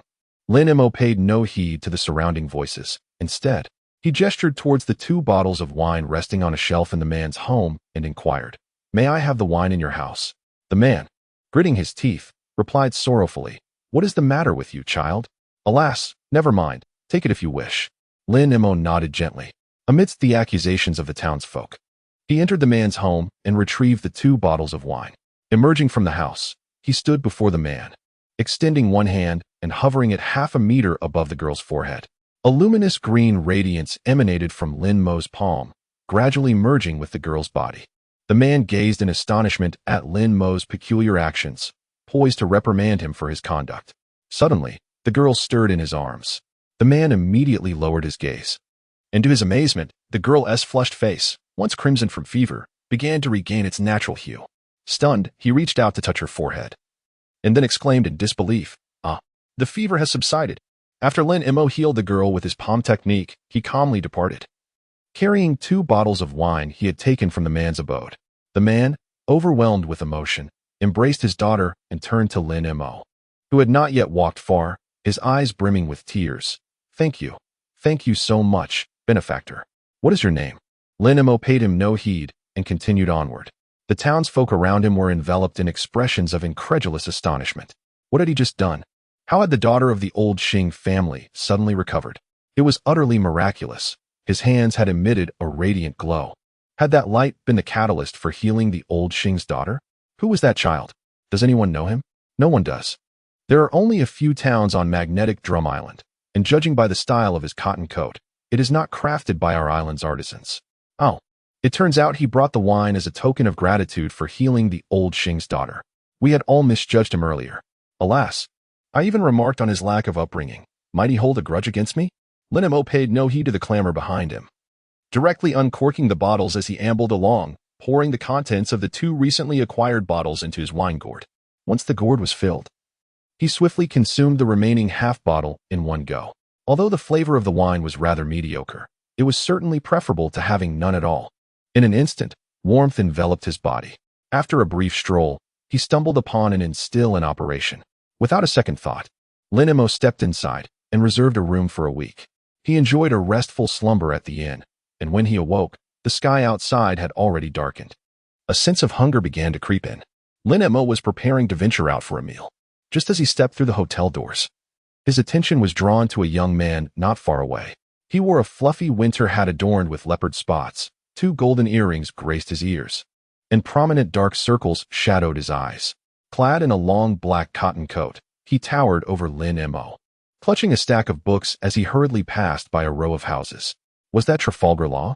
Trafalgar Law is the moniker bestowed upon a boy named Trafalgar D. Water Law by the future monkey D. Luffy. In Lin Mo's recollections, Trafalgar endured the profound anguish of losing his loved ones at a tender age.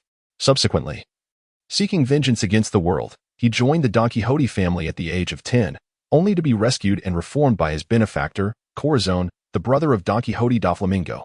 At 13, driven by a desire to avenge Corazon, who was slain by da Flamingo, he severed ties with the Don Quixote family and went on to establish the Heart Pirates, gaining renown across the seas.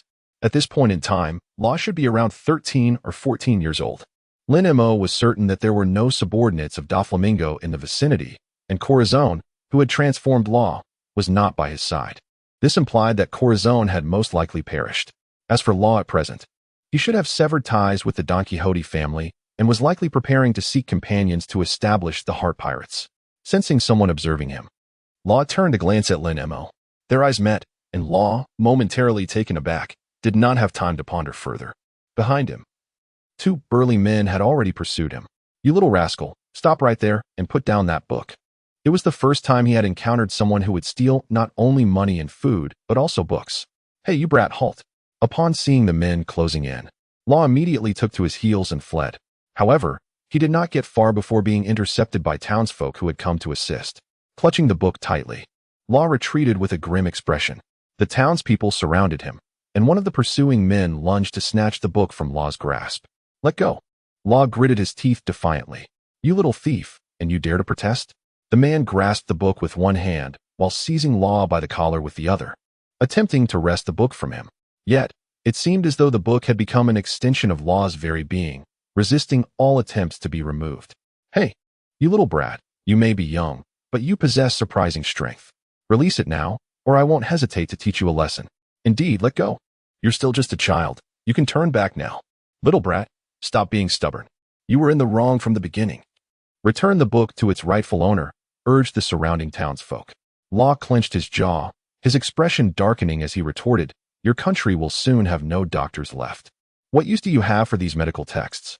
Sooner or later, these books will be deemed contraband in your nation. It would be better to surrender them to me now while you still can. Upon hearing Law's words, the man who had been trying to seize the book visibly deflated. The previously clamorous townsfolk fell silent, the atmosphere becoming despondent. The man released Law, his body trembling slightly, anger lacing his voice. What do you understand?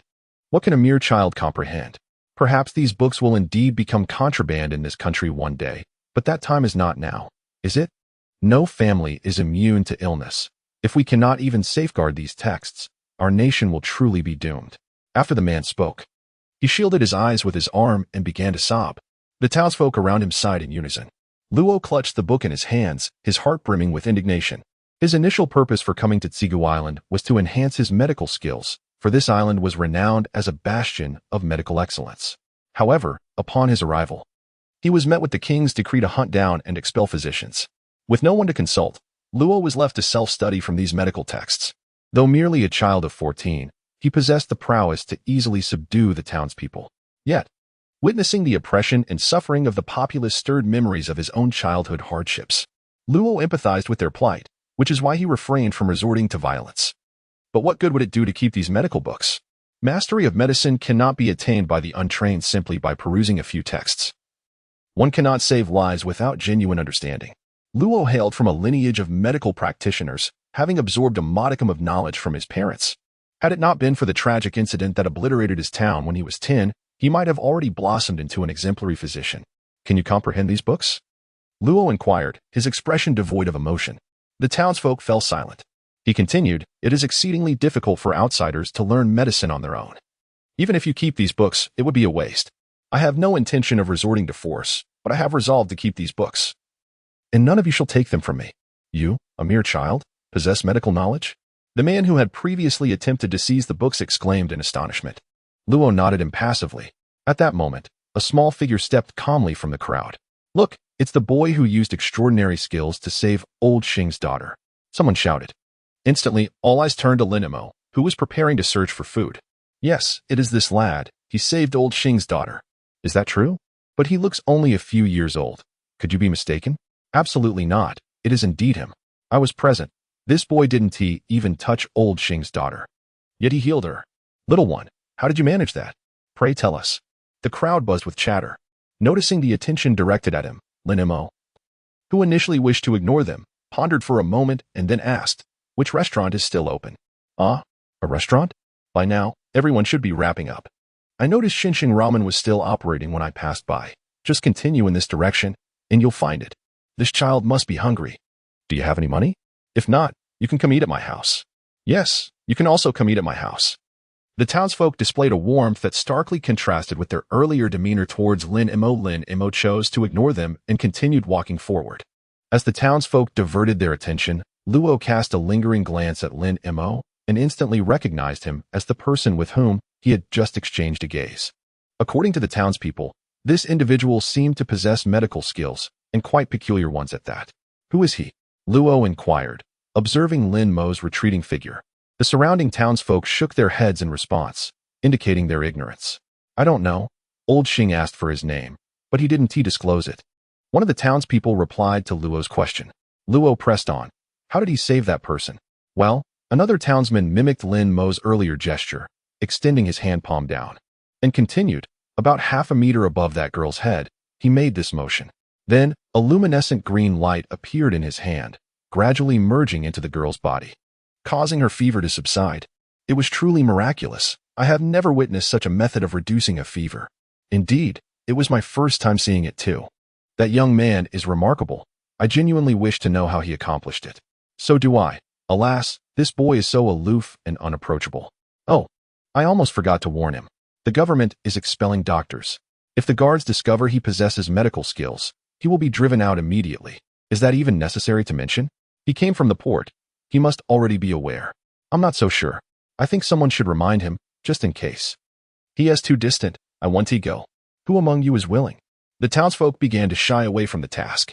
Luo, cradling a stack of medical texts, gazed at Lin Mo's distant figure. At that moment, the man who had previously come to reclaim the books suddenly spoke. These books, preserving them only offers us a glimmer of hope. We understand that not everyone can master the art of healing. In truth, I also wish for these texts to be put to good use. Young lad, do you truly desire to learn more profound medical knowledge? Luo withdrew his gaze, turned to face the man, tightened his grip on the books, and nodded affirmatively, yes. The man smirked slightly, appearing relieved. In that case, these books are yours. However, in exchange, you must inform that young man not to reveal his medical abilities. I can see that you are quite intrigued by him. Go on now. Luo stared at the man in astonishment, nodded, and immediately set off in pursuit of Lin Mo, clutching the medical texts. Battling against the biting wind mixed with snowflakes for 5 minutes, Lin Mo soon arrived at his destination, the newly established ramen shop. Given the mealtime, the establishment was already filled with patrons. Upon entering, Lin Mo promptly ordered a bowl of the signature noodles and, noticing the availability of beverages, decided to purchase 2 bottles as well. He then took a seat at the only vacant 4-person table in the dining hall. While awaiting his ramen, Lin Mo took a sip of his drink. Luo hurried in, scanning the room until he spotted Lin Mo's location and made his way directly to sit across from him. With a stoic expression, Luo remarked, "The townsfolk have sent me to advise you not to disclose your medical skills. Otherwise, you risk being expelled by the National Guard." Lin Mo casually uttered an "oh." Luo silently gazed at him. Lin Mo continued to drink with indifference until the ramen he ordered arrived. Lin Mo extracted a pair of chopsticks from the holder and began to indulge in his meal. The enticing aroma of the ramen wafted toward Luo, who couldn't help but swallow hard, his stomach obligingly rumbling in response. "Cursed fate!" Luo exclaimed, his face flushed with embarrassment. He swiftly grasped the kettle of hot water provided for guests and poured himself a cup, downing it in one go. Lin Mo lifted his gaze to him, understanding instantly that this fellow was devoid of wealth. Moreover, although Luo carried a blade, it was not the renowned long knife known as Ghost Cry that Lin Mo had in mind. This indicated that Luo had yet to master the abilities granted by the Devil Fruit. Indeed, Luo was a user of the Devil Fruit, specifically the Surgery Fruit, a power of the Paramecia type. The Surgery Fruit user can create a global or hemispheric space within which they can sever, exchange, and splice any entities at will, even facilitating the exchange of 2 minds. Lives severed by the user's blade do not perish. They bleed not, yet they remain alive, experiencing only a slight discomfort. Any entity cut by the Surgery Fruit user can be reassembled, marking a fundamental distinction from ordinary cutting with a knife. The attacks of the Surgery Fruit fall under supernatural abilities rather than physical strikes, enabling them to affect even the corporeal forms of Logia-type users. If wielded by a sufficiently talented individual, the Surgery Fruit could even bestow upon humanity the gift of eternal life, though at the cost of the user's own existence once the procedure is performed. In summary, the capabilities of the Surgery Fruit are remarkably formidable. However, a significant drawback accompanies the use of this power. It excessively drains the user's stamina, and overexertion can even shorten their lifespan. Luo noticed the 2 swords hanging at Lin Mo's waist, and as Lin Mo neared the conclusion of his bowl of noodles, Luo hesitated before inquiring, "Are you a swordsman?" After finishing the last sip of soup and wiping his mouth, Lin Mo replied, "One could say that." "One could say that?" Luo was taken aback, touching the sword strapped to his back. He then asked, "Did you come to Drum Island alone?" "Yes," Lin Mo responded, rising to depart. Luo followed suit, pursuing him as he said, "I too am alone, and I wield a sword as well as possess medical skills. We share a number of similarities." Lin Mo. Luo continued, "What is your name?" Lin Mo ignored him.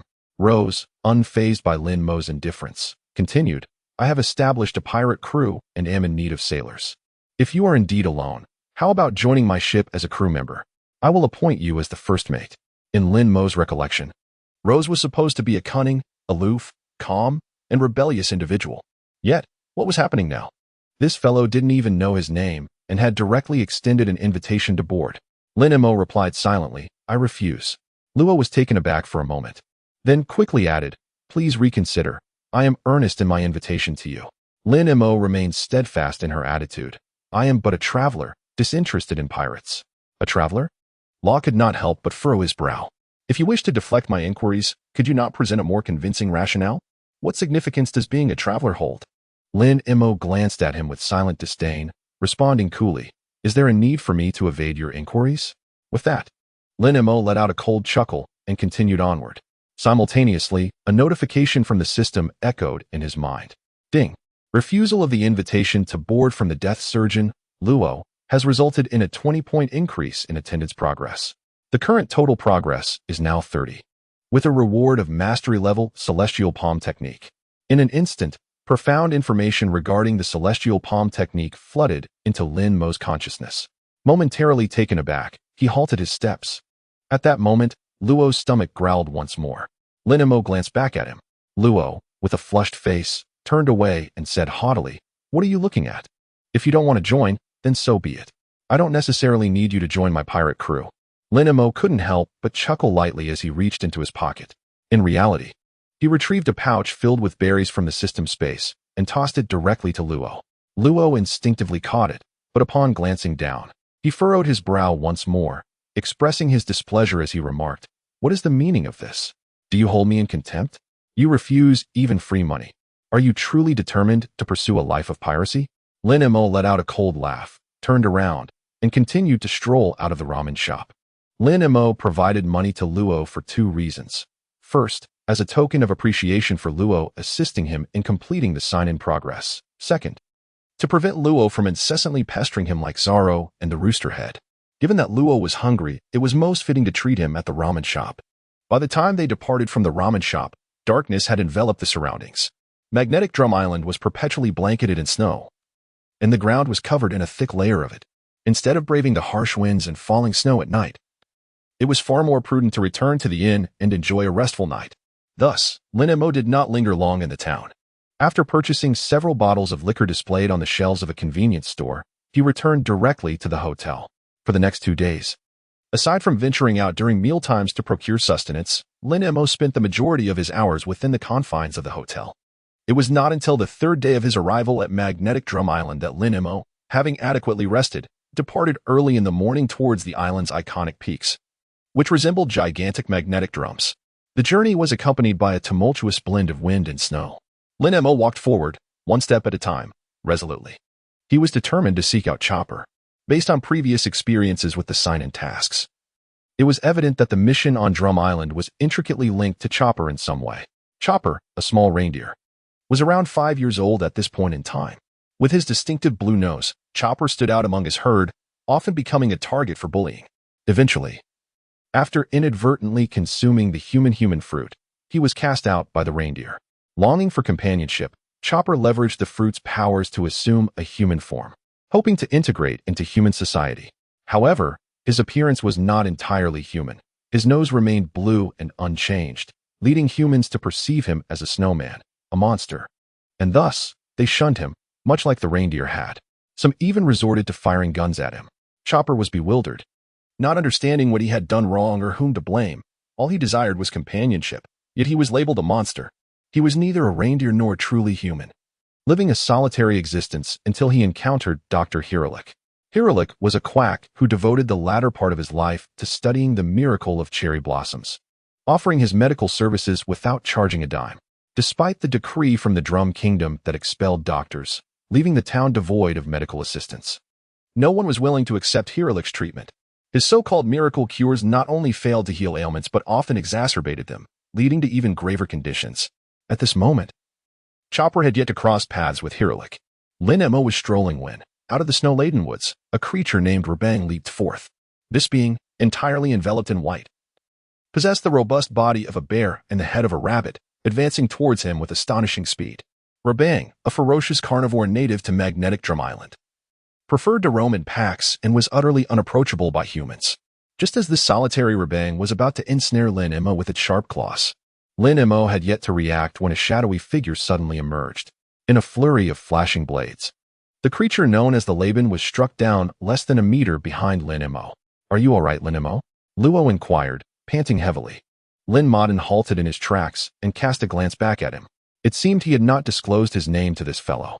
Sensing Lin Mo's confusion, Luo continued, "It was the proprietor of the inn where you were staying who informed me. Since Lin Mo had registered his name prior to his stay, the innkeeper was aware of his identity. Quite the blabbermouth, indeed. Nevertheless, it was of little consequence. Knowing was knowing." Lin Mo paid no further attention to Luo and continued to walk ahead. Seeing Lin Mo moving on, Luo immediately followed, inquiring as he walked. Is it true what the townsfolk said that you possess extraordinary abilities to heal? Lin Mo paid him no mind. Luo, undeterred, continued. I came to Tsigu Island with the purpose of acquiring more advanced medical skills. I am deeply intrigued by your remarkable ability to heal. Would you consider teaching me? No. Lin Mo finally spoke, delivering a firm refusal. Luo was taken aback but persisted, walking alongside Lin Mo. I understand you are under no obligation to teach me your craft. Yet I have compelling reasons to seek out advanced medical knowledge. He placed a hand over his heart, his expression grave, and added, I refuse to let anyone important to me perish before my eyes again. Had I possessed sufficient medical expertise at that time, perhaps Collison would still be alive. As he spoke, a tremor coursed through him, and the memory of Collison's death haunted him, rendering him unable to contain his sorrow. The fragile figure he was appeared even more isolated against the biting wind, as if a stronger gust might easily sweep him away. Lin Mo offered no reply to Luo's words, for he found little merit in responding. Even if he genuinely intended to impart his medical knowledge to Luo, it would prove futile. The mastery of sage techniques he possessed relied upon the utilization of chakra, a form of ninjutsu, which was absent in the bodies of those inhabiting the world of pirates. Thus, it was evident that Luo would forever be unable to learn the sage techniques. Lin Mo continued to walk ahead. Luo silently stared at Lin Mo's silhouette, pondering for a moment, before hastily catching up. Lin Mo, are you truly unwilling to teach me the art of medicine? Lin Mo was rendered speechless, responding with a simple yes. Luo furrowed her brow and inquired, why? Just as her question lingered in the air, a cacophony of howls erupted from the surrounding woods. Several agile figures darted through the trees, and in a swift flurry, a pack of ferocious rabangs encircled Lin Mo and Luo. Rabangs are fiercely protective creatures, known for their strong sense of kinship. It was evident that this pack had come to avenge a fallen member, recently vanquished by Luo. Luo's expression turned grave as she focused intently on the poised rabangs, who appeared ready to pounce at any moment. Lin Mo, I shall protect you, she vowed, tightening her grip on the knife in her hand. While she felt confident in her ability to handle a few rabangs, a whole pack posed a significant challenge. Determined to test her newly acquired abilities, Luo swiftly freed one hand and declared, room. Instantly, a translucent hemispherical space materialized, encapsulating all the surrounding rabangs, including Lin Mo. With her knife in hand, Luo maneuvered rapidly within the room, striking at the encircling rabangs. The creatures, adapting to her swift movements, attempted to evade her attacks. Despite Luo's near-instantaneous speed within the room, her strength paled in comparison to that of the rabangs. Slaughterhouse. She gritted her teeth and swung her knife at the nearest rabang, effortlessly severing one of its arms. The dismembered limb fell to the ground without a single drop of blood. Even the rabang, now missing an arm, were a clean cut without any trace of blood. The slaughterhouse ability allowed Luo to slice through objects or living beings and reassemble them within her controlled space. Those severed would not die, feel pain, or bleed. Undoubtedly, it was a formidable power, provided she could land her strikes. The disarmed rabang, stunned for a brief moment, soon let out a furious roar and charged at Luo once more. Meanwhile, the other rabangs, having witnessed Luo's extraordinary ability, became more cautious. Just as she was about to sever the remaining arm of the previously injured rabang, several others appeared behind her, launching an assault that sent Luo flying. Damn it! She spat, spitting out ice shards as she scrambled to her feet in the snow, ready to re-engage in the fight. However, a few rabangs had shifted their focus to Lin Mo, leaping from all directions to pounce upon her. Be careful, Luo shouted urgently. Lin Mo gazed in silence at the rabang soaring towards him from midair. Drawing his third-generation ghostly blade, he employed a swift step as an aid. In an instant, with a mere flicker of his form, the assailants attempting to strike him were sent hurtling backwards. Witnessing their companions dispatched in an instant, the remaining rabangs, without uttering a word, bared their sharp claws and fangs, roaring as they charged simultaneously towards Lin Mo. Lin Mo let out a cold snort and, in front of Luo, struck again with his blade as the group of Labang closed in, causing all of them to come to an immediate halt. As Lin Mo gradually sheathed the 3 generations of Gui Che, a resounding bang echoed through the air, causing all the standing Labang to collapse simultaneously. Luo stared blankly at Lin Mo, exclaiming, incredible, truly remarkable. Lin Mo walked past the scattered bodies with an air of calmness, continuing on his path. Swallowing hard, Luo hurriedly disengaged from the room space and without a word, once again pursued Lin Mo. For the duration that followed, Luo trailed Lin Mo, refraining from bothering him. Although he yearned to inquire about Lin Mo's destination, he understood that even if he did, the latter would assuredly ignore him. It was far more pragmatic to simply follow and observe Lin Mo's intentions directly.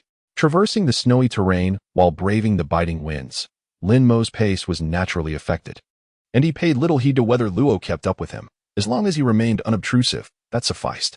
With the aid of his observation skills, Lin Mo identified several areas where herds of deer were active. He encountered a few groups of reindeer, but found no trace of Chopper. As the sky darkened, he reversed his course and made his way back to Cocoa Wheat Town. Luo had followed him throughout the day, although he was unaware of Lin Mo's true intentions. The day's activities suggested that Lin Mo was indeed searching for someone, or rather, a specific reindeer. Before returning to the inn, Lin Mo casually dined at a restaurant and then visited a convenience store, purchasing an abundance of food and beverages before heading back to the hotel. Upon reaching his room, he stowed the provisions into the system space. Thus began the ensuing 2 months. Every day, Lin Mo would rise early to venture out in search of Chopper, only to return at night to gather provisions. Through his relentless efforts over the past 2 months, the system's storage space was finally filled to capacity. One morning, as he prepared to continue his quest for Chopper, he had barely stepped out of the inn when he noticed several men with shotguns hastily making their way toward the back of the town. Have you heard? That Yeti has reappeared. The Yeti? Is that the blue-nosed creature that resembles a human?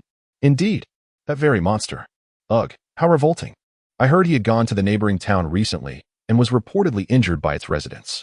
I suppose he has now recovered and returned for vengeance. Wait, if that creature seeks revenge, shouldn't he go after those who harmed him in the neighboring town? Why come to our town?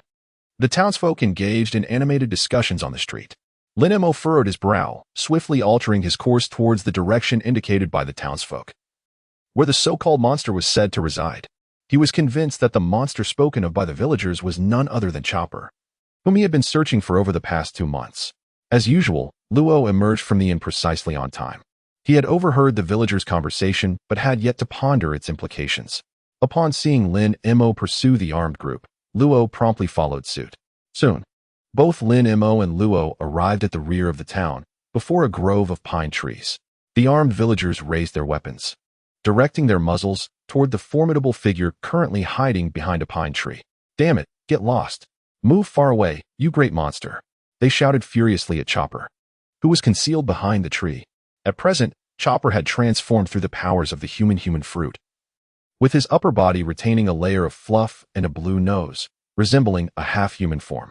Even from several hundred meters away, with the wind and snow obscuring visibility, Lin Mo could distinctly see the countless scars adorning Chopper's body. Is that the snowman the villagers speak of? Luo's voice suddenly echoed in Lin Mo's mind. I once encountered descriptions of the snowman in a book. It is said to be a ferocious primate. Yet this creature appears far from menacing, and even its appearance diverges from the accounts in the texts. Could it be that the villagers are mistaken? Lin Mo glanced at him. At that moment, a gunshot rang out. One of the armed townsfolk pulled the trigger directly at Choba. Choba, filled with fear, took 2 steps back. Lin Mo swiftly darted forward, and in the blink of an eye, he materialized before Chopper. With a deft motion, he raised his hand and effortlessly crushed the bullet that had been shot towards him. The incident where Lin Mo crushed the bullet left everyone present in a state of astonishment. After a considerable pause, the crowd began to process what had transpired.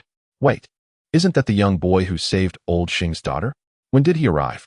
He actually crushed the bullet? How is that even possible? Can an ordinary person achieve such a feat?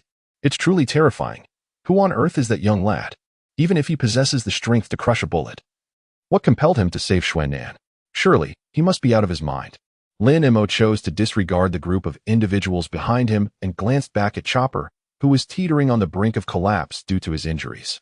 Although Lin Mo felt indifferent towards Chopper, adhering to the conventional narrative, it was unlikely that Chopper would perish merely from having been shot a few times by humans. Yet, witnessing the profound sorrow and despair reflected in Chopper's eyes, an anguish that surpassed even his physical wounds, was truly disheartening. Lin Mo could not suppress his compassion any longer. Run quickly, he said softly. Although his tone was devoid of excessive emotion, it resonated profoundly with Chopper, who had been bullied and harmed by both the deer and humans since childhood. This human was different from the others, Chopper thought at that moment, until the sound of gunfire rang out once more. Someone had maneuvered to the side, attempting to strike Chopper. Lin Mo raised his hand once more, seizing the bullet that was hurtling towards Chopper and crushing it effortlessly. Startled, Chopper instinctively took a couple of steps back. Lin Mo turned back to glance at him once more. Run. Chopper said nothing and immediately dashed into the pine forest. At that moment, a notification sound echoed in Lin Mo's mind. Ding. Assist Chopper in escaping danger and earn his favor. Sign in progress increases by 20. Current total progress stands at 50. Reward. Fairy ball skill level increases by 1. Current fairy ball level is LV2. In an instant, Lin Mo felt a deeper understanding of the fairy ball. He recalled how, for the past 2 months, he had searched for Chopper in vain. Now, however, Chopper had come to him willingly. Indeed, the completion of this sign-in task relied on the principle of going with the flow. With this thought, Lin Mo lost interest in pursuing Chopper any further, took a detour, and walked past the group of people, making his way into the town. Hey, little one. Do you realize the good deed you just accomplished? You let the snowman go. Do you understand how dangerous the snowman is? Such a creature is a menace to all. Indeed, you should not have saved that snowman. Since you are so formidable, why not assist us in eliminating that monster? As Lin Mo passed by the group of armed individuals, a chorus of complaints arose among them. Lin Mo continued to walk ahead in silence, having no intention of engaging with them. However, Luo could not restrain himself and shouted at the crowd. Are you certain that the fellow you just mentioned is the snowman? Has he harmed you in any way, or committed any wrongdoing? Luo's inquiries left the townsfolk momentarily speechless. After a brief silence, they resumed their discontented murmurs. Now he hasn't harmed us, but must we wait until that creature truly endangers us before we take action? Indeed, even if he is not the snowman, he is still a grotesque being, neither human nor ghost. In any case, monsters are inherently malevolent, even if we do not slay him. We cannot permit him to enter our town. Luo was utterly taken aback by the depth of their prejudice against someone who was not even the snowman. He clenched his jaw tightly and could not help but continue. Have you ever attempted to communicate with him? Do you truly understand him? Do you know what he desires and whether he would harm you? What is there to discuss with a monster? I think you've lost your mind, young man. We certainly do not have the luxury to get to know a creature. If we give that monster the slightest opportunity, he might very well kill us. Yes, that creature is cunning. It knows how to feign vulnerability to elicit our sympathy. It truly underestimates us. Such petty tricks won't deceive us. How laughable. I find it more amusing that it is you who is laughable. Luo was incensed. He realized that no matter what he said, he could not alter the prejudices these people held against Chopper. Thus, it seemed particularly foolish to continue arguing with such narrow-minded individuals. Luo decided against saying anything more and immediately turned to pursue Lin Mo. From the moment Lin Mo shielded Chopper from bullets, Luo had surmised that the creature Lin Mo had been searching for these past 2 months was likely that so-called monster who was not the snowman. At that time, he was puzzled as to why the townsfolk spoke ill of Chopper, while Lin Mo had not uttered a single word in Chopper's defense. Now he understood. It was better to remain silent than to waste breath arguing with those who were like frogs at the bottom of a well. Ultimately, the outcome could not be altered. No amount of words would prove fruitful. All of the above were merely Luo's conjectures. In reality, Lin Mo simply preferred not to speak. Subsequently, the news of Lin Mo's ability to crush bullets with his bare hands spread throughout the town of Cocoette. As for Lin Mo himself, he departed from Cocoette and made his way to a small town near the dock. He had not visited a tavern in quite some time, and today seemed the perfect opportunity to indulge in a hearty meal. After walking for over half an hour, Lin Mo arrived at the town on Magnetic Drum Island, where the only establishment was a tavern. As he stepped into the tavern, he was met with the same ridicule he had faced during his first visits to the taverns in Windmill Village and Frost Moon Village. What brings a little child here? This is indeed a tavern, isn't it? Youngster, you must have taken a wrong turn, if you're looking for juice.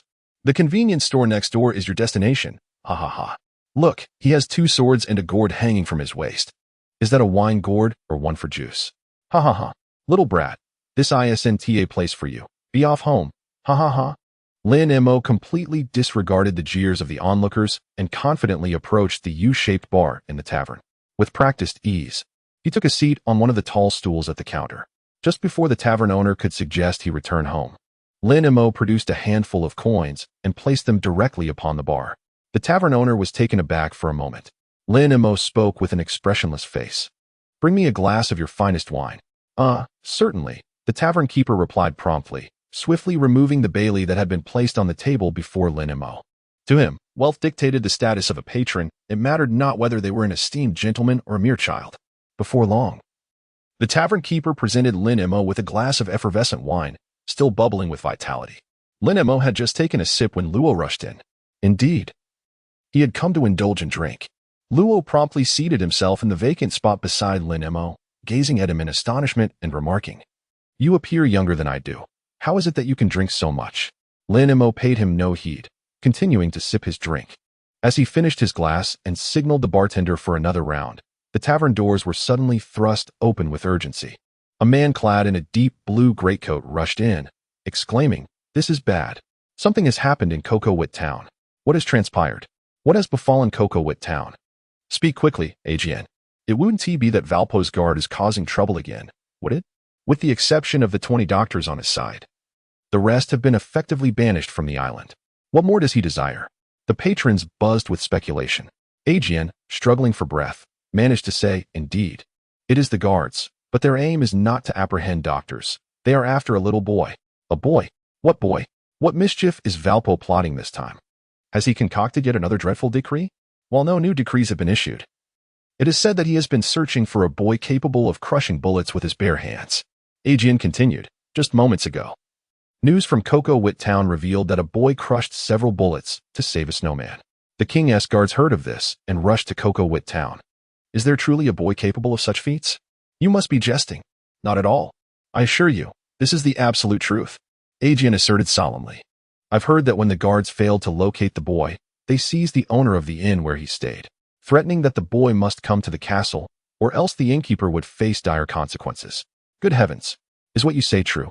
The innkeeper is in such a terrible predicament. By the way, what are the boy's distinguishing features?" "Let me think." Agn pondered. "Ah, yes. The boy appears to be only a few years old, wearing 2 swords at his waist and carrying a gourd of liquor." "Wait. Are you certain this boy is the one the King's guards are seeking?" Agn looked perplexed. "I am certain." "Why?" The tavern patrons all turned their gazes towards Lin Mo, who was still at the bar, sipping his drink. One individual swallowed hard and pointed at Lin Mo, inquiring, "Could the boy you mentioned possibly be him?" Agn glanced at Lin Mo, momentarily taken aback, before exclaiming, "Indeed, that's him. How on earth did he end up here?" "Oh dear, it seems you were destined to become quite the celebrity," Luo Si remarked with a knowing smile. Lin Mo calmly downed the remaining half of his second glass of wine. The entire tavern fell silent, and all eyes were quietly fixed upon him. Lin Mo reached into his pocket, causing everyone to involuntarily gasp in surprise. He then produced a handful of coins and handed his empty wine gourd to the tavern owner, stating in a nonchalant tone, "Fill this with the earlier wine." The tavern owner momentarily froze, then hastily accepted the coins and the gourd. Luo couldn't help but let out a light chuckle. Instantly, a chorus of skepticism filled the tavern. "Is this truly the little rascal? Agn, could you be mistaken? This lad doesn't seem particularly remarkable, although he does appear to have a commendable capacity for drink. Surely you must be wrong, if he were indeed this young scamp. He wouldn't have traversed the treacherous weather from Kokowit Town just for a drink, would he?" Indeed, Lin Mo had come for the sole purpose of drinking. In this regard, it seemed that only Luo was aware of the truth. The tavern owner filled Lin Mo's gourd with the requested wine. Lin Mo secured the wine gourd to his waist and leapt off the high stool, preparing to depart from the tavern. Seeing him about to leave, Luo promptly followed suit. The other patrons in the tavern, with expressions ranging from curiosity to concern, watched Lin Mo as he exited. Once outside, Lin Mo did not linger in the town but made his way directly towards the castle where Walpo resided. "Indeed, are you truly going to rescue that master?" Luo inquired as he walked alongside Lin Mo. Lin Mo paid him no heed. Luo continued, "I thought you would remain indifferent, observing with a demeanor so aloof and unapproachable. In truth, you possess far more gentleness than those who merely engage in verbal sparring." Lin Mo. Lin Mo felt a wave of speechlessness within. Did this fellow misunderstand something? Indeed, he could have entirely disregarded the innkeeper who had been taken away. However, during his stay, he had paid a deposit. And if the innkeeper were truly to meet his demise, who would refund him that deposit? Though it amounted to merely a few dozen bailies, it was sufficient to purchase several bottles of fine wine. Moreover, during his 2-month stay, the innkeeper, noticing that he was alone, often cautioned him to be wary when venturing out and would occasionally present him with some homemade wine, knowing his fondness for it. All in all, the innkeeper was quite a decent person. Lin Mo perceived the situation clearly, distinguishing right from wrong. Considering the care the innkeeper had shown him over these 2 months, he could not simply stand by and do nothing. To put it plainly, he believed in repaying kindness. Where was the tenderness in that? The castle of Valba perched atop a magnetic drum-shaped mountain. Ascending the mountain required specific cableways. Coincidentally, the guards were preparing to send a supply of goods up the mountain when they noticed 2 children approaching in the distance. One of the guards shouted at Lin Mo and Luo, "This is no place for you little brats. Hurry back home." Lin Mo and Luo did not retreat in the face of the guard's words. Soon, the 2 arrived at the location of the cable car. The guard had intended to reprimand Lin Mo and Luo further, but his companion beside him tugged at his sleeve. A look of alarm crossing his face as he pointed to the sword and wine flask hanging from Lin Mo's waist. He seemed to be the very youth that His Majesty Valpo was searching for. What? The guard scrutinized Lin Mo anew, his expression suddenly faltering. Indeed, it appeared to be him. Not just appearing to be, he is the one you seek, Luo remarked with a smirk. The 2 guards involuntarily took a step back. Lin Mo, disinterested in exchanging further pleasantries, stepped directly into the cable car ascending the mountain, with Luo closely trailing behind. The 2 guards exchanged glances before promptly activating the cable car and signaling their comrades atop the mountain. Upon Lin Mo and Luo's arrival at the summit, they were met by a contingent of fully armed guards.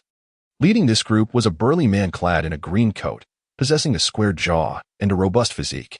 This man was Dalton, the captain of the Royal Guard of the Drum Kingdom, endowed with the abilities of the Ox fruit, allowing him to transform into a half-ox form. In Lin Mo's recollection, Dalton was a friendly and honest individual, yet he had never been fond of Walpo's tyrannical rule. Eventually, after a series of events, he resolutely rose in defiance against Walpo, only to be defeated and imprisoned until the villagers liberated him during Walpo's departure at sea. Subsequently, after Luffy and his companions passed through the Drum Kingdom and aided him in vanquishing Walpo, he was crowned king of the newly renamed Sakura Kingdom, embraced by the populace. However, at present, Dalton was merely a puppet under Walpo's control, compelled to obey orders despite any internal resistance he might feel. Upon observing that 2 children had disembarked from the cable car, Dalton furrowed his brow and turned to his subordinates. "Have you made an error? Can these children truly possess the capacity to threaten the kingdom?" "Captain, the intelligence is accurate. It is indeed this boy with 2 swords who poses a threat to the kingdom," replied one of Dalton's subordinates, standing erect and addressing him with utmost respect. "And what of the boy in the hat?" Dalton inquired, gesturing towards Luo. His subordinates collectively shook their heads, indicating their ignorance regarding Luo's origins. Dalton fell silent for a moment. In truth, he had no desire to apprehend Lin Mo and Luo. Having never witnessed Lin Mo's abilities firsthand, he was uncertain whether Lin Mo truly possessed the strength to shatter bullets. Walpo had recently ascended to the throne of the Drum Kingdom and had already instituted numerous inequitable decrees that left the citizens in discontent.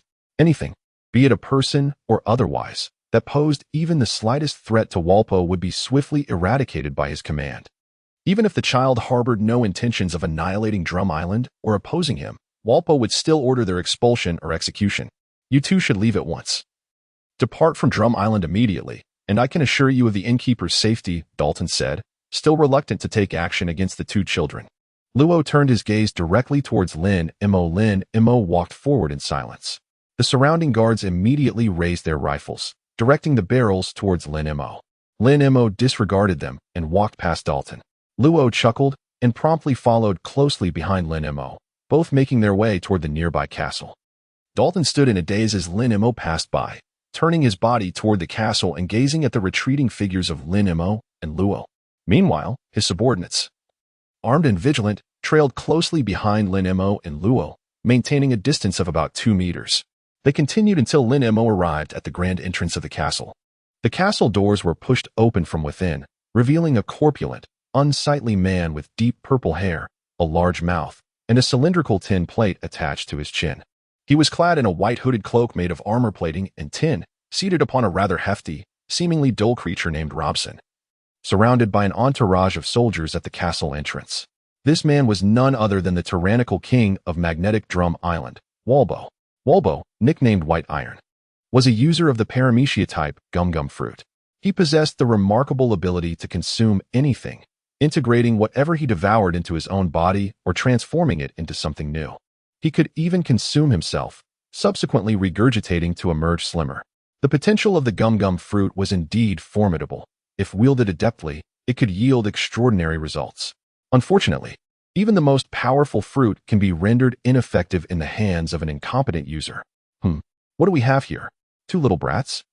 Walpo inquired with a haughty gaze, surveying Lin Mo and Luo without bothering to discern who might pose a threat to him. Ha. It matters not who you are. Since you have arrived, you shall not leave here. Suddenly, Walpo clapped his hands. His subordinates brought forth the hotel owner, bound and restrained. You little brat, if you wish for this fellow to live, stand still and behave, Walpo growled menacingly. Men, eliminate those two brats. Ha.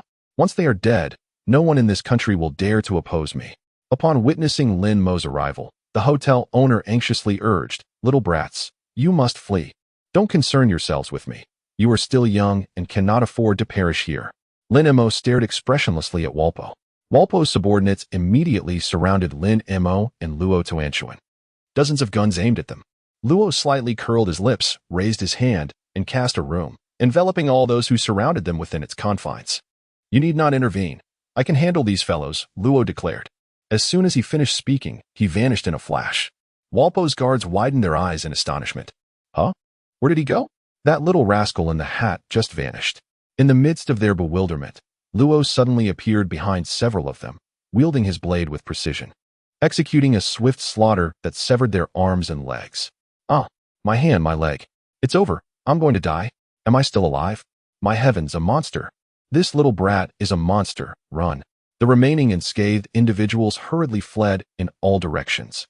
However, they remained within Luo's room space, where they were utterly outmatched in speed. Just as the panicked group was about to escape the confines of the room, Luo caught up with them, and every member of the guard, except for those outside the room, was dismembered, yet still alive. Eh? Walpo exclaimed in shock, his eyes bulging. What kind of ability is this? It's astonishing. Humph. Luo chuckled lightly. Do not be hasty. You shall be the next to be dismembered. He expanded the room space, ensnaring Walpo within it. With a swift movement, he appeared right before Walpo. Walpo, alarmed and horrified, barely had time to react before Luo reduced him to countless fragments. Your Majesty, are you all right? Walpo's subordinates shouted in panic. Luo smiled lightly as he returned to Lin Mo's side, remarking, These incompetent fools are truly no match for me. Lin Mo walked forward in silence. At that moment, Dalton, utilizing the Nyonyo fruit, transformed into the form of a black bull, positioning himself squarely between Lin Mo and Luo. I do not wish to resort to violence against you, but as the captain of the guard, I must uphold my duty.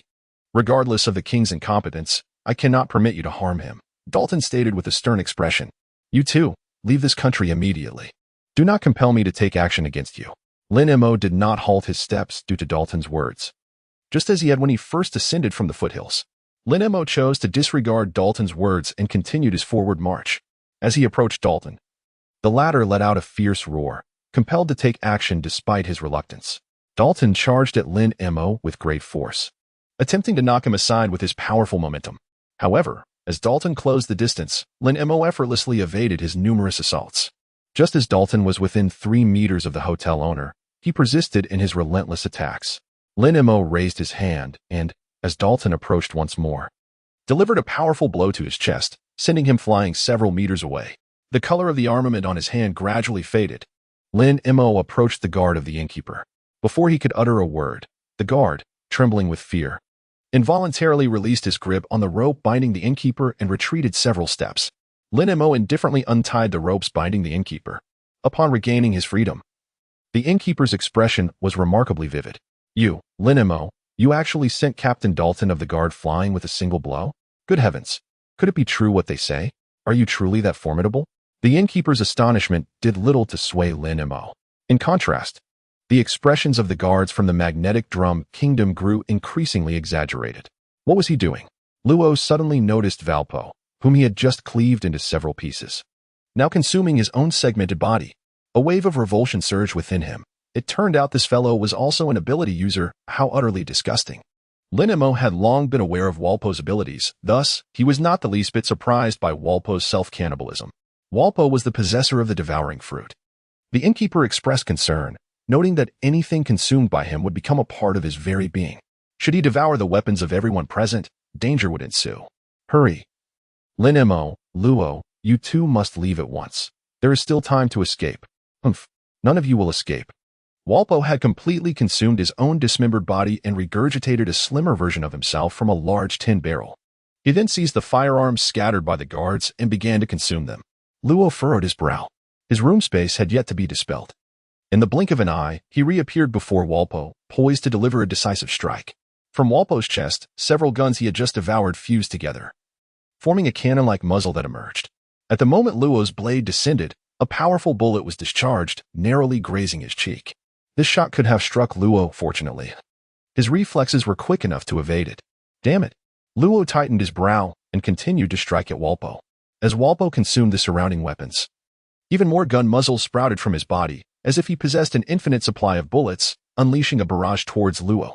Although it was challenging for Walpo to hit Luo within the room space, it was equally difficult for Luo to close the distance to Walpo.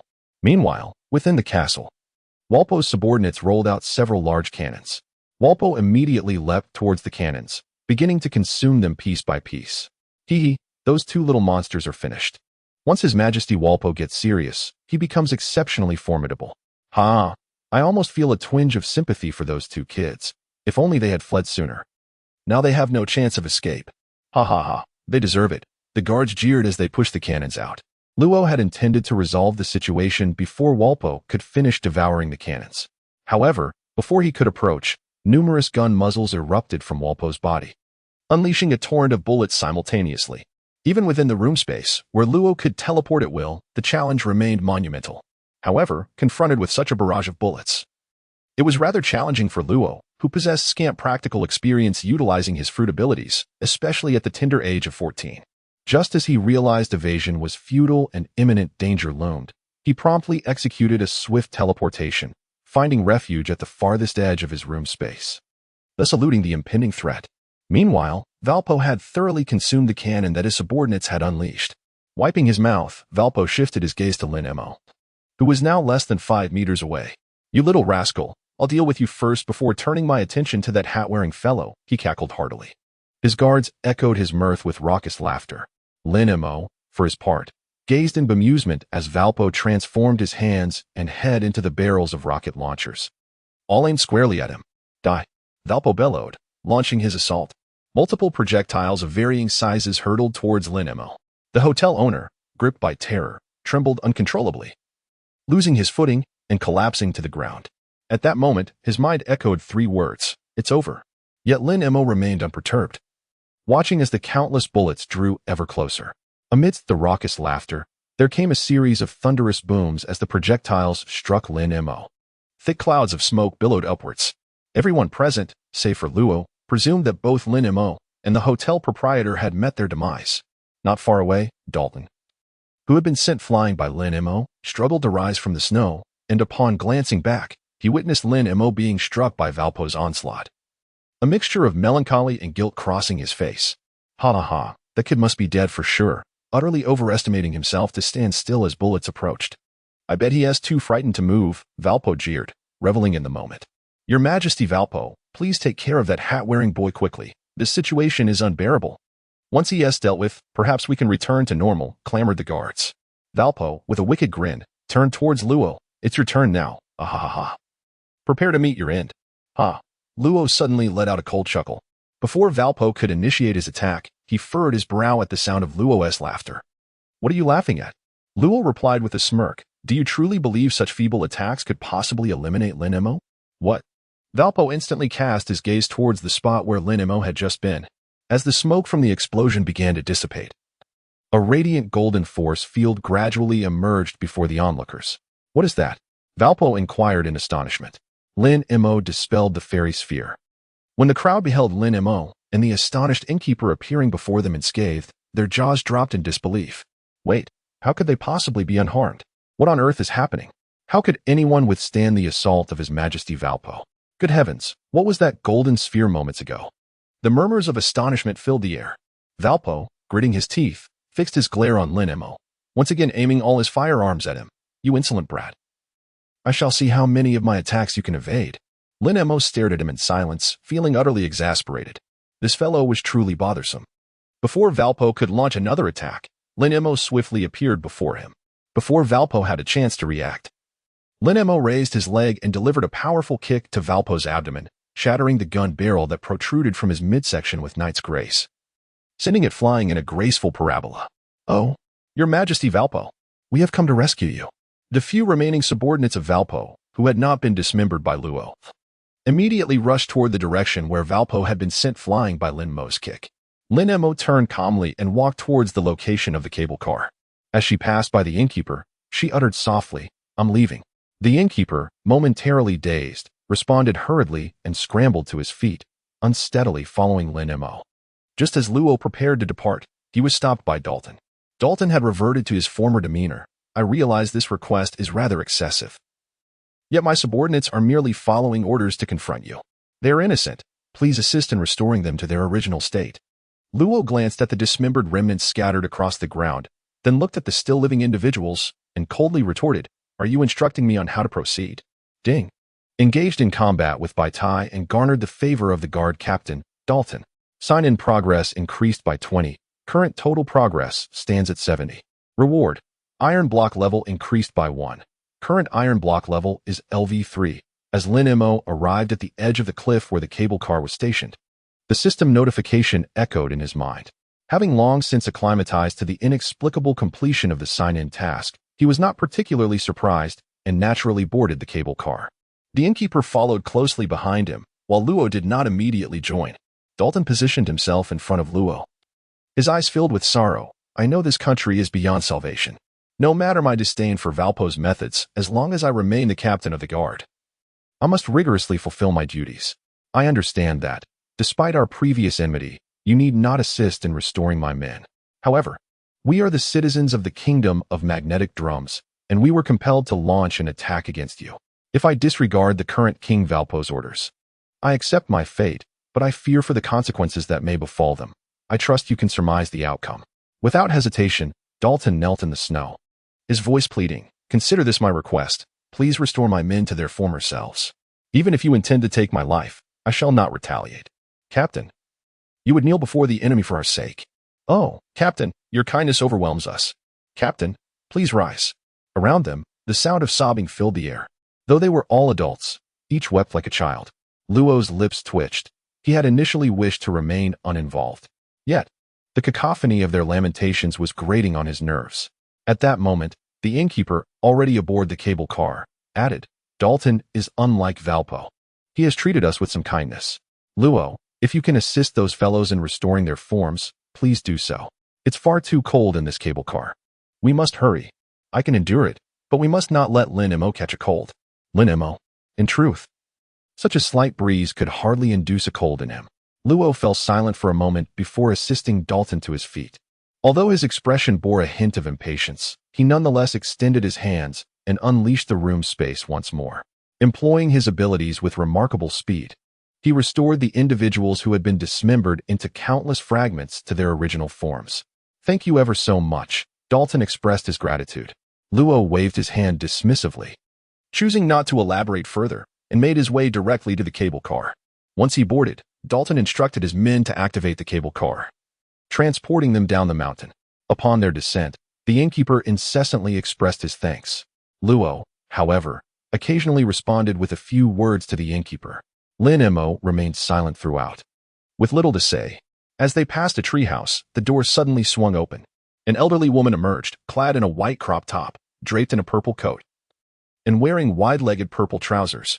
Her long hair cascaded down her shoulders, and her face was lined with wrinkles. Yet, she possessed a tall and slender frame, exuding vitality. In her hand, she held a bottle of plum wine. Upon spotting Lin Mo and his companions approaching from the direction of the castle on Magnetic Drum Peak, she took a swig from the bottle and grinned, baring her teeth as she exclaimed, Well, are you happy, little ones? Who is she? Luo, unfamiliar with the woman, inquired curiously. Ah, she is a witch. The innkeeper, upon seeing the old woman, broke into a cold sweat. With a cheerful demeanor, the elderly woman inquired, Would you like to know the secret to my eternal youth? The innkeeper quickly shook his head, insisting, no, I did not ask for that. Lin Mo calmly gazed at the woman known as the witch. He was, of course, well aware of her identity. Kureha, the witch, was now 129 years old, possessing extraordinary medical skills, albeit at a rather exorbitant fee. Alongside the quack Shiraluk, Kureha was one of the only 2 physicians on Drum Island who had not departed due to the edict that expelled doctors in the wake of the Walpole haunt. Consequently, both would find themselves pursued by Walpole's agents in the ensuing years. Most notably, after Shiraluk's demise, Kureha took on Chopper as her apprentice, imparting all her medical knowledge to him. Kureha's gaze flitted between Lin Mo and Luo, and upon noticing the gourd of liquor hanging from Lin Mo's waist, she focused her attention on him, stroking her chin and chuckling softly. You must be the little imp who has been rumored to employ sorcery-like techniques to heal the townsfolk. Am I correct? Lin Mo nodded calmly. Hiki, Kalea took another sip of her drink, wiped the corner of her mouth, and continued, interesting, little one. I shall reveal to you the secret of eternal youth. In exchange, you must divulge the mystery behind your peculiar sorcery that heals others. What do you say? Lin Mo remarked, not impressive. Luo silently regarded the innkeeper and inquired, who exactly is this old woman? Kalea's ears perked up, and she swiftly drew a petite surgical knife, hurling it towards Luo. Instinctively, Luo raised his hand and effortlessly caught the blade she had thrown. Is this a surgical knife? Luo marveled at the small weapon in his grasp. I am but 129 years old, Kalea smirked. The innkeeper leaned closer to Luo and whispered. Her name is Kalea. She is considered a physician in our magnetic drum kingdom. Though her medical skills are remarkable, her temperament is quite peculiar. She treats patients based on her mood, and her fees are exorbitantly high. Everyone refers to her as a witch. Is her medical expertise truly exceptional? Luo asked in astonishment.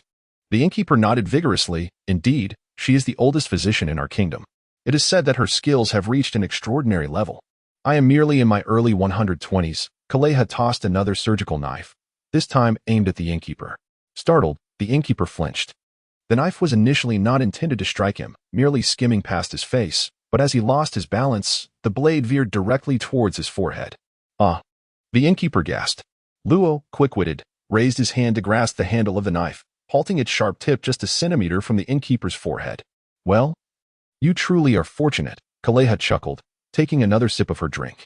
Just then, a rugged voice boomed. Kalea, I have just developed a miraculous potion. A man clad in a green sweater, draped in a black coat, and topped with a black hat, trudged through the snow, carrying a black briefcase adorned with a skull motif. Upon noticing the 3 individuals before Kalea's cabin, he paused momentarily. His gaze swiftly shifted to the innkeeper, and he eagerly retrieved a small, bubbling vial of green liquid from his briefcase, scampering towards him with excitement. Isn't this Boss Boke? I heard you often catch colds. Today, I fortuitously concocted a special remedy. Why not try it now and see how it feels?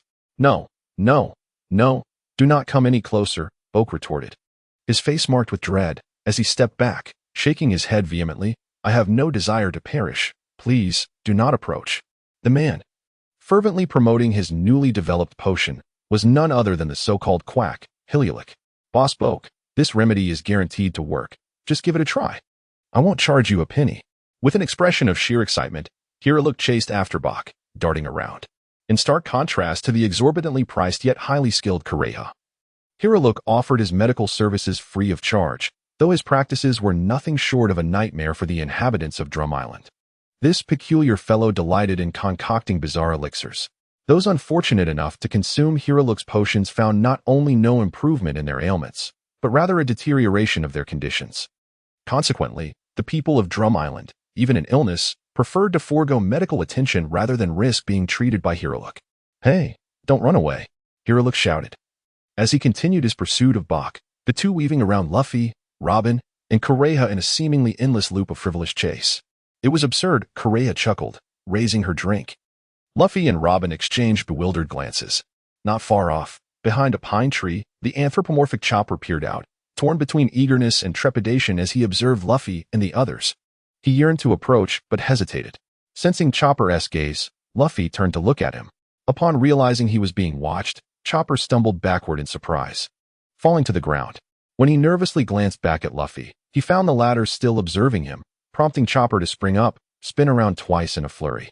and instinctively retreat behind the tree, peeking out cautiously once more. Noticing Luffy's apparent discovery, Robin followed his line of sight and upon spotting Chopper hiding behind a tree, a bead of cold sweat trickled down her forehead. What on earth is he doing? Why is he only hiding half of his face while the rest of him is exposed? Hey! Chopper jumped at Robin's exclamation and, visibly startled, attempted to conceal himself further behind the tree, only to re-emerge with half his face visible.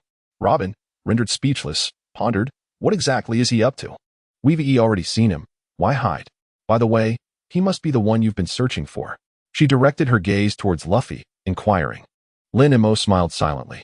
At this moment, Kureha and the others also noticed Chopper. While Kureha and Dr. Hiralik were relatively calm, the innkeeper, Bach, upon seeing Chopper, immediately exhibited a look of fear even more intense than when he encountered Hiralik. Is that creature the snowman that has been talked about in town recently? Are we being targeted by this monster? Upon hearing the word monster, Chopper's expression shifted from tense and cautious to one filled with fear and anxiety. Just as Luo was about to ask Bach to refrain from speaking further, Hiralik moved ahead of him, stepping in front of Chopper. Bach, stop! Can't you see? That child is fragile. He is not a monster. Bach was momentarily taken aback. Hiralik then turned to face Chopper, slowly approaching him. Do not be afraid. I mean you no harm. Chopper stared blankly at Hiralik. Suddenly, Hiralik accidentally tripped and fell flat on the ground. The suitcase he was carrying tumbled open, and a tranquilizer gun fell out. The moment Chopper caught sight of the gun, he was seized by panic and dashed into the coniferous forest.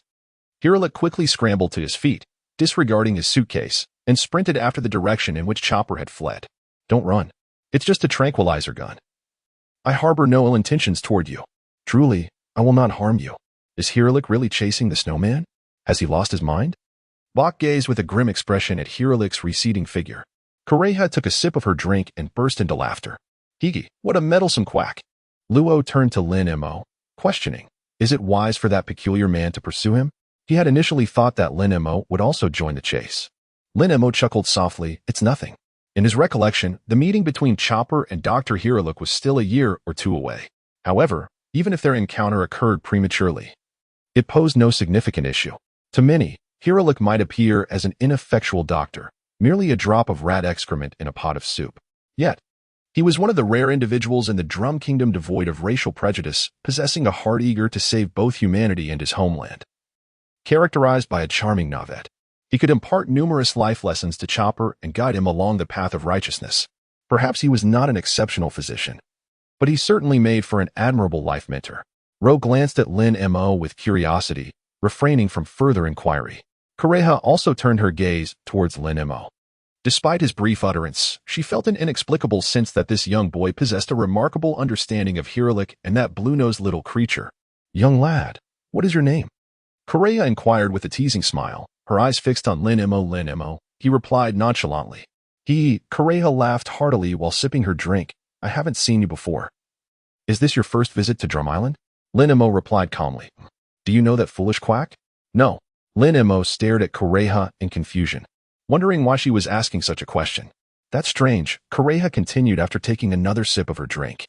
From your earlier demeanor and tone, it seemed as though you were already acquainted with that quack. By nature, Lin Mo was a composed individual who preferred not to engage in idle chatter. Luo interjected. Neither of us hail from the kingdom of magnetic drums, and for the past 2 months, I have been following him wherever he goes. If he knew that peculiar man, I would certainly be aware of it. Indeed, Bach nodded in agreement.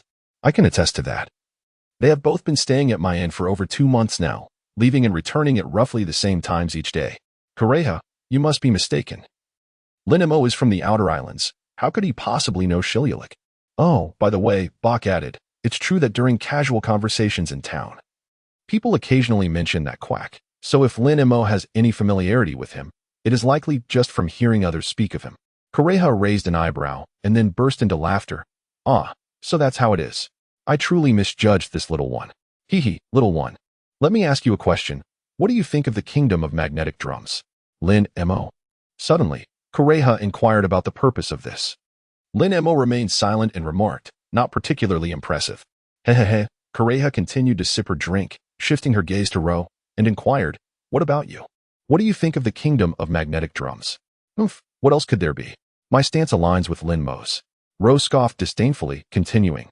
With such a king at the helm, this country is doomed to perish. Ro was not one to cower in fear. He was unreserved in his words. However, his remarks sent a shiver down the spine of the innkeeper, Boke. Shoo. Boke glanced around nervously, leaning closer to Ro, whispering, although Valpo was just knocked out by you. As long as he lives and remains the king of the kingdom of magnetic drums, we, as his subjects, cannot defy him. You and Lin Mo are not from the kingdom. One day, you will leave here. Before you depart, it would be wise to stir up as little trouble as possible, lest you draw misfortune upon others.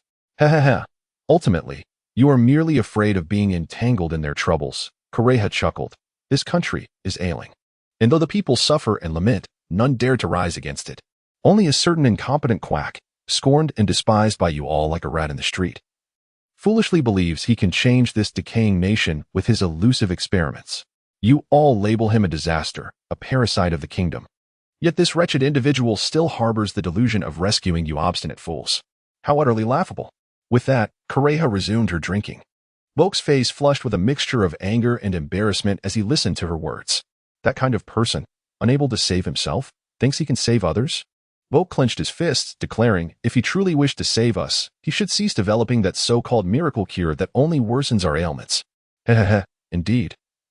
That fellow's medical skills are abysmal. He knows very well that the effects of his miracle cure are not up to par, yet he persists. He firmly believes that one day he will create a panacea that can heal all ailments. Despite his continuous failures, he remains convinced that nothing is impossible in this world.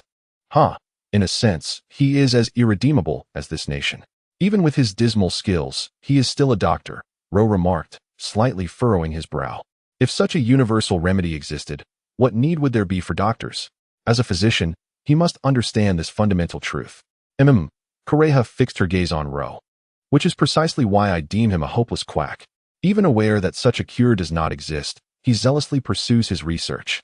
A fool like him is hard to find. Young man, judging by your tone, do you possess medical knowledge as well? Ro smirked lightly, responding with a chuckle.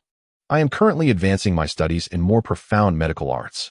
Since you are the oldest physician on Drum Island, you must possess a wealth of medical knowledge.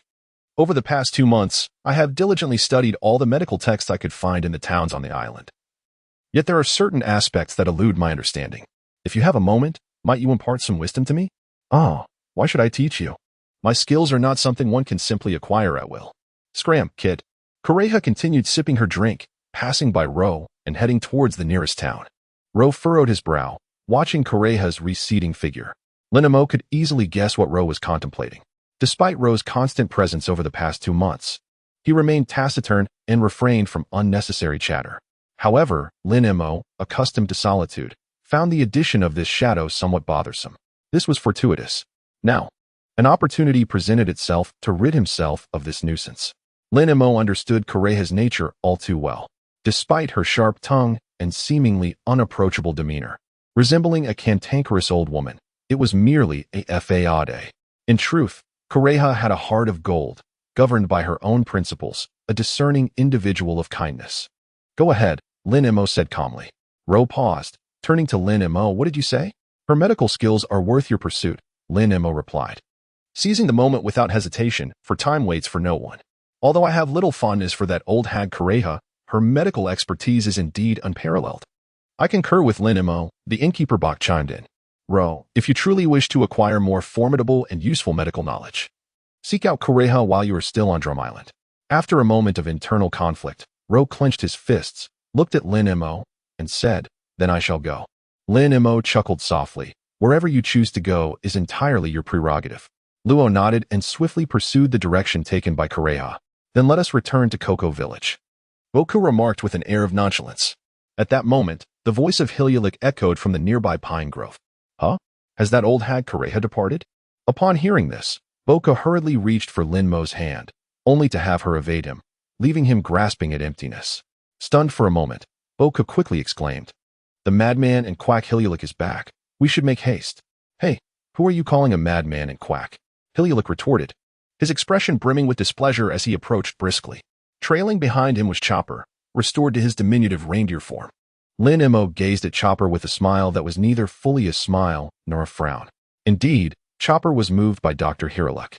Noticing Lin Mo's gaze, Chopper hastily concealed himself behind Hiralik, though only half of his head was hidden, leaving his entire body exposed. Upon seeing that Hiralik had arrived and that Lin Mo showed no signs of leaving, Bach hurriedly remarked, "I'll take my leave," and swiftly dashed towards Cocoa Village. What an old scoundrel! Hiralik could not help but exclaim, and then his attention shifted to Lin Mo, observing Lin Mo looking behind him. Hiralik turned around to see Chopper fully exposed, and with a bemused expression, he said, "Chopper, you've hidden yourself incorrectly again." Startled, Chopper quickly inched back behind Hiralik, revealing only half of his face as he stared at Lin Mo. Hiralik chuckled and shook his head before turning to Lin Mo with a cheerful grin and inquired, "I've given this little fellow a name, Tony Chopper. Isn't that a splendid name?" Lin Mo gently nodded. Hiralik chuckled, "How delightful, Chopper. Look, there are still many who are unafraid of you and would not harm you. This young man clearly possesses a kind heart. Do not hide any longer. Come forth." Chopper blinked his eyes and cautiously emerged from behind Hiralik. A faint blush adorned his cheeks as he expressed, "Thank you for this morning." "Not at all." Lin Mo replied with an air of indifference. Hiralik, momentarily taken aback, jumped to the side in astonishment. "Wait, Chopper, you can actually talk? Why didn't you say anything earlier?" After this realization, Hiralik quickly grasped another point. "You two know each other? I thought Chopper had no acquaintances. What on earth is going on?" Hiralik could hardly believe that Chopper was familiar with Lin Mo. He had presumptuously given Chopper a name, unaware that Chopper may already possess one. Was he not being redundant? Embarrassment flushed Hiralik's face as he awkwardly asked, "Chopper, little reindeer, do you have a name?" Chopper blinked at Hiralik, then suddenly smiled sweetly. "No, I really like the name Chopper." "Thank you, Dr. Hiralik." Hiralik was momentarily stunned, then felt a surge of emotion. "You are the first to ever say thank you to me. Ah, you little reindeer are simply too adorable." As he spoke, he exaggeratedly wiped away tears. Chopper, being rather innocent, panicked upon seeing Hiralik cry. Dr. Hiralik, are you okay?" "Please don't cry." What should I do? I don't know what to do." "Ha." Seeing Chopper's flustered state, Hiralik could not help but break into laughter. "I'm fine. I'm just overwhelmed with joy. You truly are a kind-hearted little fellow." Chopper paused. Then, scratching the back of his head, joyfully twisted in place. "You jerk. Even if you praise me, I want to be happy." "Ha." Hiralik laughed heartily. The atmosphere at that moment was filled with merriment. Lin Mo seemed to fade into the background. Overshadowed by the presence of Hiralik and Chopper, his significance diminished. It appears that he has little role to play here. Lin Mo relished the sensation of being unnoticed, just as he was about to depart. However, Chopper, quick on his feet and accompanied by an audible patter, dashed up to Lin Mo, his small face flushed with excitement as he gazed at him. "You are the first person who neither looks down on me nor fears me. You even saved me. Truly, I cannot thank you enough. By the way, benefactor, what is your name? When I grow up and become capable, I will surely repay your kindness." Lin Mo gazed at Chopper with a serene expression and gently declined. "My name is of little significance, and I do not seek your gratitude. Humanity is not as fearsome as you perceive. The term monster does not always carry a negative connotation. In time, you shall encounter many gentle souls. Until then, simply focus on your responsibilities." With that, Lin Mo turned away and continued toward the town of Cocoa Weed.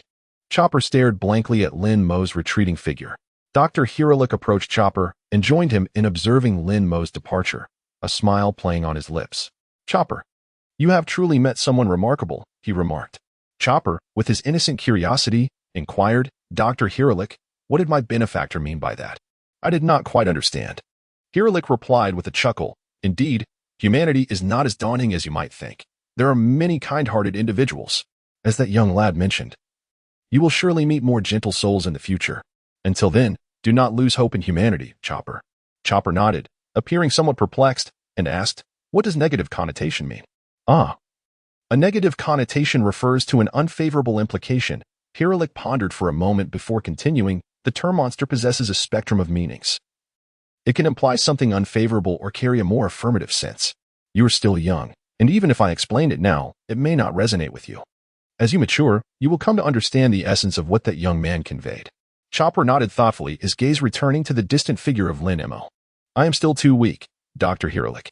Does that mean I must become more capable and powerful to earn the right to express my gratitude?" Hiralik looked at Chopper, a pang of sympathy striking him. "Chopper, you must not harbor such thoughts. The young man does not require your gratitude. His words were not a reflection of your weakness. I understand, Chopper replied with a cheerful grin. Even if it is not for the sake of gratitude, I aspire to grow stronger. Only by becoming stronger can I protect what I wish to safeguard. Dr. Hiralik, please teach me the art of healing. Not long after Lin Mo had departed, the sound of the system's notification resonated in his mind. Ding.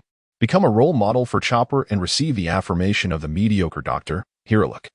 Sign-in progress increased by 20, current total progress at 90. Reward. New skill, introductory level shadow healing. Shadow healing? Lin Mo had not yet had the chance to contemplate deeply when information regarding the medical ninjutsu known as healing technique materialized in his mind. This technique, found within the world of Naruto, allows one to heal in anticipation of an enemy's attack by accurately predicting the targeted area and administering treatment before the strike occurs, thereby minimizing potential damage. To employ this ninjutsu, one must possess the remarkable ability to accurately forecast an opponent's assault and make instantaneous judgments. For Lin Mo, who had already mastered the observation Haki, this was not a daunting task. It was indeed a commendable auxiliary skill. Lin Mo anticipated that the progress might increase due to Shiluluk, but he was surprised to find it had risen by 20%. Overall, he felt quite satisfied with this advancement. With only 10% remaining, he estimated that completion was imminent. Without further contemplation, Lin Mo continued his journey toward Kakoville. Upon his arrival in the town, the townsfolk recoiled as if confronted by something terrifying, instinctively stepping back with expressions of wariness etched upon their faces. It was unnecessary to inquire. Lin Mo surmised that this reaction was likely connected to the earlier visit from the Valpo Guard team seeking him. In any case, as long as these individuals refrained from troubling him, he would be content. Lin Mo completely disregarded the fearful and guarded gazes of those around him and made his way back to Box Inn. As soon as he entered, Bok, with an unflattering expression, beckoned him over and said, Lin Mo, come here for a moment. I have something to discuss with you. Lin Mo approached him. Moku immediately whispered, the guards have located the gravely injured Valpo. Under the care of Dr. 20, Valpo has now fully recovered. Dr. 20 is the sole remaining group of 20 physicians dedicated to his service. Lin Mo nonchalantly replied, so what? Observing Lin Mo's indifference. As if completely unaffected by the situation, Bok grew increasingly anxious. How can you be so unconcerned? Valpo has issued a nationwide order to apprehend you. Anyone who shelters you will face the death penalty. I understand that asking you to leave at this time is rather difficult, but I have a family to care for. I cannot endanger their lives. Oh, then leave, Lin Mo said dismissively. Bok was taken aback. You don't hold a grudge against me? Lin Mo shook his head, saying, it's nothing. Bok promptly retrieved the deposit that Lin Mo had previously paid, stating, this is your deposit. No need for that, Lin Mo replied nonchalantly. Just provide me with another cask of your brewed wine. Bok hurriedly brought out 2 casks of wine from beneath the counter. Lin Mo accepted the 2 jars of wine without reservation and departed from the inn. Mere minutes after his exit, a group of fully armed guards rushed towards him, encircling him swiftly. The townsfolk hurriedly sought refuge, fearful of being caught in the fray. Ha ha ha, you wretched little brat. Let us see where you can flee this time. A brazen voice echoed. The guards obstructing Lin Mo immediately parted to either side. Valpo, mounted on his shaggy steed Robson, appeared before Lin Mo. Flanked by 20 doctors clad in masks and gloves, donned in pale pink protective attire. Having suffered severe injuries from Lin Mo's kick, Valpo swiftly recovered under the care of the doctors. He had never endured such humiliation. Thus, he harbored a deep-seated resentment towards Lin Mo and Luo, wishing nothing more than to flay them alive. Consequently, Valpo issued a decree for the entire island to apprehend Lin Mo and Luo. Anyone daring to harbor them would be deemed an accomplice and executed without mercy. Observing Lin Mo cradling a wine jar in both hands, Valpo could not help but sneer. You little rascal, though young, you were quite the drunkard. Humph, blame yourself for crossing the wrong person. This time next you shall mark your demise. Bring the hostage forth. Lin Mo. A hostage? Who could it be? Lin Mo stared at him in silence. Soon, 2 guards menacingly ushered a mother and daughter pair around Valpo.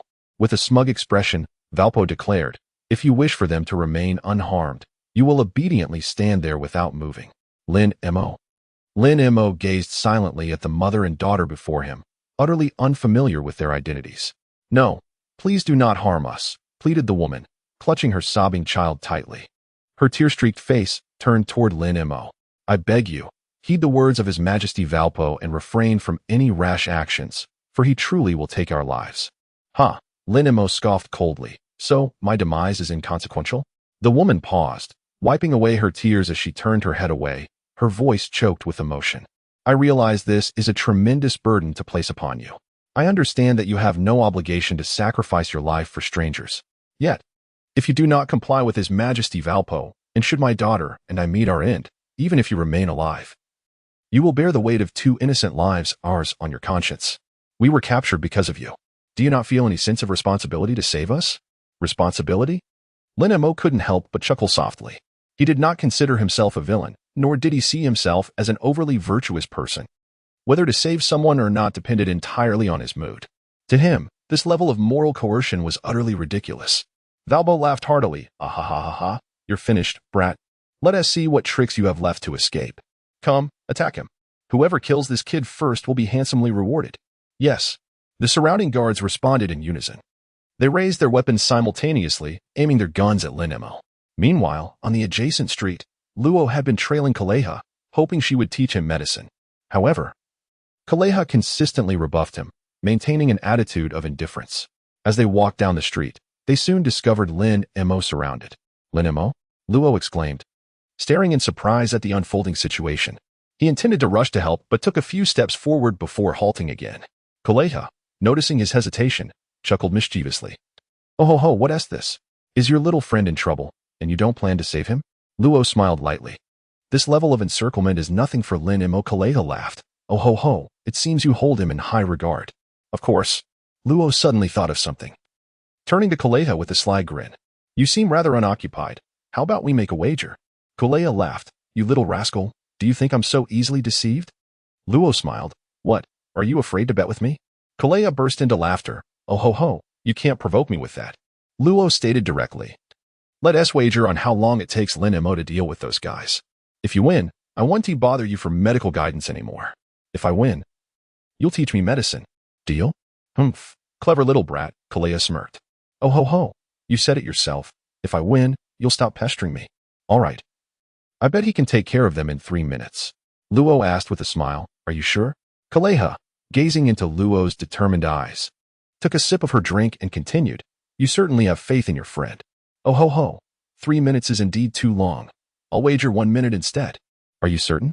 Luo inquired once more. Seeing Luo's serious expression, Kuina laughed. Oh ho ho, I'm certain. 1 minute it is. I bet Lin Mo can handle those useless fellows in under a minute. All right, Luo smirked. In that case, I'll bet on 10 seconds. 10 seconds? Kuina's expression momentarily froze. Are you sure Lin Mo can take care of them in 10 seconds? I'm uncertain, Law shrugged, but since we're betting, we might as well wager big. Perhaps Lin Mo will succeed after all. Kuina, taken aback, remarked, what a lunatic. Law nonchalantly replied, if we lose, it's no big deal. I can always follow Lin Mo again. After all, I've been with him for 2 months, so an extra bit of time doesn't matter.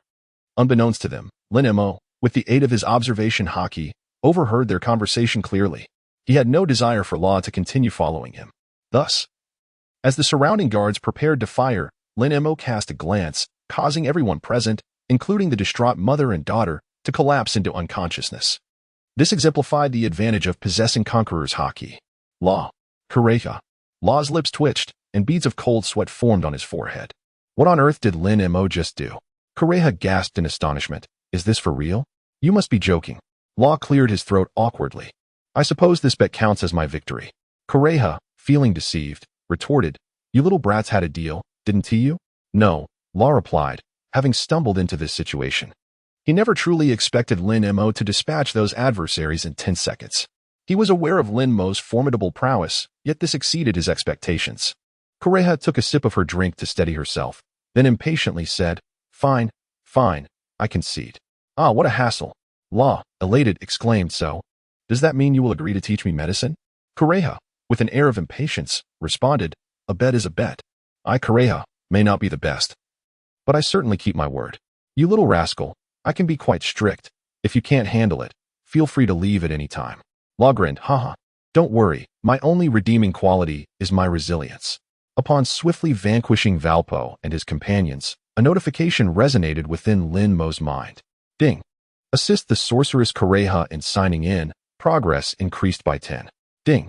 The sign-in task for Magnet Drum Island has been completed. Congratulations, host.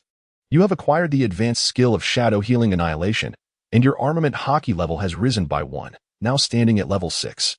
In an instant, a surge of formidable power coursed through Lin Mo's being. Lin Mo's body seemed to be enveloped in an invisible layer of protection, significantly diminishing the harsh chill emanating from the surrounding natural environment. The successful completion of the task associated with the Magnetic Drum Island sign-in took Lin Mo by surprise. He never anticipated that merely to shake off Luo's persistent entanglement and offer him a slight assistance would culminate in the fulfillment of this final sign-in task. However, reflecting upon the outcome, he found solace in its positive result. Lin Mo opened his personal attribute panel. Name, Lin Mo. Age, 10 years. Check-in location, Alabasta, 0. Physique, all attribute chakra. Haki, armament Haki LV6, conqueror's Haki LV4, observation Haki LV4. Skills, fire release, great dragon fire technique, mastered, swordsmanship LV6, instant step LV3, nightwalker LV2. Swordsmanship divine evasion, mastered, fairy sphere LV2, palm immortal technique, mastered, healing destruction, mastered. 6 styles, finger pistol LV1, iron block LV3, shave LV1, moonwalk LV1, storm leg LV1. Paper drawing LV1. Weapon, demon blade star shatter, Lake Toya. System space, 100 by 100 by 100 cubic meters. The next destination is Alabasta. He closed the attribute panel. Lin Mo contemplated for a moment, and the first thought that crossed his mind was of Princess Vivi and the Crocodile, who were affiliated with the Baroque works. Considering the current timeline, Crocodile had yet to venture to Alabasta. Therefore, Lin Mo was uncertain about whom he would encounter in Alabasta. In any case, he decided to head to Alabasta first, leaving the chance encounters to fate. With this thought, Lin Mo clutched the 2 jars of wine gifted by the innkeeper, Bach, and made his way toward the port. Upon noticing Lin Mo's departure in the direction of the port, Law hastily followed, asking, Lin Mo, "Are you heading to the tavern in the nearby town by the port to drink?" "I am leaving," Lin Mo replied coolly. "What?" Law was taken aback, incredulously asking, "Are you really leaving Drum Island? Why the urgency?" "I am a traveler." Lin Mo glanced at him, speaking with indifference. "I cannot remain in one place for too long." But Law tightened his jaw and continued, "I genuinely like you as a person. Have you truly considered joining my pirate crew?" "No, thank you." With that, Lin Mo resumed his journey toward the port. Law stood rooted in place, staring blankly at Lin Mo's retreating figure. After a long moment, he finally called out loudly, "Lin Mo, do we count as friends? I mean, can I be your friend?" Lin Mo paused for a moment, refraining from turning back, and replied softly with an before continuing his forward journey. Luo, with a playful grin, waved farewell to Lin Mo, declaring, "Indeed, we shall meet again. When we do, I will undoubtedly be stronger and more deserving of being your friend."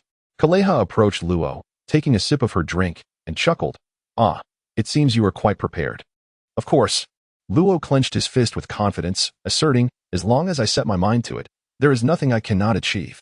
In the pine forest outside Kokovet town, Choba concealed himself behind a tree, observing Lin Mo's movements. Upon overhearing the exchange between Lin Mo and Luo, his heart sank. While he felt a surge of joy at having learned Lin Mo's name, a sense of dread washed over him at the thought of Lin Mo's departure. He did not wish for Lin Mo to leave, yet he understood that Lin Mo had no reason to remain for his sake. As Lin Mo walked further away, little Choba could no longer contain himself. He transformed into a reindeer and trotted after Lin Mo, eventually reaching the edge of the port. Witnessing Lin Mo boarding a ship and untying the rope secured to a wooden post on the shore, Choba could hold back his emotions no longer. He rushed to the water's edge, tearfully pleading, "Lin Mo, my benefactor, could you please stay and not leave?" Lin Mo gazed at Chopper and said lightly, "You were outside in Coco Village just now, weren't you?" Chopper nodded apologetically. Lin Mo contemplated for a moment before extending his hand to gently caress Chopper's furry head. "Since you are here, you must be able to hear my conversation with Luo. I am a traveler and cannot remain on Drum Island indefinitely. But, Chopper lamented, could you possibly stay a little longer before leaving? I have finally found someone who doesn't disdain me. I don't want to lose you so soon." "Chopper, farewells among men should not be so hesitant," Lin Mo replied, continuing to untie the ropes. In the future, you will encounter many more individuals who will treat you kindly and tenderly. But right now, I only have you and Dr. Hilyalik. I don't want the future. I want the present. Chopper's eyes shimmered with tears. I know I am still weak, but I will strive with all my might. I long for your acknowledgement. And I wish to become your friend like that hat-wearing brother. I truly do not want you to leave this place. Seeing Chopper's pitiful expression tugged at Lin Mo's heartstrings. Lin Mo initially intended to be resolute, but after a moment's contemplation, he posed a counter-question. Chopper, do you feel troubled by my inability to remain? Chopper, perplexed by Lin Mo's inquiry, nodded in confusion. Lin Mo curled her lips slightly and continued. This sea is vast, far greater than you can imagine. When you grow up, you will set sail, and then you will understand just how insignificant your current troubles are. Compared to the world, Magnetic Drum Island is but a grain of sesame. This parting is not forever. One day in the future, we shall surely meet again in some place. Chopper gazed at Lin Mo, tears in his eyes. Lin Mo untied all the ropes secured to the shore. The small boat gradually drifted away with the current. Chopper wished to intervene. Yet he understood that he could no longer stop Lin Mo. He wanted to say something more, but the words eluded him. Chopper, Lin Mo called from the boat. Gazing at the ever-distant figure of Chopper with a smile, in truth, we are already friends. Huh?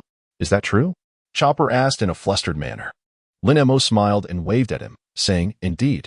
Chopper, his tears suddenly transforming into laughter, joyfully declared, In the future, I will set sail. At that time, I shall show you a stronger Chopper. Good, Lin Mo replied with a nod. The small boat gradually sailed away from Magnet Drum Island. As he departed from the snowy region and the surrounding temperature returned to normal, he removed the cotton coat he had been wearing. Meanwhile, in the not-so-distant waters ahead, a half-boat, half-submarine adorned with a sun-like design and a simplistic smiley face was approaching him. This was Law's pirate ship. As Lin Mo's small vessel brushed past the Heart pirate's ship, a white bear clad in an orange long-sleeve jumpsuit was grumbling on the deck. Captain. This guy is really something. He clearly said we would stay at Magnet Drum Island for 2 months. And just now he called to say we need to stay for another 2 months. Can a captain be so capricious? Ha ha ha. But what can we do? He is the boss after all. Beepo, the transponder snail, is still on the line. Everything you just said has been heard by the captain. The white bear named Beepo was startled, and upon realizing the transponder snail was indeed still connected, he quickly panicked. Bowing repeatedly, he whispered, I'm sorry. I didn't say anything. Captain, just pretend you didn't hear anything, okay? Ha ha ha. The call has already ended, and the captain said nothing. Beepo, you are in trouble now. The captain must be very angry. Ha ha. Damn you, Pekin. Let's settle this once and for all. Immediately, Beepo struck a pose as if standing on one leg. Pekin could not help but burst into hearty laughter. It must be said that the atmosphere aboard Law's Heart Pirates was rather pleasant. Lin Mo curled the corners of his mouth, choosing to remain silent. The small boat carrying him glided quietly past the ship of the Heart Pirates, heading towards the next checkpoint, the great nation of Alabasta. Unlike the small island Lin Mo had visited previously, Alabasta was a vast territory and a superpower. Given that its towns were established in the desert, one must stockpile sufficient drinking water to traverse Alabasta. Fortunately, Lin Mo's system space was ample, alleviating any concerns regarding water supply. However, he was uncertain how long the sea voyage would take to reach Alabasta. Therefore, whenever he encountered an island along the route, Lin Mo would dock to replenish his supplies. After nearly a month at sea, a large island, enshrouded in yellow sand, finally came into view. He anchored his vessel close to the nearest shore and leaped onto the sand-laden ground. The moment his feet touched the sandy terrain, a long-absent system notification echoed in his mind. Ding. Congratulations, host, on successfully arriving at the checkpoint, Alabasta. Sign-in progress increased by 10. Current total progress is 10. Reward. New skill. Entry-level wind release. Infinite sandstorm breakthrough. Immediately, information regarding the wind release. Infinite sandstorm breakthrough flooded Lin Mo's consciousness. This ability, from the world of Naruto, could conjure massive desert storms over extensive areas. In the original series, one could only wield this skill in a tailed beast state, where the tailed beasts are colossal manifestations of chakra. However, for Lin Mo, there were no such limitations. He merely had to touch the sand with his hands to utilize it. In the sandy expanse of Alabasta, this ability could be deemed extraordinarily formidable. Without further deliberation, Lin Mo set off towards the nearest town. It was a quaint and rustic settlement, where men and women donned headscarves or hats to shield themselves from the scorching heat. After all, Alabasta was built upon the desert. Although the current temperature posed little threat to Lin Mo, prolonged exposure to the sun could become uncomfortable. As he passed a stall selling hats, headscarves, and goggles, the vendor cheerfully called out to him, "Young traveler, judging by your attire, you must be a newcomer. Welcome to the town of Narahara in Alabasta. A friendly reminder, it's easy to suffer from heatstroke here without a hat. Would you consider purchasing one?" Lin Mo came to a halt, his gaze sweeping over the stall of the vendor. His intended destination was the capital of Alabasta, Albania, which required traversing a vast expanse of desert. Indeed, it was prudent to acquire a hat for the journey. After a brief moment of contemplation, Lin Mo chose a black cowboy hat with an orange brim, complemented by a pair of red wind-resistant goggles perched atop the hat's edge. "How much?" he inquired, donning the hat immediately. The vendor, rubbing his hands together, chuckled. "You still seem like a child. If you could spare a little, 10 belly will suffice." 10 belly for a hat and goggles is hardly an extravagant expense. Lin Mo directly took out 10 belly and handed it to the vendor, inquiring, "How do I get to Albania?" The vendor, with a beaming smile, accepted the money and replied, "Are you referring to the capital, Albania?" Lin Mo nodded slightly. "Albania is quite a distance from here." The vendor pointed in a direction and continued, "Just head straight that way. However, I would advise you to purchase a camel to carry you along. Otherwise, it would take you at least 2 months to reach your destination on foot. Oh, by the way, you are not traveling alone to Alabasta, are you? What about your family? Do they need to buy hats?" Lin Mo chose to disregard the persistent hawkers' entreaties and departed from his stall.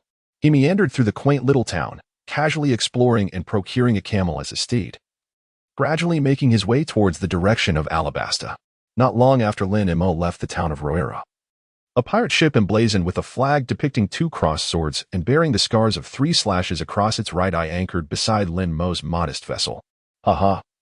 That lad has indeed arrived in Alabasta," chuckled a red-haired man on the deck. Beside him stood a man with a headscarf inscribed with the name Yasop, his slightly curled hair framing a face that seemed to express disdain.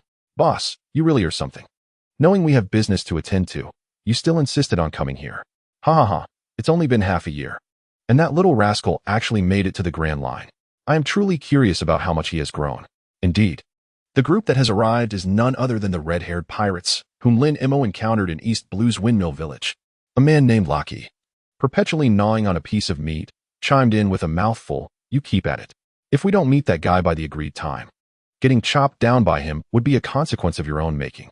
"But I genuinely wish to meet Lin Mo," replied Shanks, the red-haired captain. Leaning against the railing of the deck, his gaze fixed on the small wooden boat anchored nearby. Although this vessel is not the one Lin Mo sailed from Windmill Village, I am certain it belongs to him. I can already sense Lin Mo's presence. Ha! Boss, are you a dog? You can smell him? Ha!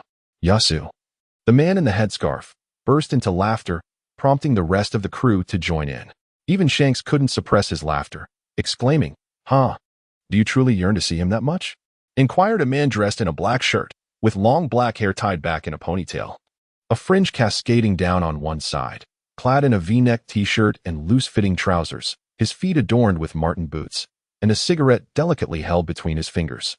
Shanks turned to Beckman, grinning widely. "Of course. It's a rare opportunity to learn that he's heading in this direction. If I forfeit this chance, who knows when I might see him again? My sixth sense tells me Lin Mo is also looking forward to our reunion." In truth, Lin Mo did not share that anticipation. Beckman, observing the mix of excitement and longing in Shanks' eyes, remained silent for a moment before taking a drag from his cigarette and responding, "All right, we will wait for you here for 10 days. 10 days? Isn't that a bit short?" "Alabasta is vast," Shanks murmured. "Boss, be grateful. 10 days is already quite generous. Only Beckman would indulge you. If it were up to me, I would only grant you 3 days. TCH, 3 days? Surely, you must be underestimating our captain. 1 day of observation suffices for me." Ha! The crew members with red hair erupted into cheers. "Alas, what manner of individuals have I recruited as my crew?" The red-haired captain smirked, casting a glance at the distant town. With a swift leap, he effortlessly landed upon the shore, turning back to the crowd on the deck, waving his hand. 10 days it is. Take good care of the ship and await my return." After reaching an accord with his crew for the 10-day venture, the red-haired captain strode directly into the town of Roera. Despite enduring the sweltering heat in search of Lin Mo, he found not a trace of him. As he passed by a stall selling hats, the vendor, reminiscent of his prior encounter with Lin Mo, called out to him, "Sir, you don't appear to be a local. Have you come from another island?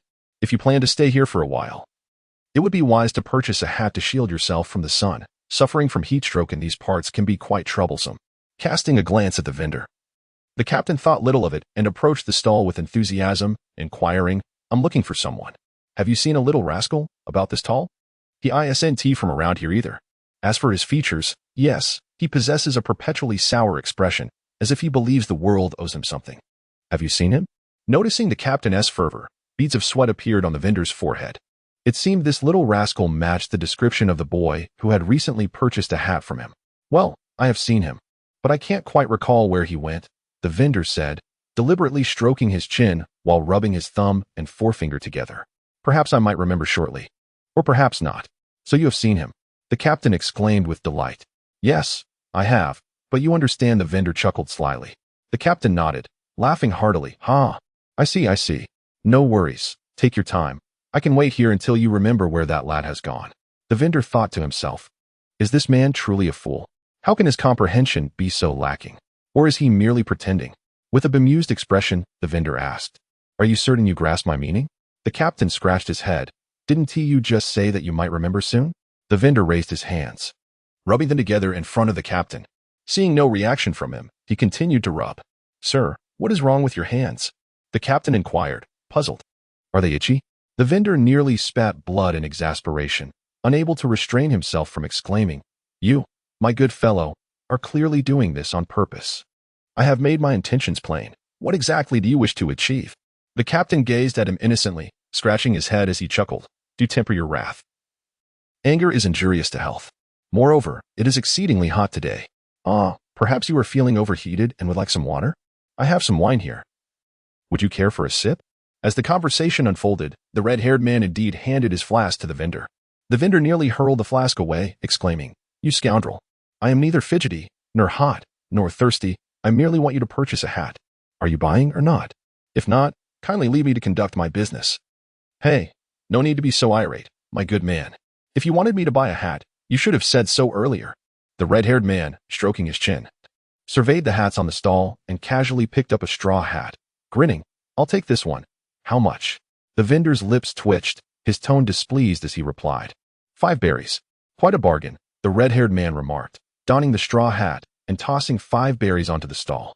The vendor accepted the payment and gestured towards the direction of the capital, Alabasta, saying, "The little rascal you seek went that way. You'd best procure a camel to pursue him, or you'll find it difficult to catch up on foot." Your memory serves you well, to recall so swiftly." The red-haired man grinned. "Thank you." With that, he dashed off in the direction indicated by the vendor. The vendor sighed as he watched the man depart without acquiring a camel, muttering, "What a peculiar fellow." Not long after the red-haired man left, a group of individuals suddenly appeared, encircling the vendor's stall. "Business seems to be thriving, doesn't it?" The leader, Beckman, hoisted a long rifle over his shoulder and smirked at the vendor. Haki, gnawing on a piece of meat with one hand and brandishing a gun with the other, pointed it at the vendor's head, chuckling, "My gun has tasted blood in ages. Vendor, is your blood for sale?" Hey, Haki, put your gun down. Let me handle this." Jezub similarly raised his weapon, wiping its muzzle in front of the visibly terrified vendor, smirking as he pulled the trigger. With a click, the vendor's legs buckled, and he collapsed to the ground in fright. Jezub retracted his gun, lamenting, I forgot to load the bullets." Jezub, are you even capable? Forgetting to load the bullets." The other members of the red-haired pirates erupted in laughter, while the vendor, trembling, stammered, "I am sorry, esteemed sirs. I do not know what I did wrong, but please, do not harm me." "You have committed no offense," Beckman said, selecting a few hats from the stall and tossing them to the crew behind him. He then produced a bag of berries and placed it before the vendor, smiling. "That foolish red-haired man is not someone you can bully or deride at will. Do not judge others by appearances, young vendor." With that, Beckman led the crew of the red-haired pirates back. "Beckman, do you truly not worry about the captain? He's off on his own. Is that wise? Although I acknowledge his formidable strength. Despite being adults, there are moments when we behave like children, which truly causes concern. How about we discreetly send a couple of individuals to follow the leader? I genuinely fear that he might be betrayed along the way." "No worries. The red-haired fellow is well aware of his own actions. Beckman remarked with a slight smirk. We shall simply wait for his return aboard the ship. Meanwhile, on the other side, Lin Mo was unaware that the red-haired one had also arrived in Alabasta. He rode leisurely on a camel, traversing the vast expanse of the desert. Before long, a large sand mound suddenly erupted in the sand right before him. Following this, a gigantic purple lizard emerged from the mound, its cavernous maw wide open. Lunging to bite Lin Mo and his camel, Lin Mo gazed languidly at the lizard before him. He felt little apprehension. After all, during his time at sea, he had vanquished numerous sea creatures far larger than this lizard. To him, it posed no threat whatsoever. However, his steed, an ordinary camel, was in a state of utter panic at the sight of the large reptile. As the formidable lizard approached, the camel, in a desperate bid for survival, galloped erratically, carrying Lin Mo along with it. Lin Mo spoke with a calm demeanor. No need to panic. With me around, all is well. However, his words were disregarded by the camel, which veered off the correct path toward Alabasta, galloping furiously in a direction unknown to Lin Mo. The red-haired figure hastened towards Lin Mo's trajectory, just as a small silhouette riding a camel came into view. The red-haired individual barely had the chance to rejoice before a desert giant lizard made its appearance. The camel carrying Lin Mo, fueled by an extraordinary burst of energy, raced away at an astonishing speed. As Lin Mo began to fade from sight, the red-haired figure accelerated in pursuit. Just as he was on the verge of catching up with the desert giant lizard closely trailing Lin Mo, another lizard emerged from a nearby sand dune, opening its maw wide and swallowing the red-haired figure whole. These colossal reptiles typically appeared in pairs across Alabasta, almost instantaneously as the lizard devoured the red-haired man. A flash of steel gleamed. The creature's head was severed in an instant. As the red-haired figure's feet hit the ground, the lizard pursuing Lin Mo, enraged by the loss of its companion, turned back to seek vengeance. Seeing Lin Mo's figure receding into the distance, the red-haired man disregarded all else. With a single stroke of his sword, he cleaved the giant lizard in two as it approached, then continued his pursuit of Lin Mo, calling out, Lin Mo, it's me. Wait for me. Despite the considerable distance, Lin Mo sensed the absence of the two giant lizards and felt a familiar presence. When he turned to look back, he saw a red-haired man wearing a straw hat chasing after him. Lin Mo was momentarily taken aback. Why had the red-haired man come to Alabasta? How did he know Lin Mo was here? It seemed remarkably coincidental that they would encounter each other in this vast expanse. Perhaps this individual would also benefit from the mission in Alabasta. With this thought in mind, Lin Mo tugged at the reins of the startled camel, attempting to bring it to a halt. Yet, no matter how he pulled, the camel showed no inclination to stop. In desperation, Lin Mo exerted a bit more force and yanked the reins back sharply. The camel's front half was forced upright, nearly toppling over. Lin Mo expertly leaped aside, landing gracefully on the sandy ground just as the camel fell. The camel struggled to regain its footing, looking around in confusion. Once it realized that the giant lizards that had been pursuing them were nowhere to be seen, it finally exhaled in relief. Within mere minutes, the red-haired figure caught up. You, my friend, run quite swiftly, he exclaimed with a cheerful grin. Lin Mo's gaze fell upon the crimson-haired straw hat and the robust arms. This was not the original hat he had known. Thus, the red-haired straw hat must have been gifted to Luffy. Furthermore, in his recollection, Shanks would have sacrificed an arm to rescue Luffy, having been bitten by the Sea King off the coast of Fusha Village. Could it be that the Sea King, which was destined to sever Shanks' arm, was the very one Lin Mo had vanquished upon leaving Fusha Village?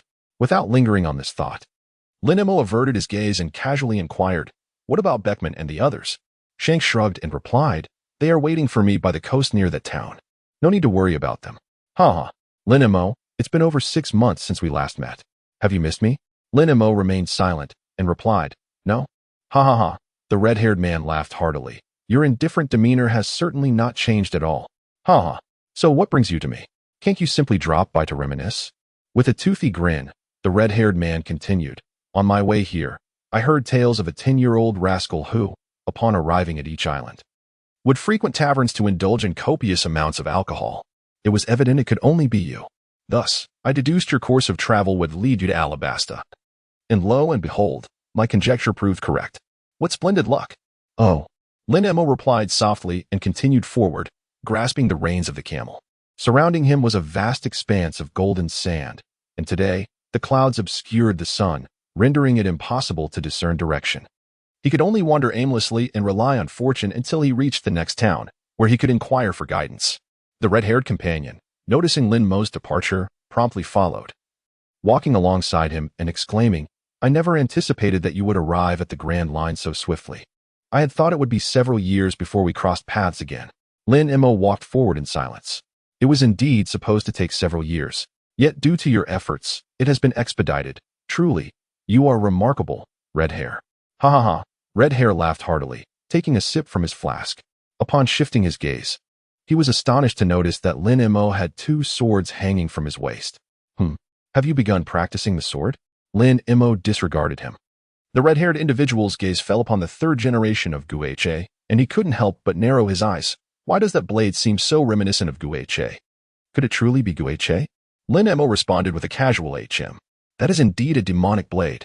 The red-haired individual exclaimed in astonishment. You, my friend, are capable of wielding even a demonic sword? Lin Mo chuckled lightly. What is there that cannot be mastered? Only those with wavering resolve can be subjugated by the cursed blade. The red-haired individual was momentarily taken aback, but then burst into hearty laughter. Ha ha ha, indeed. Your willpower is not something that a mere chaotic demonic sword can dominate. I was overthinking it. Ha ha ha. Thus, Lin Mo inquired, somewhat exasperated. How long do you intend to keep Beckman and the others waiting? Lin Mo's intent was clear. He urged the red-haired individual to depart without delay, to refrain from following him. Unfazed, the red-haired one responded, I have made a promise to them. I shall return within 10 days. It matters not. We have not had the pleasure of sharing a drink together in quite some time. Once we reach the next town, let us find a tavern and indulge in a proper feast. The drinks will be on me. If it is merely a matter of partaking in libations, it is indeed a possibility worth considering. Lin Mo pondered for a moment before responding nonchalantly with a soft The red-haired companion, in high spirits, trailed beside him. As his gaze shifted, it fell upon Lin Mo's wine gourd. That gourd looks splendid. Where did you procure it? I shall also acquire one. Frost Moon Village. Excuse me? Frost Moon Village. The red-haired one stroked his chin, contemplating. Is that the same Frost Moon Village that houses the Yisan Dojo? Indeed. Ha ha. No wonder you have mastered the art of swordsmanship. It turns out you have visited that dojo. I have heard that the master there is an exceptionally formidable swordsman. Have you had the opportunity to spar with him? Lin Mo replied calmly. No. The red-haired individual inquired with curiosity. Why not? Lin Mo cast a silent glance at him, finding him exceedingly bothersome. Noticing Lin Mo's lack of response, the red-haired individual pondered for a moment before continuing. You can't possibly think you're incapable of defeating the master of that dojo, are you? How cowardly, haha. Lin Mo, haha. The red-haired figure laughed heartily. I was just joking. You are undoubtedly the strongest little rascal I have ever encountered, and it is impossible for you to stumble so easily. Let me ponder for a moment. Given your disposition, I surmise you find it rather bothersome and would prefer not to engage in a duel with the host. Am I correct? Do you agree with my assessment? Lin Mo was not the kind of person to instigate trouble, unless absolutely necessary. He would not go out of his way to seek a sparring partner. Thus, the red-haired one's conjecture was largely correct. Nevertheless, Lin Mo still wished to refrain from answering any further questions. Once such a loquacious individual was given the opportunity to speak, the discourse would continue ad infinitum. Hence, he deemed it prudent to bring the conversation to a decisive close at its inception, which was one of the few methods he could conceive to deter the red-haired one from further pestering him. You are rather aloof, aren't you? Traveling alone. Do you truly not feel lonely? The red-haired one, perceiving Lin Mo's silence, felt no offense and continued, By the way, there's something I wish to share with you. While I was in Windmill Village, I encountered a most intriguing person named Luffy. Are you familiar with him? Lin Mo. I know. The red-haired one continued. Do you remember my straw hat? It was given to me by my former captain. Lin Mo, you would never guess who my previous captain was. Ha ha. I'll give you a chance. Take a guess, and there's a reward if you get it right. Lin Mo, I apologize, I am aware of that. Hey, why are you silent? Shall I give you a hint? The red-haired individual grinned playfully. My former captain was a legendary pirate who ushered in an era. Can you guess who it is? Lin Mo, you are so annoying. Ha ha ha. Red-haired continued. Let me tell you. I was once an intern on the ship of the Pirate King, Joel D. Roger. That straw hat I wear was given to me by the captain. Impressive, isn't it? Observing that Lin Mo displayed no signs of astonishment, Red-haired scratched his head and added, You know, your reaction is quite disheartening. Is it really so unremarkable that I was once part of Roger's crew? Lin Mo, surprised? I have long been aware of your true nature, all right? Haha. The red-haired one laughed heartily. Well, if you could truly be astonished by such a trivial matter, you wouldn't be Lin Mo. The straw hat that Captain Roger gifted me holds immense significance, yet I chose to bestow it upon Luffy. Do you understand why? Lin Mo, I understand. But how much longer do you intend to speak for yourself? The red-haired man suddenly became serious. I see a future in Luffy. Perhaps he will lead the future of pirates. That is why I have placed the straw hat upon him, and I firmly believe that Luffy will not disappoint me. It is rare to witness such sincerity from the red-haired man. Lin Mo couldn't help but cast another glance at him. The red-haired pirate shifted his gaze towards Lin Mo, a slight smirk gracing his lips as he continued, if you are willing to join the pirate crew, I assure you that I will stake the future of piracy upon you. Although such words may not be particularly friendly towards Luffy, your potential is indeed the most exceptional I have encountered among all individuals. Moreover, you are still in your formative years. It is no exaggeration to say that in the future, you will undoubtedly become someone capable of effortlessly stirring the entire world. Lin Mo remained unfazed by the compliments and affirmations directed towards the red-haired individual. Instead of feeling elated, he found himself somewhat inclined to indulge in a drink. Without further contemplation, he grasped his wine gourd, uncorked it, and took a sip. Observing Lin Mo's complete lack of reaction, the red-haired one let out a dry chuckle, exclaiming, ha ha ha. Others would be over the moon with such praise, their tails would be soaring to the heavens. Yet here you are, utterly unmoved. As if you were already aware of everything. Lin Mo, what else can I do? Should I indulge in your performance? The two continued their journey forward. After nearly 3 hours of walking, the wine in the red-haired one's flask was nearly depleted when they finally spotted a verdant town not far ahead. Lin Mo, I see the town, exclaimed the red-haired one with excitement. Lin Mo spoke without a word. I have seen it too. Come, let us hasten. I am utterly eager to savor the wine of Alabasta, the red-haired one exclaimed with enthusiasm. In truth, Lin Mo felt a flutter of excitement as well. The two immediately quickened their pace and entered the town. Guided by the townsfolk, they arrived at the largest tavern within this settlement. At last, we can indulge in a hearty drink. The red-haired one chuckled heartily as he pushed open the tavern's grand door, allowing Lin Mo to enter first. Lin Mo entered the tavern without any pretense. The two approached the bar, and the red-haired individual waved directly, Barkeep, bring us a case of your finest wine.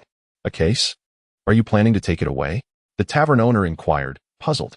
With a grin, the red-haired one replied, of course, we intend to consume it here. Wait, a case? Can you possibly finish it all by yourself? The tavern owner asked, astonished. The red-haired one gestured towards Lin Mo beside him, smiling, this little fellow is with me. Between the two of us, we can manage it. Now, enough chatter. Bring the wine. As he spoke, the red-haired man produced a handful of gold from his pocket and placed it on the bar. The tavern owner's eyes sparkled with excitement as he quickly collected the gold. Nodding eagerly, very well, I shall fetch the finest wine for you immediately. Other patrons in the tavern observed the red-haired man's extravagant display of wealth, feeling envious. What a wealthy individual. If he has so much money and no place to spend it, why not treat us to some of his wine? Haha, you must be dreaming. He doesn't even know you. Why would he buy you a drink? One shouldn't be so dismissive. Perhaps he would be willing to treat us. Hey there, red-haired lad. What do you think? With a playful smirk, the red-haired one replied, sure, but I only have this little bit of money. I reckon it's enough to buy several cases of wine, so let us all drink together. Wait, did I hear that right? He actually agreed to buy drinks for everyone. Haha, it seems this young lad is quite generous. Indeed, indeed. A fine fellow. Young man, what is your name? The red-haired man removed his straw hat and placed it on the bar, smiling broadly. I am Shanks, but my name is of little importance. You should remember the name of this little fellow beside me. He is Lin Mo. Lin Mo remained silent, remarking, such a plethora of nonsense. Haha. The red-haired man laughed heartily. Upon hearing his words, the patrons of the tavern began to murmur amongst themselves. Shanks? That name rings a bell. But I can't quite place it. Lin Mo? I've never heard of him at all. Why should we remember this child? No, wait. This kid named Lin Mo looks like he is barely a few years old. Can he truly drink? Isn't it rather inappropriate for an adult to bring a child to a tavern? TCH, what do you know? Nowadays, everything should start from a young age. There is nothing wrong with teaching children to drink early on. Who knows, perhaps the drinking capacity of these youngsters surpasses that of us adults, they chuckled. Amidst the laughter and chatter of the patrons, the tavern owner approached, cradling a box of fine wine and placing it before Shanks. Without hesitation, Shanks uncorked a bottle and handed it to Lin Mo. Lin Mo accepted the drink without hesitation, taking a generous gulp from the bottle. Observing his hearty consumption, the tavern keeper could not help but exclaim, in this day and age, even children possess such remarkable drinking capacities. Boss, the red-haired man grinned. The gold coins from earlier should suffice to procure several cases of wine, shouldn't they? Bring them forth and share with the other patrons. Let us drink together. The tavern keeper, taken aback, replied, You must be from out of town, as you don't know anyone here, yet you wish to treat everyone to drinks? The red-haired fellow waved dismissively. Drinking should be a lively affair, akin to a banquet. It is far more enjoyable to drink, revel, and laugh together, wouldn't you agree? In unison, the patrons responded with cheerful agreement. Indeed, the red-haired man was well known for his penchant for hosting gatherings, a fact Lin Mo was acutely aware of. His generous and carefree nature made his willingness to treat everyone unsurprising. As the tavern keeper began delivering the drinks provided by the red-haired man to each table, the atmosphere of joviality was abruptly shattered when the tavern's door was forcefully kicked open. A man with a tea-green headscarf, adorned with a band that featured a blue gemstone to secure it, entered with a group of ruffians, exuding an air of arrogance.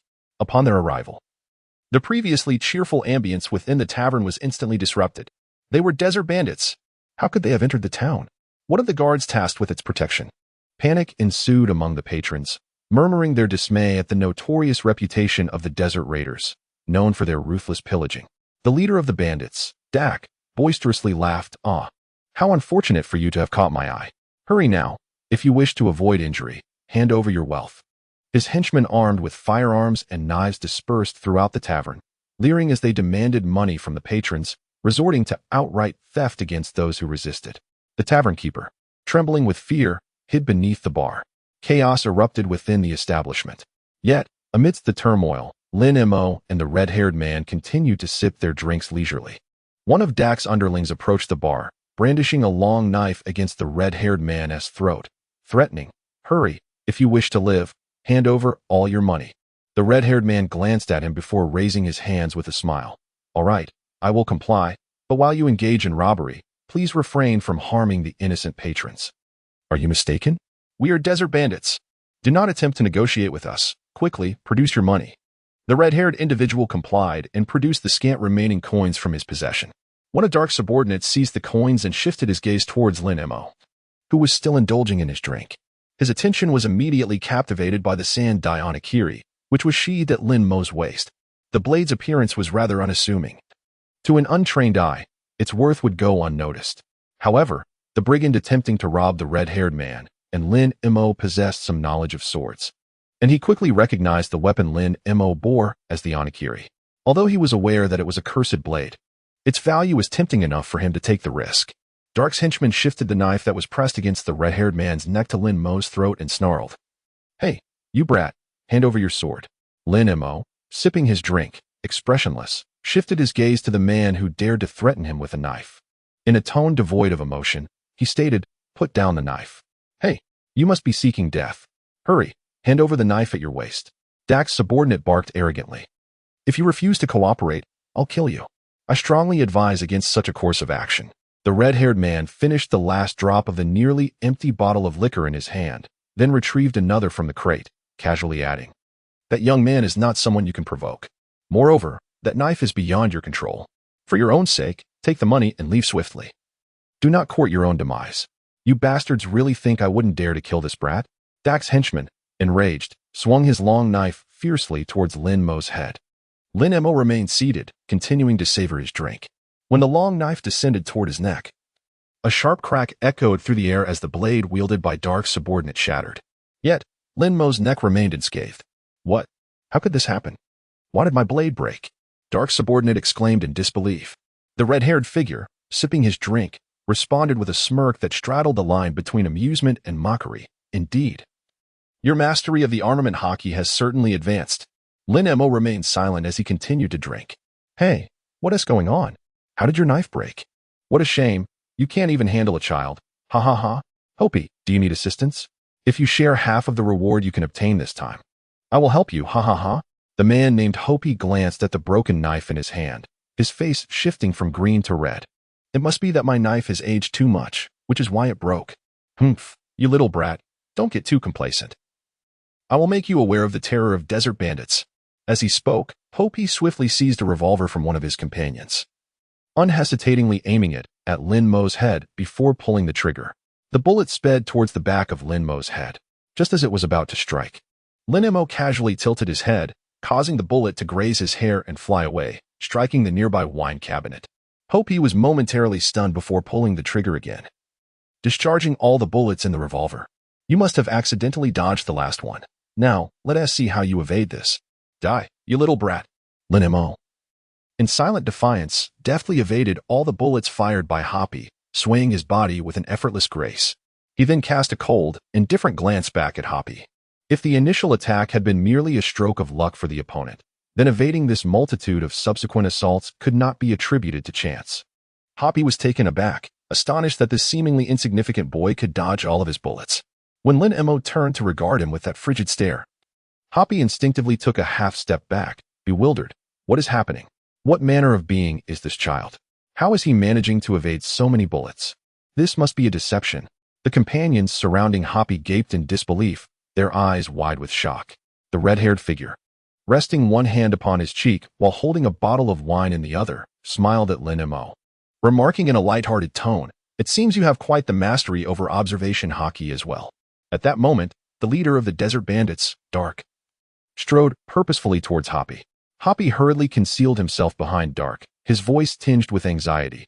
"Boss, that boy is not normal. I suspect he is a monster." "A monster?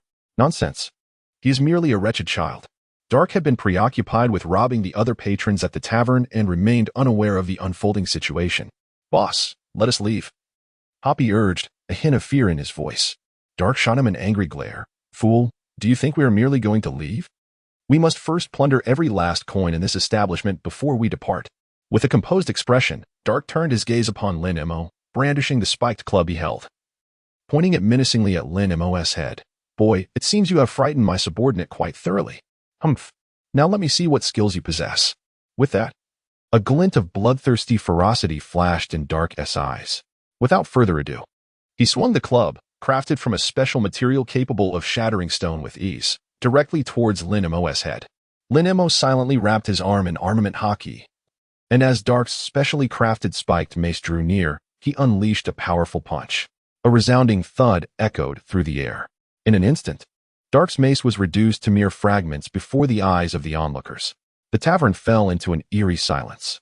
Dark, the leader of the desert bandits, stared incredulously at the remnants of his weapon, which was now nothing more than a handle. His subordinates were frozen in fear, their faces reflecting sheer terror. Lin Mo glanced at the fragments of the wolf-tooth club clinging to his fist, a slight furrow forming on his brow as he flicked them away. It was this very gesture that led Dak to mistakenly believe Lin Mo was about to strike him, prompting him to hastily retreat several steps. "For today, I shall spare you, my little ones. Withdraw." With that, Dak promptly took the lead in fleeing. His underlings hurriedly followed suit. Once they exited the tavern, a wave of jubilation erupted within. "How splendid. I never anticipated your prowess, Lin Mo. No wonder Shanks urged us to remember you. It appears you are far from an ordinary lad. You have even managed to frighten off the ferocious desert marauders. Impressive indeed. Alas, our money has been stolen. But as long as everyone is safe, it's quite thrilling to have survived such an ordeal." The tavern owner peeked out from beneath the bar, noticing the patrons resuming their laughter and revelry. After a moment's contemplation, he declared, "Today, drink freely. I shall not charge you." "Really, boss? We are quite the drinkers." "Mind you, be cautious lest you find yourself bankrupt," they replied with laughter. "Since the owner is so generous, we shall not be polite. Bring forth the drinks. We are all comrades who have faced adversity today, and we shall not leave without inebriation. Indeed, let us raise our glasses to our little hero, Lin Mo." The tavern once again buzzed with the vibrant energy it had possessed before the marauders' arrival. Lin Mo continued to drink in silence. It was truly remarkable how this group remained so cheerful despite having been robbed. The red-haired individual smiled at Lin Mo, and after he finished a bottle of wine, she proactively opened another one for him. "How does this atmosphere feel?" she inquired with a beaming smile. Lin Mo remained silent and remarked, "Not particularly impressive." "Ha ha. laughed the red-haired man heartily. At that moment, the tavern's door swung open once more. A young man, adorned with an Arab-style headscarf and sporting deep purple eye makeup around his eyes, entered. He wore a flowing white robe decorated with numerous black geometric patterns and 2 vibrant orange necklaces, tall and possessing long brown hair. He was accompanied by a group of fully armed subordinates.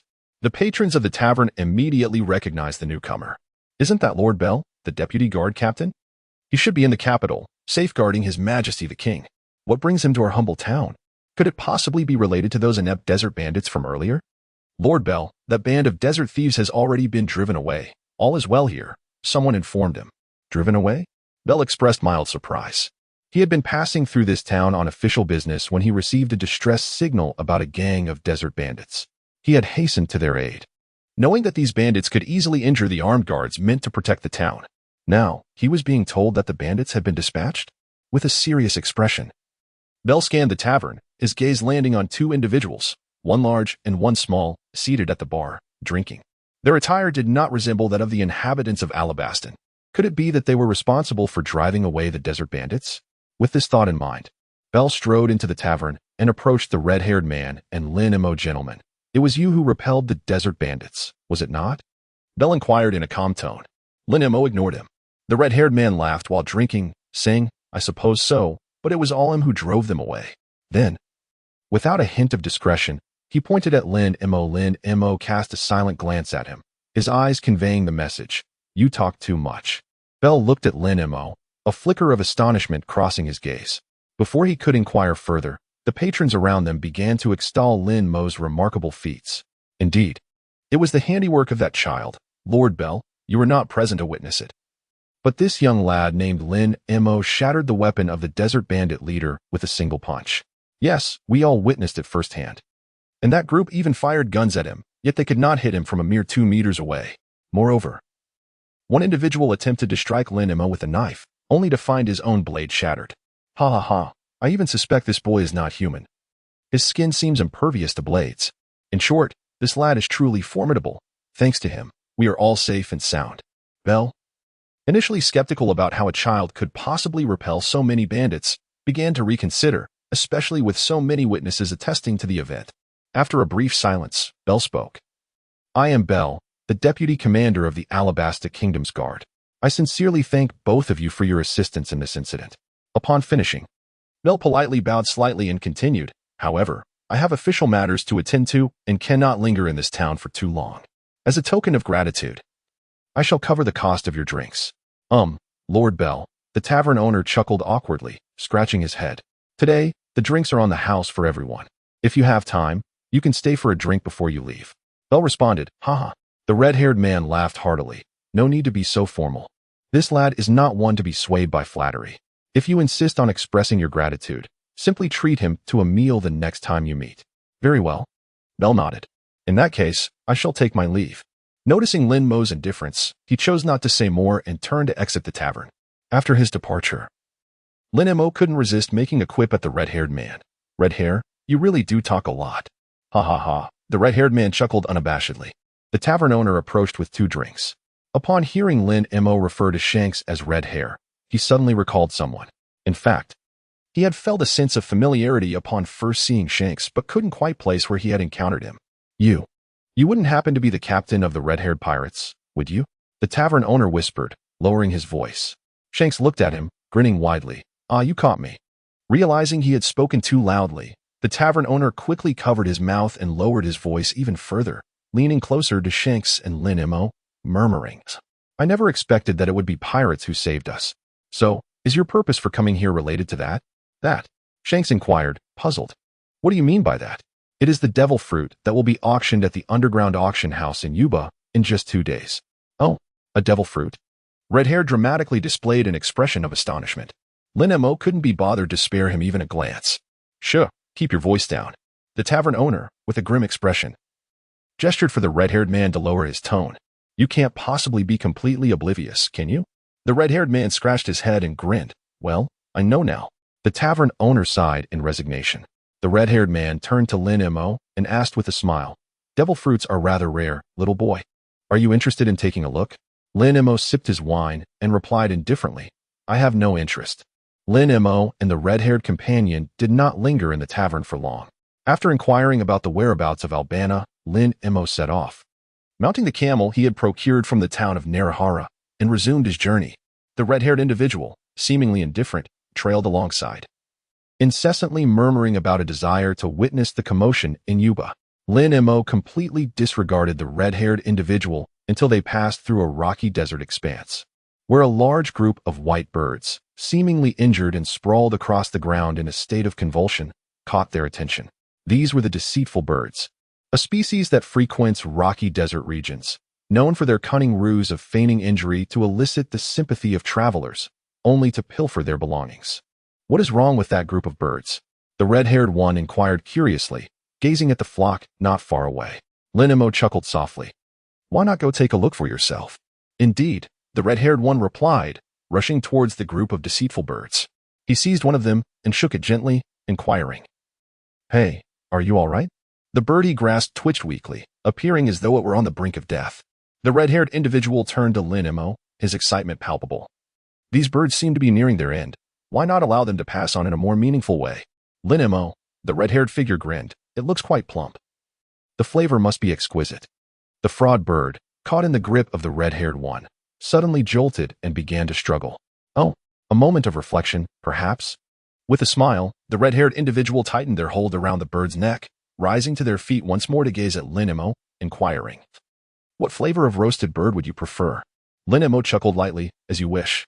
Very well, allow me to showcase my culinary skills today. The red-haired individual grinned as he fixed his gaze upon the sweat-drenched forehead of the deceitful bird before him. Suddenly, all the other deceitful birds, feigning death on the ground, sprang to life and hurriedly flapped their wings, taking flight. Wait, they're all fine. The red-haired man was taken aback. The deceitful bird he was gripping by the neck was on the verge of tears, squawking in a frenzy. Ha ha! The red-haired man erupted in laughter, loosening his grip and releasing the deceitful bird, just as the bird flapped its wings to pursue its companions. The sandy ground where Lin Mo and the red-haired man stood began to tremble. Countless colossal, root-like man-eating plants erupted from the earth, aggressively lunging towards Lin Mo, the red-haired man, and the one deceitful bird left behind. It appeared the sand concealed quite a few formidable creatures. The red-haired man smirked slightly, unsheathing his sword without hesitation, as two of the gigantic man-eating plants simultaneously lunged at Lin Mo. The camel carrying him, much like during their encounter with the giant lizard, became frantic and began to bolt in every direction before Lin Mo could react, narrowly evading all attacks from the man-eating plants. Lin Mo had no intention of halting the rampaging camel. Perhaps he could use this opportunity to shake off the red-haired man. Seeing the camel carrying Lin Mo go berserk and darting about indiscriminately at a remarkable speed, the red-haired man realized he had to pursue quickly, or risk losing sight of him. Without a moment's hesitation, he executed a sweeping strike, unleashing an invisible blade of energy that severed all the man-eating plants in the vicinity. This decisive blow also inadvertently saved the deceitful bird that had nearly been swallowed, as the red-haired man watched Lin Mo's figure recede into the distance. On the verge of disappearing from his sight, he unhesitatingly seized the bird's leg, which had just relaxed in relief. I just saved your life. It would be unreasonable not to have you lead me to that fellow, wouldn't it? Chirp. The deceitful bird gasped in shock, recalling how this man had effortlessly dispatched all the man-eating plants with a single stroke. A chill ran down its spine, and in the interest of preserving its own life, the deceitful bird, with tears welling in its eyes, reluctantly flapped its wings once more, straining to carry the red-haired man in the direction of Lin Mo. After more than 3 hours of frantic running, the camel carrying Lin Mo finally came to a halt, collapsing onto the sand, panting heavily. Lin Mo gracefully leaped down from its back and produced a gourd of wine, taking a sip, just when he believed he had successfully evaded the red-haired one. A familiar presence suddenly manifested in midair. Hey, Lin Mo. The red-haired figure cheerfully waved at him. Upon hearing this, Lin Mo's mood was one of utter exasperation. This fellow truly was relentless. After landing, the red-haired one patted the back of the panting trickster bird and laughed heartily. You've done well. Ha ha ha. You may take your leave now. The trickster bird, feeling a profound sense of relief, hastily took its leave, tears of gratitude welling up in its eyes. The red-haired one then turned to the camel, which lay exhausted in the sand, exclaiming, This creature is easily startled. Isn't it? Ha ha ha. Thankfully, I caught up with it. Lin Mo, where shall we head next? Anywhere, Lin Mo replied, his tone devoid of enthusiasm. With that, they decided to continue along this path, taking fate as it came. The red-haired one grinned widely. Lin Mo nonchalantly replied, all right. After resting for an hour, once the camel had regained its strength, the trio resumed their journey. They traversed the desert for nearly 2 full days before finally arriving at their next destination, a vibrant town encircled by towering trees, lush with greenery. We have finally arrived, exclaimed the red-haired individual, feeling overwhelmed with heat. Lin Mo's forehead glistened with perspiration. The two immediately quickened their pace as they entered the town. Compared to the previous town where they had indulged in drinks, this one was larger and more affluent. The pedestrians on the streets were adorned in stylish attire, and the buildings within the town appeared to have been recently renovated. This town seems rather pleasant. The red-haired individual cheerfully surveyed the surroundings. Lin Mo walked forward in silence. As he passed a stall selling golden apples, the vendor immediately brandished a golden apple with a mischievous grin.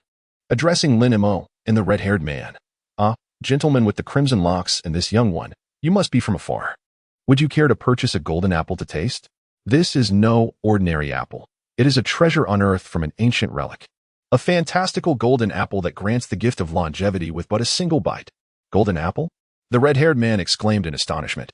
Is it truly possible to live for 1,000 years with just one bite? Seeing the red-haired man's evident intrigue, the vendor grinned slyly. Indeed. I assure you my words hold true. The red-haired man's eyes sparkled with excitement. How remarkable. The vendor, still smirking, continued, currently, this golden apple is on special offer. You can acquire one for merely 1,000 belly. What do you say? Shall we purchase 2 for you and your child to enjoy together? Child. The red-haired man paused in confusion. Yes, the vendor pointed at Lin Mo. He came along with you. Is he not your child? The red-haired man could not contain his laughter. Ha ha ha. If only he were truly my child. Ha ha ha. Lin Mo, huh? Aren't you 2 father and son? The vendor scratched his head and then waved his hand dismissively, chuckling, ha ha. Even if you aren't related, it doesn't matter. In any case, you both should buy 1 each. This price is undoubtedly a bargain, ensuring you won't regret your purchase. The so-called golden apples are merely ordinary apples coated with gold paint by the locals, intended to deceive outsiders. Only those who are rather rigid in thought or excessively naive would fall for such a ruse. Ironically, this red-haired fellow, who has lived nearly 30 years, believed it. However, he had already squandered all his money in the previous town and was now penniless, unable even to afford a bottle of water. Lin Mo, lend me 1,000 berry. The red-haired man immediately signaled for assistance from Lin Mo. Lin Mo resolutely declined. I shall not lend it. Oh, but this is a golden apple. The red-haired individual expressed a hint of disappointment yet stubbornly murmured. A single bite can grant a millennium of life. Lin Mo walked ahead in silence, with the red-haired companion helplessly trailing behind. The vendor selling golden apples gazed at the departing duo in bewilderment, pondering whether their roles had somehow reversed, as the child appeared remarkably more mature than the adult. Just a couple of days prior, while traversing the desert, they had encountered formidable creatures lurking beneath the sands, unafraid to launch attacks. Thus, the issue of sustenance was of little concern, although Lin Mo's system space was brimming with provisions. He found himself unable to retrieve food in front of the watchful red-haired companion. Consequently, they had subsisted on the naturally occurring meat feast of the desert for 2 consecutive days. Now, having arrived in the town, it was only fitting that they indulge in a splendid meal. Lin Mo casually chose a tavern-style restaurant, ordering an array of dishes along with 2 fine bottles of wine. The red-haired individual, showing no restraint, seated himself opposite Lin Mo, clasped his hands together, and with a cheerful smile declared, "Thank you for your hospitality. I shall indulge now." Lin Mo ignored him and began to eat on her own. The red-haired man was not idle either, devouring his meal as if he hadn't eaten in days. At that moment, 2 timid men at the adjacent table huddled together, whispering to each other. Is it definitely tonight? Indeed, I've heard that this auction requires tickets for entry. Hee hee, I just happened to acquire 2. Ha ha ha. Although I can't afford anything too expensive, it would still be quite delightful to catch a glimpse of that so-called treasure of the sea. Their voices were barely audible, completely drowned out by the clamor of other diners within the restaurant. Nevertheless, Lin Mo and the red-haired man heard every word clearly. Lin Mo. The treasure of the sea they speak of must be that thing I'm thinking of, right? The red-haired man mumbled, his mouth full, showing no regard for his appearance. Lin Mo remained silent. When the restaurant's delivery person brought the final large serving of fried noodles to their table, Lin Mo turned to the delivery person and inquired, "What is the name of this town?" The delivery person, puzzled, replied, "This is Yuba. Surely, you must know where you are?" As soon as the delivery person finished speaking, the redhead unexpectedly spat out the food he had just taken a bite of, exclaiming, "Pfft, ha ha ha, is this really Yuba?" "Yes, indeed," the delivery person said, a bead of cold sweat trickling down his forehead. Without saying much more, he went back to his duties. The redhead nearly doubled over with laughter, saying, "Ah ha ha ha, Lin Mo. Don't you think this is quite the coincidence?" Lin Mo continued to eat in silence. Indeed, it was quite a coincidence, as if it had been orchestrated. Could it be that there were tasks he needed to accomplish in this town? If so, it was highly likely to be related to that underground auction. Lin Mo was lost in thought when the red-haired figure suddenly spoke softly, suggesting, "Since we are already here, why not take a moment to visit the underground auction?" Lin Mo lifted his gaze to meet the expectant expression of the red-haired individual. After a moment's contemplation, he nodded in agreement, saying, "All right." The red-haired one paused for a brief moment before bursting into laughter and resuming his meal. To gain entry into the underground auction, securing a ticket was imperative. Although, given the capabilities of Lin Mo and the red-haired companion, forcibly breaching the venue would not pose a significant challenge. However, such an approach could easily incite chaos, leading to complications that would ultimately fall upon him. Rather than inviting unnecessary trouble, it would be far more prudent to adhere to the conventional procedures for entering the auction, thereby minimizing the chances of drawing unwanted attention. Thus, as the two individuals at the neighboring table concluded their dinner and prepared to leave, Lin Mo directly tossed a bag of coins to the red-haired individual, entrusting them with the task of securing entry tickets. "Hey, can't you accompany me?" The red-haired one reflexively caught the bag of money, responding with a hint of boredom. "It'll be rather dull to go alone." Lin Mo replied calmly, "If you choose not to go, then we shall forego the auction." "Oh, this won't do. You clearly promised me just a moment ago. Without an entrance ticket, how can we gain entry? Thus, we can devise a means to acquire tickets together, can we not? I shall not attend." "Why ever not? It is too troublesome." The red-haired one sighed and placed the straw hat that lay beside him upon his head, conceding, "Very well, but you must not sneak away without my knowledge." Lin Mo, rendered speechless, remarked, "Understood." The red-haired individual flashed a toothy grin and replied, "Very well, I shall take my leave." With that, he promptly rose from the dining table and proceeded in the direction the two others had taken. As for Lin Mo, after settling the bill, he exited the restaurant, intending to explore alone. Upon passing a vendor selling snake wine, Lin Mo paused. He had yet to sample this peculiar beverage. As he gazed at the several cobras submerged in a large transparent vat of liquor, contemplating whether to indulge in a cup, a striking woman with cascading grass-green waves of hair and golden eyes, accompanied by a stout man adorned with thick chains and clad in a heavy orange coat, even in the sweltering desert heat, his teeth emblazoned with a pirate insignia, strolled past him. Lin Mo sensed an aura distinctly different from that of the townsfolk. Lin Mo turned his head slightly. With just a glance at the two figures, he instantly recognized their identities. They were Monet, the Snow Woman, and Buffalo, the Spinning Man. Both were members of the Don Quixote family, serving under the notorious Don Quixote Doflamingo. Known as the Heavenly Night Demon, Doflamingo, born into the celestial dragon lineage, was a ruthless character who traversed both the underworld and the legitimate world, employing any means necessary to achieve his goals. Given the current timeline, Doflamingo had only recently ascended to the throne of Dressrosa. Yet, his subordinates had now appeared in Alabasta. It was evident that they had come for the devil fruit set to be auctioned off tonight. The fact that Doflamingo had taken an interest in it suggested that this particular devil fruit was of significant value. "Hey kid, have you been watching for so long just to buy some snake wine?" At that moment, the liquor vendor's voice suddenly interrupted Lin Mo's thoughts. Lin Mo regained his senses, his gaze once again fixed upon the large wine vat before him. After a moment of contemplation, he inquired, "How much does it cost?" 2 berries for a cup. 20 berries for a bottle. This snake wine is truly a fine delicacy, highly nourishing. Would you care to purchase some to take home for your esteemed family?" The jovial wine vendor asked with a smile. Lin Mo directly took out 2 berries and said, "I would like a cup first." The wine vendor, initially anticipating a purchase of an entire bottle, felt his smile wane slightly. He then retrieved a small paper cup, scooped half a spoonful of snake wine from the large vat, poured it into the cup, and handed it to Lin Mo. In the presence of the liquor vendor, Lin Mo drank directly from the bottle. "Hey, this liquor is far too potent for someone your age. You shouldn't be drinking it, the vendor exclaimed. Yet before he could intervene, Lin Mo had already finished the drink. The liquor was somewhat astringent and reeked strongly, ranking among the most unpalatable beverages he had encountered in the world of pirates.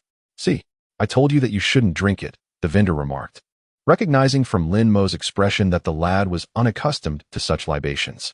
As Lin Mo prepared to leave in silence, he noticed Red-Haired approaching with 2 golden tickets, a broad smile adorning his face. After a moment of contemplation, Lin Mo turned to the vendor, produced 20 berries, and with a light chuckle, said, "Please, give me a bottle. Good things are meant to be shared, after all." Thus, Lin Mo purchased a bottle of snake wine to gift to Red-Haired. Red-Haired graciously accepted the offering and, in return, handed Lin Mo one of the 2 auction tickets he had just acquired. I've also learned the location of the auction. It begins tonight. Before it starts, we can explore this town together, Red-Haired said with a cheerful grin. Lin Mo ceased to ponder further, thinking to himself, "You may turn as you wish." "Oh, where are you headed?" "For an afternoon nap," he replied. The red-haired one burst into laughter, exclaiming, "Haha. I never would have imagined that you, of all people, still indulge in the habit of an afternoon siesta." Lin Mo said in silence, "Not possible?" "Of course it is possible, but one must not sleep too long during the afternoon nap as it is detrimental to health." "I understand. All right, you may go. I will seek you out later." "Okay." Lin Mo was eager for the red-haired man to distance himself, and after saying that, he found a direction and departed on his own. The red-haired man smirked, approached a brick building, leaned against the wall, and retrieved a phone bug from his pocket to make a call. Soon, the connection was established. Beckman's voice emerged. "Is it the boss?" The red-haired man replied with a slight smirk. "Beckman, I am currently in Yuba. Guess who I just saw?" After a brief silence, Beckman inquired, "Navy or pirate?" "Navy." "Navy?" Beckman exclaimed in surprise, wondering how the Navy could possibly be in Yuba. Who knows, it might be related to the devil fruit. The red-haired man mused while stroking his chin. Devil fruit? Is someone trafficking them in Yuba? Yes, there is an auction. After a moment of contemplation, Beckman asked, "Which Navy officer is present?" "Sakazuki." "What?" Beckman furrowed his brow tightly, realizing it was that troublesome Akainu. "Are you sure you can handle it alone?" "No problem. Lin Mo is here as well. Let me tell you, that kid Lin Mo is truly fascinating." Thereafter, the red-haired man entered into a chatterbox mode. Beckman on the other end of the phone listened in exasperation, contemplating whether to hang up, yet uncertain if the red-haired man might suddenly recall something of importance. So he endured until the red-haired man ended the call himself. Inside the cabin of the red-haired pirates, Buggy walked in munching on meat and noticed Beckman looking pained.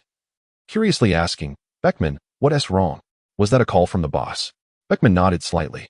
Buggy, with a playful grin, inquired, "Did the boss find that kid Lin Mo?" "He did." Beckman lit a cigarette, took a puff, and continued, "They are in a place called Yuba, and Akainu is there too." Akainu? The Navy? Buggy paused momentarily in his eating, wondering if the boss could handle that situation. Exiting unscathed is definitely not a problem, but the concern is that Akainu might meddle unnecessarily. After parting ways with the red-haired man, Lin Mo sought refuge beneath a sprawling tree, propping up his lounge chair and settling down for a comfortable nap. However, he had not slept long when a group of plainclothes Navy officers stationed nearby suddenly assembled. At the forefront was a robust man clad in a dark red suit, adorned with a rose batani on his left chest, black leather gloves on his hands, a naval cap atop his head, and draped in a naval admiral's coat. This was none other than Akainu Sakazuki, a formidable figure renowned alongside Akiji as one of the 3 admirals of the Navy, wielding the power of the magma fruit. In stark contrast to Akiji's leisurely demeanor, Akainu was a staunch advocate of absolute justice, characterized by his unyielding nature and ruthless methods, showing no mercy to anyone and permitting not a trace of evil to exist. To him, all pirates were inherently malevolent. He was a relentless man who would not hesitate to treat his comrades and innocent civilians as targets if it meant accomplishing his mission. In essence, Akainu was an exceptionally troublesome individual. Once he set his sights on someone, he would pursue them relentlessly. Upon awakening and spotting Akainu conversing with the group of plainclothes Navy officers, Lin Mo merely turned over and resumed his slumber. Although he was uncertain whether Akainu had come to Yuba in search of that devil fruit, he figured it mattered little, as long as he was left undisturbed. As time ticked away, the red-haired man observed that it was nearly time. Utilizing his observation Haki, he located Lin Mo, who had long risen and was now indulging in drinks at a small tavern. "You little rascal, you truly treat liquor as if it were water." The red-haired man exclaimed without reservation, seizing a small flask of rice wine that sat atop Lin Mo's table and downing it in a single gulp. Indeed, one must drink heartily to truly savor the experience, ha ha ha ha. Lin Mo cast a silent glance at him and noticed the bottle of wine that Bai Tian had given him, now partially visible from the red-haired fellow's pocket, surprisingly still full. Did this guy not drink whenever he had alcohol? Why hadn't he touched it? The red-haired man, noticing Lin Mo's gaze upon the wine he had stuffed into his pocket, couldn't help but chuckle. This wine, you see, I plan to enjoy it with Beckman and the others on my way back. Ha ha. Lin Mo, if you truly share it with them, you are bound to get beaten. The red-haired one, oblivious to Lin Mo's inner thoughts, remarked, It's about time, let us set off. Ha ha. Lin Mo finished the last sip of his drink, settled the bill, and departed from the quaint tavern alongside the red-haired companion, making their way directly to a seemingly modest and where the auction was to be held. The establishment appeared somewhat dilapidated, a two-story inn with only a plainly dressed elderly gentleman manning the front desk. However, both Lin Mo and his companion had long sensed the presence of numerous individuals lurking behind a weathered red wooden door at the back of the reception area. Are you two here to stay? The elderly man inquired, his voice trembling slightly.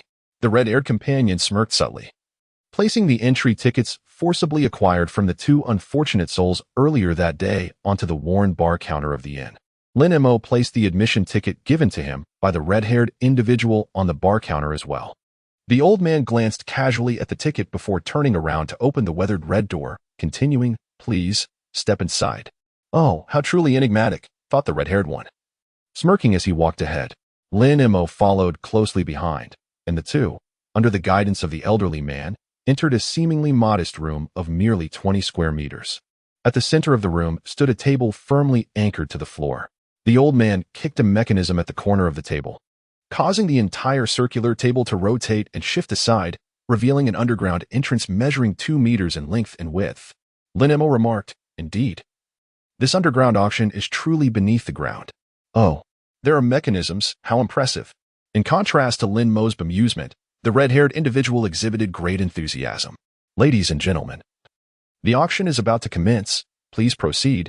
The elderly man gestured for them to descend. After Lin Mo and the red-haired one made their way down, they traversed a passageway stretching 100 meters, which opened up into a vast space exceeding 500 square meters, meticulously carved out by human hands. Surrounding them were numerous fiery braziers, illuminating the area. At the forefront of the entrance stood a display platform occupying 1/3 of the entire space, in front of which lay a row of 10 single sofas arranged in 10 columns for the audience. By this time, a considerable number of spectators had already taken their seats. Lin Mo and the red-haired individual casually chose 2 adjacent seats towards the back. While awaiting the commencement of the auction, Lin Mo glanced around and immediately spotted the snow woman Monet and the spinner Buffalo seated in the front row. It was evident that they had come for the devil fruit. What is the matter? Whom do you see? The red-haired one inquired, following Lin Mo's gaze towards Monet and Buffalo in the front row, stroking his chin in contemplation. Who are those two? Do you know them? Lin Mo shook his head and replied, I do not know her. How can you say you do not know her when you are so clearly watching? The red-haired one could not help but laugh, exclaiming, Ha! Could it be that you have taken a liking to that green-haired woman? Although her face is not visible from the back, she appears to be quite a charming young beauty. Impressive, Lin Mo. I did not expect that at such a tender age you would have such refined tastes. Lin Mo cast a silent glance at him. At that moment, several individuals entered the venue of the underground auction. It was a Kuina in plain clothes, accompanied by a few naval officers. Lin Mo and red-haired Shanks immediately noticed. A Kuina and his group settled into the row of seats behind Lin Mo and Shanks, near the entrance. Shortly after they took their seats, Akaino's attention was drawn to the duel. Due to the dim lighting and the angle from which he observed, Akainu could not discern Shanks' features entirely. However, the outline seemed somewhat familiar. Admiral, have you spotted a suspicious individual? A Navy officer beside Akainu inquired quietly. Akainu fixed a stern gaze on Shanks and replied, That man wearing the straw hat, does he not resemble red-haired Shanks? Red-haired Shanks? The Navy officer beside Akainu appeared momentarily taken aback before glancing in the direction Akainu was observing. Upon noticing the difference between the straw hat Shanks wore and the one depicted in the previous bounty notice, he shook his head and said, Admiral, that fellow is likely not red-haired Shanks. The straw hat Shanks dons was once worn by Gold. Roger, and it holds significant importance to him. He would never carelessly discard it. However, the hat that man wears is a locally crafted one from Alabasta. We have seen many people wearing similar hats on our journey here, and its design differs from Shanks. Is that so? Akainu had not paid attention to the hats worn by the locals and withdrew his gaze from Shanks. Lin Mo and Shanks, of course, sensed Akainu's earlier scrutiny. Lin Mo remained unfazed as Akainu was unfamiliar with him. However, Shanks, upon noticing Akainu divert his gaze, let out a sigh of relief. Thankfully, that fellow did not recognize me. Do you know who that imposing figure is, seated in the row behind us, at the edge? Lin Mo, I understand. The red-haired individual softly remarked. He is none other than Admiral Sakazuki, also known as Akainu, a person of formidable strength. If he were to pursue us, it would indeed become quite troublesome. Lin Mo glanced silently at Red-Haired. You are destined to be one of the 4 emperors. Would you truly fear engaging in battle with Akainu a decade ago? Though, I must admit, it is rather bothersome. In any case, let us remain discreet until that fellow discovers us, Red-Haired whispered. Lin Mo replied calmly, all you need to do is remain silent.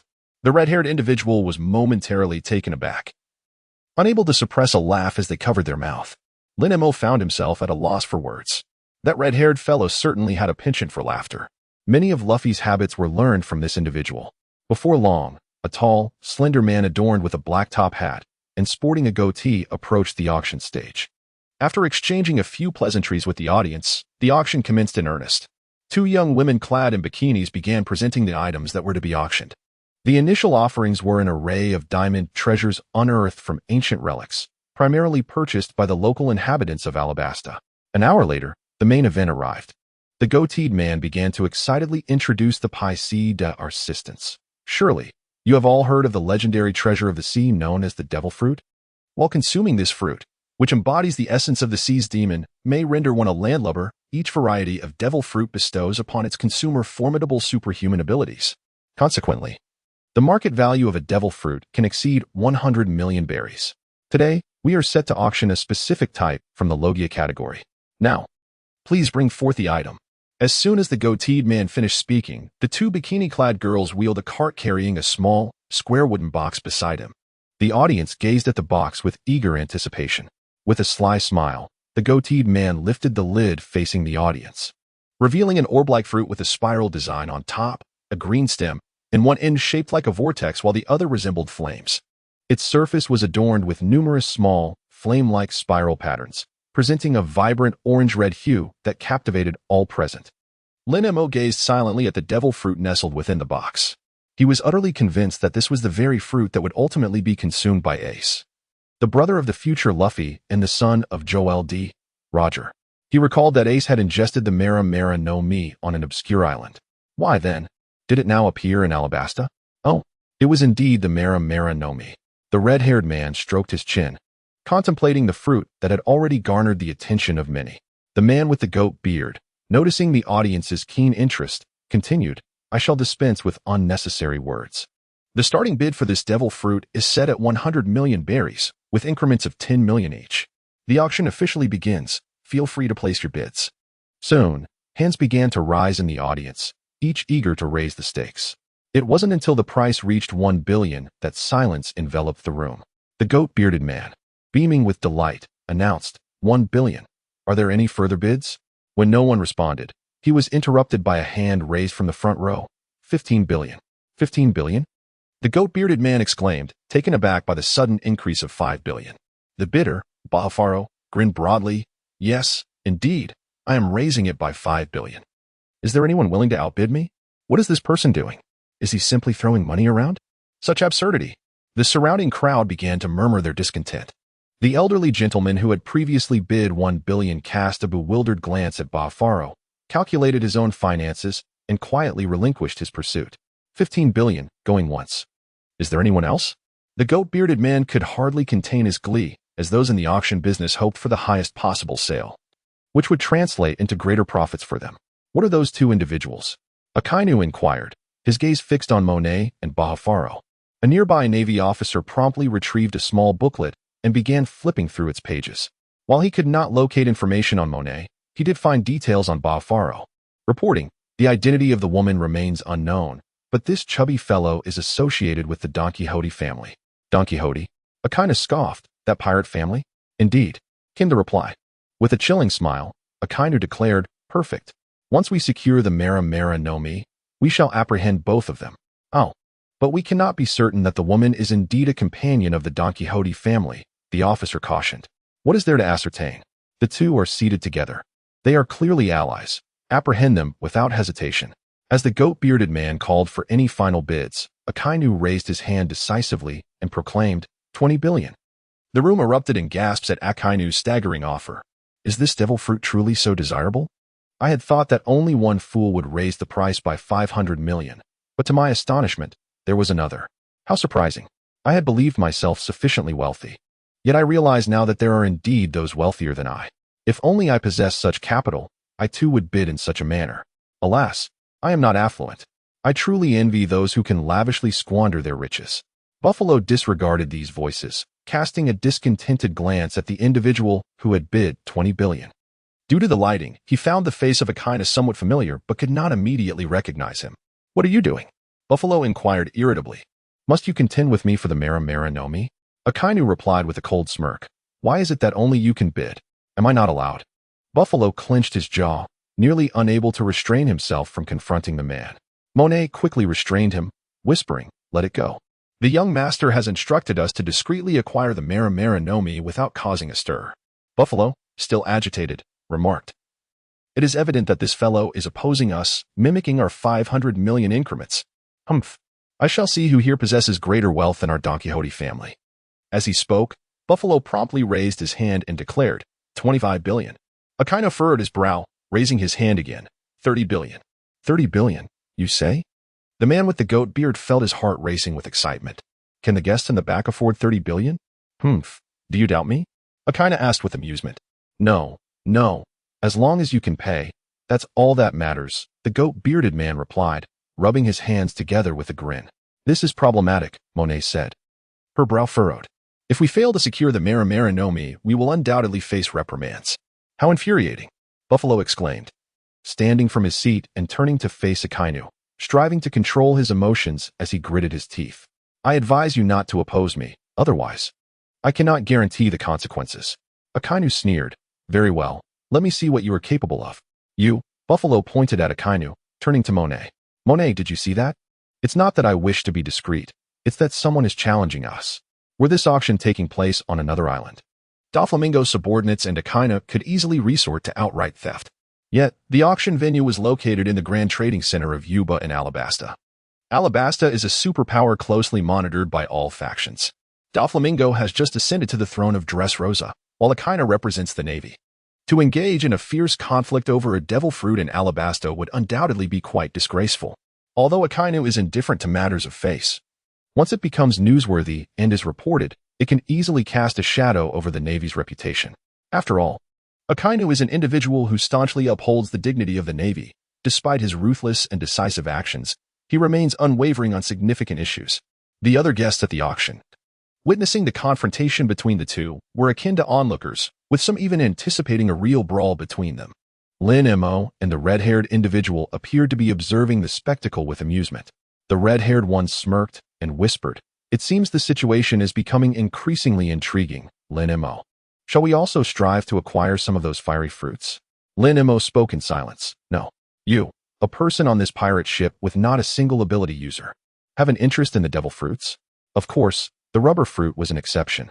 However, after that rubber fruit was inadvertently consumed by Luffy, it seems that Shanks has lost interest in the devil fruits altogether. Ha ha ha, Shanks laughed heartily. Indeed, even if we both have the desire to compete for it, it would be futile without any funds. Nonetheless, it is quite surprising that Akainu has the composure to sit here. Buffalo, maintain your composure. We must not engage in conflict here, Monet urged, pulling Buffalo back into his seat. The young master has just taken control of Dressrosa. We cannot stir trouble in Alabasta. Let that fellow have the fruit for now. Once they leave, we shall devise a plan to seize it. Humph. It must be so, Buffalo declared, turning his gaze towards the man with the goat beard. I withdraw. I will not bid any further. His declaration elicited discontented murmurs from those around him, who had anticipated a grand spectacle even without a brawl, yet were met with silence instead. The goat-bearded man chuckled. Since this gentleman has chosen not to raise the bid, Does anyone else wish to place a higher offer? If not, the devil fruit will be claimed by the gentleman in the back wearing the hat. Seeing no further bids, the goat-bearded man announced, "Very well, the auction is officially concluded. You may depart in an orderly fashion. The gentleman who has won the devil fruit, please settle the auction fee, and you may leave with it." Each auction item is settled by the winning bidder on the spot, allowing them to take their acquisition immediately. The previous items had already been claimed by their respective purchasers. Kuina glanced at the Navy subordinate beside him, who nodded and promptly made his way to the display stand. "Would it be too conspicuous for us to exit through the front?" Shanks inquired, casting a weary glance towards Kuina, who was seated at the entrance.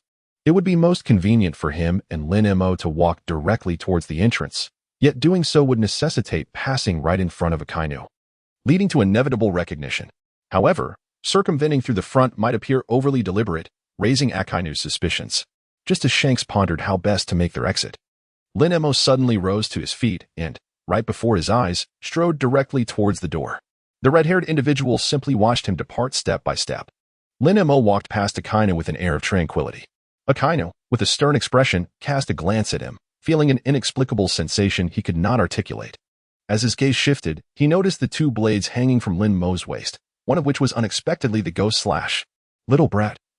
Kuina suddenly called out as Lin Mo was about to pass him by. "Where did you acquire that sword?"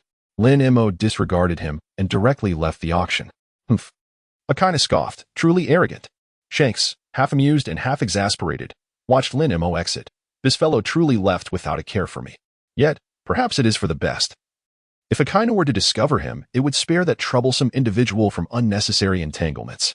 With this thought, Shanks felt a sense of relief and, eschewing any convoluted route, rose with a smile, calmly making his way toward the entrance where Kuina was situated. As he passed in front of Kuina, he noticed the change in the latter's gaze and promptly raised a hand in greeting. "Ahoy, Kuina, long time no see." Kuina sat there, waiting for his subordinate to bring over the magma fruit. To his astonishment, the very Shanks he thought he had misidentified swaggered past him, even offering a greeting. Such audacity. Kuina immediately rose, steam beginning to emanate from his body. Shanks, sensing the impending confrontation, felt no inclination to fight and swiftly took to his heels. "Shanks, there is nowhere for you to run." Kuina's expression darkened as he prepared to pursue. However, his naval subordinates quickly intervened. "Admiral, this is the bustling trade center of Alabasta.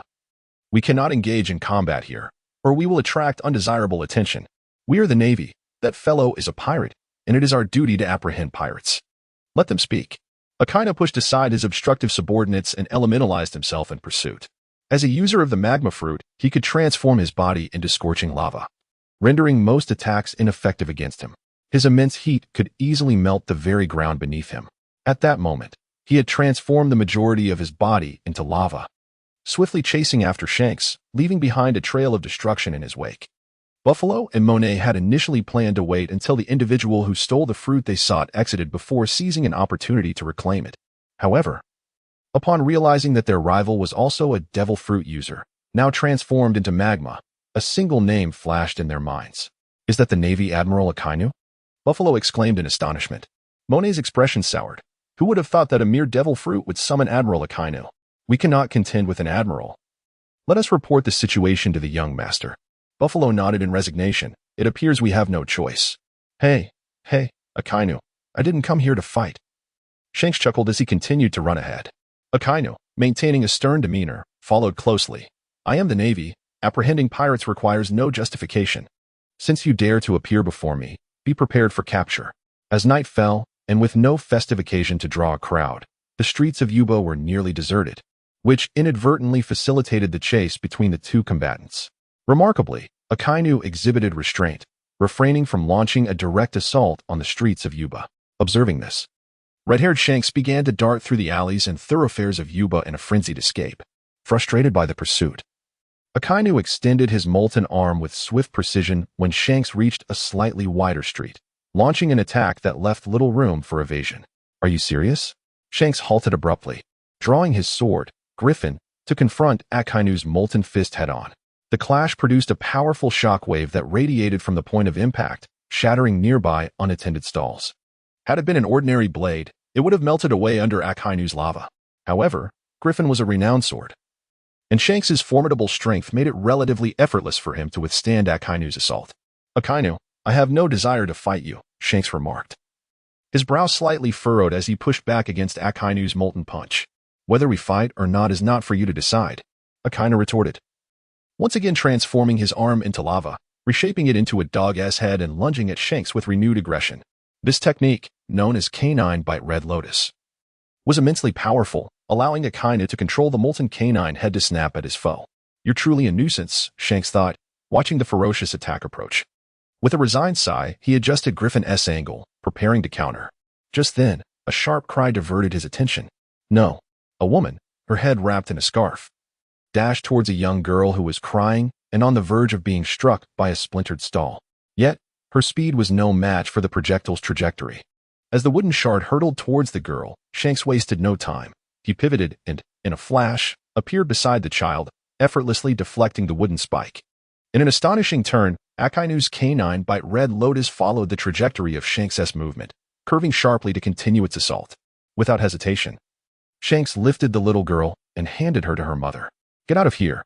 The girl's mother embraced her child and bowed deeply to Shanks before hastily retreating, her steps quickening in urgency. Meanwhile, Akainu's attack was upon Shanks. As Shanks prepared to retaliate, the molten canine had clamped down on his left shoulder. With the threat of losing his arm looming, Shanks remained unfazed, wielding Griffin as if slicing through tofu, and severed the molten head. Akainu's hand swiftly reverted to its original form. Although his elemental arm had been struck down, it would not be permanently harmed, as most attacks failed to inflict substantial damage upon him.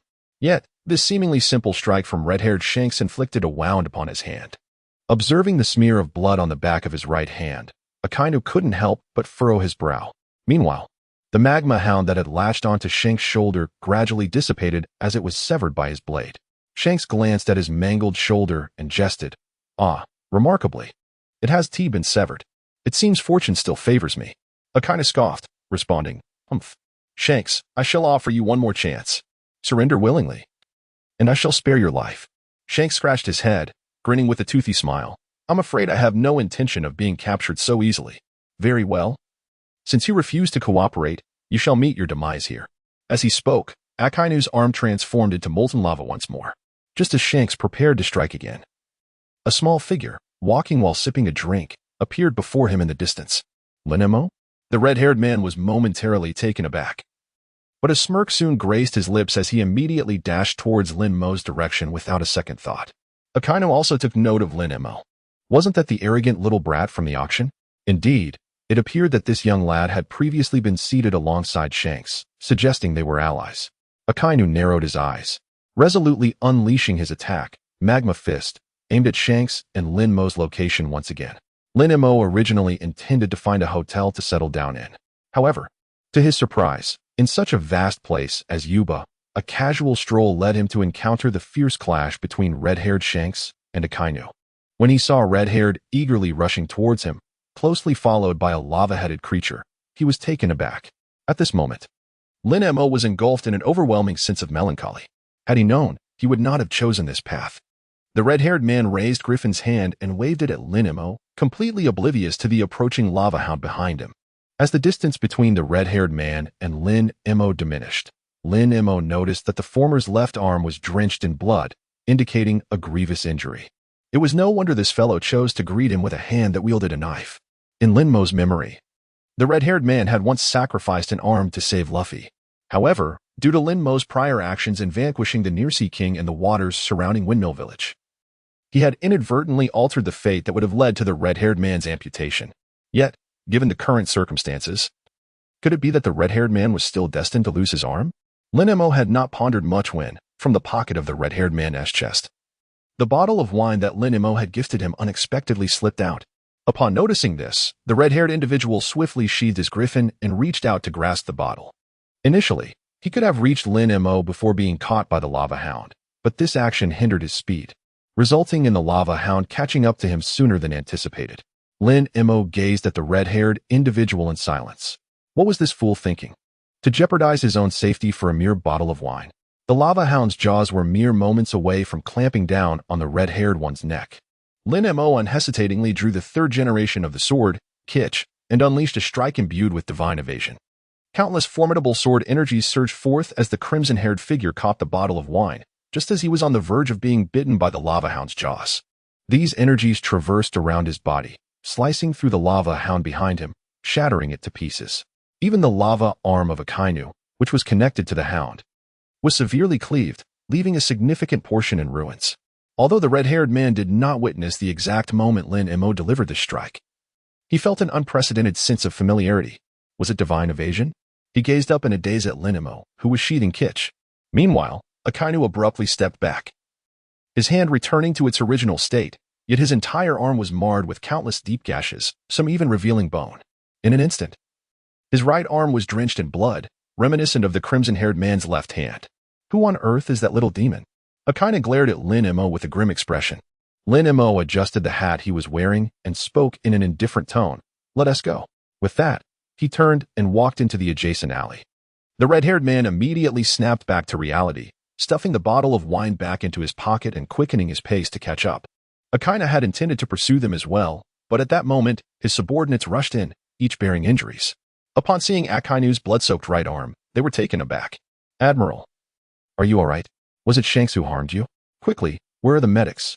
We need to treat the Admiral. Akainu glanced at them, his brow furrowing even deeper.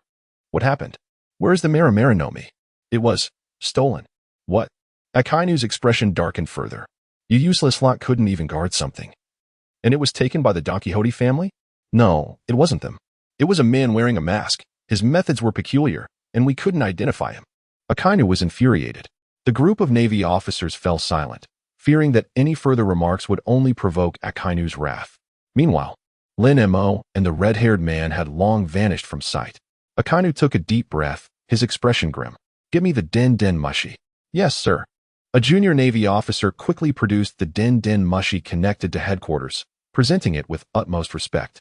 Akainu seized the Den Mushi and dialed the number. Shortly thereafter, the call connected, and the first sound he heard was a crisp voice. Fleet Admiral Sengoku was leisurely enjoying some senbei with Garp and the recently returned Aikiji, who was reporting on his work. When the Den Mushi rang, Sengoku answered immediately, still chewing on his senbei. Ah, Sakazuki, how's it going in Alabasta? Did you secure the Maranomi? Akainu was enveloped in a shadow that seemed poised to explode at any moment, his tone icy. It failed. Eh? Failed? Sengoku was momentarily taken aback, puzzled. How could you fail? Was it a lack of funds, or did someone steal it? It was stolen. Without waiting for Sengoku to ask further, Akainu continued, I encountered Shanks and members of the Don Quixote family. What?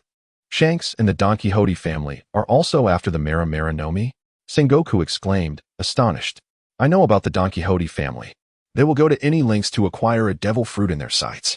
But Shanks should have no interest in a devil fruit. Why would he be in Yuba? Who exactly stole the Maranomi? Was it the Don Quixote family? No, it was taken by a man in a mask. With you there?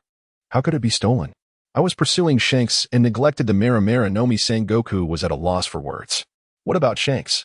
Did you capture him? Absolutely not. Akainu seethed at the mere thought. Sengoku sighed. You are well aware of red-haired Shanks' formidable strength. He is indeed not an easy target to capture. If he escaped, let it be. Since the mission has failed, return promptly. There is still much work to be done here. Before Sengoku could finish his sentence, Akainu interjected with a stern expression. I nearly killed red-haired Shanks, but he was saved by a child. I need the headquarters to investigate this child's identity immediately. A child? Sengoku paused in surprise. Akainu continued. He wields two swords, one a wooden sword, the other a kitetsu, and carries a gourd of sake, approximately 10 years of age. About 10 years old? Sengoku exclaimed. Sakazuki, are you certain that a 10-year-old could save red-haired Shanks from you? Garp and Akiji perked up at Sengoku's mention of the child. Akainu's expression darkened as he replied, Indeed, and his swordsmanship closely resembles Roger's god avoidance technique.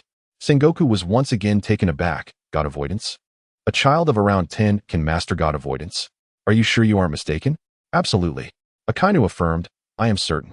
It is imperative that we ascertain this child's identity swiftly. He must be eliminated before he fully matures. Otherwise, he will undoubtedly become a threat that could shake the world. With that, Akainu ended the call. Sengoku, rendered speechless, set down the Den Mushi. Noticing the looks from Garp and Akiji, he gravely remarked, Akainu claims there is a child around 10 who possesses the ability of god avoidance. and he rescued red-haired Shanks right under his nose. The existence of this child poses a significant potential threat to the world. It is truly vexing. The world is vast. And how can we possibly identify this child based solely on the items he carries? Is this child carrying a sake gourd and a wooden sword? Garp inquired with a grin. Akiji added, when he set sail from Roguetown, some reported that he had acquired an additional sword, so he should now possess two. Oh, I see, Garp nodded. Sengoku's lips twitched slightly, a semblance of a smile forming as he asked, who are you speaking of? Garp scratched his head. Wearing an expression of incredulity, Lin Mo, Sengoku, do you not know him? Sengoku's expression became increasingly animated. No one has mentioned this individual to me. How could I know? Huh? What is happening? Garp glanced at Akiji, asking, I thought you had informed him, so I didn't bring it up again. Akiji scratched his head lazily. Don't look at me. You were the one who knew him first. I assumed you had already reported it to headquarters. Ding. Assisting red-haired Shanks in escaping danger has increased the progress by 20, bringing the total to 30. Reward, swordsmanship level increased by 1. Current swordsmanship level is LV7. Lin Mo was walking when suddenly, the system's notification sound resonated in his mind. Immediately after, an even more formidable sword intent erupted, radiating violently from him as the epicenter. With a sharp crack, the walls of the surrounding buildings were riddled with countless fine fissures. Lin Mo suddenly felt as though he had ascended to a new realm of strength. Just moments ago, he could only inflict a wound on Akainu with his divine evasion technique. Now, he was entirely confident that he could sever Akainu's arm with ease. Shanks had remained silent. Trailing behind Lin Mo, his left arm bleeding profusely from a wound that had damaged muscle and bone, rendering the entire limb immobile. Blood dripped steadily from his arm, falling drop by drop to the ground. As he contemplated inquiring about Lin Mo's recent sword technique, he was unexpectedly assailed by an overwhelming aura of swordsmanship. With barely 3 meters separating them, he found himself unable to evade the onslaught. Had he not been injured, this mere aura would have posed little threat to him. However, the situation was different now. He was wounded, and he harbored no defenses against Lin Mo. Although this formidable sword pressure manifested only for an instant before dissipating, it nonetheless inflicted a measure of secondary harm upon him. Unable to suppress himself, Shanks coughed softly. Cough, cough. Lin Mo paused in his steps and turned to look at him, yet he had yet to utter a word. Suddenly, a woman appeared at the mouth of the alley. Glancing about anxiously, upon spotting the red-haired figure and Lin Mo, she hurried towards them. She was the mother of the little girl whom the red-haired had rescued moments earlier. At last, I have found you, my benefactor, the woman exclaimed, noticing the blood oozing from the red-haired one's wounds. Oh dear, why are you bleeding so profusely? My home is nearby. Perhaps we should seek refuge there for treatment? The red-haired individual turned to Lin Mo and, with a smile, inquired, What do you think, young one? Lin Mo nonchalantly remarked, Whatever. Very well, the red-haired man replied, turning to the woman with a smile. I appreciate your help. The woman waved her hand dismissively. It is only right, for you saved my daughter. You should leave quickly. You have lost so much blood. Does it not hurt? How can you still be smiling? Ha. It's merely a bit of blood. It's nothing to fret over. The red-haired man laughed heartily and followed the woman and Lin Mo onward. Before long, they arrived at the woman's abode, where she promptly retrieved a medical kit. The red-haired man removed his outer garment, revealing that his left arm was drenched in blood. The little girl, though frightened, bravely brought out a basin of water to assist her mother in tending to the red-haired man's wounds. Is this scene frightening to you, little one? The red-haired man inquired with a cheerful gaze directed at the girl. No, I am not afraid, she replied, her complexion pale. Yet she gritted her teeth and shook her head defiantly. Ha. The red-haired man chuckled. What a brave child you are. The girl's mother gasped upon seeing the deep, bone-exposing wound on the red-haired man's shoulder, with the surrounding flesh singed. This injury is rather severe. It would be wise to visit a clinic. It's nothing, he dismissed, stating that a simple bandaging would suffice. That simply will not do, the woman insisted. You must go to a clinic if this wound is not treated properly. It could lead to complications. Is it really that troublesome? The red-haired man pouted. But I just had a run-in with the Navy. Visiting a clinic might pose some difficulties. The Navy, you say? The woman paused, contemplating. In that case, I shall go to the clinic and call a doctor. Oh dear. But if the Navy sends someone to inquire about you, it could expose your identity. May I ask why the Navy is pursuing you? The red-haired man laughed. Probably because I am a pirate, ha ha ha. A pirate? The woman was taken aback, stepping back a pace while clutching her daughter. Sir, are you jesting? Are you truly a pirate? He glanced at Lin Mo, seemingly exasperated yet unperturbed. Indeed, it seems that the image of pirates is universally feared. Ha ha ha ha. Lin Mo silently took a sip of wine, then approached the red-haired figure, raising his hand. Instantly, a luminous green radiance enveloped his palm. The red-haired individual regarded him with curiosity as the light gradually seeped into his wound. Initially, there was no sensation, but as time passed, the pain transformed into an irresistible itch. The woman and her daughter watched in disbelief as Lin Mo healed the red-haired man's injury. A few minutes later, the grievous wound, deep enough to reveal bone, vanished, leaving behind 2 dark scars resembling bite marks. Wait, is it healed? The woman exclaimed in astonishment. The red-haired man, too, was filled with shock, asking, Lin Mo, who exactly are you? Lin Mo withdrew his hand and chuckled lightly. Just an ordinary person. It was a deception. You are undeniably a monster. The red-haired figure flexed his left hand, completely unscathed. After a brief silence, the red-haired one inquired, Are you a user of a devil fruit ability? Lin Mo replied calmly, No. If you are not, then how did you manage to heal such a deep and severe wound in such a brief span of time? Lin Mo, in truth, his act of healing the red-haired individual was merely a gesture of gratitude for the completion of the sign-in task triggered by him. Previously, when he intervened to save the red-haired one, it was only because that individual had found himself in peril while attempting to retrieve the bottle of wine Lin Mo had gifted him. Thus, he bore some responsibility for the situation. Although Lin Mo found the incessant chatter of the red-haired one quite bothersome, he did not harbor any disdain for him. Noticing Lin Mo's renewed indifference, the red-haired one scratched his head and laughed heartily. Ha ha ha. At least tell me what method you just used to heal my wounds. Lin Mo replied calmly. Mastering celestial techniques. Oh, that sounds quite impressive. The red-haired individual shifted the tone of the conversation, suddenly becoming serious. Moreover, the sword technique you used against the Kuina resembles that of someone I know. Lin Mo, could it be that you employed the divine evasion? Lin Mo looked at him and said indifferently, What do you think? The red-haired man was taken aback. System.By is a sword technique unique to Roger. It is not something that just anyone can master. When we were in Windmill Village, you probably hadn't even begun to learn swordsmanship, right? It's only been 6 months since we last met. Even with your exceptional talent, mastering System.By in such a short time seems impossible. How did you achieve this? Suddenly, a thought struck him, and he asked in astonishment, With the mastery of 3-colored Haki and such a remarkable talent for swordsmanship, Lin Mo, could it be that you are Roger's illegitimate son? Lin Mo remained silent and said, I am not. Not really. The red-haired individual was taken aback for a moment, scratching their head, and then expressed disappointment, saying, It turns out you are not. Lin Mo, disinclined to engage in further conversation, rose and made his way outside. The red-haired individual similarly stood up, following him while inquiring, Are you heading to the capital of Alabasta? Albana? Lin Mo casually murmured in acknowledgement. Oh, by the way, the red-haired man suddenly turned to look at the mother and daughter, smiling as he waved his hand. Thank you. After saying this, he departed from the home of the mother and daughter alongside Lin Mo. The girl nestled in her mother's embrace and asked, Mom, didn't you say that pirates are all bad people? But that red-haired uncle doesn't seem bad at all. He even saved me.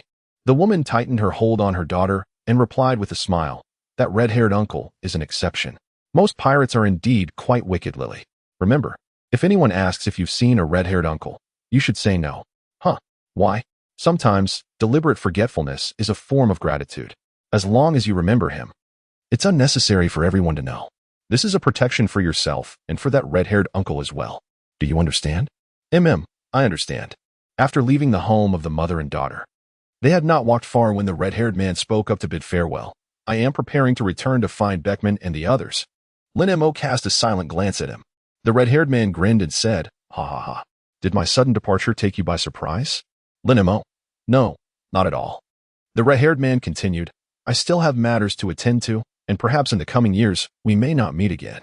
However, if you happen to travel to the place where I reside, that would be a different story, ha ha ha. Well then, I shan't dwell on it too much. Farewells between men need not be overly sentimental. With a cheerful grin, the red-haired man lifted the bottle of wine gifted by Lin Mo, giving it a gentle shake. This wine, thank you. If Beckman and the others find out it was you who sent it, They will surely be delighted. Lin Mo, well, then brace yourself for a beating. Ha ha ha, I shall take my leave now. The red-haired individual laughed heartily as they strode directly out of the yuba, not once glancing back, and raised a hand in farewell. Lin Mo gazed at his retreating figure, chuckling softly before turning away and casually seeking out a modest inn for lodging. After inquiring with a passerby about the nearest route to the coast, the red-haired captain dialed Beckman, requesting the vessel to come and fetch him. Following a night of travel, at the break of dawn, he arrived at the shore, riding a colossal crab that he had coerced into submission along the way. Boss, you're dreadfully slow. Are you even capable of this? We've been waiting for you for several hours. Can't you be a bit more reliable? Chief, didn't you say you would stay for 10 days? Looks like that little rascal Lin Mo turned you down again. Ha ha ha. At the railing of the deck, the crew of the red-haired pirate crew leaned over, grinning as they watched their captain approach. The red-haired captain dismounted from the crab that had carried him for half the night and, with a nimble leap, landed on the deck, cheerfully producing the wine gifted by Lin Mo. Look what I brought for everyone. What's this? It looks yellowish and seems like wine, yet not quite. The crew gathered around, examining the slightly sedimented bottle in the captain's hand. It's snake wine, a present from Lin Mo, he declared with a mischievous grin. Snake wine? Now that's a fine treat. But is this just one bottle? How are we supposed to share among so many of us? That brat is quite stingy. Ha ha ha. Nevertheless, it's the thought that counts. Let us each have a sip. Excitement filled the air. Beckman and Jesus exchanged glances and made their way into the cabin, returning with a set of small cups. The captain uncorked the bottle and poured a modest serving for each crew member, raising his cup. Here's to our generous friend Lin Mo for sending us this fine drink. With cheers resonating, everyone lifted their cups in unison. Moments later, the expressions on their faces transformed dramatically. Over half of them expelled the wine they had just ingested, while a few others appeared as though they were on the verge of poisoning, forcing the liquid down their throats. Complaints erupted. Boss, is this what you call a fine treat? It's truly something. I've never tasted such dreadful wine. Chief, that little brat Lin Mo has definitely played us for fools. What on earth is this? It's horrendous. I feel like I'm dying. The red-haired captain, also struggling to keep the drink down, couldn't he help but burst into laughter at the exaggerated reactions of his crew. You are all too amusing. Ha ha ha. Boss, you're still laughing? This is all you're doing. What is so funny? Ha ha ha. Just look at your faces. It's absolutely hilarious.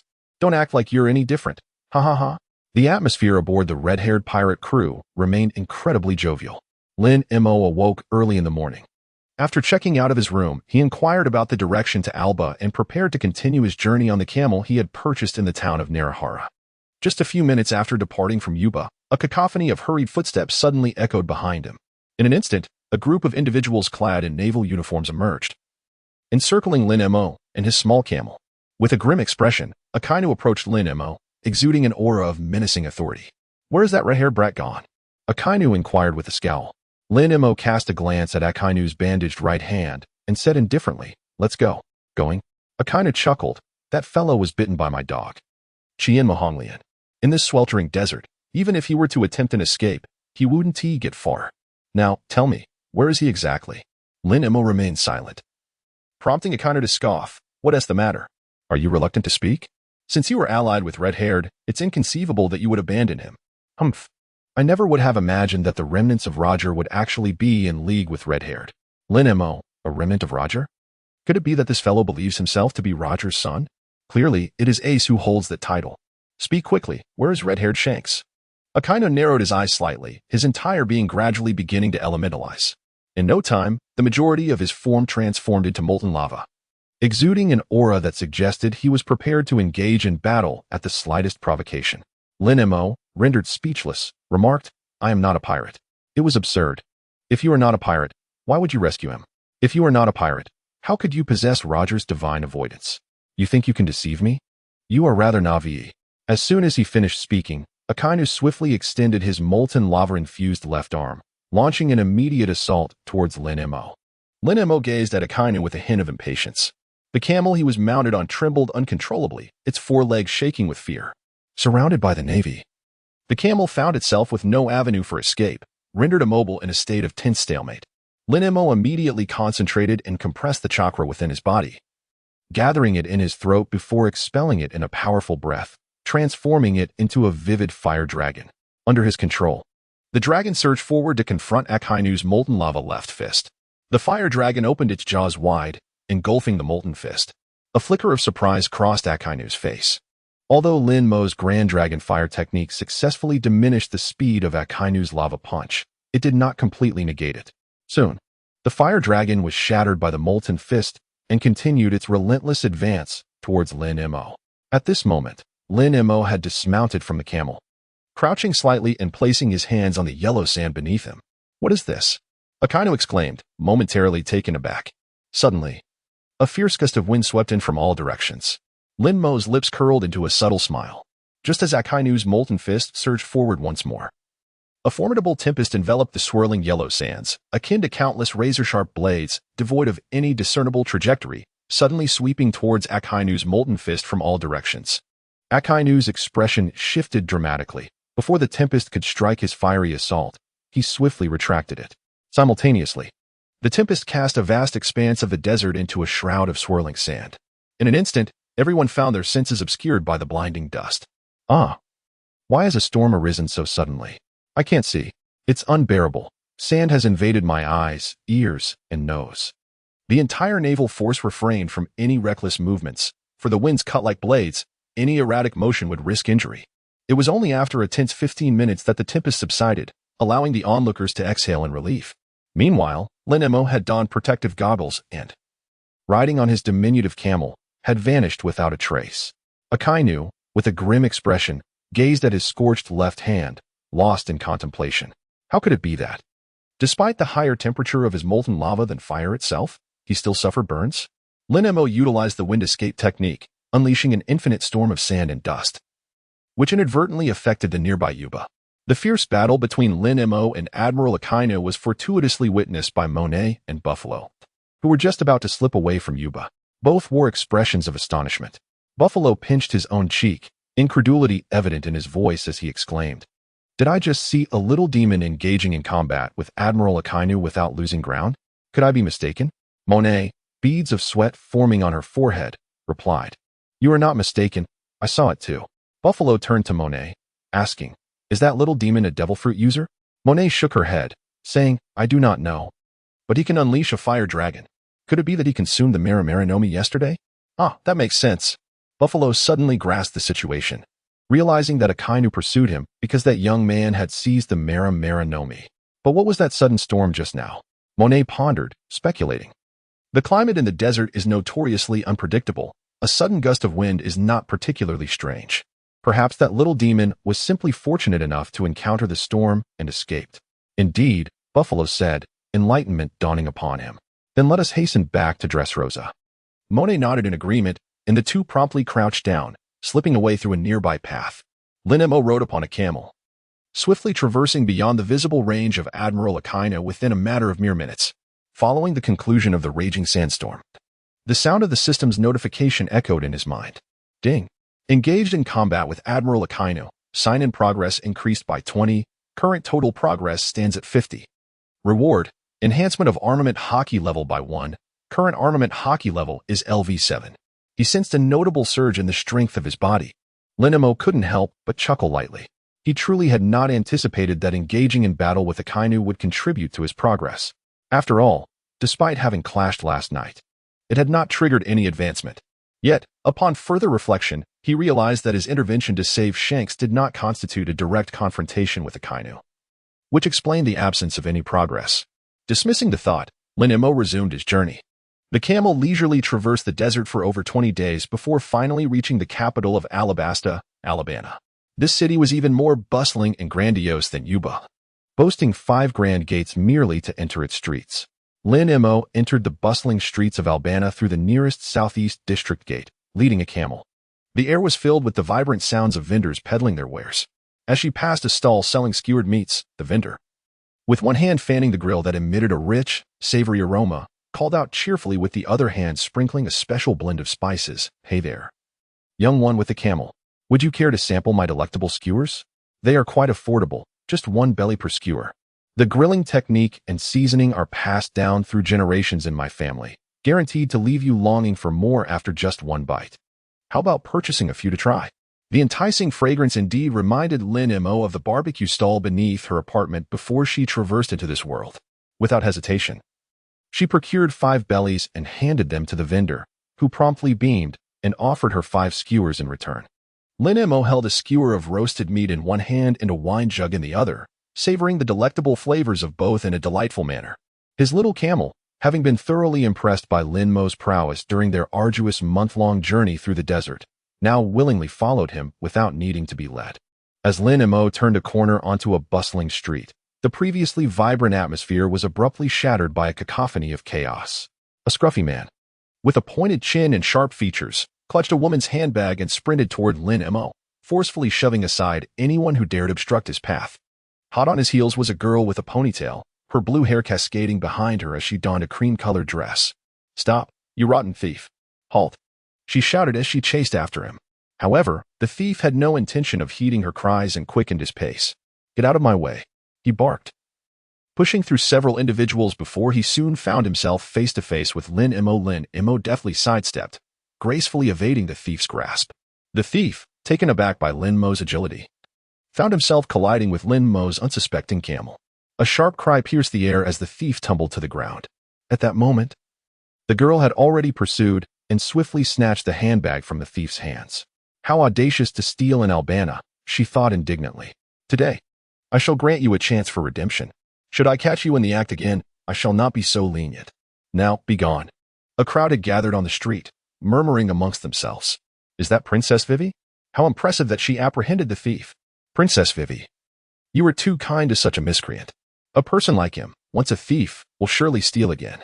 You must not show him mercy. Indeed, he should not be let off lightly. At the very least, he deserves a few days of confinement." The discussions echoed around them. The thief, beads of cold sweat forming on his forehead, clenched his teeth and uttered no further words. He swiftly rose, pushed through the onlookers, and fled. Soon after, the distressed woman whose bag had been stolen rushed over. Vivi returned the bag to her. The woman, overwhelmed with gratitude, exclaimed, "Thank you so much, Princess Vivi." "Not at all," Vivi replied with a sweet smile, then turned to the crowd and remarked, "Perhaps the thief has his own struggles, after all. No one is born a thief. I believe he deserves a second chance." After speaking, Vivi approached the camel that had helped her intercept the thief and smiled. "I truly appreciate your assistance. Without you, I might not have caught him or retrieved the bag." The little camel gazed at Vivi, suddenly blushing and shyly hiding behind Lin Mo. Lin Mo. Wei Wei glanced at Lin Mo, who was indulging in meat and wine, momentarily taken aback. She then approached him with a beaming smile and playfully inquired, "Is this camel yours?" Lin Mo responded softly, "How astute he is," Vivi remarked with a smile. At that moment, a man with flowing golden curls hurriedly approached. Upon seeing that Vivi was unharmed, he gasped, "Princess Vivi, you ran too swiftly. Thankfully, you are safe. From now on, let me handle matters like catching thieves. It is far too perilous for you to take such risks." Vivi is indeed the sole princess of the kingdom of Alabasta. The man with the golden curls is Icolum, the captain of the royal guard of Alabasta. Protecting the princess is one of Icolum's primary duties. Whenever Vivi ventures beyond the palace, Icolum is invariably by her side, even if she wishes for him to remain behind. He employs various dubious disguises to ensure he follows her. Noticing Icolum's arrival, Vivi smiled slightly and gestured toward Lin Mo, saying, "Thanks to his camel, I was able to capture the thief." Icolum turned his gaze toward Lin Mo, appraising him briefly before inquiring, "Judging by your attire, you are not a local from Alabasta, are you? Which town do you hail from?" Lin Mo continued to savor the meat skewer in his hand, disregarding Icolum. He turned away and pressed forward. The street was crowded, and when Icolum posed his question, nearly all eyes converged upon them. Lin Mo did not relish the sensation of being scrutinized by so many pairs of eyes. Coupled with his naturally reticent demeanor, it was characteristic of him to depart without a word, although his task of signing in was likely intertwined with Princess Wei Wei at this moment. He yearned for a comfortable inn where he could rest for several days. He longed to sample the taverns of Alabasta, indulging in ample libations before addressing anything else. "Hey, this fellow is rather impolite, isn't he?" He left without so much as a word. Icolum expressed his discontent with Lin Mo's behavior. Wei Wei, however, waved her hand with a smile, saying, "It's quite all right. He may simply be shy. After all, to him, we are strangers he has never encountered." Icolum retorted in frustration, But even if they have never met before, one cannot display such a lack of decorum. You are a princess. How can he treat a princess with such rudeness? Icolum. Please. Wei Wei's expression grew slightly somber. I am just like everyone else. I merely bear the title of princess. I do not wish for anyone to treat me differently because of my royal status. Wei Wei, Icolum said, his heart aching. You know that is not my intent. Wei Wei grinned and replied, it's fine. The roasted meat that man had smelled divine. I wish to have some too. Icolum paused for a moment before responding with a smile. Very well, since Princess Wei Wei desires it, we shall feast to our heart's content. Lin Mo, accompanied by the camel, found accommodation in a moderately sized inn. He entrusted the camel's care to the innkeeper. After enjoying a restful afternoon nap in his room, he finally departed the inn as dusk approached. He first dined at a nearby restaurant before searching for a tavern, ignoring the mocking laughter of the patrons, whose banter was strikingly similar. He ordered several bottles of liquor at the bar. After indulging in a hearty drink, he filled his wine gourd and departed the establishment. Outside, the night had already descended. Having napped extensively in the afternoon, Lin Mo felt invigorated and entirely devoid of sleepiness. After pondering for a moment, he resolved to explore the area, aiming to familiarize himself with the terrain of Albania.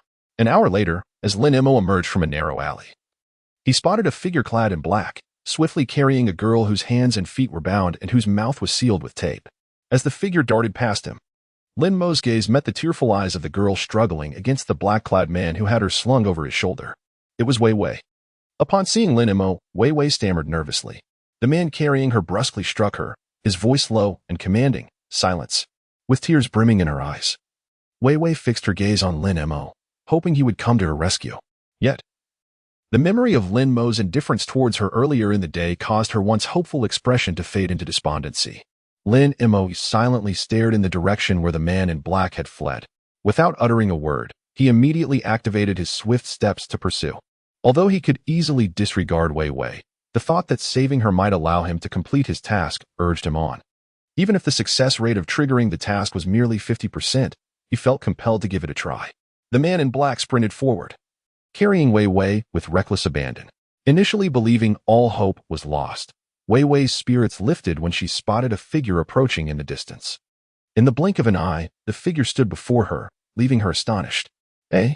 The man in black sensed the commotion behind him and turned to discover Lin Mo in pursuit. Prompting him to quicken his pace in an attempt to shake off Lin Mo appeared to strike the dark-clad man's left calf with a seemingly ordinary kick, accompanied by a resounding crack as the bone shattered. Ah! Came a wretched scream as the dark-clad figure lurched forward, causing the burden he carried, Wei Wei, to be violently flung aside. Lin Mo took a swift step forward, effortlessly catching Wei Wei. He gently placed her on the ground and untied the hemp rope binding her hands. Without hesitation, Wei Wei freed her feet from the ropes and tore off the tape that had been affixed to her mouth, wiping away the tears at the corners of her eyes with the back of her hand. She fought to suppress her emotions and managed to smile as she expressed her heartfelt gratitude, saying, I truly cannot thank you enough. Lin Mo waved his hand dismissively, indicating no need for thanks. However, the anticipated system notification remained conspicuously silent, suggesting a misjudgment had occurred. At that moment, a falcon-like creature spotted Vivi and swiftly descended from the night sky, landing gracefully before transforming into a man clad in a flowing white robe.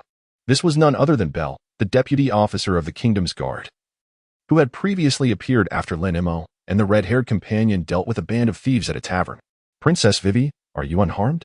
Belle inquired anxiously. She shook her head gently, replying, I am fine. Belle's gaze shifted to the ground, where a cloaked figure writhed in pain, clutching his injured leg. Before returning to Lin Mo, a flicker of surprise crossing his features. You are Lin Mo, are you not? Lin Mo, unwilling to entertain any inquiries, turned and made his way toward the inn.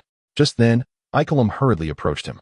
Upon noticing Lin Mo's presence, he wore a knowing expression and intercepted him, exclaiming, I told you, your rudeness during the day was quite unbecoming.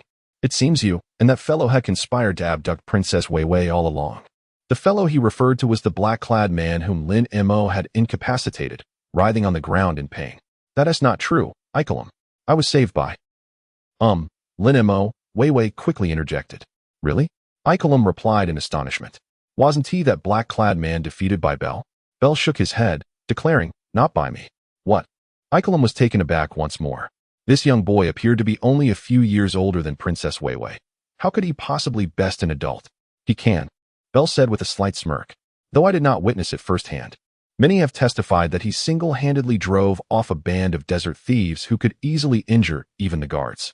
What? Him? A slender child could chase off a group of desert bandits? Ikelum regarded Lin Mo, who had already passed him by, with profound skepticism, finding it hard to discern any semblance of a skilled warrior in the demeanor of this impudent, arrogant young lad. Lin Mo, indifferent to him, continued towards the inn without a glance back. Ikelum scoffed. Belle, are you sure you're not mistaken? No, Belle replied, his gaze fixed on Lin Mo's receding figure. I'm certain it is him. Everyone in the tavern witnessed it. I trust the people of Alabasta would not deceive me. Vivi's eyes sparkled with excitement as she exclaimed. Belle, do you know how he managed to drive away those desert bandits? Belle nodded and continued. The patrons of the tavern said that Lin Mo dodged every bullet from the bandits and withstood their knives, which broke upon striking him, yet he emerged unscathed. Furthermore, he single-handedly shattered the weapons of their leader. Wow, is that true? Lin Mo is incredible, Vivi exclaimed, her enthusiasm palpable. Though he seems aloof, he must possess a warm heart beneath his cold exterior. Otherwise, he wouldn't have driven away those ruthless bandits nor come to my rescue when I was kidnapped. Indeed. Belle acknowledged. I share your sentiments. Right? Right? Vivi grinned, revealing her teeth. He looks just a few years older than me, yet his prowess is astounding. In any case, Lin Mo not only saved me, but also the people of Alabasta. He is a hero. We must honor him appropriately. Belle, Ikelum, I would like to invite Lin Mo to the palace for a proper reception. What do you think? I think it's a splendid idea, Belle replied with a smile. Ikelum, initially resistant, reconsidered upon seeing Vivi's eager and hopeful demeanor. After some contemplation, he relented. Although I find that arrogant brat insufferable, he did save Princess Vivi. Very well. Wonderful. Vivi rejoiced. I shall go invite him right away. With that, Vivi prepared to chase after Lin Mo. Ikelum quickly held her back. Princess Vivi. It is quite late, and His Majesty is worried about you. I believe it would be best to return to the palace first. Let Belle extend the invitation. Belle. Vivi pouted and protested. If Belle goes, it lacks sincerity. I am the most suitable to invite him. How about I take Belle with me, and you, Ikelum, return to inform my father of my safety? Ikelum was taken aback. Why shouldn't I accompany you, Princess Vivi? Isn't it the same if Belle goes back to report? Because Belle has already met Lin Mo once, Vivi smiled, and Ikelum, you don't particularly like him. Do you? I sense Lin Mo does not hold you in high regard either. If you accompany me, it may yield the opposite effect. Therefore, it is best that Belle joins me, and I'll leave the matter of my father to you. With that, Vivi took Belle's hand and hurried off to catch up with Lin Mo. Ikelum stood there, stunned, before turning away, tears streaming down his face. So, I might cause the opposite effect? Princess Vivi, that's rather harsh of you. Lin Mo walked silently on the path back to the inn, not having walked for long. A notification sound from the system suddenly echoed in his mind. Ding. You have gained the favor of Princess Vivi. Sign-in progress increased by 20. Current total progress is 70. Reward. Blink level increased by 1. Current blink level is LV4. He felt his body becoming lighter. Lin Mo involuntarily paused for a moment. A wave of speechlessness washing over him. Gaining Vivi's favor? What had he done? Was that not an unsuccessful attempt at gallant rescue? Yet, why had it failed to directly trigger Vivi's affection? It must be that fellow, Belle, the one who had consumed the animal-type bird fruit. Possessing the abilities of a falcon, who had shared his exploits in that small town with Vivi. In any case, the outcome was somewhat satisfactory. His efforts in saving Vivi had not been in vain. Dismissing further thoughts, Lin Mo continued on his path. However, he had not walked far when Vivi and Belle caught up to him. Lin Mo, wait a moment, Vivi exclaimed, sprinting ahead to block his way. Lin Mo came to an abrupt halt, rendered speechless. Wei Wei smiled warmly and said, Thank you for saving the people of Alabasta, and also for rescuing me. Therefore, I wish to invite you to the palace for a proper reception. No need, Lin Mo responded curtly, sidestepping Wei Wei and continuing towards the inn. Surprised, Wei Wei watched Lin Mo's retreating figure with a hint of displeasure and asked, Buyer, does he dislike me? I don't believe so, Buyer replied. That's just his nature. Back at the tavern, when I posed questions, he remained utterly silent. It was his companion, a man with red hair, who answered me. A man with red hair? Wei Wei pondered for a moment before continuing, but during the day, I only saw him with a camel, and there was no sign of anyone with red hair. Suddenly struck by a thought, Wei Wei hurriedly inquired, "Buyer, how long ago did you see Lin Mo and his companion?" Buyer considered and replied, "Approximately 20 days ago." Wei Wei pressed on, "Is that small town far from Alabasta? If traveling by camel, it would take around 10 to 15 days to arrive." "Ah. Then my guess may be correct." Wei Wei's expression stiffened. If he could reach Alabasta in a maximum of 15 days, and yet took 20. What had transpired during those extra 5 days? Buyer, astonished, exclaimed, "Princess Wei Wei, are you suggesting that Lin Mo's companion may have met with misfortune during that time?" Wei Wei nodded earnestly, "Indeed. We are well aware of Alabastan's geography. Even locals cannot guarantee a safe passage across the vast desert to the next town, let alone outsiders.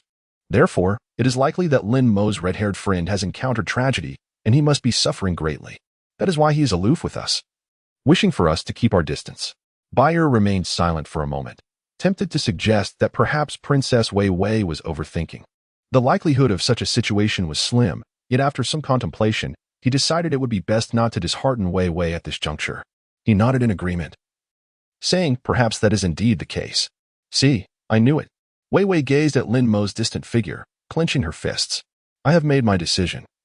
I will reach out to him and help him emerge from the shadow of his companion's demise." Lin Mo was unaware that Wei Wei had already resolved to assist him in overcoming the shadow of his companion's misfortune. He was even oblivious to the fact that he had acquired a companion at all. The red-haired individuals, including Zoro, Sanji, and Chopper, could merely be regarded as ordinary friends he had encountered during his journeys across various islands. They did not qualify as true companions. Meanwhile, aboard the red-haired pirate ship, the crew was joyously celebrating with a grand feast. Suddenly, red-haired Shanks unexpectedly sneezed. "Ha ha ha, Captain, you truly are weak, catching a cold."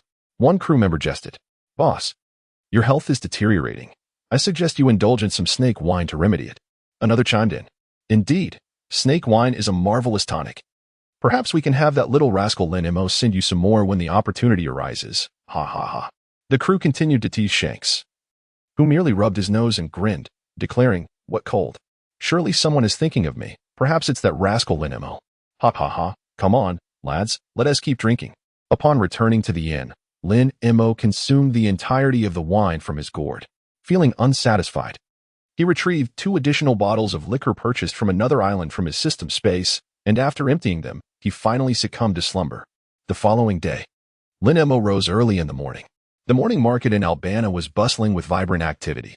Lin Mo casually entered a breakfast establishment and ordered a bowl of noodles. Savoring his meal, at the adjacent table, a man clad in ordinary attire and wearing a mask, with his back to Lin Mo, abruptly tossed a hefty sack onto the table. Opposite him sat a portly middle-aged gentleman, adorned in splendid garments and a small orange round hat.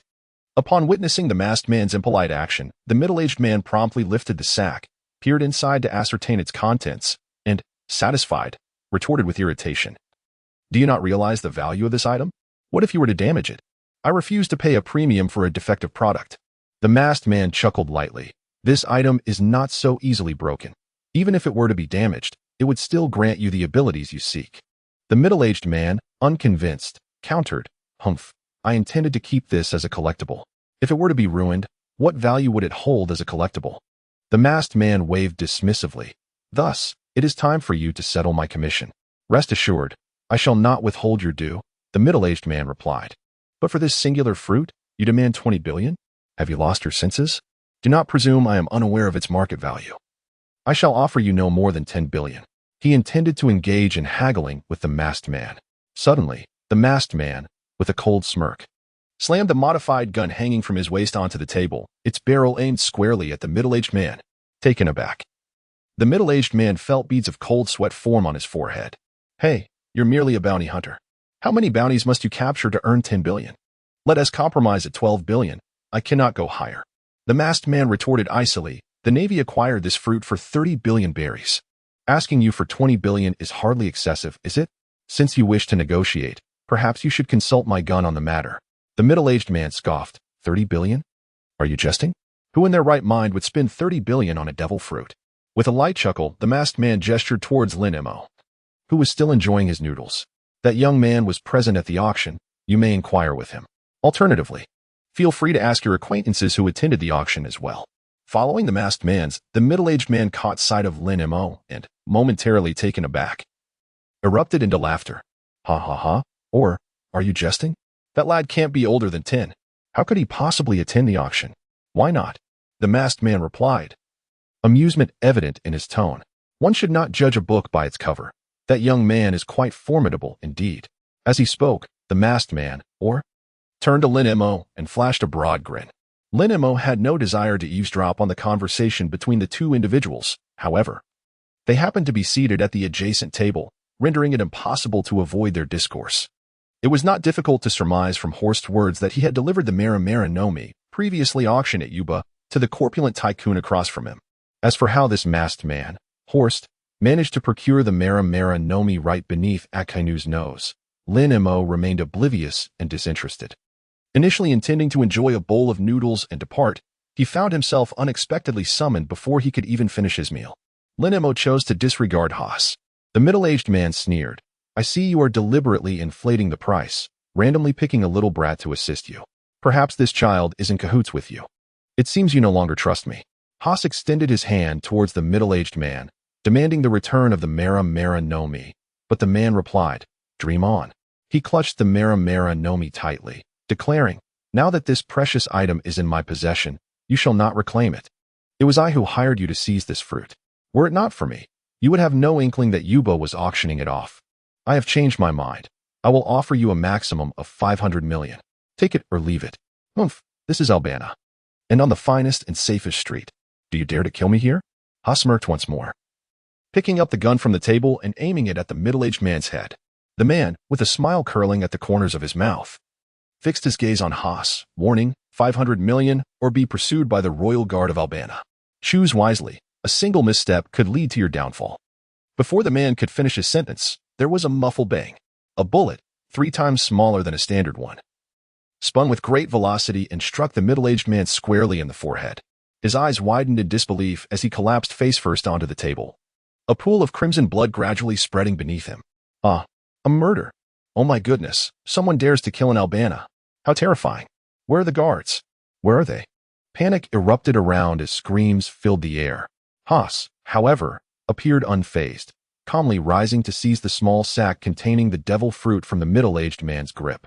He then turned to Lin Mo, who had just finished his meal and was wiping his mouth, and with a smirk, inquired, little brat, are you interested in this devil fruit? As long as the price is reasonable, it shall be yours. Lin Mo, with a demeanor of indifference, rose from his seat and placed the bowl of noodles on the dining table. He had no intention of acknowledging Haas and chose to disregard the chaotic exclamations of the surrounding crowd. As he turned to make his way to the tavern, his gaze fell upon Vivi, who was mingling among the onlookers. At that moment, Vivi's eyes were filled with sheer terror. Ikelam squeezed through the throng in pursuit of Vivi, and upon spotting a man slumped over on a table in the noodle shop, his head resting in a pool of blood, his immediate instinct was to cover Vivi's eyes. Just as he was about to inquire about the situation, he discovered that Lin Mo was also present. Lin Mo was perplexed as to why Wei Wei would appear here so early in the morning. However, judging by her earlier demeanor, it was evident that she had been profoundly frightened. This must have been her first encounter with death before her very eyes, which was likely why Ikelam had covered her eyes with his hand. While Ikelam found it curious that Lin Mo was also present, now was not the time to inquire about him. With a solemn expression, Ikelam asked, what on earth has transpired here? Who was the individual lying lifeless on the table? It was him. It was indeed him who did it, Captain Ikelam. Yes, we witnessed it with our own eyes, the crowd exclaimed, pointing at the bounty hunter, Haas. Haas merely smirked, saying nothing, and immediately dashed toward the densest part of the crowd. Stop right there, Ikelam shouted, intent on pursuing Haas. Yet, with Wei Wei still present and greatly shaken, he could not abandon her in such a state. However, as the captain of the Royal Guard, he was acutely aware that allowing a murderer to escape would undoubtedly sow doubt among the citizens of Albara regarding the competence of the guard. As Ikelam hesitated, Wei Wei, her complexion pale, gently pushed away the hand that covered her eyes and made a concerted effort to maintain her composure. She smiled and said, I am fine, Ikelam. You must go. Do not let that man escape. But what of you should I leave? What will happen to the princess? Ikelam, you are the captain of the guard. It is your duty to protect the citizens of Alabasta. If you forsake your pursuit of that murderer to safeguard me, what if he claims another life? As a princess, I cannot prioritize my own safety over the well-being of my people. Go now, truly, I am fine. Princess Wei Wei, Ikelim responded, his expression one of despair. How noble you are, even at the tender age of 7. Very well. Ikelim then turned to Lin Mo, who was preparing to leave the gathering crowd. The guard will arrive shortly. While I harbor a strong dislike for you, I implore you, Lin Mo, to look after the princess until the guard arrives. Thank you. Lin Mo, he did not wish to. Vivi immediately urged Ikelim, what are you waiting for? Hurry and chase after him. Ah, I understand now. I shall go at once. Ikelim swiftly pursued the direction in which Haas had fled. Meanwhile, Lin Mo had already stepped away from the crowd of onlookers. He had not agreed to Ikelim's request to watch over Vivi, nor did he intend to remain. As Lin Mo departed, Vivi cast one last glance at the lifeless man slumped over the dining table, gritted her teeth, and turned to the anxious faces of the surrounding crowd. Offering a reassuring smile, all right, everyone, please disperse and return to your homes. The ensuing matters will be handled by the kingdom's guard. Rest assured, we will not tolerate any criminals. Since Princess Vivi has spoken, I trust that Lord Ikelim will surely capture the murderer. Indeed, I share that belief. Our kingdom's guards are quite formidable. Absolutely, let us heed Princess Vivi's words and disperse. Very well. The crowd murmured amongst themselves and soon began to disperse. Vivi, suppressing the discomfort in her heart, remained alone. After a brief 10-minute wait, the guards arrived. Your Highness, we received a report of a murder occurring here. Why are you alone? Where is Captain Ikelim? Princess Vivi, this place is too perilous. Shall we send 2 of our men to escort you back to the palace? The guards were astonished to find Vivi there. Vivi shook her head. I am perfectly fine. You need not worry about me. Ikelim has gone to apprehend the murderer. I leave this to your capable hands, as I have other matters to attend to. Where are you going, Princess Vivi? Please do not wander off. What if something were to happen? Vivi smiled. I have assured you that I am well. Do not fret. I shall return to the palace shortly. For now, I must seek someone. With that, Vivi swiftly made her way in the direction Lin Mo had taken. The guards were unable to intervene in time. As it was still early, many taverns in Alabasta had yet to open their doors. After searching several streets, Lin Mo finally found a small tavern that had recently opened and was yet to welcome any patrons. The tavern owner, a man of advanced years, was polishing glasses.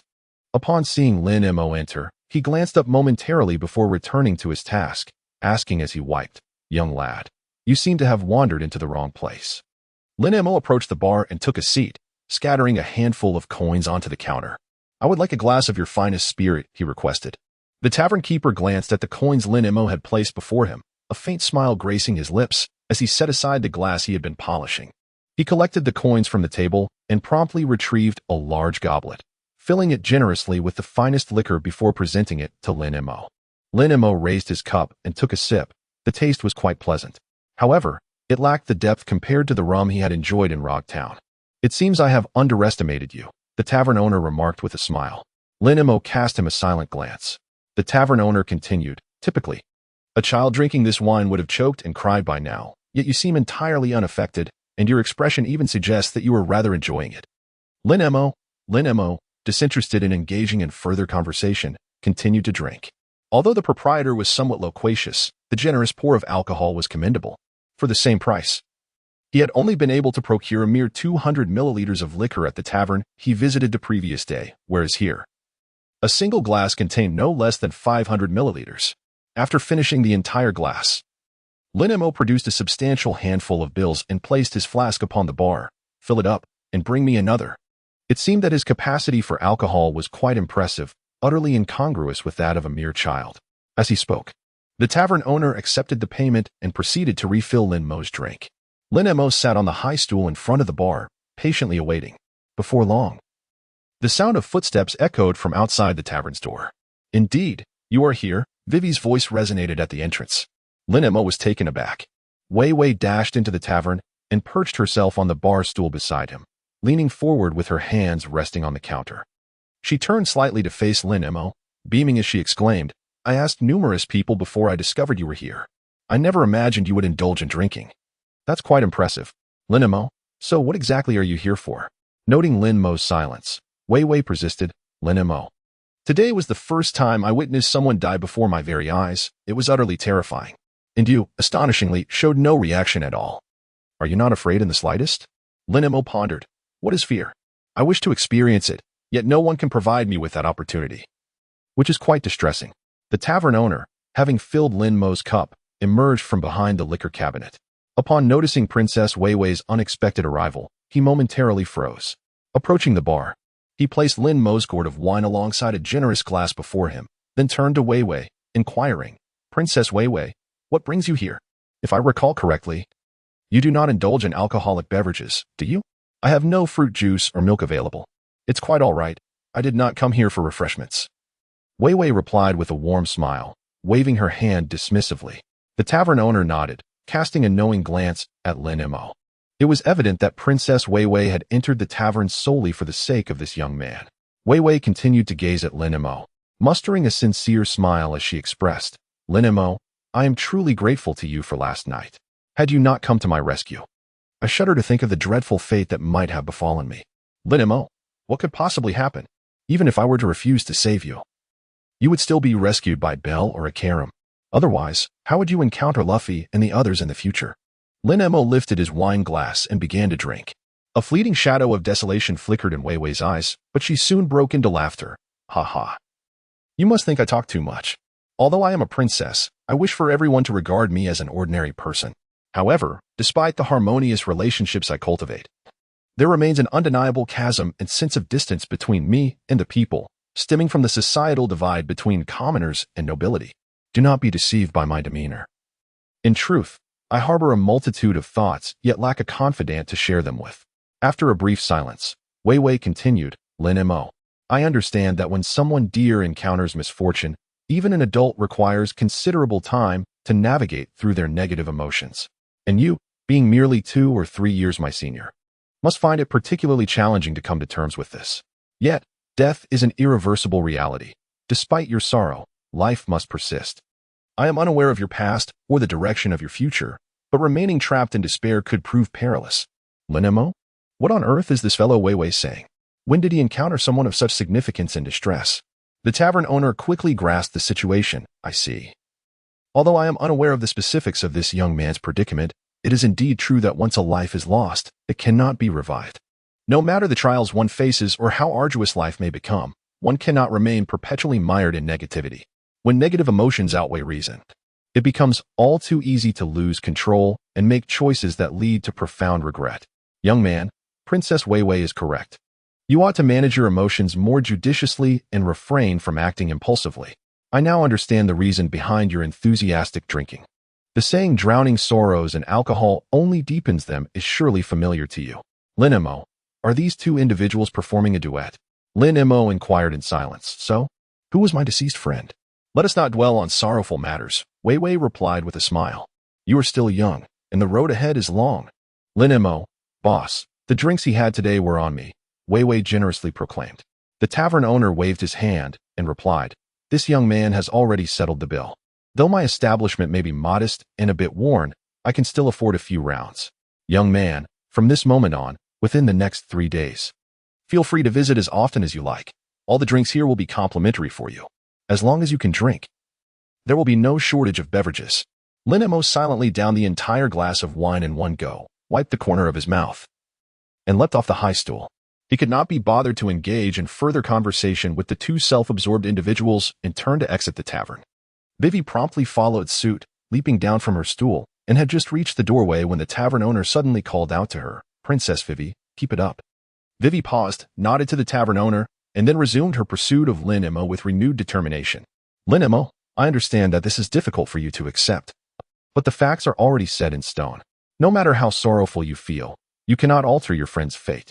It would be beneficial for you to emerge from this shadow sooner rather than later," she said, keeping pace with Lin Mo, her small feet quickening as she spoke. Lin Mo had completely ignored her. The flow of people on the street continued to swell. Wherever the 2 of them passed, numerous individuals greeted Weiwei with courtesy and respect. Thus, not only did Weiwei have to strive to enlighten Lin Mo, but she also had to respond to the greetings, leaving her overwhelmed. As she felt herself falling behind Lin Mo, a sense of urgency began to rise within her. Just as she was about to explain to the surrounding crowd that she was in a hurry, Ikelam and a contingent of guards positioned themselves before Lin Mo. "You are suspected of murder. Come with me," Ikelam stated solemnly, Fixing his gaze on Lin Mo, Wei hurriedly stepped forward, shielding Lin Mo behind her, her brow furrowed. Icolum, have you made a mistake? Lin Mo has been with me the entire time. If he had committed murder, I would surely know. Seeing Wei arrive, Icolum responded with resignation. Princess Wei, this matter is not as simple as you think. I apprehended the individual responsible for the murder this morning, and he claims that Lin Mo is his accomplice. Wei refused to believe that Lin Mo was affiliated with Haas. You believe him just because he said Lin Mo is his accomplice? That killer is capable of murder. What weight does his lie hold? Icolum explained helplessly, I do not trust the words of that man either, but there were so many witnesses at the scene. Why would he only name Lin Mo as his accomplice and not mention anyone else? What troubles me most is that he knows Lin Mo's name. Princess Wei, you are well aware of how arrogant Lin Mo can be. If it weren't for Bell informing us in advance, we might still be unaware of Lin Mo's identity. What? Wei exclaimed in disbelief, turning to Lin Mo. Do you really know that murderer? Lin Mo remained silent and declared, I do not know him. Observe. Lin Mo asserts his ignorance. Wei cast another glance at Icolum, who sighed and remarked, Princess Wei, you are rather gullible, aren't you? Just because he claims not to know. Does that make it true? In any case, until this matter is resolved, I believe it prudent to have Lin Mo accompany us for further investigation. Wei had initially intended to defend Lin Mo further. Meanwhile, an increasing crowd began to gather around them. Was Captain Icolum referring to the murder that occurred at the noodle shop on West Street? It seems so. I have also heard that a masked man shot and killed a portly individual. How shocking. It appears the murderer had an accomplice, and astonishingly, it was a child. This child hardly seems like a criminal. Could it be that the murderer is framing this innocent soul? But what could be the motive behind such an act? Who knows? If this child is indeed an accomplice, it is utterly terrifying to conspire to commit murder at such a tender age. What will become of him as he grows? The murmurs around them grew increasingly loud, and Wei's complexion paled. Clenching her fists, she turned to Lin Mo and hesitated briefly before speaking. Lin Mo, please accompany Icolum. After all, a murder has indeed taken place. Rest assured, I will do my utmost to clear your name. Upon hearing this, Lin Mo could not help but chuckle softly. Clear his name? He had committed no crime and did not recognize that individual. What was there to clear? Without further thought, he ignored both Wei and Icolum, simply passing by her side. Observing this, Icolum immediately instructed the guards to encircle Lin Mo. Hey, do not harm Lin Mo. Wei exclaimed in anger. Lin Mo coldly fixed his gaze on the several guards before him and said indifferently, stand aside.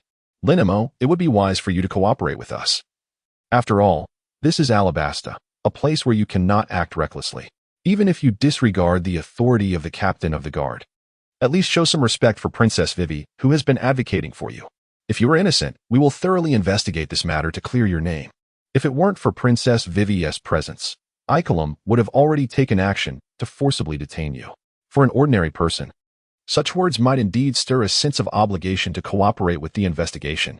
However, Lin Mo was inherently a free spirit, unless he wished to comply. No one could compel him to do anything against his will.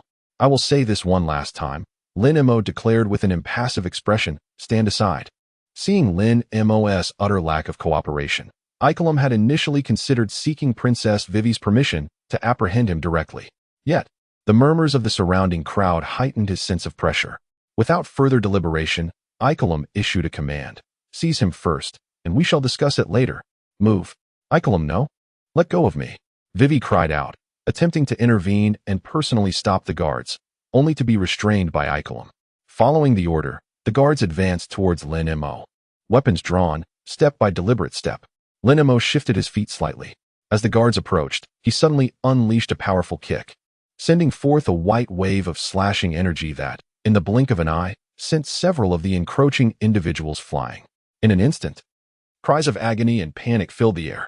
Lin Mo retracted his foot and turned to observe the few individuals writhing in pain on the ground. Having been injured by his earlier kick, their clothing bore only a minor tear, and there was no blood visible. It seemed that the power of his initial strike was insufficient. Without further contemplation, Lin Mo continued on his path. As the surrounding crowd hastily parted to make way for him, fearful that he might direct his ire towards them, Wei stared in wide-eyed astonishment, covering her mouth in disbelief as she gazed at Lin Mo's retreating figure. Akaram's face turned pale. He clenched his fists tightly and, without uttering a word, immediately pursued Lin Mo. As the captain of the guard, he could not allow his subordinates to be harmed by an accomplice of a suspected murderer, no matter the circumstances. He could not permit Lin Mo to depart unchallenged today.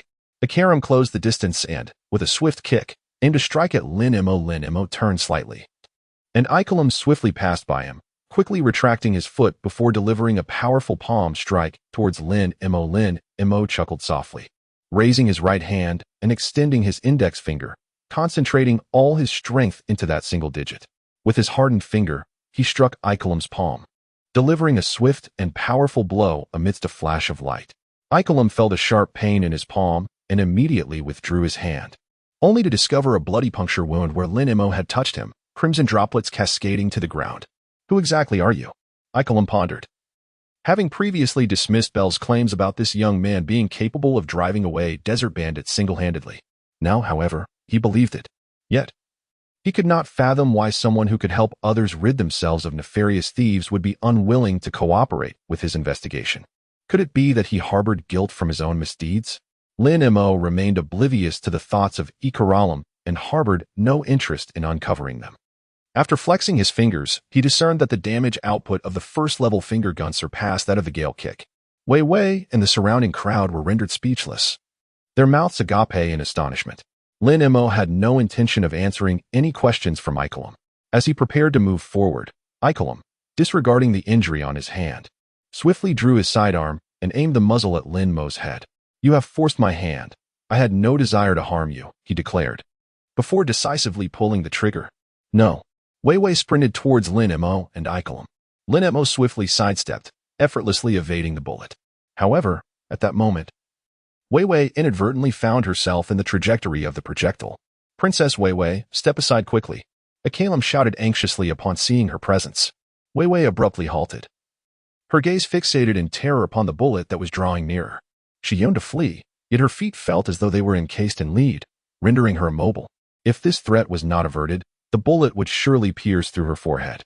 As Lin Mo sidestepped to evade the bullet, his peripheral vision caught sight of Wei Wei, who astonishingly stood still in place, leaving him speechless. Without uttering a word, Lin Mo swiftly drew his third-generation ghost cutter and sliced vertically at the incoming bullet.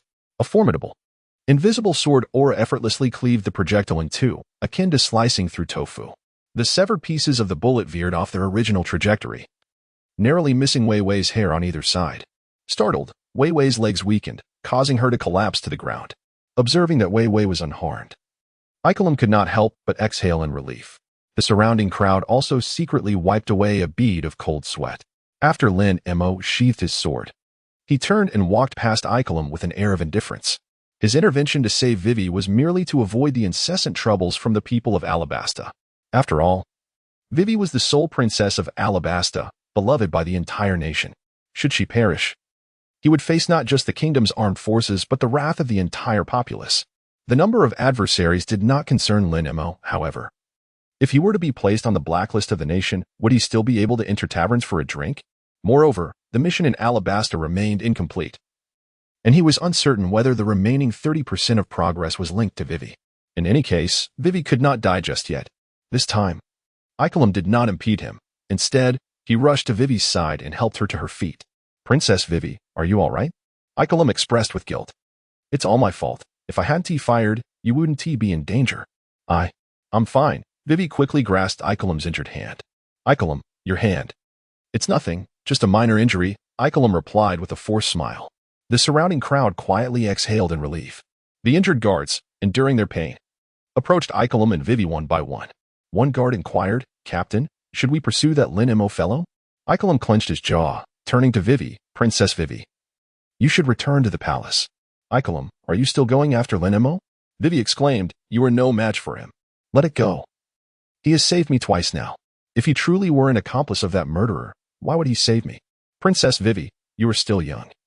There are many things you do not understand," Ikelam sighed softly. "While I am grateful for his repeated rescues, he is still implicated in a murder conspiracy. Regardless, I must find a way to have him investigated. Leave the rest to me. You should return home, obediently." "No, I want tea." Ikelam directed the guards behind him. "Escort the princess back to the palace." "Yes, princess, please return to the palace." The appointed guard gestured for Vivi to follow. Vivi initially wanted to refuse but, Upon seeing the guard's disheveled state and glancing at the weary Icolum, bit her lip and said nothing further. She promptly turned and ran in the direction of the palace. Once Vivi had departed, Icolum turned to another guard and said, I cannot handle that fellow alone. Go fetch Bell, and bring that murderer along as well. Icolum, having come to a realization, understood that since he could not persuade Lin Mo to willingly cooperate and return for questioning, he would have to bring Horace to confront Lin Mo directly. Before Bell's arrival, Icarlum employed his rather flawed tracking skills to follow Lin Mo. As for the injury Icarlum sustained, he had merely wrapped it casually with his own handkerchief during the course of the pursuit. Lin Mo had long since discovered Icolum. The tracking skills of this individual, who was even inferior to Zoro, left Lin Mo speechless and slightly amused. While Zoro knew to conceal himself behind rocks, this fellow merely held a branch in front of himself, truly believing he resembled a tree. Without further contemplation, Lin Mo activated a Shunpo, instantly vanishing from Icolum's sight. Eh? Where did he go? Icolum exclaimed in astonishment, promptly dropping the branch he used for cover and frantically scanning his surroundings, yet failing to catch even a glimpse of Lin Mo. Before long, Bell, carrying the tightly bound masked man, Hose, arrived at Icolum's location. Noticing the blood-stained handkerchief in Icolum's hand, he furrowed his brow and said, I've heard enough. You should return and tend to your injuries. I'll handle the matter from here.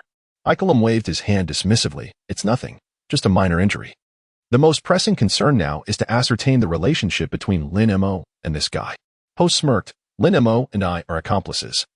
No matter how many times you ask, that will be my answer. Shut up. Icolum glared angrily at the nonchalant Hose.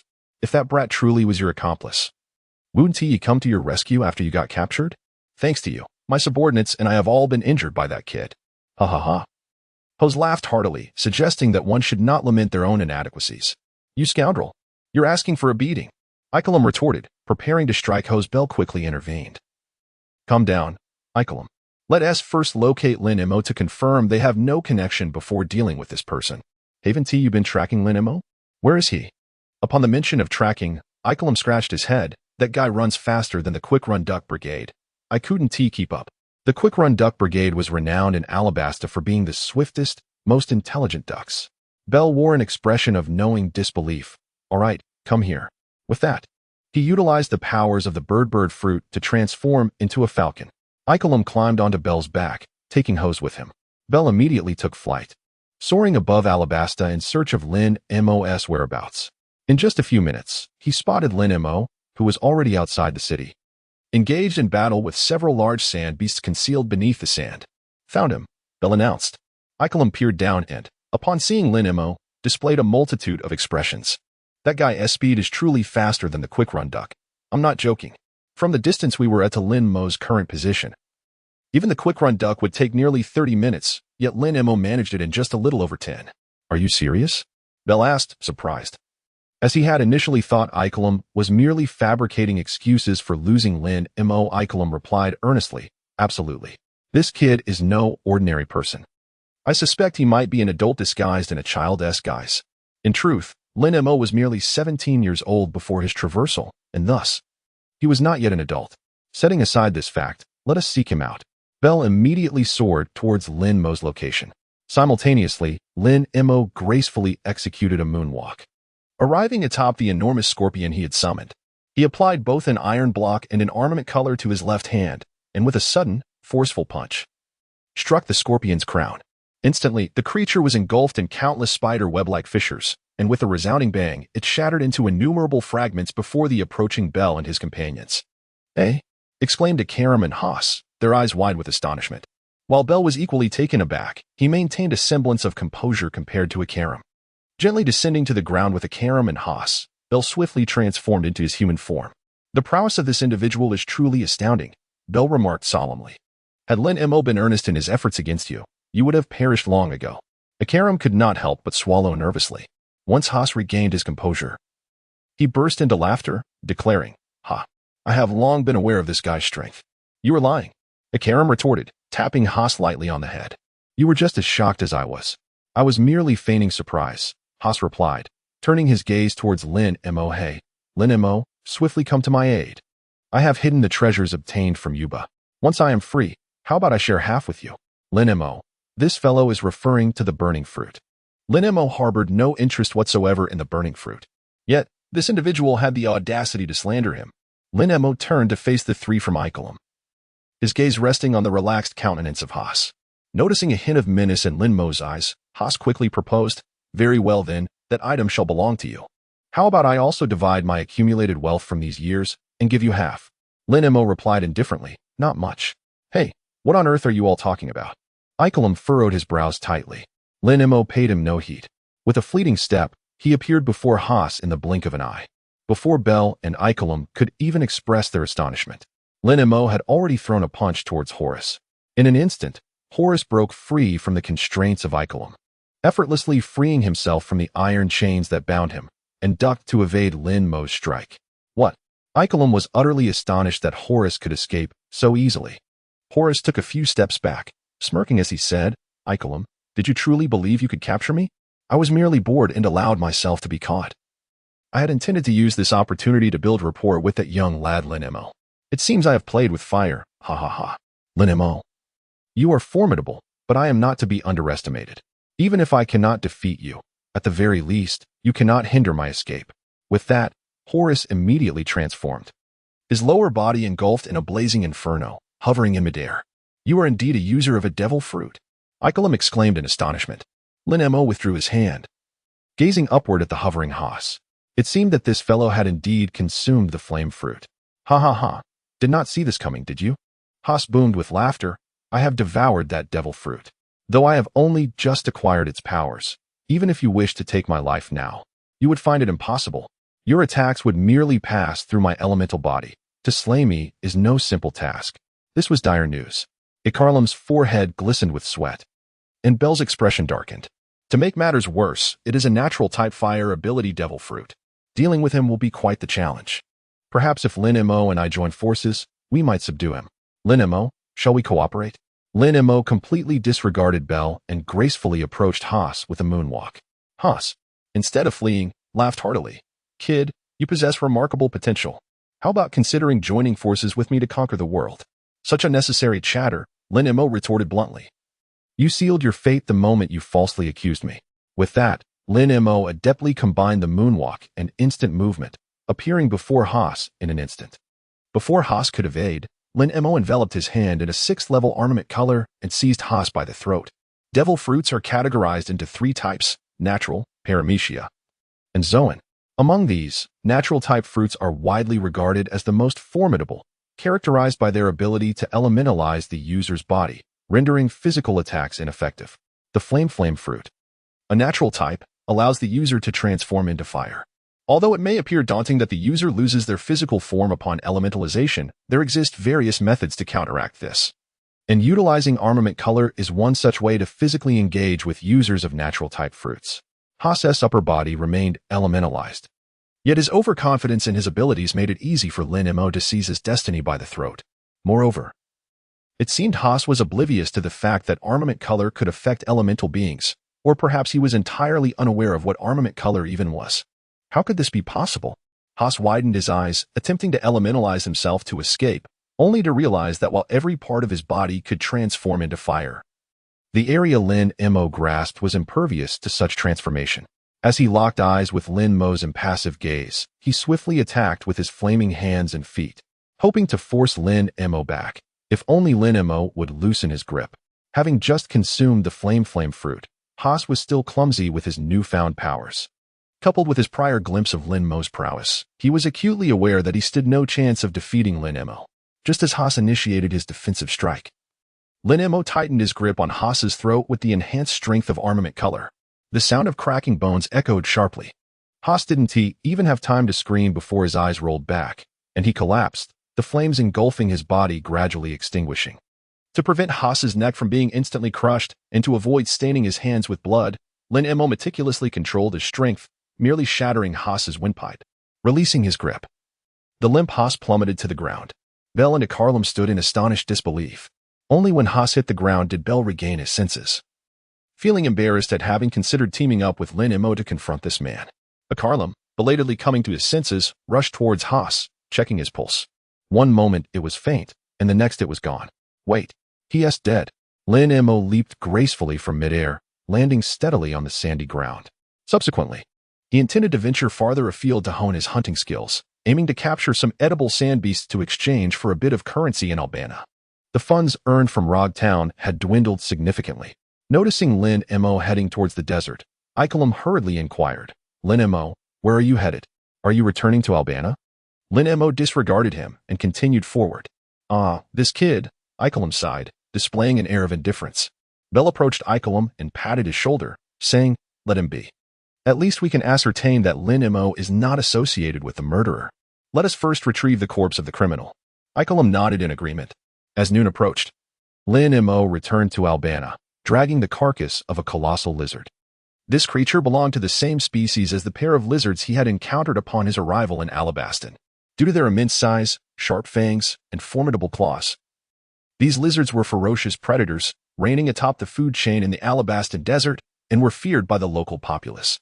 Thus, when Lin Mo returned with the half-eaten carcass of the giant lizard, it naturally attracted considerable attention from the residents of Alabasta.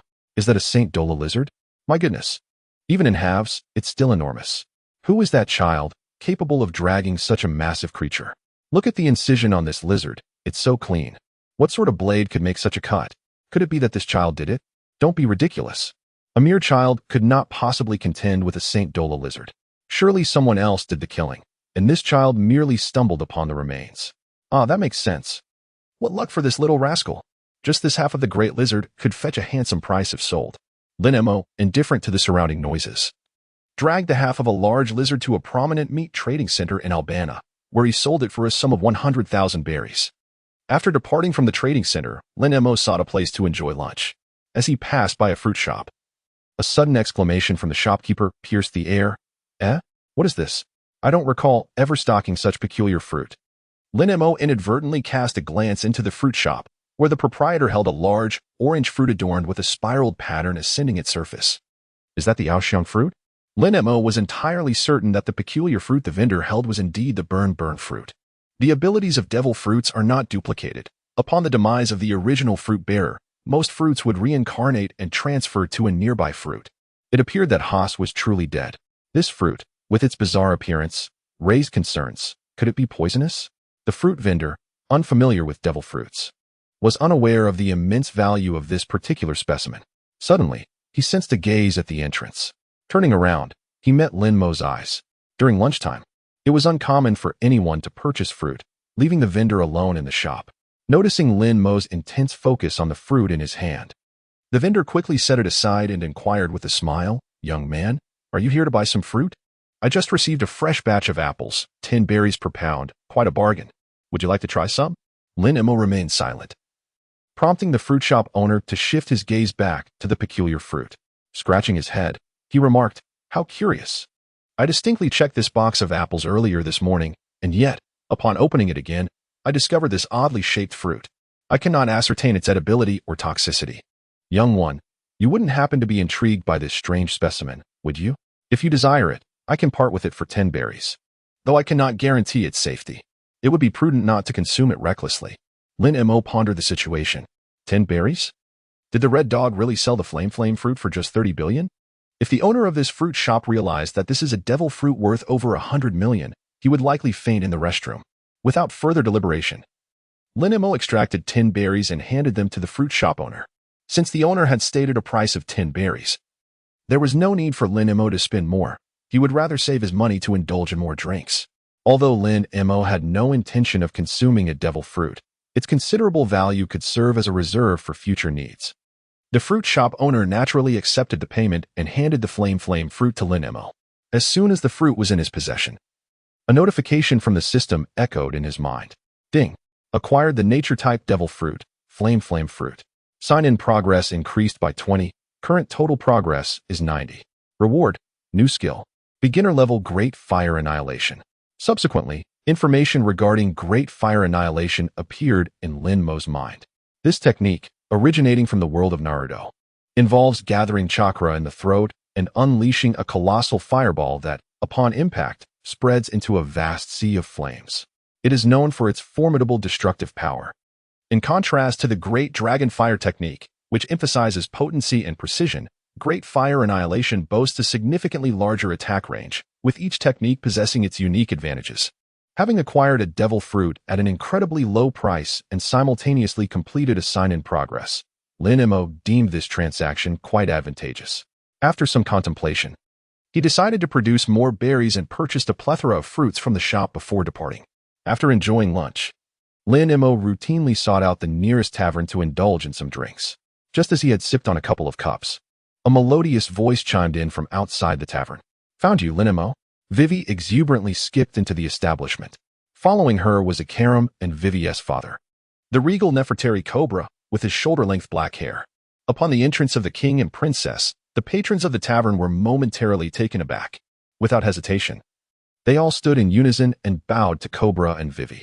Before any words were exchanged, Cobra raised his hand with a smile, assuring them, "No need to mind us. Please continue your merriment as if I were not here."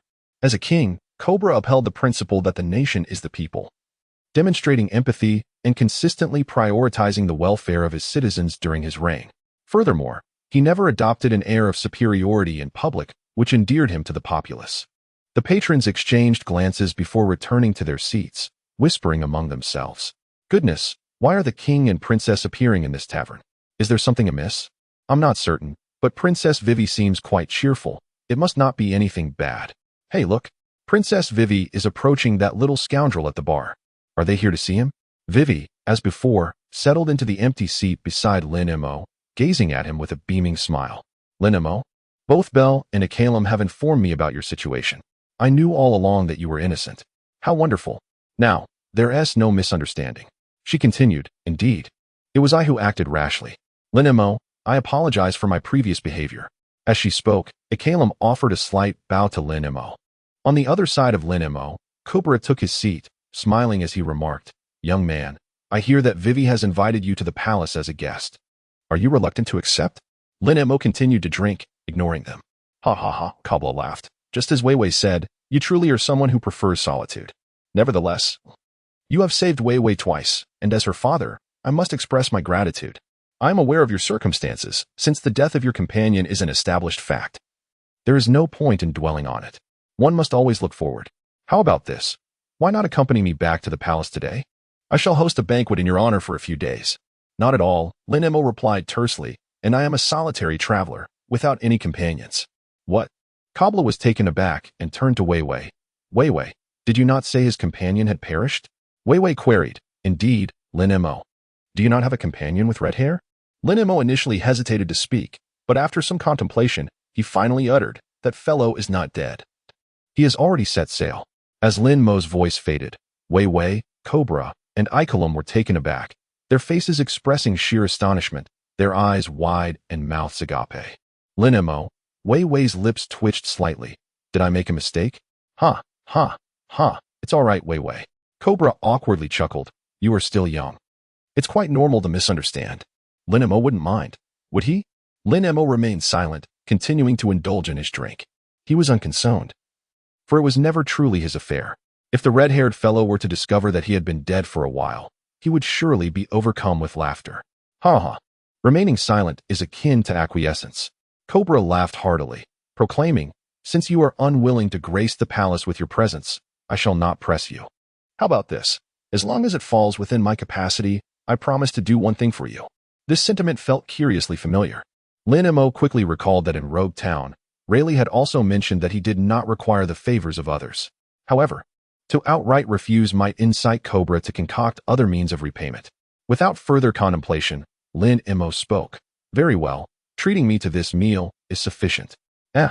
Cobra exclaimed in surprise. "Is that all?" Lin Mo responded with a calm hum. Cobra initially intended to say more, but after some contemplation, he decided against it. "Very well, since you insist, drink as much as you desire." "Ha ha ha, it has been quite a while since I indulged in a proper drink, so let us partake together." He then beckoned the tavern owner, "Bring forth your finest selection of wines." The tavern owner, with utmost respect, complied promptly. Ikalam approached Cobra and whispered, "Your Majesty, you have a meeting scheduled for this afternoon. What meeting could possibly be of greater significance than sharing a drink with the savior of my daughter on 2 occasions? Cobra retorted, dissatisfied. "The meeting shall be postponed until tomorrow. Today, I wish to enjoy a hearty feast of libations." "Ah?" Very well then. Icolum replied with a sense of resignation. Before long, the tavern owner arrived with a crate of exquisite wines. Lin Mo and Co. Beulah commenced their hearty drinking. The tavern offered a variety of beverages, thus the innkeeper also prepared a glass of milk for Wei Wei. Lin Mo downed 3 bottles in succession, remaining unfazed and composed. In contrast, Cobra, after consuming just 2 bottles, felt his cheeks flush, and upon finishing the third, a sense of dizziness began to envelop him. Lin Mo? Let me tell you, you are the most extraordinary child I have ever encountered, Cobra remarked, slightly tipsy. Not only are you remarkably strong, but you have also selflessly rescued my daughter Wei Wei on several occasions. Your capacity for alcohol is impressive, leaving me, as an adult, feeling somewhat ashamed. Ha. Lin Mo paid no heed to Cobra's words and continued to drink. At that moment, a system notification suddenly echoed in his mind. Ding. You have gained the favor of Nefertali Cobra. Sign-in progress increased by 10. Ding. The sign-in task for Alabasta has been completed. Congratulations, host. On achieving a profound level of mastery in wind release, infinite sand dust breakthrough. Upon hearing this, Lin Mo instinctively tightened his grip on the bottle. Without hesitation, he opened his attribute panel to take a glance, his gaze fixating on the sign-in location. The next destination was the Sky Island. As the name suggests, the Sky Island is a landmass suspended high above the earth, at an altitude of 10,000 meters. From Lin Mo's recollection, reaching the Sky Island required catching an ascending ocean current. This current is a phenomenon caused by high pressure that forces water upwards. It results from cold seawater flowing into deep underwater caverns, where geothermal activity creates immense steam pressure, leading to explosive eruptions, an event classified as a natural disaster. The eruption of an ascending current can last for a minute, occurring 5 times a month, with varying locations. Those who embark on the rising tides towards the Sky Island face the chance of safe passage if fortune smiles upon them, or peril if it does not. In summary, reaching the Sky Island is no simple feat. The small boat he was navigating would certainly not withstand the pressure of the ascending current. Even if it somehow survived the tumult, it would be impossible to make headway against the force of the current. Moreover, merely possessing a sturdy vessel is insufficient. One must also have a seasoned navigator aboard. Even if the method of navigation defies convention, it remains a form of sailing.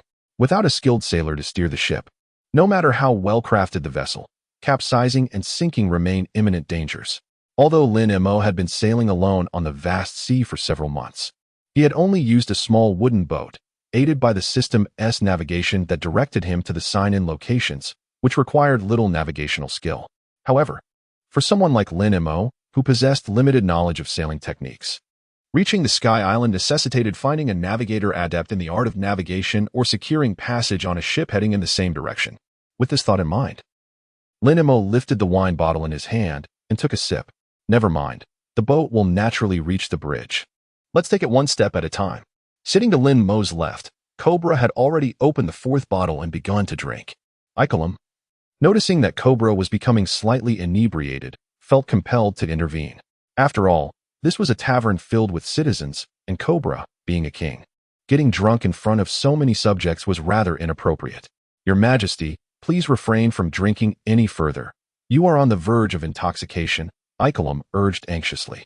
Cobra waved his hand dismissively. Lin Mo hasn't gotten drunk, so how could I? I am an adult. Surely my tolerance surpasses that of a mere child? Do not concern yourself with me. I shall not succumb to drunkenness before Lin Mo does. Ha ha ha, Icolum. Do not worry about my father. Vivi chimed in with a cheerful smile. It is rare for him to be so joyful. Let him drink. But your Majesty is the king of Alabasta. Icolum replied with concern. Is it not too inappropriate for him to become intoxicated in public? Icolum, it is true that my father is a king, Vivi continued. But before being a king, he is still a father. He has just stated that everyone in the tavern should pretend they do not see him. If he were here in the capacity of a king, I would understand your worries. However, now he is simply a father enjoying a drink in gratitude to someone who has shown him kindness. Even if he were to get drunk, it would not matter. Indeed, Vivi understands me, Cobra said, laughing heartily. Icolum paused for a moment, then sighed with a resigned smile. Ah, indeed, you are truly the Princess Vivi. Vivi smiled at Lin Mo, her eyes sparkling with excitement. Lin Mo, you mentioned you are a traveler. You must have visited many places, haven't you? Lin Mo, Wei Wei, you must not be from Alabasta. Did you sail here alone from another island? That's truly impressive. If I were to sail alone, I certainly wouldn't manage it. Lin Mo, Vivi.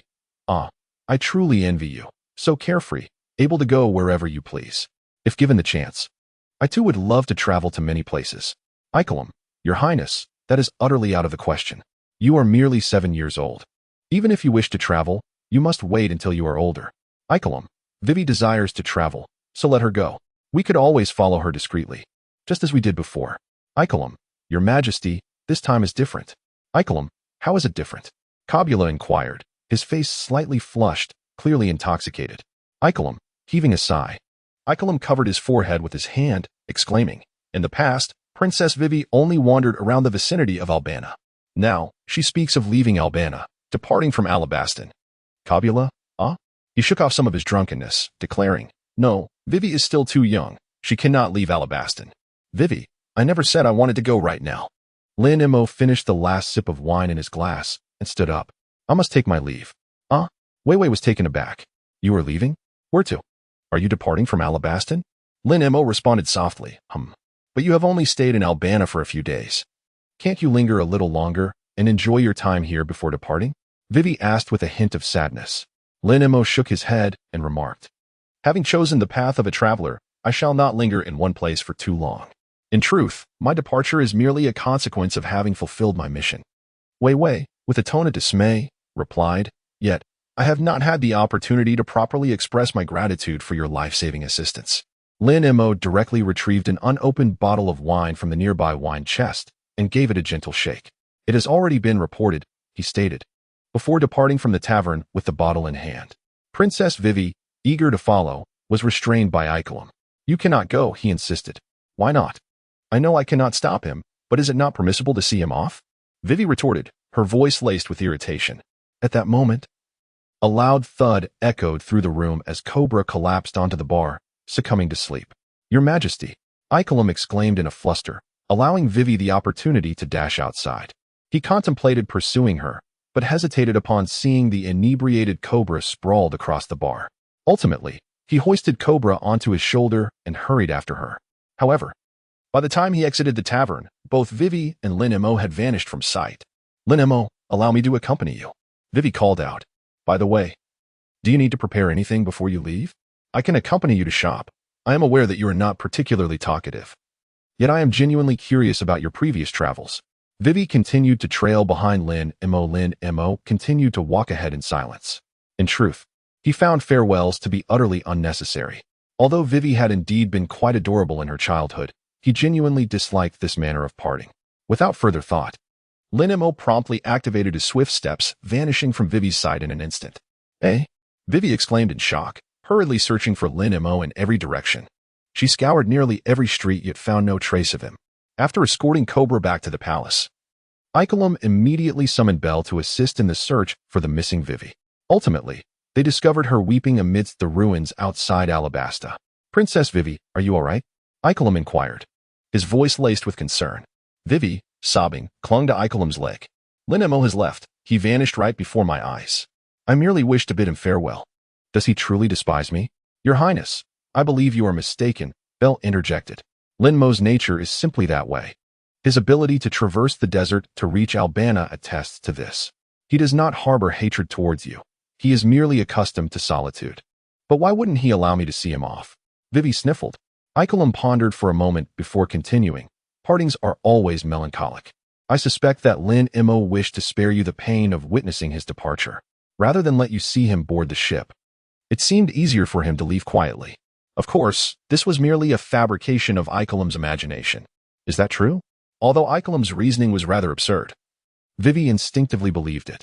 Will he return to Alabasta again? Belle asserted confidently, he certainly will. Vivi, puzzled, asked, how can you be so sure? With a smile, Belle replied, because I still owe him a drink, and he will undoubtedly come back. After evading Wei with a swift movement, Lin Mo returned briefly to the inn, where he retrieved the little camel, his faithful steed, which had been prepared days earlier. After inquiring with several local residents about the nearest coastline, Lin Mo set off from Albana, leading the little camel towards the shore. The camel carried Lin Mo across the desert for nearly 2 days before they arrived at a quaint seaside town. After casually purchasing a small boat, Lin Mo prepared for departure, leaving the camel on the shore with the words, "You are free now." However, the camel showed no inclination to part ways, emitting a series of whines as if yearning to accompany Lin Mo. "I cannot take you with me. The desert is your true home." With that, Lin Mo boarded the newly acquired boat, disregarding the persistent calls of the camel. Alone, he navigated according to the system's guidance towards the next designated checkpoint. Although the floating island was suspended high above the clouds, the route provided by the system was still within the bounds of this sea. It was presumed that upon reaching the destination indicated by the system, the island for which he was to check in would be directly above, soaring 10,000 meters into the sky. Subsequently, after nearly half a month of sailing at sea, Lin Mo arrived at a vast expanse of water, devoid of any visible islands. The destination indicated by the system's navigation was right here. He lifted his gaze to the sky, where a large expanse of white clouds loomed above him. At that moment, in the distance, a pirate ship, adorned with an unfamiliar Jolly Roger, was heading in his direction. "Hey, there's a child over there." "Where?" "I don't see anyone. Right in front of our ship, there's only one person." Could it be that he is the sole survivor of a shipwreck? Regardless of whether he is alone or not, let us run him down if he stands in our way to Gaia Island. Haha, yes, let us hit him. Let that brat know the consequences of obstructing a pirate's path. The crew aboard the pirate ship was unusually exhilarated, and they indeed accelerated towards Lin Mo. Lin Mo withdrew his gaze from the heavens, silently observing the pirate ship that was drawing ever closer. Without a moment's hesitation, he concentrated the chakra within him, channeling it to his throat before unleashing it in a powerful breath. This resulted in the formation of two vividly manifested fire dragons, roaring ferociously as they surged towards the pirate vessel from either side. Meanwhile, Lin Mo altered his course, steering towards Gaia Island, the intended destination of the pirate ship. Suddenly, a violent explosion reverberated through the air, sending a fierce wave of heat radiating outward from the epicenter of the blast. Lin Mo paid no heed to the explosions and the wails of despair behind him, silently continuing his voyage forward. After sailing for half an hour, he arrived at an island that appeared to be a picturesque resort. This was Gaia Island, and the seemingly bustling town before him was Magic Valley Town, a haven for extravagant pirates. At that moment, several pirate ships were already docked by the pier. Lin Mo deliberately cast a glance at the flags of these pirate ships, finding not a single one that was familiar to him. Lin Mo did not dock the small wooden boat at the shores of Magic Valley Town.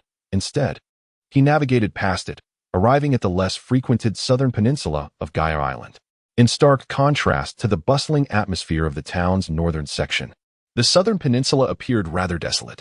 Along the coastline stood a dilapidated structure facing the sea, adorned with a large sign resembling a castle, though it housed only half of a building. This was the residence of a man named Windmill, distinguished by his chestnut-shaped hair.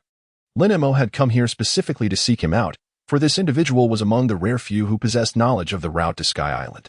In the future, Kirik would assist Luffy and his companions in their successful ascent to the ethereal realm. As Lin Mo anchored the boat and leaped onto the shore, a bare-chested man emerged from the half-dilapidated house. The unmistakable chestnut-colored tuft of hair made it immediately clear to Lin Mo that he had found the person he was searching for.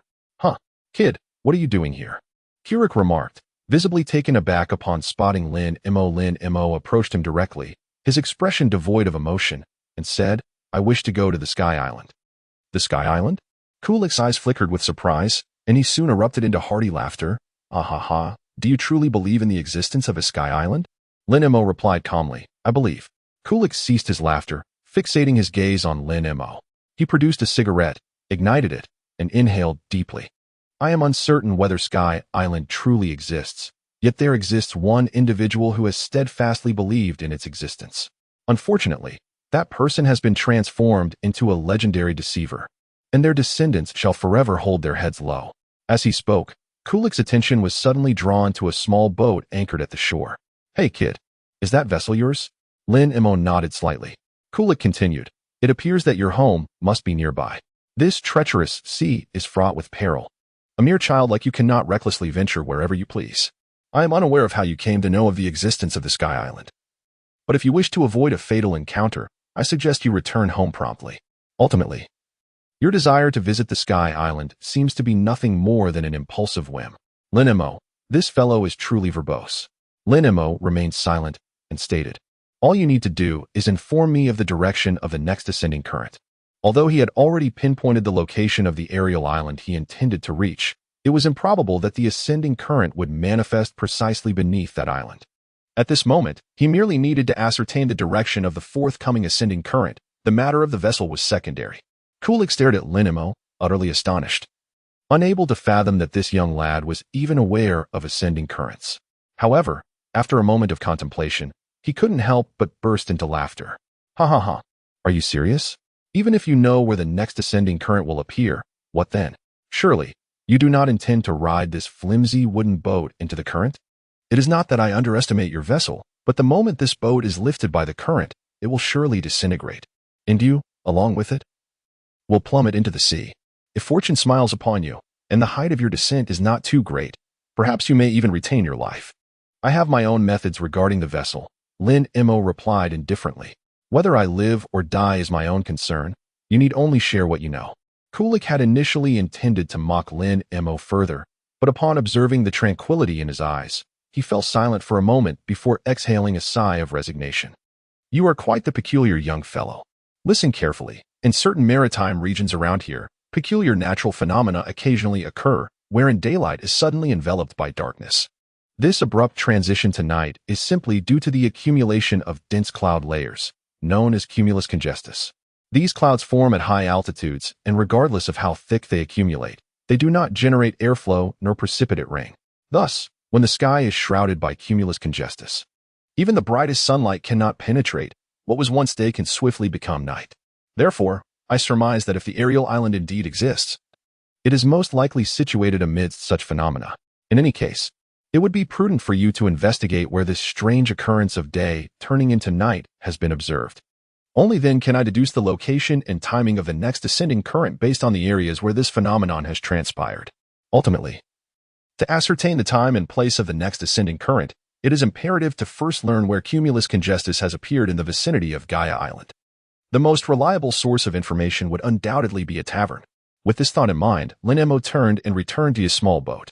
Observing his apparent departure, Kulik inquired, "Youngster, are you leaving? Are you heading home or seeking information?" Lin Mo replied softly, "The latter." Kulik was taken aback. "Did you really believe me without even a hint of doubt?" "Indeed." Lin Mo said nothing further and continued to sail toward Gaia Island. His destination was the town of Magic Valley. Kulik watched Lin Mo depart, his heart a tumult of emotions.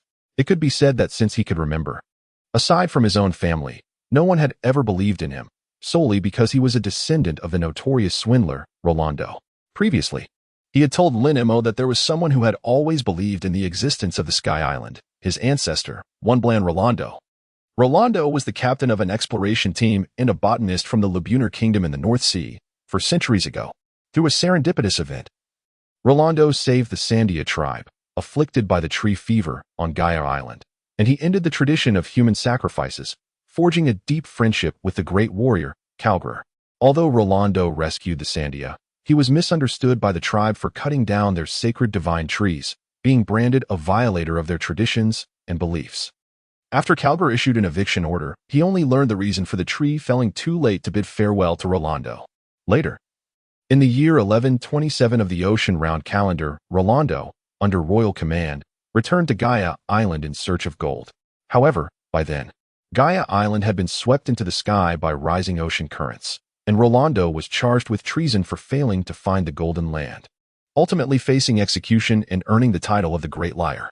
Before his death, Rolando speculated that the Golden Land had sunk beneath the sea due to tectonic movements. Leaving behind a cryptic farewell, "I saw gold in the right eye of the skull," which no one had since understood. The skull here referred to the original shape of Gaia Island. From that point onward, the tale of Rolando, the Great Liar, became a well-known fable in the North Sea, portraying him as a foolish and deceitful character who, even at his execution, insisted that the Golden Land truly existed, though in reality, he was more honest than anyone else. The story of Rolando cast a long shadow over Kulik's childhood, for anyone who learned of his lineage, especially those from the North Sea, would mock and scorn him. And even as a child, he was not spared from this ridicule. Although Kulik later set out to sea and formed a pirate crew, in the end, his comrades abandoned him. Thus, for many years, he remained alone, diving incessantly in search of the Golden Land that Rolando had spoken of, submerged beneath the waves. Even though he himself held reservations, Kulik was willing to gamble his life in a struggle against fate to prove the existence of the Golden Land and to dispel the curse of the Windmill family. He had resigned himself to a life of solitude, prepared to face a world that would never believe in him. Yet now, that young boy venturing to the Sky Island had unreservedly put his faith in him without uttering a single word of doubt. Kulik considered that perhaps Lin Mo was merely too young, too innocent, and too readily trusting of others. However, just moments ago, when he locked eyes with Lin Mo, he dismissed his previous thoughts. He understood that Lin Mo was earnest, harboring no intention of jest. Moreover, although he was not well versed in swords, the genuine blade carried by Lin Mo emanated an inexplicable aura of foreboding. A child capable of wielding such a sword was undoubtedly extraordinary. Lin Mo navigated his small wooden boat for nearly half an hour around Gaia Island, eventually returning to the expansive wooden platforms that floated on the sea. Connecting to Gaia Island, the town of Magic Valley was constructed upon these vast planks. Once he secured his boat, Lin Mo leapt onto the platform and walked indifferently towards the heart of Magic Valley. The denizens of this town were predominantly pirates. Thus, the absence of rules was palpable. Fights, even those resulting in fatalities, were considered commonplace here. As Lin Mo proceeded, his presence garnered the attention of several pirates idling about in Magic Valley. "Look who we have here. A mere child dares to venture into a haven of pirates. What audacity!" One of them exclaimed with a hearty laugh. "Hey, kid. Which pirate crew do you belong to? I can't fathom you coming here alone. Perhaps you drifted in from a shipwreck." Another chimed in. "Look, he even has 2 swords. Maybe he's a formidable swordsman." "A swordsman? With him? I could pin him down with a single finger." Another jeered. "Well, then, demonstrate it. Show us how you would use just 1 finger to flatten that kid." "Humph. He is just a child. Do you really think I'm afraid? Watch closely." The man who spoke raised a half-full bottle of liquor to his lips, took a swig, and then smashed the remaining bottle against the ground with a loud crash. A wicked grin spreading across his face as he approached Lin Mo, cracking his knuckles. "Kid, if you kneel and beg for mercy now, I might just spare your life." He taunted, while the surrounding pirates stifled their laughter, eagerly anticipating the unfolding spectacle. Lin Mo, disinterested, continued to walk ahead. "Hey brat, are you deaf? Or are you just pretending not to hear me?" The man who threatened to strike Lin Mo quickened his pace, raising his hand to strike at Lin Mo's head. In the very instant his hand descended, Lin Mo's figure flickered, effortlessly evading the attack. "Huh?" The man was momentarily stunned. The surrounding pirates burst into laughter. "What's the matter with you? You can't even handle a mere child." "Ha ha ha. It seems all your earlier bravado was mere bluster. Look, he is ignoring you. It's clear he looks down on you. Ha ha ha. Jerry, if you can't manage, step aside and let me show you how to kill someone, haha." "Shut the hell up." "Jerry," the man retorted angrily. "He's just a filthy brat. Do you really think I can't take him down? Just watch me." As he spoke, Jerry swiftly drew the large machete hanging from his waist and, without hesitation, swung it toward Lin Mo. No matter how he struck, he could not land a blow on Lin Mo, as if the latter possessed eyes on the back of his head. "Damn it, I refuse to believe this. Die." In a fit of rage, Jerry pulled a grenade from his pocket, yanked the pin, and prepared to hurl it at Lin Mo. Lin Mo glanced back at him, and an overwhelming sense of pressure surged towards Jerry in an instant. Jerry found himself frozen in place, beads of cold sweat forming on his forehead, utterly immobilized. Lin Mo withdrew his gaze and continued onward. After taking just a few steps, a thunderous explosion erupted behind him. Jerry had detonated a grenade in place. What just happened? Why didn't Jerry throw the grenade away? Had he lost his mind? If he wished to end his life, could he not find a more secluded spot? Why must he involve us in this calamity? Cough, cough, cough. No, that's not right. He was clearly about to throw it away, but after casting a glance back, his expression transformed as if he had seen a ghost. How could this be possible? That young lad is barely of age. Can a mere glance instill such terror in Jerry? The onlookers, covered in soot and debris, began to murmur among themselves. Lin Mo paid no heed to the voices behind him. As he approached the tavern, a long-haired man clad in a dark brown and black fur coat, wearing a black hat, suddenly fell from his tall steed before him. Recognizing the man's attire, Lin Mo discerned his identity. It was Poison Q, the ship's doctor of the notorious Blackbeard pirate crew, known by the ominous moniker of the Grim Reaper, and a figure of considerable ruthlessness. As for why this individual had ventured to this place, Lin Mo remained oblivious and uninterested in uncovering the reason. Poison Q, looking haggard and frail, implored. I beg your pardon, could you assist me in getting up? Lin Mo cast a silent glance at him and circumvented him directly. Poison Q. Seemingly producing a basket of red apples from thin air, continued as Lin Mo was about to pass him. Consider these apples as a token of gratitude. I am naturally frail and often unwell. I would greatly appreciate your assistance. Thank you. Lin Mo remained as indifferent as ever, entirely disregarding the pretentious individual, and directly entered the nearby tavern. What a cold-hearted little wretch, Poison Q remarked darkly. No sooner had he spoken than his gaze fell upon a group of individuals not far away, who were evidently newcomers from elsewhere, prompting a faint smirk to appear on his lips. The tavern that Lin Mo entered was a harmonious blend of a bar and a restaurant. Upon taking a seat at the counter, he had yet to utter a word, yet the proprietor, though taken aback, perceived Lin Mo as merely a child and amiably poured a glass of iced orange juice, placing it before him. Lin Mo, little one, you must have arrived by boat. This town is rather chaotic. It's best not to wander about alone. The tavern owner smiled and added, consider this glass of orange juice a gift from me. Once you've finished, be sure to leave quickly. Lin Mo stared silently at the glass of orange juice, lifted it, and finished it in one gulp. Then, he took out a handful of coins and said, a drink, please. The tavern owner exclaimed in surprise, do you actually drink? Lin Mo replied indifferently with a hum. The tavern owner awkwardly accepted the payment and promptly brought a glass of wine to Lin Mo. After observing Lin Mo drink it down as if it were mere water, he couldn't help but exclaim, indeed, those who come here are not so simple. At an age when one should be carefree and playful, you remain so composed. Sipping on adult beverages. It seems you have endured much in your young life. Lin Mo, at a loss for words, remarked, another drink, please. The tavern owner smiled and nodded, certainly, just a moment. When the proprietor brought Lin Mo his second glass, two loud explosions suddenly reverberated from outside. Alas, it was unclear who was engaged in yet another brawl. The tavern owner, unfazed, picked up a glass to wipe it down. Meanwhile, the patrons within the establishment continued to indulge in their meals and drinks, laughing and chatting as if they had not heard the detonations at all. Lin Mo continued to sip his wine with an air of indifference. Suddenly, an enraged voice resonated from outside the door. You scoundrel! How dare you slay my subordinate? Men, pursue him. Capture that horse-riding scoundrel for me. I shall have his life. Upon hearing this, Lin Mo set down his wine glass, the sound resonating with a strange familiarity. It must surely be the handiwork of that individual who had previously offered apples.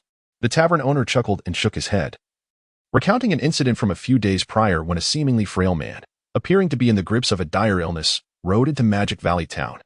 He had brought with him a plethora of apples, distributing them freely to anyone he encountered. Unwary recipients, unaware of the peril, accepted the fruit only to meet with a fatal explosion. Thus, dear child, should you encounter someone offering you apples along your journey, be sure to decline. Lin Mo remained silent, lifting the half-full glass of wine in his hand and continuing to drink. The tavern owner, seeing Lin Mo's lack of response, shrugged helplessly and returned to his tasks. Later, Lin Mo ordered 2 more bottles of wine along with some appetizers, consuming them while listening to the boisterous discussions of the pirates within the tavern. Strangely, none of them mentioned encountering a sudden darkness. Just as he finished one bottle and was about to open the second, the familiar voice he had heard before echoed once more. Damn it, he managed to escape. You two, take care of these corpses. Machi, Kabaji, you stay behind. The rest of you, head back to the ship and wait for me. After issuing these orders, the speaker pushed open the door of the tavern where Lin Mo sat, entering with a dark expression. Lin Mo did not turn to look back. Merely hearing the names of the 2 subordinates was sufficient for him to ascertain the identity of the newcomer. It was Buggy, a former intern of the Roger Pirates, who had grown up alongside the red-haired Shanks during their time in the crew. However, due to a mishap related to Shanks, Buggy inadvertently consumed the split fruit, which he had originally intended to hoard and sell. This incident forged a personal vendetta between him and Shanks. Following the disbandment of the Roger Pirates, Buggy established his own crew, the Buggy Pirates. Hey, bring me the finest food and drink you have here, he commanded. Wearing an orange pirate hat and sporting a nose resembling a red ball, making him resemble a clown, he sat at a square table in the tavern's dining hall, his expression dark and brooding. Certainly, coming right up, the tavern owner promptly replied. At that moment, 2 men seated at the adjacent table could not suppress their laughter. Ha ha, look at that guy's nose, it's hilarious. Is he a clown? Ha ha ha, what a joke. Hey, buddy over there, give us a performance. Buggy immediately turned his gaze towards the two, shadows enveloping his face. Do you find my nose amusing, as if I am some fool? You think it's big and red, do you? Ha ha ha. Indeed, it is both large and red. Who would have thought you possessed such self-awareness? The two men laughed uproariously, inciting the other patrons in the tavern to join in their raucous laughter. Heh, those fools are finished, whispered one of Buggy's subordinates, a man named Machi. Clad in a plush outfit and beastly shoes, covering his mouth to stifle his chuckle. Buggy's other subordinate, a man named Kabeji, with hair obscuring one eye and a checkered scarf draped around his neck, smirked in agreement. Indeed, these imbeciles have committed a grave error by laughing. Soon, they shall weep. Listening to the waves of derision echoing through the tavern, a terrifying grin began to emerge on Buggy's previously darkened face. It seems you are prepared for what is to come. Then, prepare to meet your demise. Laughter filled the tavern, particularly from the two men who had mocked Buggy, their mirth unabated. With a chilling smile, Buggy's eyes glinted with malice as he swiftly executed a gesture, severing his hands, armed with flying knives, from his body, sending them directly towards the two who were still cackling. With a chilling thud, Buggy mercilessly dispatched each of the mockers, slashing their throats. The laughter of the onlookers quickly faded as they witnessed the two men, who had led the ridicule, clutching their necks in agony before collapsing onto the table, lifeless. The patrons, once amused, now wore expressions of shock. That red-nosed fool, his hands can detach from his body? Could he be a cyborg? No, even if he were a cyborg, it's impossible to sever hands from the body without any connection. If I am not mistaken, that man is undoubtedly a devil fruit user. Oh, the wielder of the devil fruit. Let us keep our voices down. If he sets his sights on us, we shall be in dire straits. In a typical town, a murder would incite chaos, yet such is not the case in Magic Valley Town, where pirates abound. Here, brawls and homicides are commonplace. Thus, when those two met their demise at the hands of Buggy, the patrons of the tavern, although astonished to learn of Buggy's devil fruit abilities, did not vacate the premises. A few audacious souls even ventured to extend an olive branch to him. Hey, you over there. Which pirate crew do you belong to? How about considering a merger with our crew? They laughed, intrigued by the peculiarity of his powers. What fruit did you consume? How fortunate this fellow is. I wish I could have a taste of a devil fruit myself. Buggy's lips twitched in irritation as he slammed his hand on the table, seething. You fools cannot possibly fathom my suffering. All of you can perish. Buggy had consumed the chop fruit, a paramecia type, which granted him the ability to disassemble his body into numerous segments, allowing him to float in midair or launch attacks against his foes. While disassembled, his feet must remain grounded unless acted upon by external forces. His power is limited to a range of 200 meters from his feet. Should any dismembered part exceed this range, it becomes uncontrollable, forcibly drawn back within 2 meters. Moreover, any pain inflicted upon his disassembled body is felt collectively. Due to the nature of his ability, conventional slashing or stabbing attacks prove ineffective against him. However, as he does not possess a Logia-type fruit, the segments he creates are tangible, rendering him vulnerable to blunt force trauma, which, when directly struck, negates the advantage of his disassembly. If any part of his body is severed or removed post-disassembly, it may result in chaotic reassembly. In summary, the powers of the chop fruit are not particularly formidable, nonetheless. They present a considerable nuisance to many, especially swordsmen, making Buggy a veritable nemesis to them. Buggy is exceedingly covetous of treasure. His initial intent behind acquiring the devil fruit was its worth, estimated at no less than 100 million berries. He had never envisioned consuming a devil fruit, often deriding those who did so and became unable to swim. It was only through an accidental encounter with Shanks that he unwittingly ingested the fruit. For Buggy, this act not only signified the loss of a fortune but also stripped him of his ability to seek treasures hidden beneath the waves, thus fueling his animosity towards Shanks, whom he vowed to never forgive. Therefore, those who express envy towards him, claiming he is fortunate, are merely mocking him in Buggy's eyes.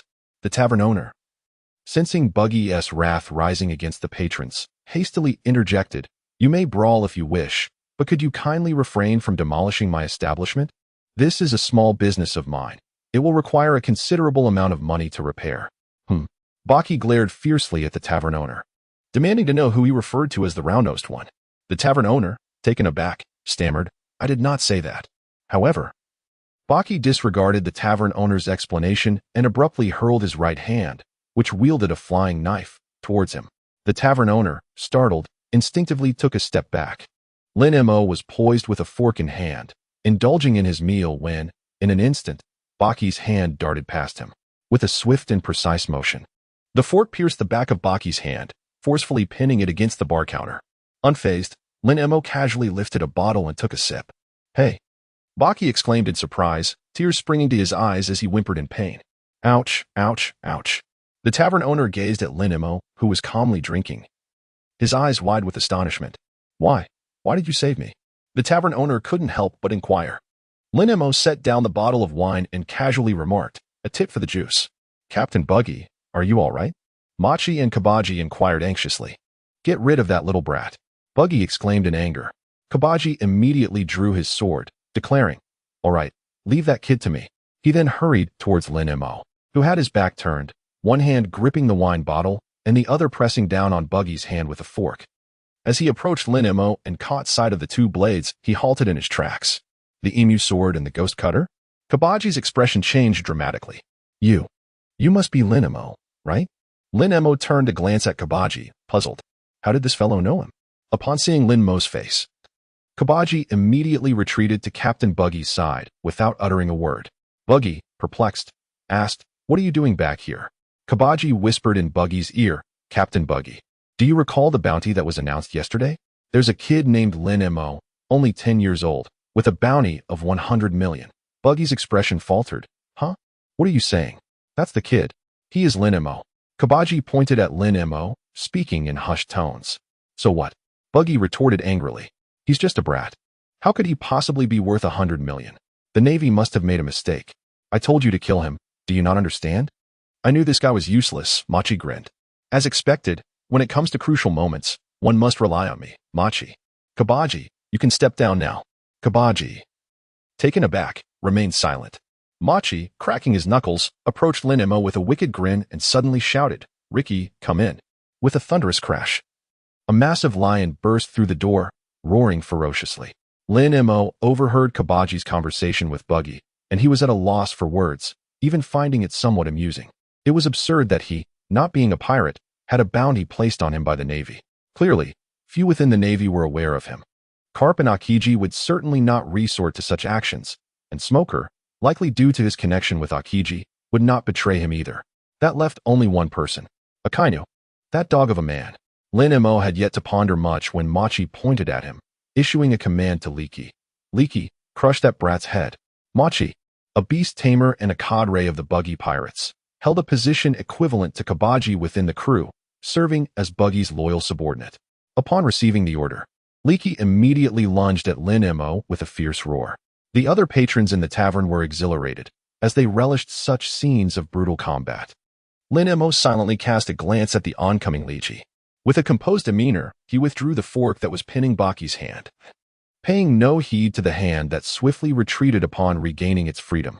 As Leaky charged towards Lin Mo, the latter poised the fork against Leaky's nose, an immense force coalescing upon the seemingly innocuous utensil, causing the once menacing Leaky to abruptly halt, beads of sweat forming on his forehead. Observing Leaky's sudden immobility, Machi, with a hint of urgency, exclaimed, "Leaky, what is wrong with you? Why are you not obeying? Hurry, crush that little brat's head for me." Lin Mo fixed his gaze upon Leaky's eyes and suddenly let out a cold chuckle. Leaky trembled in fear, hastily seeking refuge behind Machi, an action that elicited a wave of laughter from those around them. "Ha ha, I thought this lion was formidable. Turns out it's just a paper tiger. What a useless creature. TSK, how dull. I expected to witness some thrilling spectacle. I suggest this lion be renamed Coward. I have never seen such a timid lion, frightened by a mere fork." "Aha." Machi tightened his fists, his expression towards Lin Mo shifting. Animals often possess a sensitivity surpassing that of humans. Leaky had been with him since childhood. No one understood it better than he did. It wasn't the fork that frightened Leaky, but rather the person wielding it. "Ha ha, what nonsense. It's just a child." Indeed. The excuses they conjure, as if there's truth to them. "Ha ha. I initially thought that red-nosed pirate crew was impressive. Turns out they are merely a troupe of jesters. Quite useless." Another round of uproarious laughter erupted in the tavern. "Huh, they dare to laugh at me. I've had enough," Baki exclaimed, instantly dividing his body into several segments that floated mid-air. "I will blow you all away, along with this town. Machi, prepare my Baki bomb." "Ah, yes." Captain Baki. Machi promptly leaped onto Li Ji's back and dashed out of the tavern. The tavern owner, visibly distressed, inquired, Baki bomb? What is that? A bomb. Baki turned to the tavern owner with a mischievous grin. Ahahaha, the Baki bomb is a unique creation of mine. Powerful enough to obliterate half a town with a single shot. What? The tavern owner gasped in shock. Do you even know where you are? This is Magic Valley Town, home to pirates. If you truly unleash the Baki bomb on this town, it will incite the fury of many. And so what? Baki retorted arrogantly. All pirates here? Perfect. There must be countless treasures. Once I deal with all of you, your treasures will belong to me. Ha ha ha. No one in this tavern will escape. I will have you all sink to the depths of the sea. Hey, who do you think you are? You're far too arrogant. How infuriating. Do you really think we are mere soft squashes to be squeezed at will? Brothers, show your weapons. Let us take down this red-nosed fool. With a stumble, the red-nosed Baki erupted in fury. Unreasonable scoundrels. Kabaji, attack. Eliminate these wretches. Kabaji smirked, gripping his sword once more. Understood, Captain Baki. The other pirates in the tavern brandished their weapons, preparing for a fierce confrontation with Baki and his crew. The tavern owner, filled with trepidation, wished to intervene but lacked the courage to do so.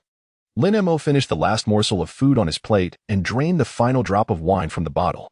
He placed the payment for his meal upon the bar counter and gracefully leaped down from his stool. With an air of indifference, he strode through the throng of pirates on the brink of battle, making his way toward the completely shattered entrance devoid of a door.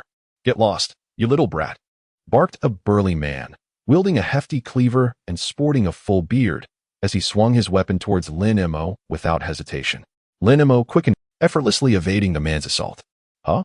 The bearded man froze momentarily, suddenly engulfed by a sense of humiliation. Without uttering a word, he seized his weapon once more, pursuing Lin Mo with fervor. Meanwhile, chaos erupted within the tavern. Baki and Kabaji engaged fiercely with the group of pirates, while the tavern owner cowered beneath, too frightened to partake in the fray. The bearded man swung his weapon at Lin Mo repeatedly, yet failed to land. Just as Lin Mo stepped out of the tavern, he noticed a man leaning against a barrel, nursing his drink, who muttered in a drunken haze. Why does no one believe me? I truly saw a giant as tall as the heavens. Upon hearing this, Lin Mo cast a longer glance at the man.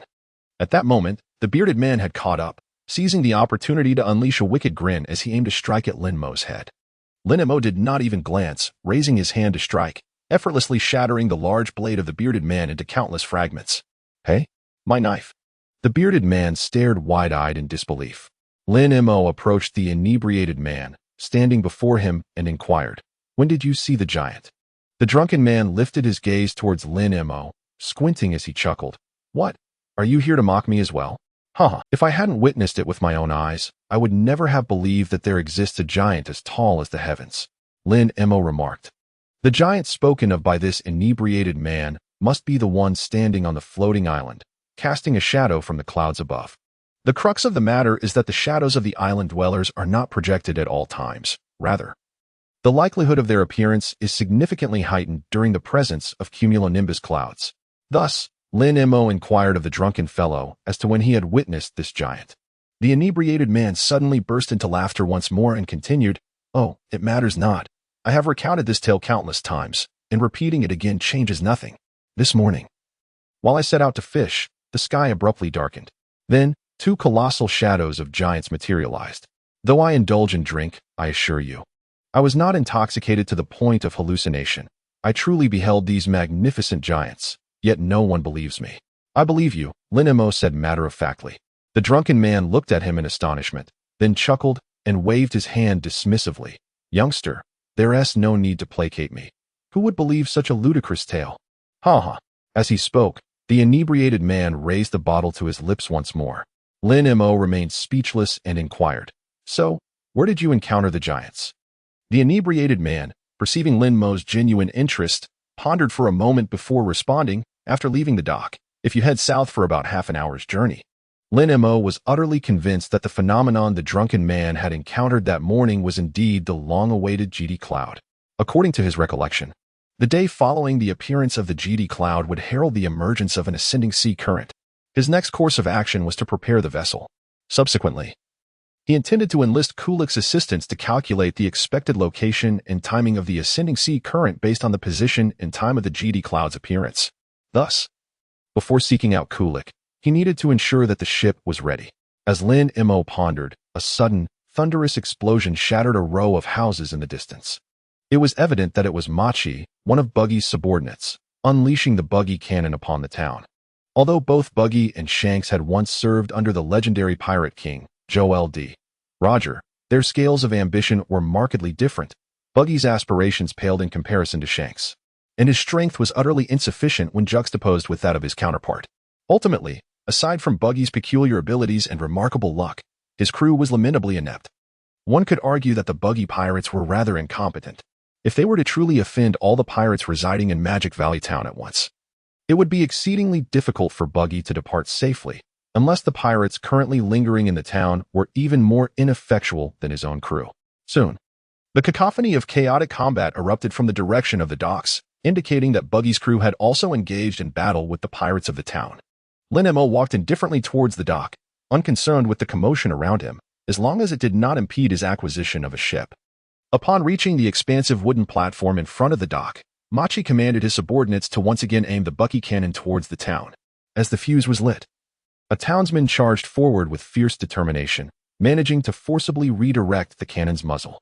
Subsequently, with a resounding bang, the bucky cannon discharged right before everyone's eyes, perforating a row of pirate ships along with the local vessels moored nearby. Now, apart from the Bucky Pirates' grand ship and a few small boats barely capable of accommodating one or two individuals, all other vessels had been obliterated by Bucky's cannonball. Hey? All the pirates on the shore widened their eyes in disbelief, their mouths agape. Machi, momentarily taken aback, soon erupted into laughter. Ha, serves you right. Without ships, how will you go to sea? Ha ha. The pirates on the shore quickly regained their composure, their faces now etched with fury. Once again, both sides plunged into a chaotic battle. Lin Mo gazed at them in utter bewilderment, casting his eyes around in search of a sizable vessel. Yet, in every direction his gaze fell, he found no ship fit for use, save for the one belonging to Baki. Could this be a subtle hint of some sort? Lin Mo felt an overwhelming sense of bewilderment, utterly perplexed as to why those who came here insisted on docking their vessels in a straight line. Was it some form of obsessive-compulsive disorder? It seemed he had no alternative but to accept the situation. At that moment, a voice rang out, urging, "Everyone, let us destroy their ships as well." Instantly, all the pirates on the shore united, redirecting their assault towards the ships of the Buggy pirates. In his heart, Machi shouted in alarm and promptly signaled the crew aboard to prepare for defense. One individual on the shore, armed with a rocket launcher, unleashed a barrage of fire towards Buggy's vessel. As the projectiles hurtled toward the ship's hull, Lin Mo swiftly activated his instantaneous movement, appearing before the incoming missiles. Drawing his third-generation ghost cutter, he unleashed a flurry of blades, severing each projectile into multiple fragments, rendering them powerless as they plummeted to the ground. In an instant, silence enveloped the crowd, all eyes fixated on Lin Mo, their jaws nearly grazing the earth in astonishment. Lin Mo calmly sheathed the 3 generations of the ghost cutter. Deceit. Pure deceit. The individual wielding the rocket launcher had no faith in such trickery. Without hesitation, he pointed the barrel directly at Lin Mo's head and pressed the trigger. Lin Mo stared at him in silence until the moment the shell approached. With a swift kick, he sent the projectile soaring back. Upon witnessing the return of the shell, the onlookers standing on the wooden platform immediately fled in a panic. Only the shooter remained, staring blankly at the shell hurtling closer. Just as the thought of escape crossed his mind, it was too late. The shell struck the wooden board before him, creating a gaping hole in the ground, and he was propelled backward by the force of the explosion. Lin Mo leaped onto the deck of the Buggy Pirates ship. Machi gaped in astonishment, fearfully staring at Lin Mo, while Leaky timidly cowered behind him. The other crew members of the Buggy Pirates, unfamiliar with Lin Mo, were filled with excitement. Who is this remarkable individual? How astonishing it is that he can shatter a rocket's projectile with a single sword strike, and even kick it back. He must be a friend of Captain Buggy. Otherwise, why would he come to our aid? Machi, what troubles you? Why do you look so pale? THTH this. Machi instinctively took a step back. The bounty notice is indeed real. Who are you? What is your purpose aboard our ship? Bounty notice? What bounty notice? Could this young lad be a pirate as well? Surely not. He appears to be just a child. Wait, I recall that a few new bounty notices arrived yesterday via messenger bird, one of which featured a child with a bounty of 100 million berries. Captain Buggy even remarked that it must have been a mistake by the Navy. A child with a bounty of 100 million berries? Ah, now that you mention it, he does bear a striking resemblance to the figure depicted on that notice. The crew members of Buggy promptly retrieved the bounty notice for comparison, and indeed, it matched. Instantly, everyone aboard the ship fell silent, and like Leaky, they all sought refuge behind Machi. Lin Mo approached them in silence. The group of Machi nervously retreated. What do you intend to do? I warn you. Captain Baki will return momentarily, and it would be wise for you not to act recklessly. If anything were to happen to us, Captain Baki would not show you mercy. Machi stammered, swallowing hard. As Lin Mo passed by him, he immediately raised his hands to shield his head, pleading, "Please, don't come any closer. I sincerely apologize. I offer my earnest apologies. Please, do not strike me." Lin Mo directly disregarded him and approached the individual holding the bounty notice, extending his hand. The man, not daring to be negligent, promptly presented Lin Mo's bounty notice with both hands. Lin Mo picked up the wanted poster, and the face printed on it was indeed his, taken during the ambush by a kainu in Alabasta. At that moment, Buggy returned with Kabeji. Seeing that his ship was the only one left intact on the shores of Magic Valley, and noticing that the other pirates not only refrained from attacking, but seemed somewhat apprehensive of him, Buggy's earlier irritation began to dissipate considerably. Ha ha ha. Machi did well. Buggy laughed heartily as he stepped onto the deck. However, when he spotted Lin Mo aboard his ship, and observed that his crew appeared to be quite fearful of Lin Mo, his anger flared once more. "You little brat, what have you done to my men?" As he spoke, Buggy's toes suddenly unleashed a dagger, and he split his lower body apart, spinning rapidly like a pancake as he launched himself towards Lin Mo in an aggressive assault. "Wait, Captain Buggy, this kid hasn't harmed us at all. He even helped us just now," one crew member exclaimed. "Yes, if it weren't for him, we would still be battling the pirates from this town," another added. "Captain Buggy, please calm down. Though I reluctantly acknowledge it, and I'm uncertain of this kid's intentions, he indeed assisted us in resolving our predicament." Buggy's crew began to speak in defense of Lin Mo. "What?" Buggy immediately halted his spinning lower body, forcing it to stop just inches away from Lin Mo, while his upper body flew forward, rejoining with his lower half. "Humph." Buggy glared menacingly at Lin Mo. "You little brat. I don't believe your assistance was merely a whim. Speak. What is your true intention?" Kabeji approached Machi and whispered, "What is going on?" Machi, with a grim expression, shook his head.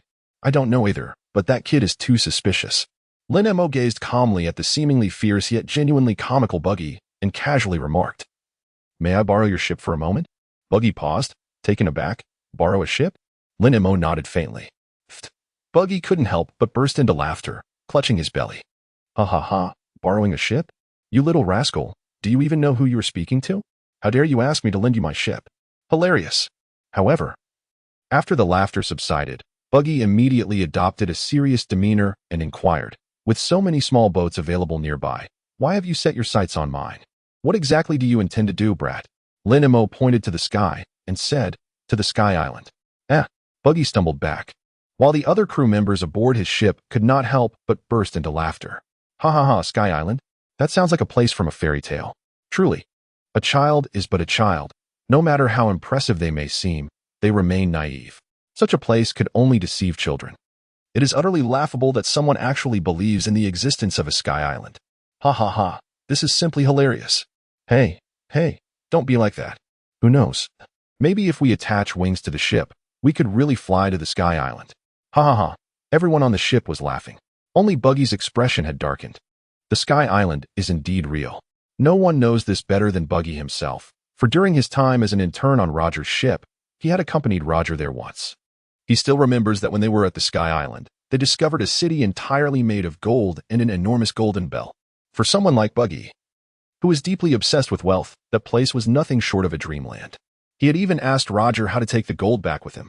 However, Roger, pressed for time, had told Buggy to come back for it after he became captain himself. Though Buggy has now ascended to the role of captain of the Buggy Pirates, he has not rushed to the Sky Island. The journey to reach the Sky Island was perilous, one fraught with near-death experiences. Even now, the thought sends shivers down his spine. It is no jest. A single misstep could result in fatal consequences. His plan to seize all the gold and treasures of the world has only just begun. Even if he were to eventually venture to the Sky Island, now is not the time, At the very least, he must wait until his crew has grown stronger and more capable. Buggy's face darkened as he fixed his gaze on Lin Mo, his voice tinged with displeasure. Are you certain you wish to go to the Sky Island, kid? Lin Mo gazed at him in silence, her eyes unwavering. A twitch appeared at the corner of Baki's mouth, but he soon burst into hearty laughter. Clutching his stomach. Ha ha ha. Such an unrealistic fantasy can only be believed by a sheltered child like you. An island in the sky. Such a place simply does not exist. Lin Mo, do you think I am unaware of your true weight? Go on, continue your charade. At that moment, a commotion erupted once more along the shore. The pirates from Magic Valley Town rushed out in droves, their faces alight with fury upon discovering the destruction of their ship. Damn it! What on earth happened? Who destroyed my vessel? Isn't it obvious? It was undoubtedly the people from that unharmed ship. With a snicker, he commanded, all of you. Attack. Eliminate everyone aboard that ship. Let's show those ungrateful fools our might. Seeing a menacing group charging towards them, Machi anxiously inquired at the deck's railing, Captain Buggy. The pirates from the town have all come out. What should we do next? Buggy, unfazed, replied, prepare the Baki bombs. Blow them all to pieces. Machi awkwardly stated.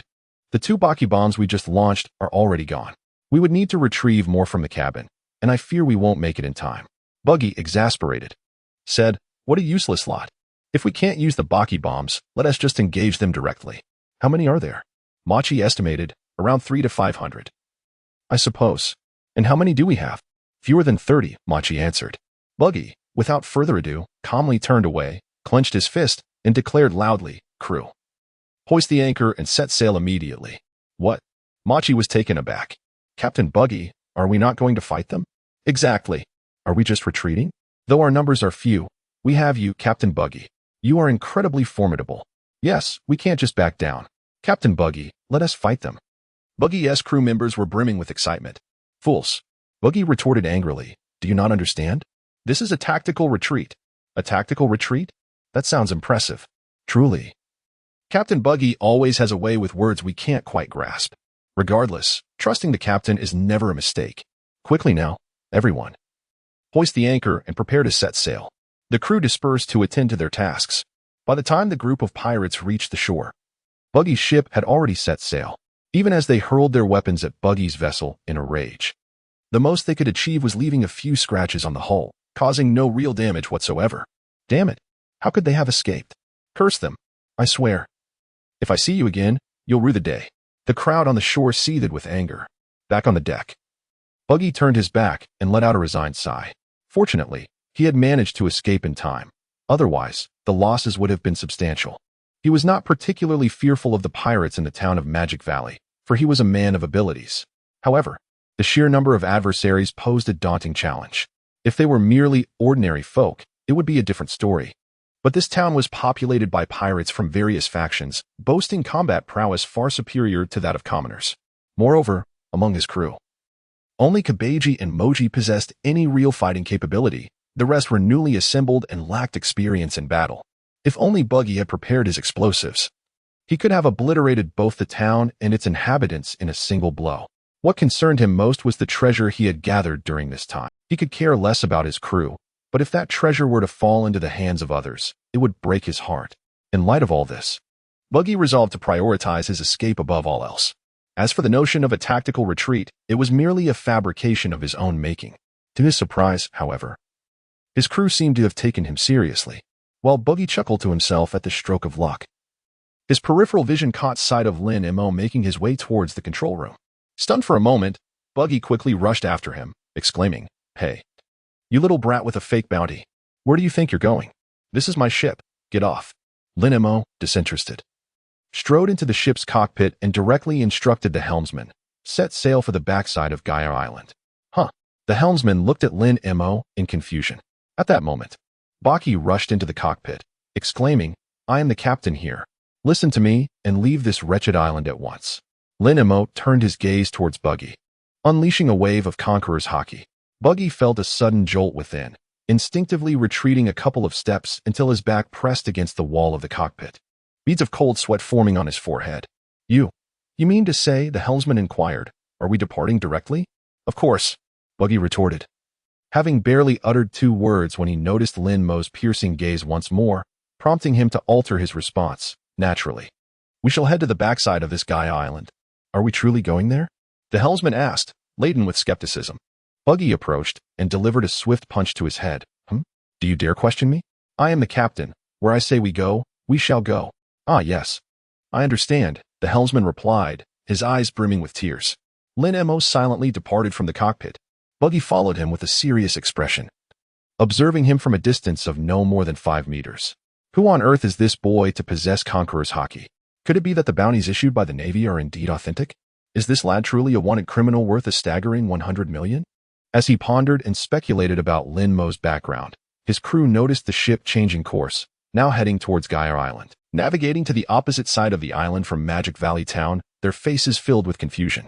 Captain Buggy, weren't we supposed to retreat? Why are we heading back?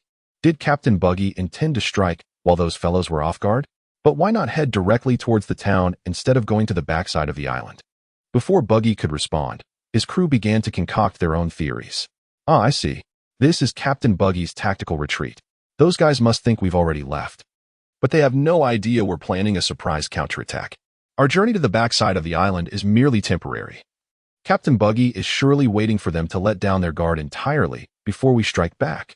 So that's how it is. Truly worthy of Captain Buggy. I knew I had chosen the right person to follow. This strategy is remarkable.